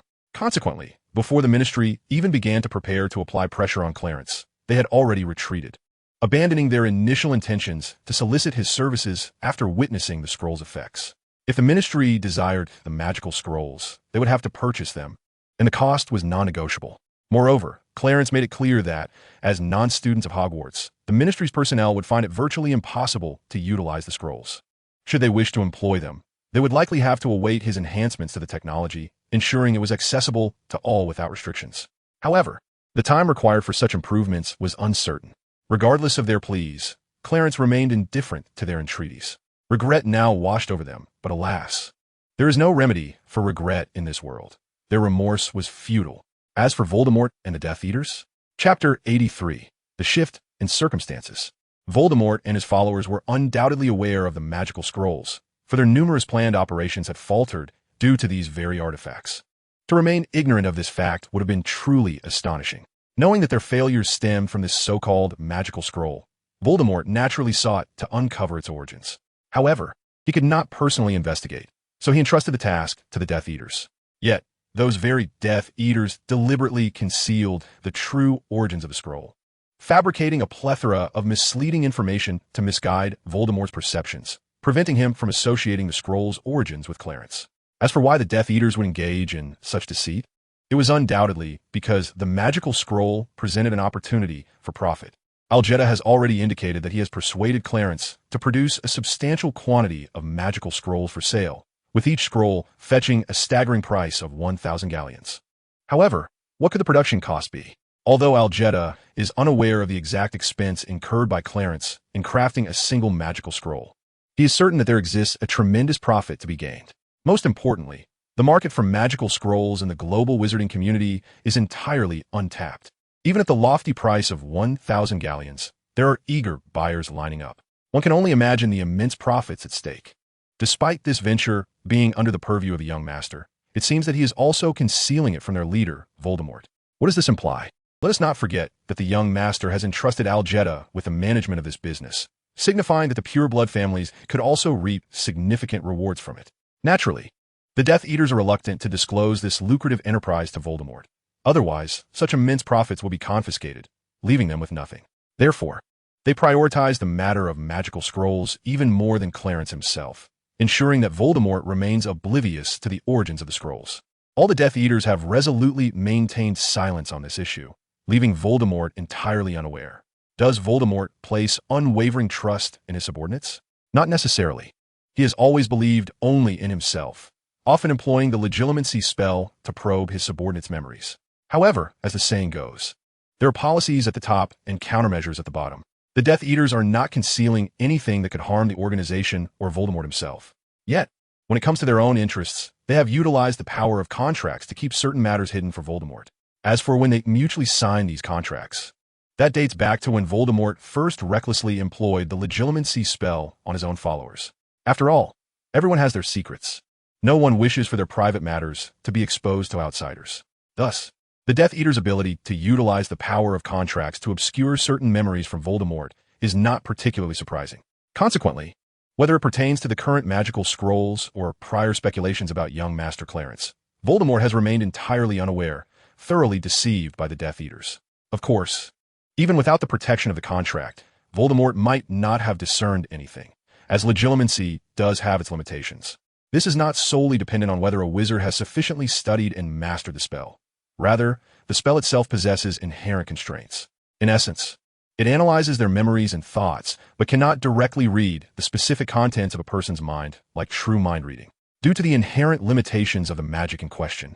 Even in the absence of protective contractual powers, the Death Eaters might evade detection by Voldemort.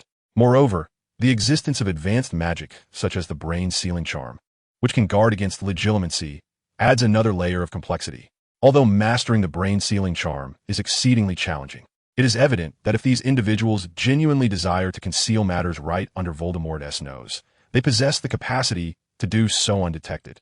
The members of the Death Eaters, from top to bottom, have largely concealed the true origins of the magical scroll, leading Voldemort to suspect that this so-called scroll might be a contrivance orchestrated by Dumbledore to manipulate him. This suspicion intensified after he employed legilimency on several subordinates, only to find no discernible issues. Consequently, Voldemort became increasingly convinced that the matter of the magical scroll was indeed a trap laid by Dumbledore. He never questioned whether Dumbledore possessed the ancient knowledge necessary to create such a scroll for throughout their acquaintance. He had never fully comprehended the depths of Dumbledore's character or the secrets he harbored. Whenever Voldemort believed he had unraveled all of Dumbledore's mysteries, the latter would invariably produce something novel, instilling in Voldemort a fear that was not solely rooted in Dumbledore's formidable power. While Dumbledore's strength is undeniable, Voldemort too possesses considerable might, capable of engaging in a battle that could result in mutual destruction, if not stalemate. Thus, from a purely power-oriented perspective, although Voldemort cannot surpass Dumbledore, the gap between them is not as vast as it may seem. However, Voldemort consistently seeks to avoid direct confrontation with Dumbledore, instead opting for cunning schemes to undermine him. He is ensnared by Dumbledore's enigmatic behavior and personality, as well as the many hidden cards he holds. Consequently, he refrains from questioning whether Dumbledore possesses the expertise to craft a magical scroll. Rather, he speculates whether this scroll is merely a bait designed to ensnare him, leading him into a trap. Given the implications involving Dumbledore, Voldemort is cautious, even preventing his subordinates from further probing into the scroll's information. He understands that if Dumbledore wishes, his incompetent minions would uncover nothing, and any findings would likely be a mere ruse. Regardless of Voldemort's conjectures, the emergence of the magical scroll has significantly hindered his plans to instigate panic within the British magical community and disrupt societal order, rendering half of his schemes futile. Chapter 84. The First Elemental Treatise. Without delving into the objectives of this part of his plan, it suffices to say that its failure has compelled him to alter his original strategies. Since attacking ordinary wizards has proven ineffective, a more vigorous approach shall be adopted to retaliate against the officials of the Ministry of Magic. targeting Dumbledore's Order of the Phoenix and other factions within the magical community of the United Kingdom. Simultaneously, clandestine efforts will be made to dispatch subordinates to engage with a certain giant tribe, inevitably leading to the need to slay a few giants for added excitement.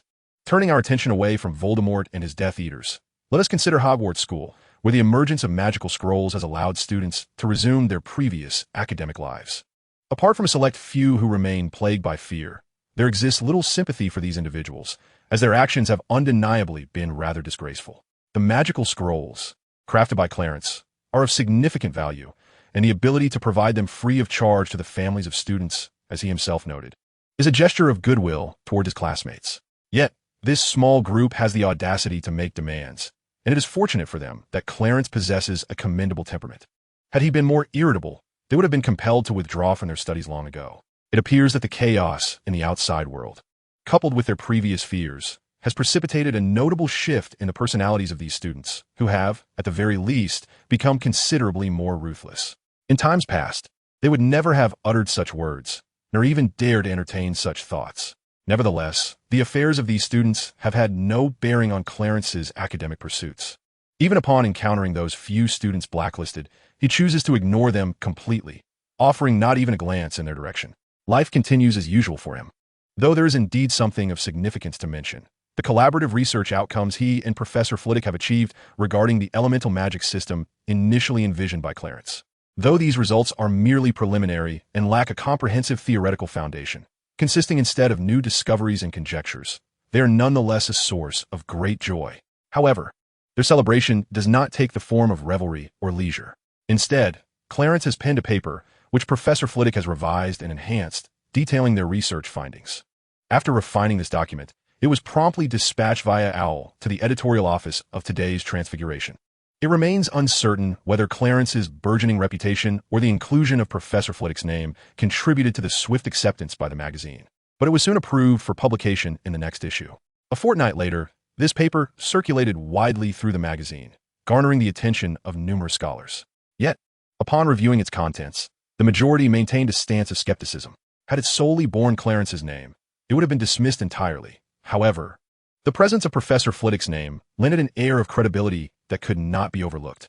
It is precisely due to the name of Flivvy that, even though many may harbor doubts, they refrain from expressing their skepticism openly. Instead, they undertake their own investigation, and if clarity eludes them, they resort to writing to Flivvy for clarification. In summary, this paper has indeed made a significant impact and caused quite a stir. Yet this influence has primarily resonated within scholarly circles, leaving the general wizarding populace largely unaware of its existence. Setting aside the commotion stirred by the paper, neither Clarence nor Professor Flivvy anticipated any profound repercussions it might have on the magical community. Indeed, even if they had, it would not have concerned them. What truly mattered to the two of them were the myriad letters arriving from esteemed scholars.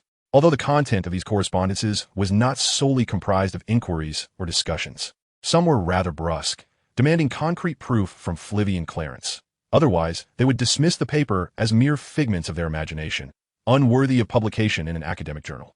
The harshly worded letters, whether to Flivvy or Clarence, were met with indifference. They would merely skim the contents and, finding nothing of value, discard them into the trash. Sometimes, I can't help but wonder if those old fogies are too myopic to read the words clearly. How could they overlook the clarifications provided at the beginning of the paper? Flivvy lamented as he tossed aside yet another letter. Professor, while we did elucidate the circumstances and provide guidance at the outset of the paper, that does not deter scholars from their relentless pursuit of knowledge and truth. Clarence offered in consolation, his examination of the letters never ceasing. Their behavior suggests that the intention behind publishing the paper was not solely to celebrate a modest achievement in their research, but rather to elicit correspondence from renowned scholars. Indeed, while the publication served as a celebration of their progress, after all, sharing joy is preferable to solitary delight. This was not the primary aim. The main objective was to attract the attention of distinguished scholars post-publication, prompting them to write in for consultation and discussion. Both Professor Flivvy and Clarence understood that to gradually refine their envisioned elemental magic system, relying solely on their own efforts would be futile. Even a lifetime of endeavor would be insufficient. The wisdom of one is limited, yet the collective intellect of many can ignite a plethora of inspirations and ingenious ideas. This, indeed, was their principal aspiration. Although the task of examining a multitude of letters, occasionally interrupted by the arrival of owls, can be rather cumbersome, the two individuals found joy in their endeavors, albeit with occasional complaints regarding the unpleasant content of certain correspondences. The alchemical notebook served as a means for real-time communication, specially crafted by Clarence for renowned scholars and masterful figures. As the trio engaged in dialogue through the alchemical notebook, more participants gradually joined the conversation, transforming it into a chat group reminiscent of Clarence's previous life experience with a particular messaging application, equipped with both private and group chat functionalities. Professor Flivy held the authority to manage this chat group. While the alchemical notebook lacked the capability to expel individuals, it could impose speaking restrictions. Despite the immense convenience provided by this alchemical artifact for scholarly exchanges, the participants remained mindful of their primary objectives. However, the discussions invariably circled back to a singular question. Regardless of how eloquently Flivy and Clarence articulated their observations, the scholars in the chat group had yet to witness any tangible evidence. Consequently, the conversation shifted toward the methods employed by Flivy and Clarence to observe elements. Ultimately, Flivy had no choice but to introduce the concept of meditation. Prior to doing so, he noted a reminder in the chat group, cautioning the scholars that without innate talent, even if they mastered the meditation technique and entered a state akin to deep contemplation, they could merely sense the existence of elements rather than conduct detailed observations. This reminder left the scholars perplexed. If Flivy's assertion held true, it would imply that neither he nor Clarence could have observed the elements, raising questions about the origins of the content within their paper. After a scholar posed this query, Flivy clarified that it was in fact Clarence who had genuinely observed the elements. He further elucidated that, due to his inability to perceive elements through meditation, he had resorted to alternative methods to acquire certain information about them, which he duly recorded in the notebook. Upon reviewing Flivy's notes, the scholars naturally inquired about the specific methods he employed to obtain that elemental information. However, this time, Flivy found himself needing to consult Clarence for his opinion. Given that the target of the contract was Clarence, for the scholars to gain similar access to elemental information, they would either need to rely on meditation for their observations or enter into a contract with Clarence to borrow that information. Thus, before disclosing this approach, it was imperative to seek Clarence's consent. After a moment's hesitation, Clarence directly inquired, "Professor, is it possible to keep this matter confidential?" After some contemplation, Flivy decided to inscribe in his notebook that in order to ascertain the method, confidentiality was imperative. Otherwise, it could not be divulged to them. Upon witnessing this written declaration, the scholars immediately inquired about the rationale behind the secrecy, questioning whether it stemmed from some limitations that precluded the method's widespread dissemination. If this were the case, then the purported elemental magic system would not possess the research value they had initially envisioned. They believed that for research to hold any merit, it must be universally applicable to all wizards, as only knowledge that is disseminated can be deemed worthy of future development and refinement. Otherwise, as they suspected, the research value would indeed be quite limited. Clarence, due to his lack of experience, was somewhat perplexed by their inquiries and turned to Professor Flivy for clarification. However, Flivy merely cast him a glance before returning to his writing. Clarence then noticed that Professor Flivy had recorded an explanation regarding the necessity for confidentiality, citing that the method pertained to Clarence's safety. Therefore, until Clarence possessed the means to safeguard himself, discretion was required. Since the issue did not pertain to limitations on dissemination, the scholars were naturally less concerned. After all, some matters necessitate confidentiality, particularly those related to the enigmatic department of mysteries within the Ministry of Magic. Such information is classified, and those involved are obliged to sign non-disclosure agreements. The esteemed scholars in the discussion group typically bore several such agreements, rendering them indifferent to Flivy's and Clarence's confidentiality stipulations. Soon, one individual promptly wrote in their notebook that they could send the agreement via OWL, including their address. Ultimately, within the notebook discussion group, apart from Clarence and Flivy, all others signed the non-disclosure agreement and were granted access to the method for obtaining elemental information. They successfully established contracts with Clarence, their confidence bolstered by the presence of numerous names following Flivy's on the skills panel next to this subordinate contract skill. Even in the absence of the skills panel, the multitude of requests for elemental information was sufficient evidence that the members of the discussion group had indeed forged agreements with Clarence. With such a collaborative effort among the scholars, engaging in discussions and research for several months, they finally succeeded in developing the first elemental magic at the onset of May 1975, even in the absence of a fully refined foundational theory. Remarkably, it was this basic elemental magic that emerged first from their endeavors. Indeed, the crux of the matter lies entirely with Clarence. The emergence of this magic was merely a product of his idle manipulation of wind elements during his leisure time, resulting in the simulation of a wind blade, which he subsequently unleashed. The system promptly recognized this as a skill, thus presenting him with an unactivated ability on his interface. The activation required a mere 2 simplification points, a trivial amount for Clarence, who regarded it as inconsequential. Consequently, he swiftly proceeded with the activation. However, at the very moment the skill was activated, a wealth of foundational knowledge regarding the wind blade technique was imparted directly into his mind. Regrettably, this did not encompass any insights into the essence of the elements themselves, but rather focused on the principles of the skill, its manipulation, application techniques, and potential avenues for enhancement. Chapter 86, Transparent Blade, Wind Blade Technique. The true essence of wind blade magic, of course, is far more complex than Clarence's simple simulation during moments of ennui. It encompasses a vast array of knowledge and skill.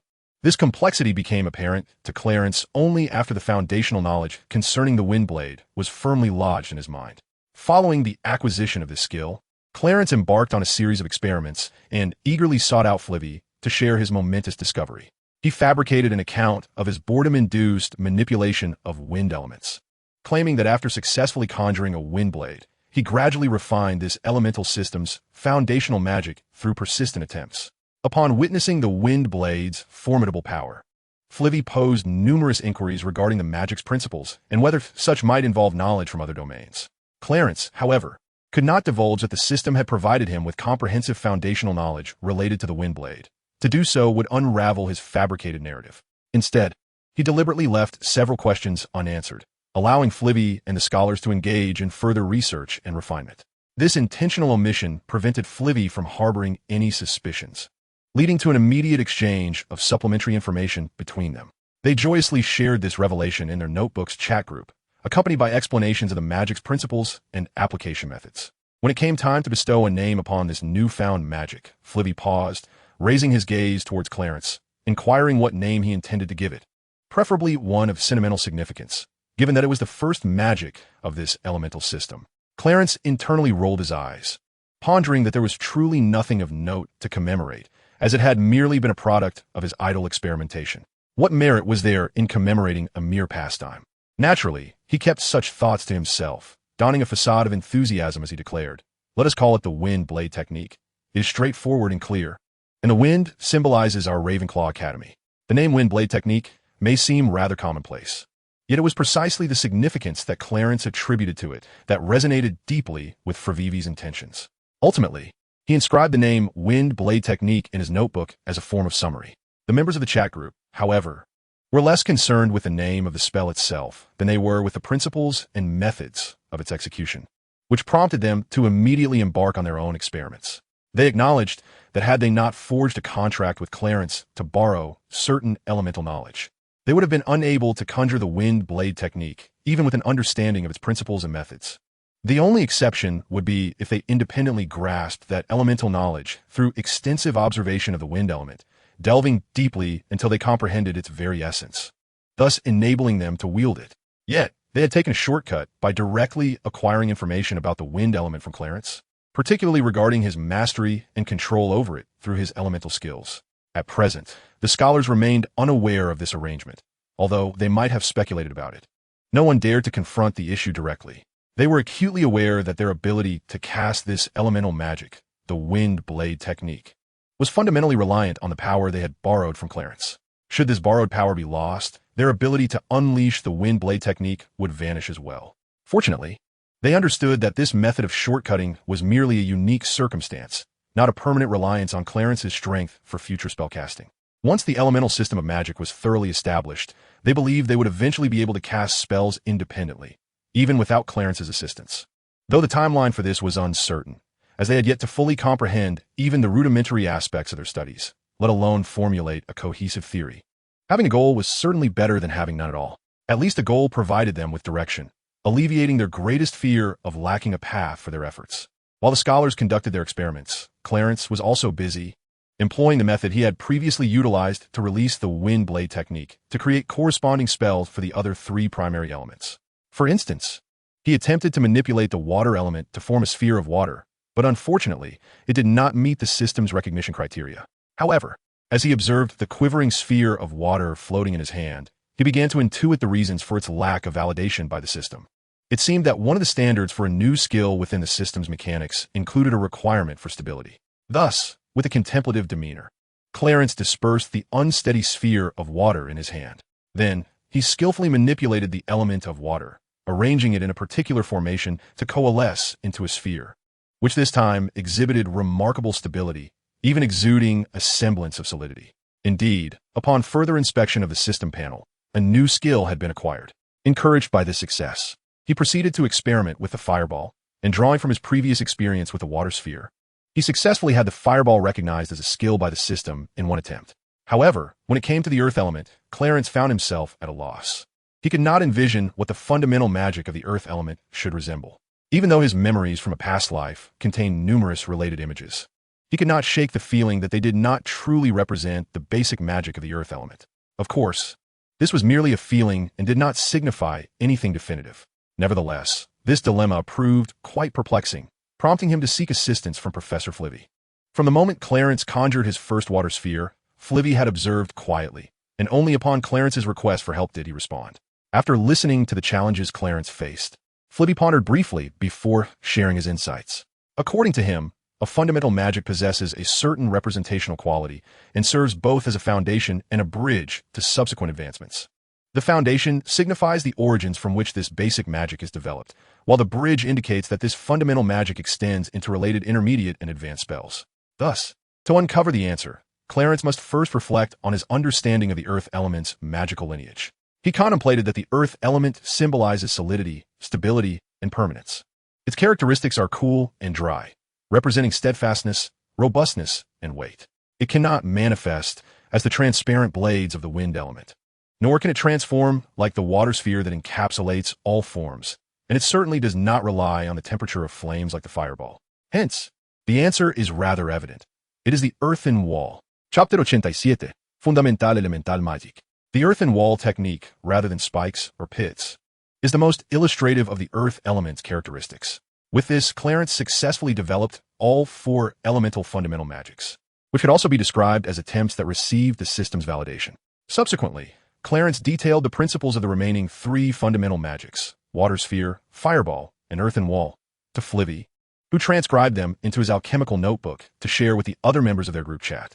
It was a pity that this rare moment of respite was fleeting. Soon, the time arrived for the final examinations, and this time, the vast majority of students across the school participated in the remedial activities organized by the Truth Society. If it were not for Clarence's repeated application of magic to the activity room, which expanded the already vast space several-fold, it would have been impossible to accommodate so many students. As for the reason why this year witnessed such a remarkable turnout for the remedial classes organized by the Truth Society, it can be attributed to the pervasive influence of the recent terror attacks perpetrated by the Death Eaters. Previously, the students lived in constant fear, anxious that they might receive news of an attack on their families, which understandably left little room for academic pursuits. Otherwise, it is unlikely that the school would have conducted final examinations this year. Now, as the final exams approach, students flock to the Truth Society for extra tutoring. However, despite participating in these activities, the overall performance in this year's final exams was somewhat lacking. It was merely a slight deficiency, preventing a significant number of students from failing. Remarkably, the professors were even more delighted to see a few additional high achievers than in a typical semester. Naturally, Clarence's results were exceptional, maintaining his position at the top.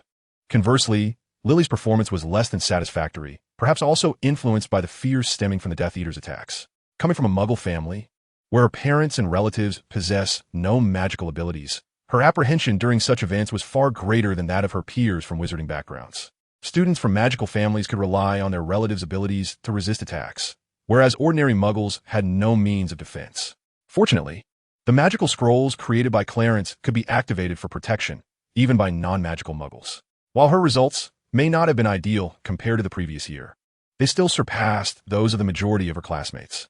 At the farewell dinner before the students departed, Clarence generously bestowed upon each of them several magical scrolls. A few days into the summer vacation, Lily surprisingly penned a letter to Clarence, expressing her desire for him to visit her home and cast some protective enchantments for her family. Clarence readily agreed to this, as it posed no challenge for him, and he even crafted 3 slightly advanced alchemical magical items imbued with several protective spells intended for Lily's parents and sister. Even though they were ordinary people devoid of magical powers, they would be able to trigger the enchantments passively. Curiously, while Lily's parents' attitudes are yet to be discussed, her sister Petunia's demeanor towards Clarence starkly contrasted with her icy reception of Snape. Although she did not greet him with open arms, she was capable of engaging in normal conversation, a stark contrast to her silence when interacting with Snape. However, upon reflection, it seems quite natural. Firstly, there is Clarence's increasingly ethereal beauty. Any reasonable person who gazes upon him would inevitably form a favorable impression, at least a high initial affinity. Coupled with his refined eloquence, graceful demeanor, and poised conduct, he certainly garners additional admiration. In stark contrast, Severus often wears a somber expression and exhibits little care for his attire or appearance, which leaves an impression of dishevelment. It is no wonder that a cleanliness-loving young lady would be reluctant to engage with him. Thus, when Clarence visited the Evans family, they received him with remarkable warmth, even Petunia managing to utter a few extra words, particularly after receiving gifts from Clarence for herself and her parents. A radiant smile graced her face. Once Clarence had cast various protective enchantments over the entire house, including the garden, he finally took Lily's luggage and departed with her. As for Lily's destination, she was not heading to Clarence's home for the summer, but rather to Mia's abode, having arranged to spend time there without extending an invitation to Clarence or Severus. Clarence, however, said nothing about this.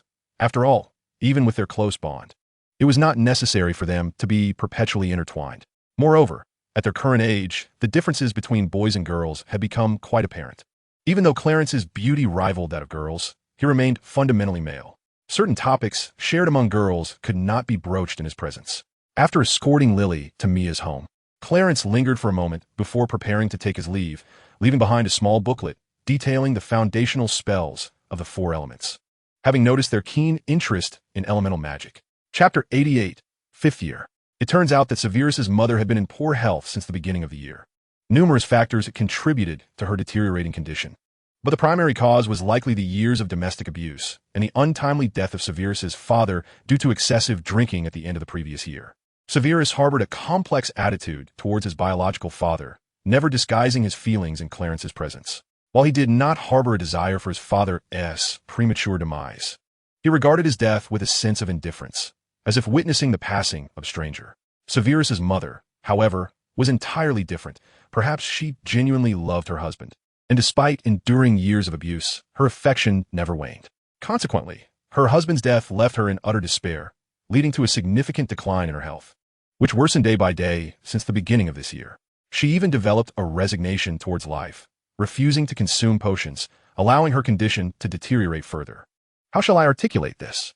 The powers of a wizard can, at times, indeed be excessively idealistic, which ultimately renders potions ineffectual in significantly aiding Severus Snape's mother.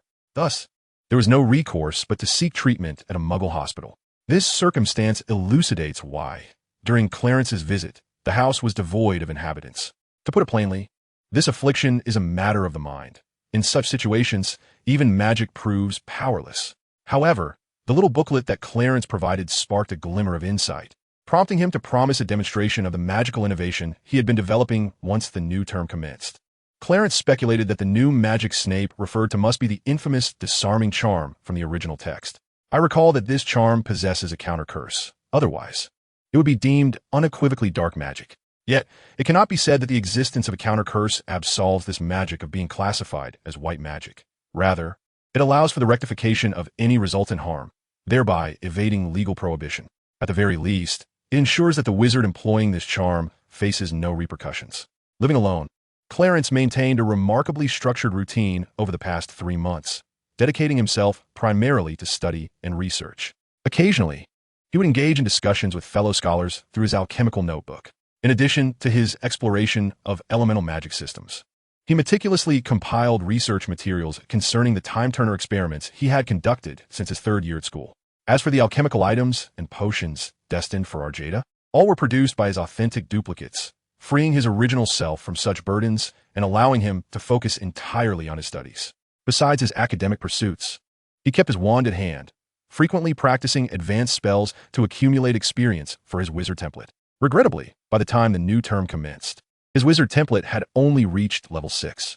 This was not due to the difficulty in acquiring experience points, but rather the fluctuations in his progress, resulting in a mere 5-level increase over 3 months. Conversely, his unique skills experienced substantial enhancement, significantly amplifying Clarence's overall strength. If one were to assess his capabilities now, he would be considered of a caliber akin to that of a professor at a magical academy, particularly excelling in combat and exhibiting a well-rounded prowess. Indeed, not all professors possess expertise in combat and battle magic.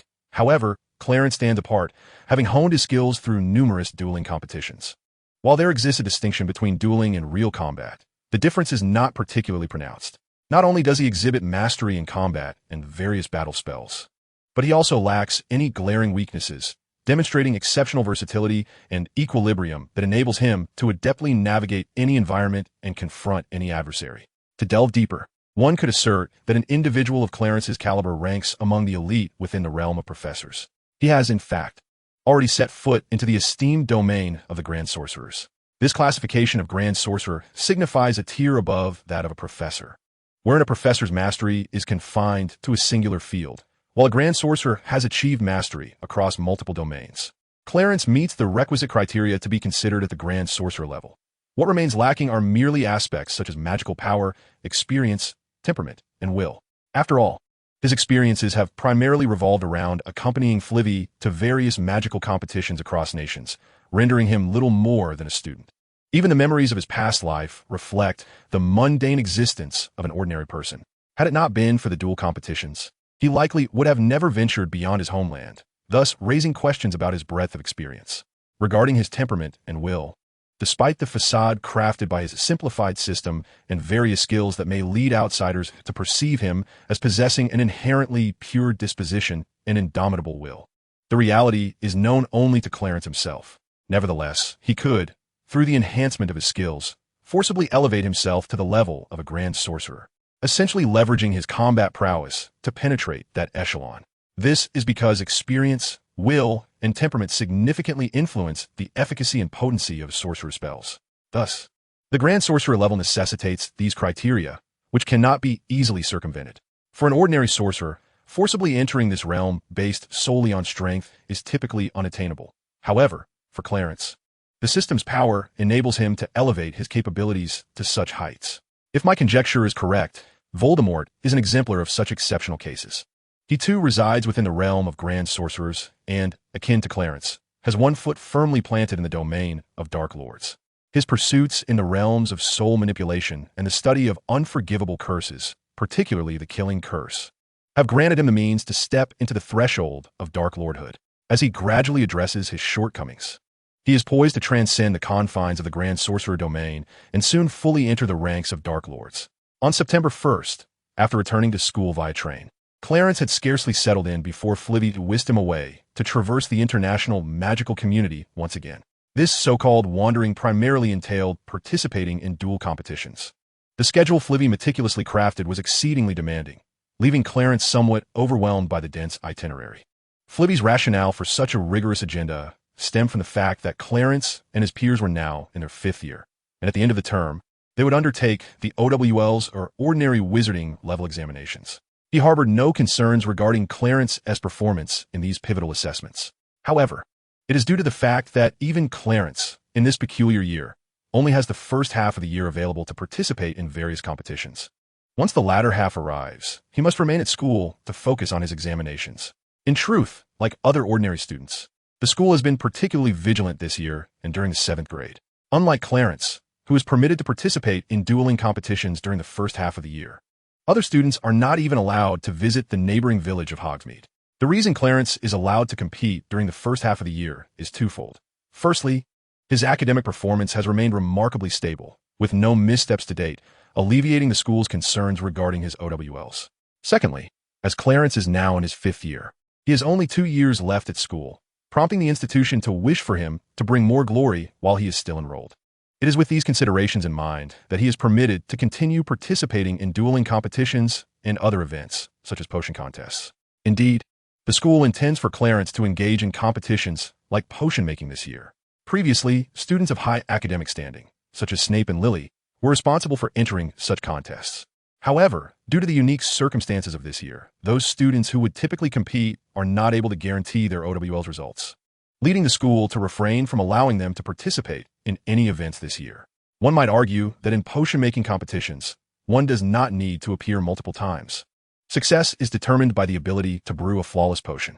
Nonetheless, claiming that a wizard could consistently produce a potion of impeccable quality is somewhat fanciful, especially for those who have yet to reach adulthood. Even potion masters would hesitate to assert that all their brews achieve perfection, regardless of the quality concerns. In terms of time, Clarence is indeed at an advantage, especially since no other competitor is likely to produce a potion of flawless quality. Thus, for an entire semester, Clarence spent his time alongside Flitwick, traversing the magical realms of various countries, participating in a multitude of competitions. Fortunately, Clarence had left behind numerous authentic avatars at school for study and other matters. Otherwise, he would have been reluctant to squander his time on so many diverse contests. Additionally, one of his authentic avatars witnessed Snape's newly developed magic, which indeed possesses remarkable precision. However, as it is freshly created, a counter curse has yet to be established. Though this is of little consequence, what matters is that the authentic avatar has learned to master this magic and has relayed that knowledge back to the original. The professors at the school were disinclined to intervene, as this was merely the privilege afforded to the most exceptional students. Indeed, Flitwick had formally appointed Clarence as the head boy of Ravenclaw.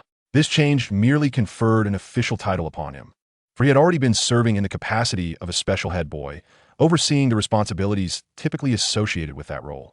As Clarence approached the end of his third year, the two head students he was familiar with had already graduated. Since then, Flitwick had not appointed anyone else to the position of head boy, as Clarence was entirely capable of managing the duties associated with it. Thus, his formal title as head boy was simply a title, without any significant impact on his daily life. Apart from this new designation, his academic and personal life remained as tranquil as ever, and the entire school seemed to exude a sense of calm. However, beyond the school's walls, turmoil was brewing. Indeed, Voldemort had orchestrated a significant event, leveraging the influence of his pure-blood allies. He began to openly recruit dark wizards and even non-human intelligent beings within the wizarding world of England. He made it clear that the requirement for joining his Death Eaters was that wizards must be dark wizards, while non-human intelligent beings needed to have committed acts of murder against innocent lives. Following this declaration, a multitude of applicants emerged, with those once shunned and likened to rats scurrying in the shadows, now stepping forward to join the ranks of the Death Eaters. Even some of the non-human intelligent beings, generally scorned by wizards, found their place among them.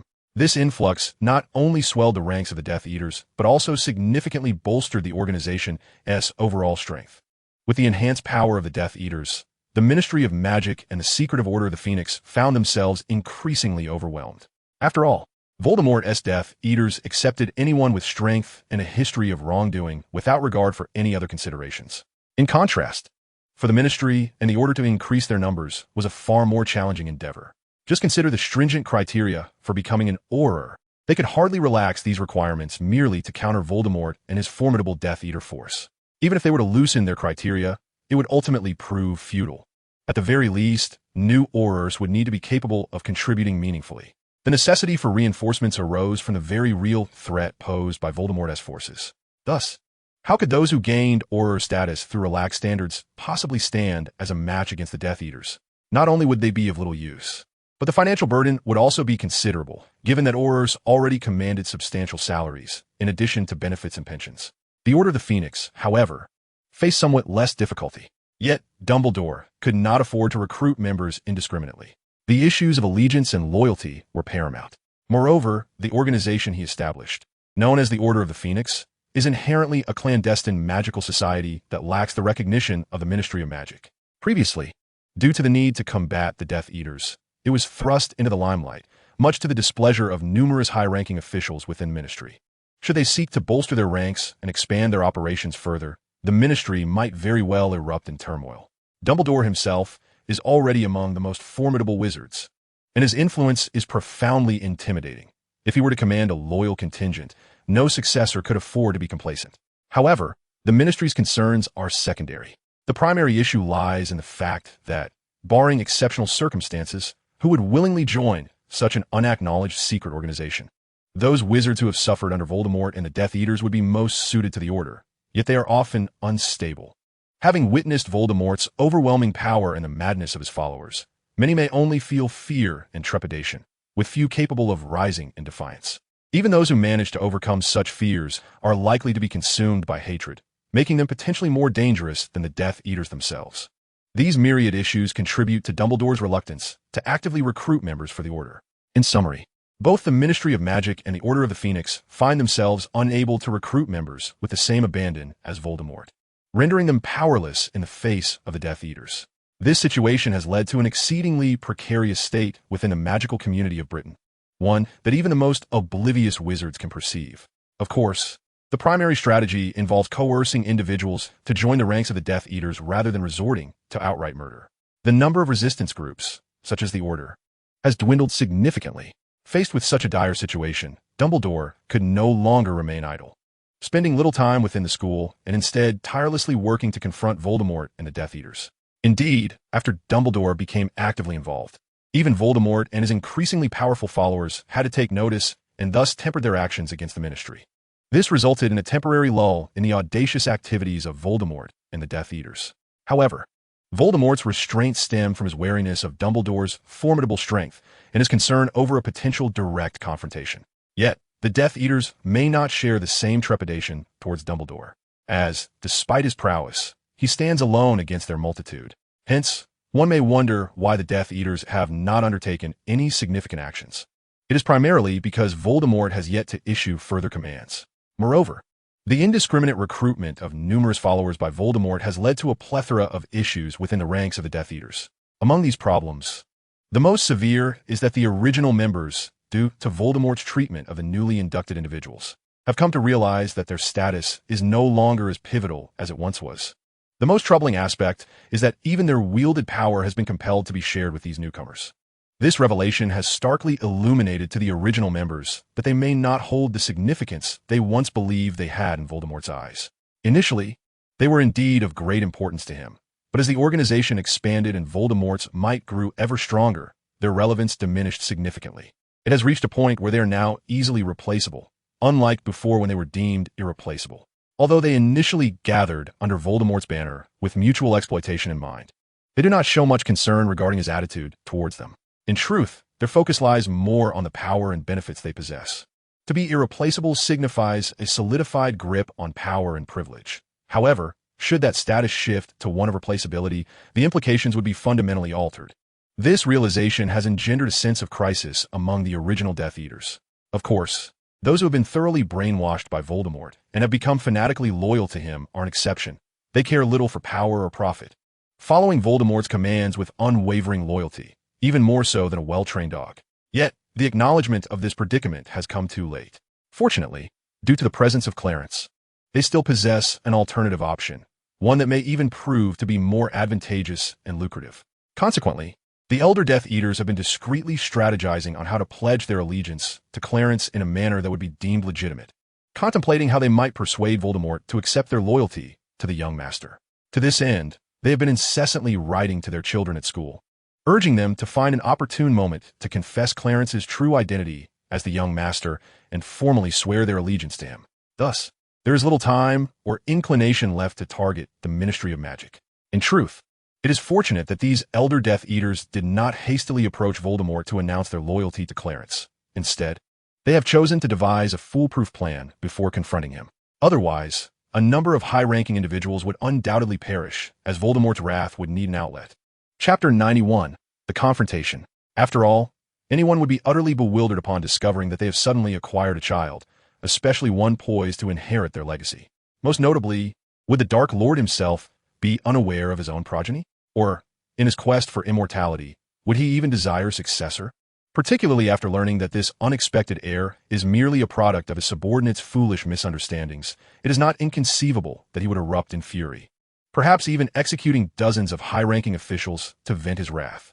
Fortunately, These purebloods are accustomed to providing themselves with an escape route before confronting Voldemort with such news. Otherwise, the consequences could have been dire. However, once they ascertain from their offspring that there is no such thing as a young master and that everything was merely a fabrication of their own making, it becomes time for them to make a true decision. The results of the final exams for the other grades had already been announced prior to the summer break. As for the OWL's results for the 5th year, they would be mailed to students during the holiday, accompanied by their certificates. At that moment, Clarence began to pack his belongings, placing his notes on the counter curse for the killing curse into his jacket pocket, intending to present it to Snape on the train. Consequently, it was unlikely that Snape could develop a counter curse in the short term. Given that Snape generously imparted this magic to his genuine avatar, Clarence reciprocated by saving Snape the time required to devise a counter curse. As for how Clarence had obtained the counter curse for the killing curse, it was undoubtedly the result of the simplification system. Once a skill is simplified, all knowledge pertaining to that skill is relayed back to Clarence, including the counter curse for the killing curse. Yet, as he was tidying up his belongings, he was interrupted by a note delivered by an owl. Upon reading the content of the note, Clarence felt a sense of perplexity, wondering what could prompt Arjada to summon him to the Truth Society's activity room. This individual rarely initiated meetings unless there was something urgent at hand. Although Clarence could not deduce the reason for Arjada's request, he did not dare to delay. He promptly created a genuine avatar to continue packing while his original self proceeded to the activity room. Upon pushing open the door to the room, he discovered a considerable number of students already present. However, after surveying the scene, he noticed that something seemed amiss with these students. It was not their physical condition that was concerning, but rather their identities. In other words, these students were originally members of the Death Eater Reserves, some of whom had joined later. At the very least, Clarence recognized Regulus Black among the younger students, the younger brother of Sirius Black, summoning oneself to the gathering. Only to find it populated by mere members of the Death Eater Reserves, it becomes evident that this situation is intrinsically linked to the Death Eaters. Upon this realization, Clarence raised an eyebrow, directing his gaze towards Algida, who stood at the forefront of the crowd, and inquired with a calm demeanor, "So, the members of the Werperges Knights have convened and summoned me for a purpose. What is it that you seek?" Algita, devoid of any superfluous words, promptly articulated their intentions. "There are 2 matters we wish to bring to your attention. Firstly, concerning your true identity. Secondly, we are prepared to pledge our allegiance, vowing to follow you eternally." Upon hearing this, Clarence's countenance darkened considerably. "You claim to know my true identity, yet I am oblivious to it myself? Furthermore, as members of the Death Eater Reserves, do you not fear the wrath of Voldemort should you swear fealty to me?" Strangely, Algida and the other members displayed no signs of concern, their expressions remaining unchanged. When Algida revealed what they believed to be Clarence's true identity, he was met with a peculiar expression and gaze. "Have you considered the ramifications, should your assumptions be incorrect? What if I am not Voldemort's progeny? What then?" Clarence retorted, his tone equally strange. "This is inconceivable," Algida asserted, presenting an array of evidence they believed substantiated Clarence's true identity. Yet, Clarence's expression remained unchanged. "I would have thought that individuals, such as yourselves, who cherish the purity of blood and the continuance of familial legacy, would conduct yourselves with greater prudence, especially when the parties involved are unaware of the truth. Therefore, allow me to remind you of a critical point. I trust you are somewhat familiar with the admissions process at Hogwarts?" At this juncture, the countenance of Algida and several other reserve members darkened significantly, as they appeared to have overlooked this crucial detail. Hogwarts enrolls students through the Register of Admission and the Acceptance Quill, meaning that any young wizard born in the British Isles with magical potential will have their name inscribed within Register. As for the mechanisms of the Register and the Quill, along with any additional functions they may possess, I shall refrain from elaborating further. However, it is important to note that the names inscribed therein are unequivocally true names. What does this imply? It signifies that even if a young wizard is unaware of their surname, the Register and the Quill will still record it. Moreover, this true name cannot be concealed. Thus, should a young wizard change their name, due to exceptional circumstances, the Register will merely append the new name to the original one. Therefore, if Clarence were indeed Voldemort's child, his true name would undoubtedly be Clarence Stewart Riddle, rather than merely being Clarence Stewart.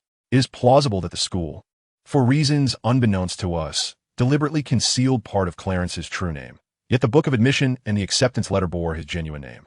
These reserve members may not have access to the Book of Admission and the acceptance letter, but they could glean hints from the acceptance letter.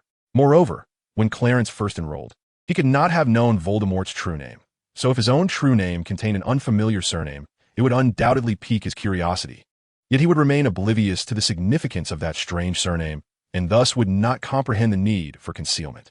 However, in reality, according to the understanding of these reserve members, Clarence's name was simply a combination of a surname and a given name, devoid of any further implications. Chapter 92, The Revelation 2. This indicates that Clarence genuinely has no connection whatsoever to Voldemort. At this revelation, the smile on Arjada's face faltered, twisting into a grimace. Upon witnessing this, Clarence felt a surge of pity and remarked, "Today, let us pretend I have not come, nor do I know of this matter. So you may continue your allegiance to Voldemort. Otherwise, should that fellow come to learn of this, your lives will not be pleasant." With that, Clarence turned swiftly, preparing to depart the activity room.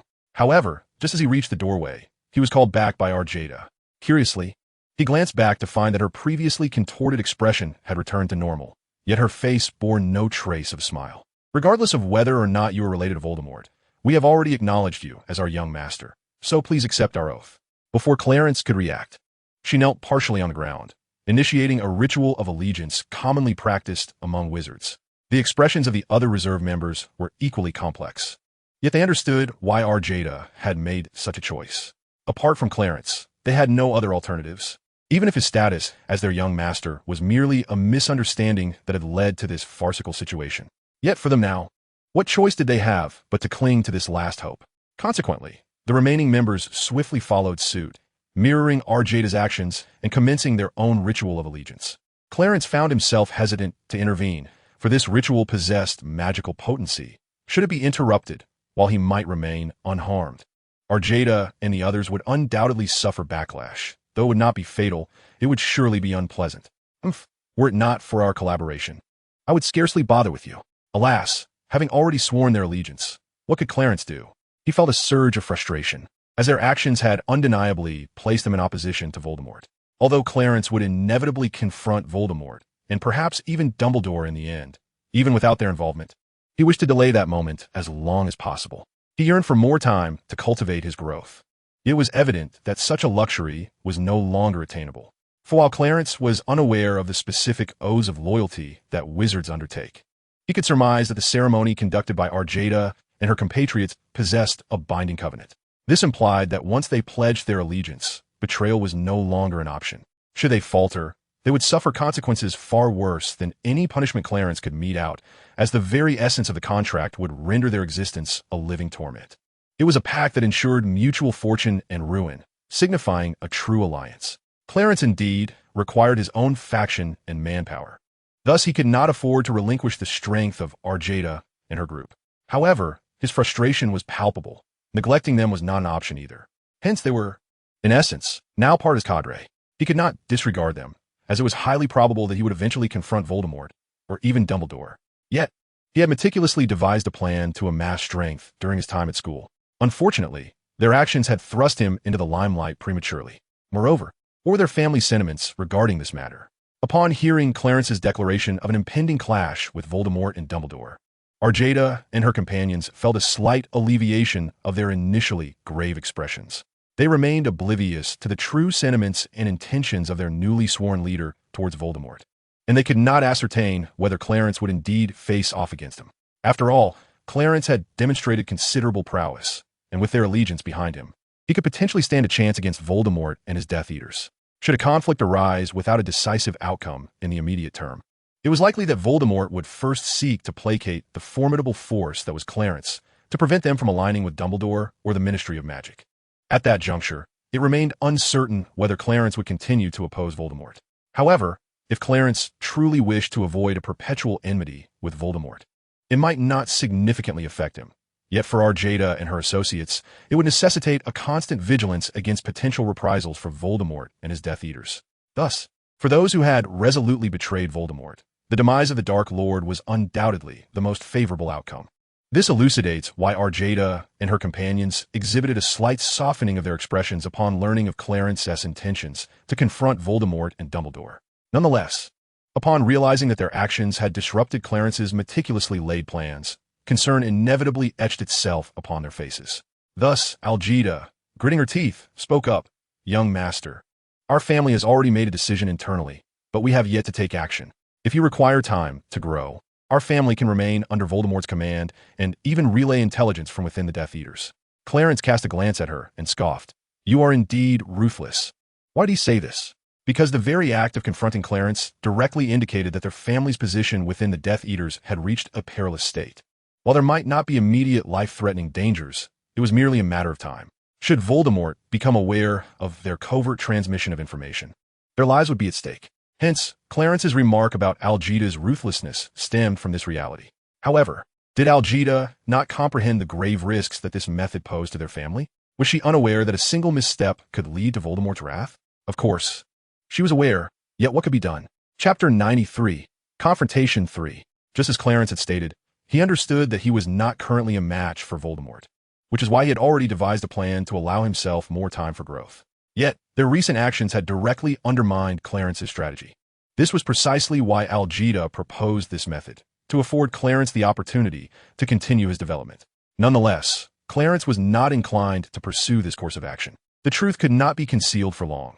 Once any of them officially joined the Death Eaters and pledged their loyalty to Voldemort, even if they feigned allegiance, the binding nature of the contract would prevent them from betraying Clarence, thus revealing their true intentions. If even one person failed to pledge loyalty, Voldemort might not think much of it, but if 2, 3, or 4 were unable to do so, even a fool would notice the discrepancy. The truth could not be hidden for long, especially since there were several recent graduates among them. Voldemort would inevitably uncover the issue. My father mentioned that in recent years, Voldemort has indeed punished many Death Eaters with the Cruciatus Curse, just as you said, young master. Algida reflected for a moment and recalled some information she had previously gathered from discussions with her father regarding Voldemort. In that case, the danger of your family remaining with the Death Eaters is exceedingly high. Furthermore, the sins committed alongside Voldemort must be absolved. Otherwise, even if Voldemort were to fall, your lives would not improve significantly. Clarence sighed. Upon hearing Clarence's remarks, Algida clenched his fists, for he harbored a profound aversion to the deeds perpetrated by Voldemort. It was not merely the actions themselves that repulsed him, but rather the exposure of their own identities that such behavior entailed. As Clarence articulated, should Voldemort ultimately succeed, these transgressions would ironically become a form of credential for them. Yet, could Voldemort truly prevail? Consider the unwavering resistance mounted by the Ministry of Magic, and reflect on Albus Dumbledore, the conqueror of the first Dark Lord, Grindelwald. Furthermore, contemplate the international stance toward Voldemort and his Death Eaters. All these circumstances unequivocally indicate that Voldemort's success is, in fact, an impossibility. Thus, should he fall, what fate would await those Death Eaters who had so eagerly participated in his malevolence? Upon hearing Clarence's assertions, Algida could not remain unmoved. Particularly, when the notion of finding a means to absolve their families was mentioned, his heart surged with elation. It was not that he genuinely believed Clarence could effect such a transformation, but rather that it represented a refreshing attitude from their new leader, one that valued and cherished his subordinates. After all, comparison is a formidable teacher.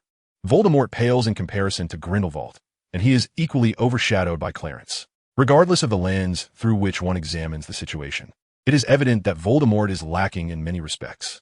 One must wonder if their families have been blinded in their admiration for him. Since Clarence had made his position clear, Algida and his fellow subordinates felt compelled to express their loyalty. Thus, even though Clarence had previously declined the suggestion of allowing their families to remain within the ranks of the Death Eaters to buy more time, Algida brought it forth once more. Yet, he was met with Clarence's refusal. "I may be able to wait, but your families may not be so fortunate." Do you truly believe Dumbledore is idle? He is undoubtedly devising a strategy to ensnare Voldemort. Do not underestimate Dumbledore's capabilities. His cunning is not to be compared to the youthful folly of Voldemort. Moreover, given that Voldemort has descended into madness due to certain dark magics, he is losing even the semblance of rationality. How could he possibly contend with Dumbledore? Should Voldemort fall victim to Dumbledore's machinations while your families remain unredeemed, the consequences need not be elaborated upon. Indeed, Clarence nodded, I have also learned a secret regarding Voldemort from Professor Horace. According to him, Voldemort began his foray into dark magic during his time at Hogwarts, particularly pursuing a profoundly malevolent form of magic known as a Horcrux in his quest for immortality. The remaining members had not heard of this dark magic related to Horcruxes, but Algida wore a contemplative expression. Young master, are you referring to the vile Horcruxes created by the despicable heir of Slytherin? Clarence nodded, affirming, "Indeed, it is a form of dark magic devised by that wretched heir, which grants one the ability to attain immortality. However, this dark magic is exceedingly malevolent, as it requires the perpetration of heinous acts, such as murder, to cause one's soul to fragment into shards. These soul fragments are then extracted from the body and preserved within vessels, known as Horcruxes. Consequently, no matter how grievously a wizard is harmed, they cannot perish, for a portion of their soul remains unscathed, lingering in the mortal realm. Even if their corporeal form is annihilated, they will not succumb to death and can seize the opportunity to reconstruct their body at a later time. Yet, the soul must remain intact. Its fragmentation is a perverse violation of nature. In the past, many dark wizards, despite their capabilities, refrained from creating Horcruxes, preferring to embrace death rather than endure such degradation. After all, once the soul is divided, it becomes profoundly unstable. Voldemort exemplifies this, and given his cowardice, it is likely he has not merely split off a single Horcrux, but several. Upon hearing Clarence's words, the gathered members collectively gasped, both at the malevolence of the Horcrux creation process and at the revelation that Voldemort had been audacious enough to create multiple Horcruxes. The ethical implications of such evil were not of paramount concern to these individuals. Rather, it was as Clarence articulated. As long as Voldemort's Horcruxes remained intact, even if his current body perished, he could still find a way to resurrect himself. The most terrifying aspect was that there was not just one Horcrux in this vast world. Who could fathom where Voldemort might have concealed his Horcruxes? This implied that he had indeed achieved immortality. Now, Algida and the others began to comprehend why Clarence had previously suggested that pureblood families would exercise greater caution when making decisions, rather than risking everything without a thorough understanding.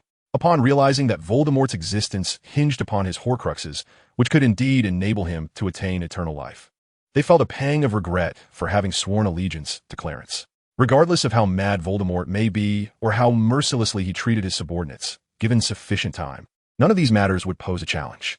Unfortunately, they had already undergone the highest form of loyalty ritual, rendering them incapable of betraying Clarence. So even if they now regretted their choices, it was far too late. Chapter 94, The Showdown. However, although a sense of regret lingered in their hearts, they dared not reveal a hint of it.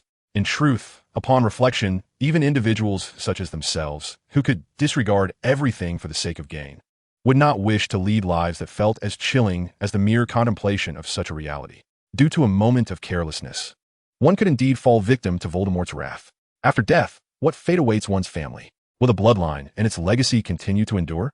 Thus, having a competent leader is, at the very least, a source of solace for them. Clarence, of course, remains oblivious to the inner thoughts of Arjada and the others. Even if he were aware, it would matter little to him, for every individual harbors their own thoughts. No matter how broadly he manages affairs, he cannot dictate the internal musings of his subordinates. Therefore, he pays no heed to the sentiments of Arjada and her companions. Instead, he contemplates the current situation, which has escalated to a point where he must step into the limelight. Though his strength may not yet rival Voldemort's, he is confident that he can hold his own in a balanced confrontation, for his capabilities are not to be underestimated in the realm of wizardry. In fact, if a battle were to ensue, Clarence might even gain the upper hand temporarily, though such a position would not be sustainable for long. As for the potential repercussions from Dumbledore upon stepping into the open, Clarence remains unfazed, for he too could contend with Dumbledore on equal footing, albeit with a slight disadvantage. Yet, even in Hogwarts, should he choose to depart, he possesses the ability to execute apparition at will. His mastery of the apparition spell, bolstered by his wizarding prowess, renders the castle's protective enchantments ineffective against him. In summary, while it may still be somewhat premature, stepping into the light is not entirely out of reach.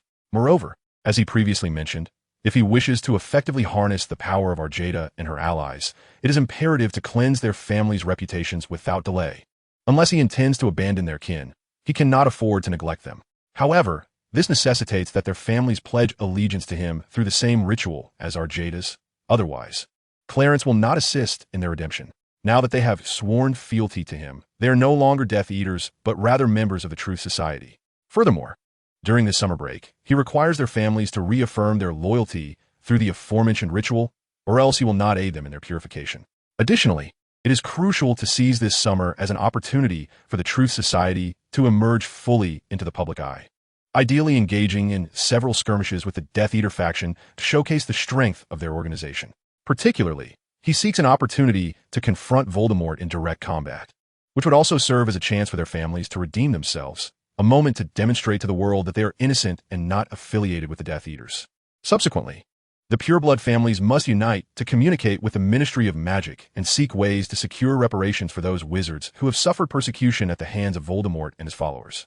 Do not fear the expenditure. This investment will procure a reputation of honor.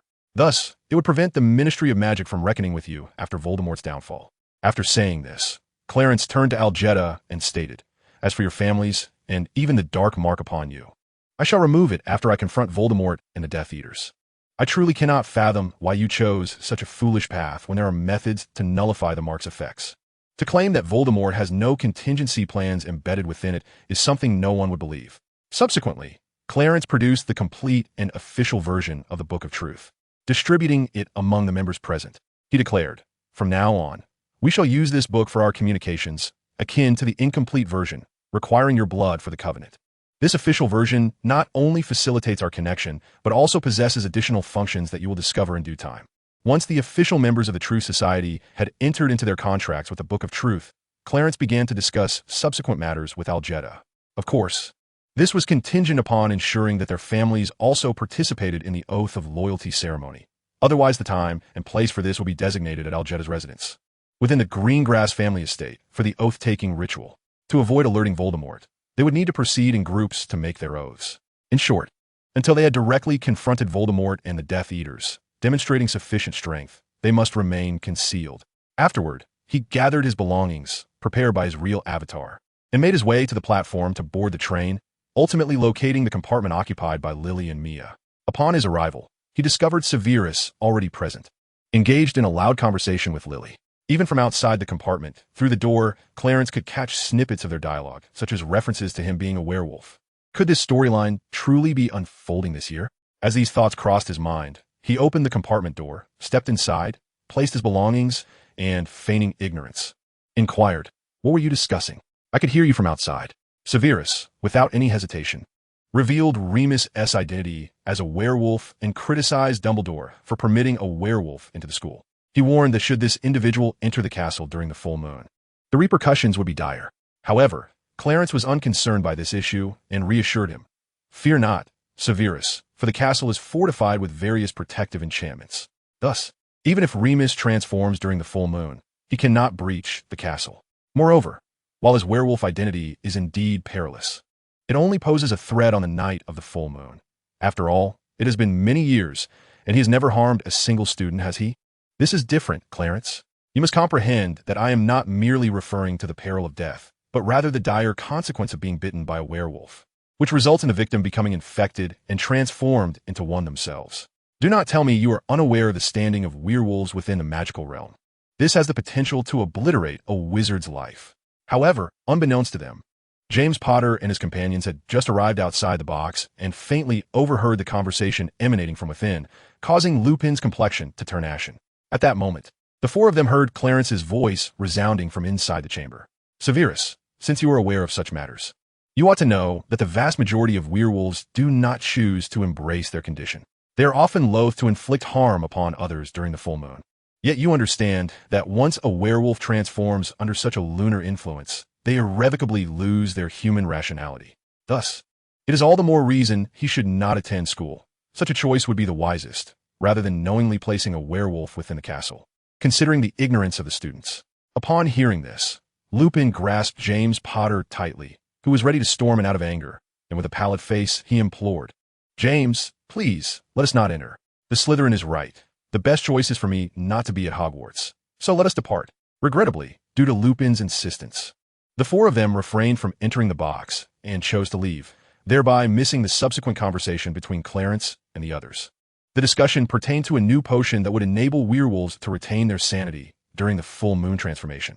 Indeed, this potion, known as the Wolfsbane Potion, was invented in the mid-1970s.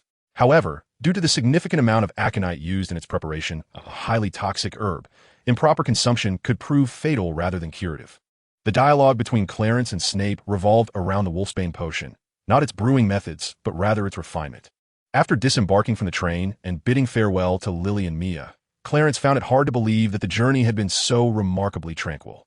Or rather, he was incredulous that James Potter and his entourage had not sought them out, clinging stubbornly to their compartment. Yet, despite his disbelief, this was indeed a fortuitous circumstance. And thus, Clarence did not dwell on the matter but proceeded, as per his usual routine, to Diagon Alley with his luggage in hand. He even paused his potion brewing and alchemical endeavors, dedicating the time, instead, to practicing his skills with the numerous authentic doppelgangers he had created, particularly focusing on honing his abilities in the wizard template. Indeed, he sought to seize the remaining time to practice diligently, striving to elevate his skills to the highest possible level. This way, when a moment of confrontation with Voldemort arrived, he would possess greater assurance. Thus, Clarence toiled day and night, though it was merely his replicas that labored tirelessly, while his true self enjoyed well-deserved rest. By the appointed day, his wizarding template had ascended to level 15. Even his other special skills had markedly improved, resulting in a significant surge in his overall strength. If before, his combat prowess against Voldemort was evenly matched, now Clarence found himself capable of gaining the upper hand. After a leisurely breakfast, Clarence retrieved the key that Arjada had gifted him during their time at school. The enchantment of the key stipulated that it could only be activated after 6 o'clock that morning. Until that hour arrived, it remained an ordinary object.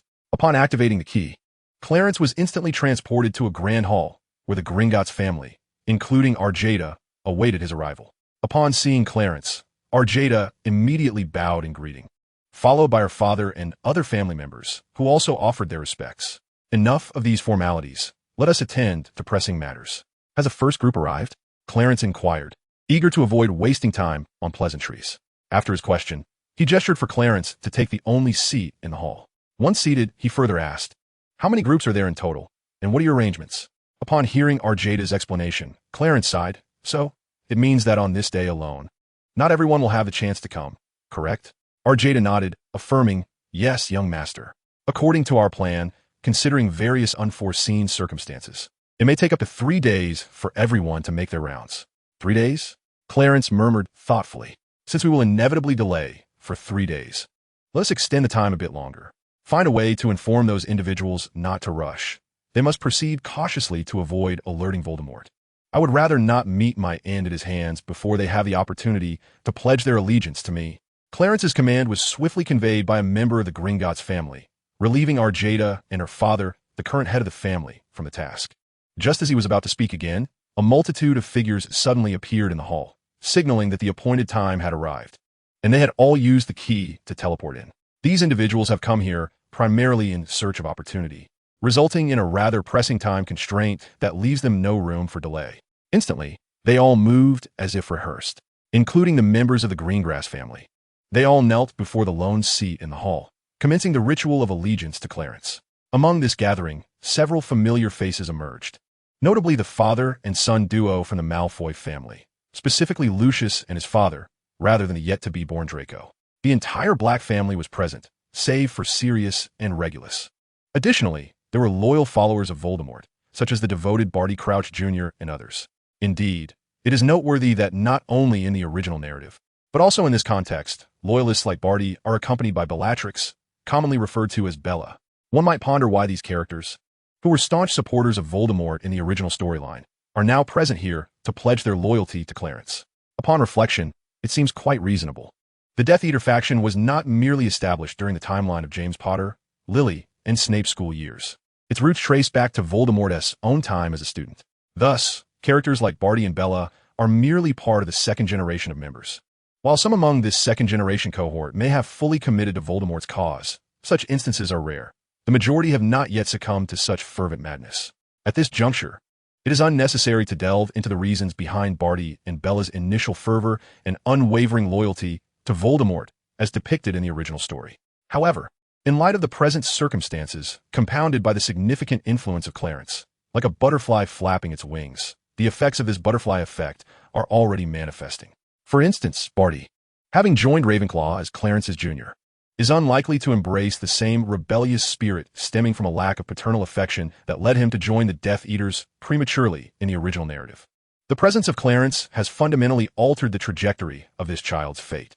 Furthermore, had it not been for Arjada leveraging Clarence's influence to entice Barty into the Death Eater reserves, he might still be just an ordinary member of the Truth Society.